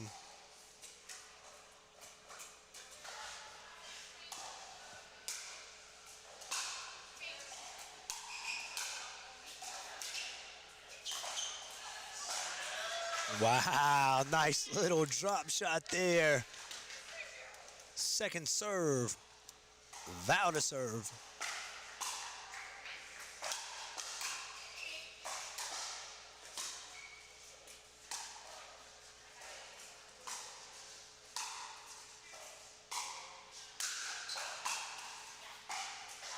Oh, and Mila going for the big overhead, just misses it. So that's going to take us to a side out. 3-6-1.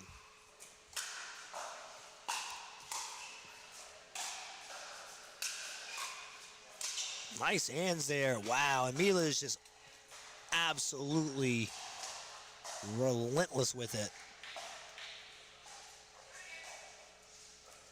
She is just attacking, and it's got her opponents on their back feet.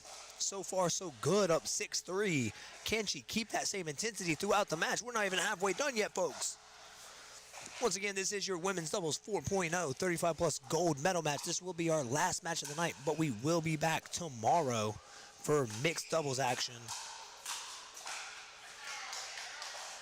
And that's a nice shot there. That's going to take us to 4-6-2. Jess Adams on the serve.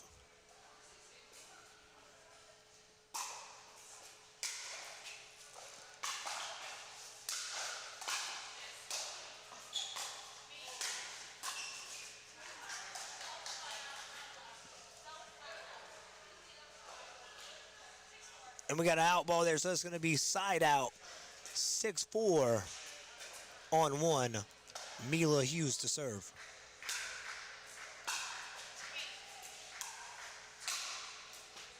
That ball out as well, so it's going to take us to 7-4, 1 point away from the side change. Can they get it here? You'll notice Mila and Val stacking. It's because we got a lefty on the court. Wrong-handed. All right, Val with the serve here. Between the legs. Shimmy, shimmy, and go.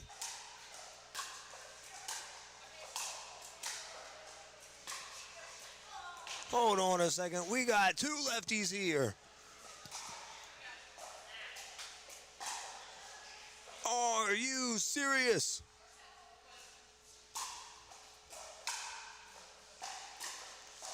Not often you see a double left-handed team in pickleball, but we got it all here at the Southern Pickleball Championships. All right, and battling back now is Jessica and Lauren. Lauren serving 5-7.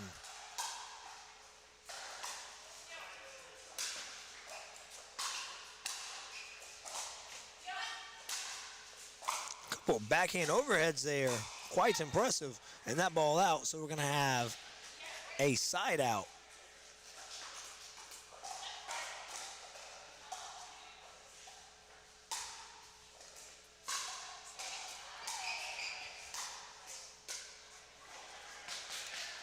Just short on the reset there, so we're going to have second serve.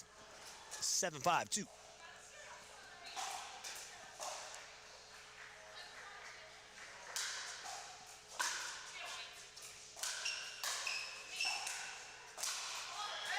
Wow, really, really nice shot there.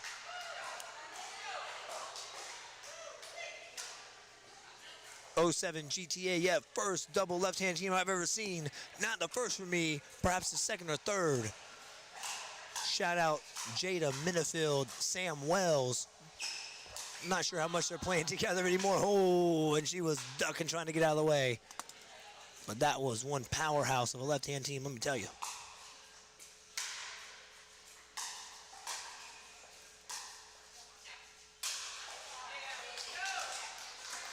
All right, and mounting a comeback here. 6-7, as the kids like to say.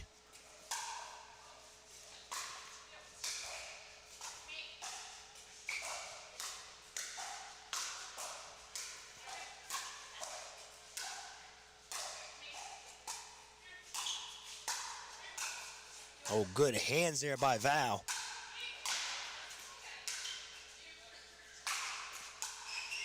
Val with the good hands again. Brick wall over there. And they've worked themselves back to the kitchen. Back into a firefight. What an excellent point by the ladies there, and a hug of embrace. That's how good it was.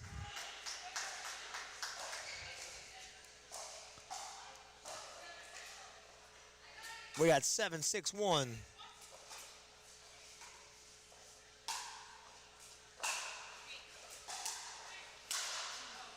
And that's going to be 8-6. That's going to take us to a side change, and we will also be taking a quick commercial break here. We'll be right back with more Southern Pickleball action after a word from our sponsors.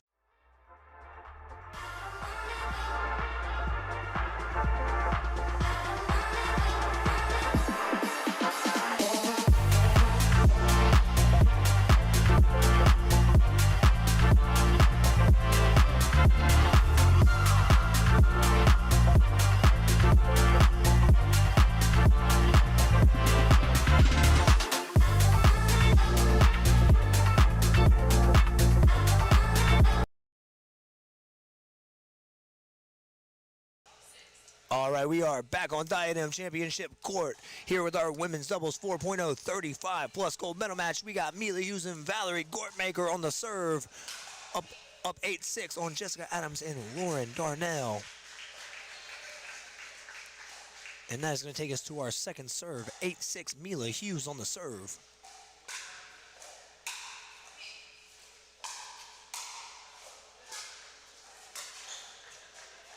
Oh, and the net still undefeated after all week. No one has seemed to beat it. 6-8 on one. That is Jess Adams serving.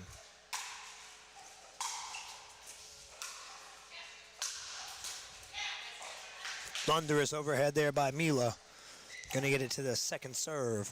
This is Lauren out of Gainesville, Georgia.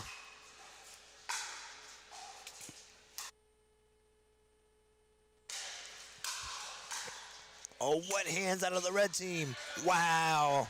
But Lauren said, I don't care if you keep hitting it back. I'm going to keep hitting it to you harder and harder and harder and harder.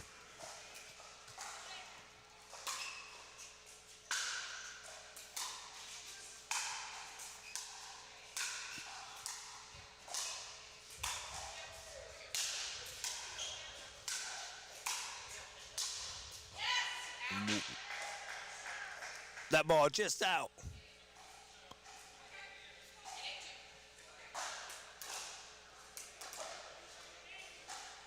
Eight.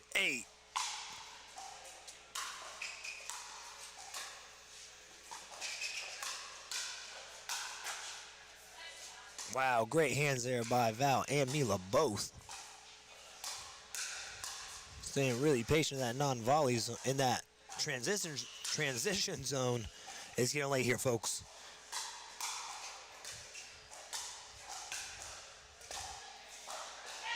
And a great point there.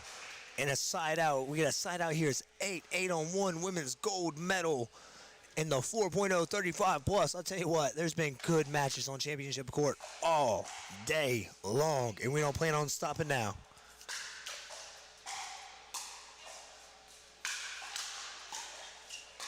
Wow, what a dig there by Val. And that is going to be a point for Mila Hughes and Valerie Gortmaker. Mila going to make sure that Lauren is okay. Lauren saying it's all good. Let's play ball. Second serve. And the coolest serve routine in the building right now.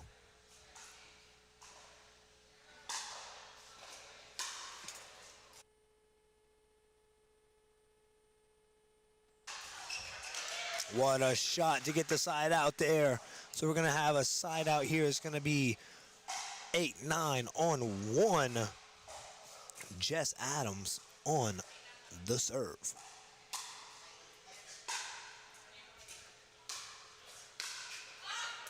That ball that's going to tie it up there, 9-9. And if you thought you were getting out of here without a close game to end the night championship game, you were totally wrong. I don't know what you were thinking. You must not have been here before. That ball not getting over, so now Jess Adams and Lauren Darnell taking the lead, 10-9.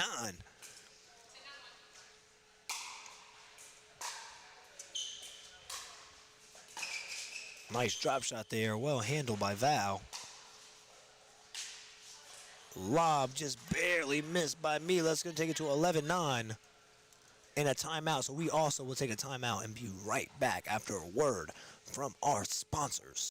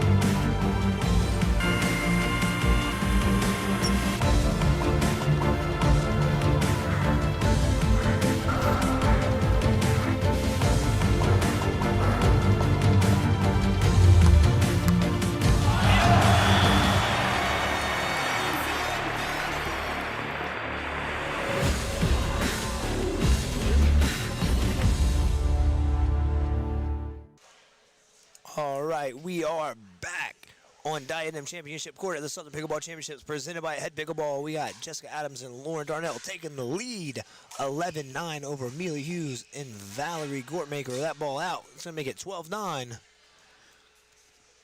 And we got Jess Adams on the serve here. 12-9-1. Mila and Valerie needing to get a stop here.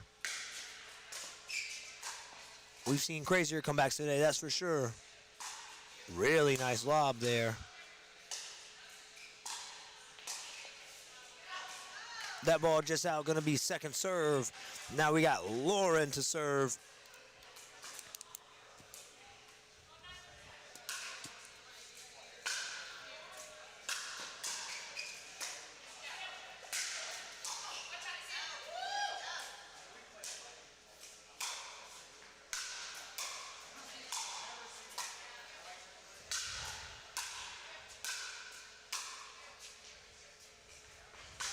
Nice lob again. And this time they take advantage of it.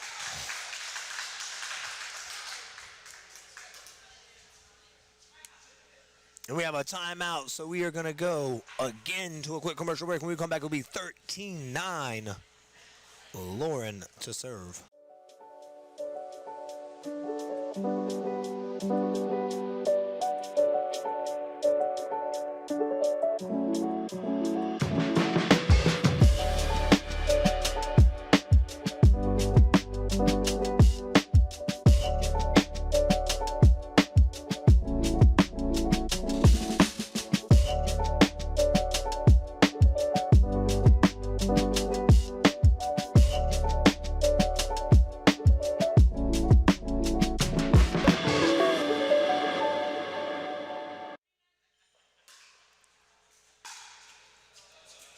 All right, back after that break, 13-9, women's gold medal.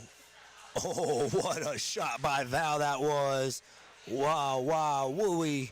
So we're going to have the side out. It's going to be 9-13. Mila Hughes to serve. I'm sorry, Val to serve. And this is your women's doubles 4.0, 35-plus gold medal match.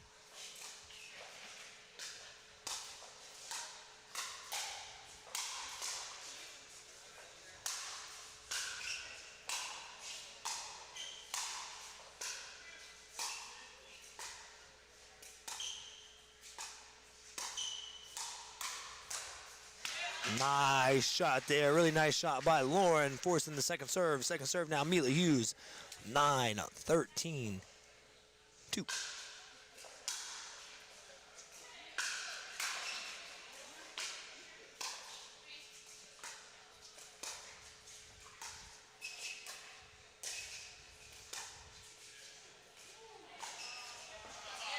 I mean, those lobs are just absolutely so stinking good.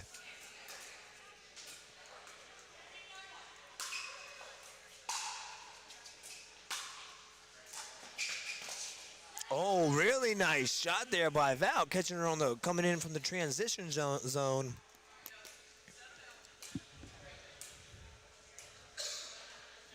(13-9) to Jess on the serve. Nice shot there by Val to get the side out. Exactly what they needed. Now the team of Val and Mila need to run a few points off if they don't want any chance at being your 4.0 women's 35 plus champions.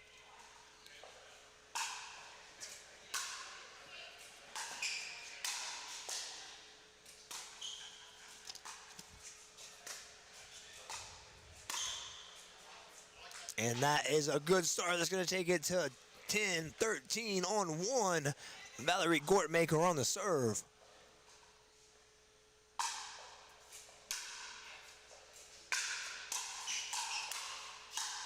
Oh, and good aggression there. Valerie really starting to take over here.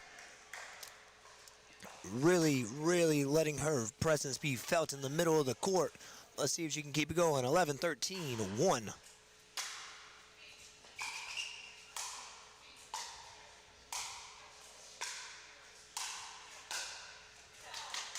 We're going to have second serve here. 11-13 on 2. What can they do with the ball in their hand here?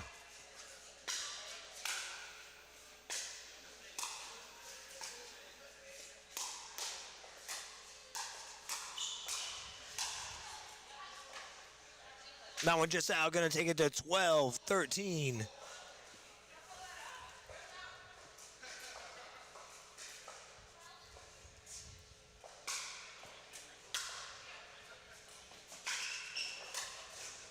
And that's going to take us to 13-13 too.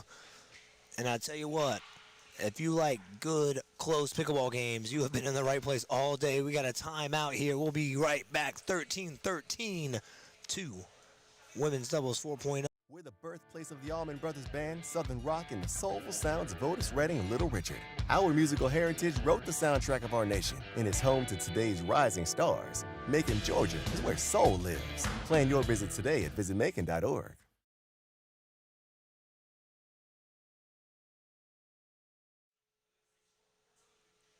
All right, we are back with your women's doubles 4.0 35 plus gold medal match. We have a absolutely phenomenal match on our hands. We got 13-13.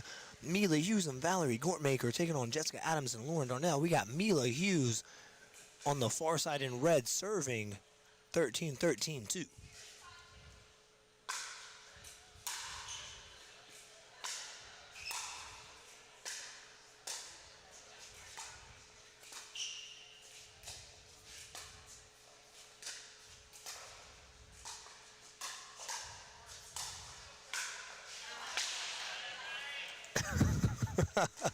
And sorry for that locked in glaze look of mine there.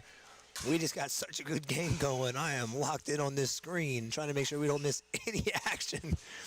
And if you like that, thank Mary Emily for it. I just became a meme. All right, so Jessica Adams, Lauren Darnell with championship point on their paddle. 14-13 on 1. This is Lauren on the serve.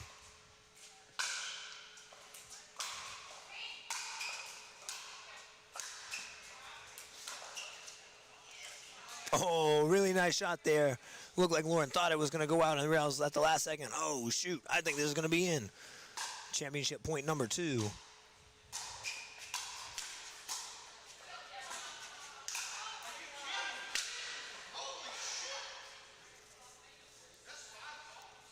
And an out call there, so we have a side out. This one gonna be 13-14 on 1. Mila Hughes and Valerie Gortmaker on the serve.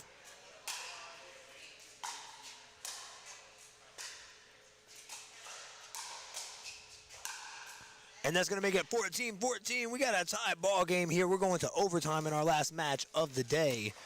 14-14 on 1. Women's doubles 4.0 gold medal match here.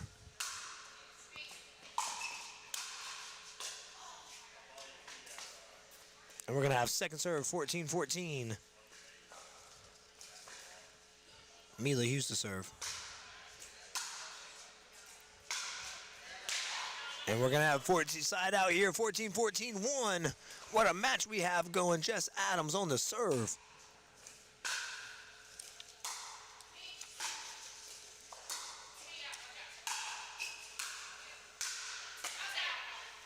That ball out, so now we got 15-14. Championship point number 3. 15-14. 1. Can they close it out here? That ball out. So we have second serve here. 15-14-2. Championship point number 4.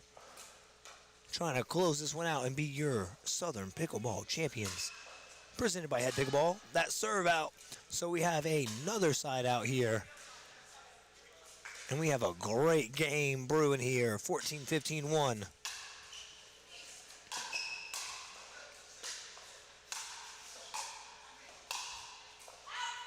That ball out. 15-15. Tie ball game.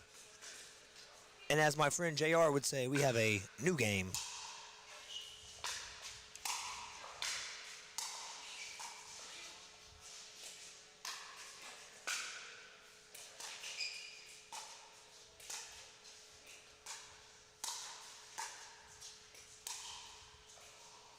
That ball out, so now we have a match championship point on the other side, 16-15. Mila Hughes serving for your Southern Pickleball Championship in Women's Doubles 4.0, 35 plus. Very nice play from Mila in transition there. Val really slowing it down, getting the point back under control. And we're going to have second serve here. What a match we have brewing. Can Jess and Lauren get the ball back here?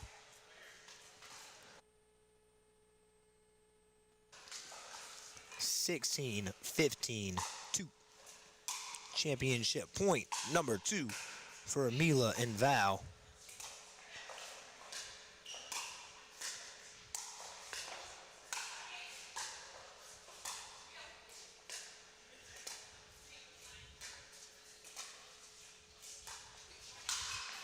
Oh, and the side out, the big side out for Jess and Lauren. We are going. We might be here till midnight at this rate. And you know what? That's okay, because we got good pickleball on the court.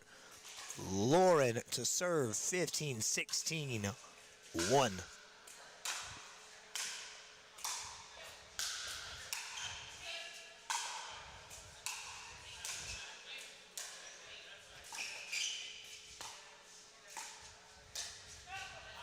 And we're going to have second serve here. Jess Adams to serve. 15-16. Can they tie it up here?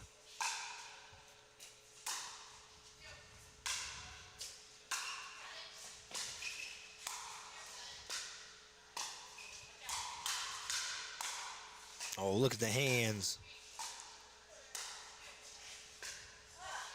Oh, that's going to be 16-16. We are playing until someone wins by 2 here. Women's doubles 4.0, 35 plus.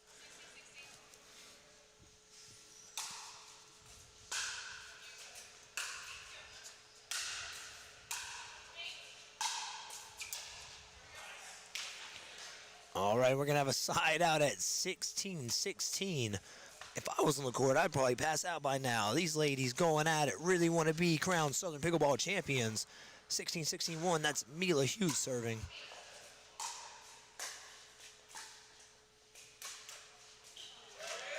And a little bit of net love, undefeated net, 16-16-2.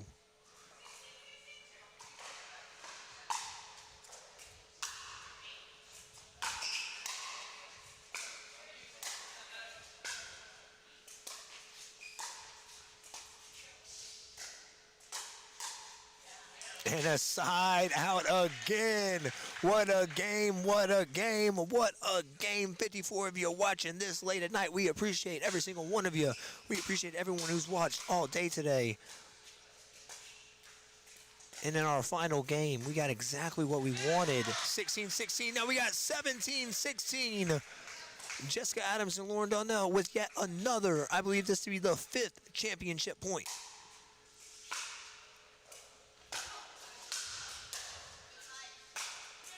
Good hands there. Getting themselves right back in the point, and we're going to have second serve. And a big sigh of relief out of Mila and Val there, as if to say, all right, just one more. 17-16 to championship point number 6.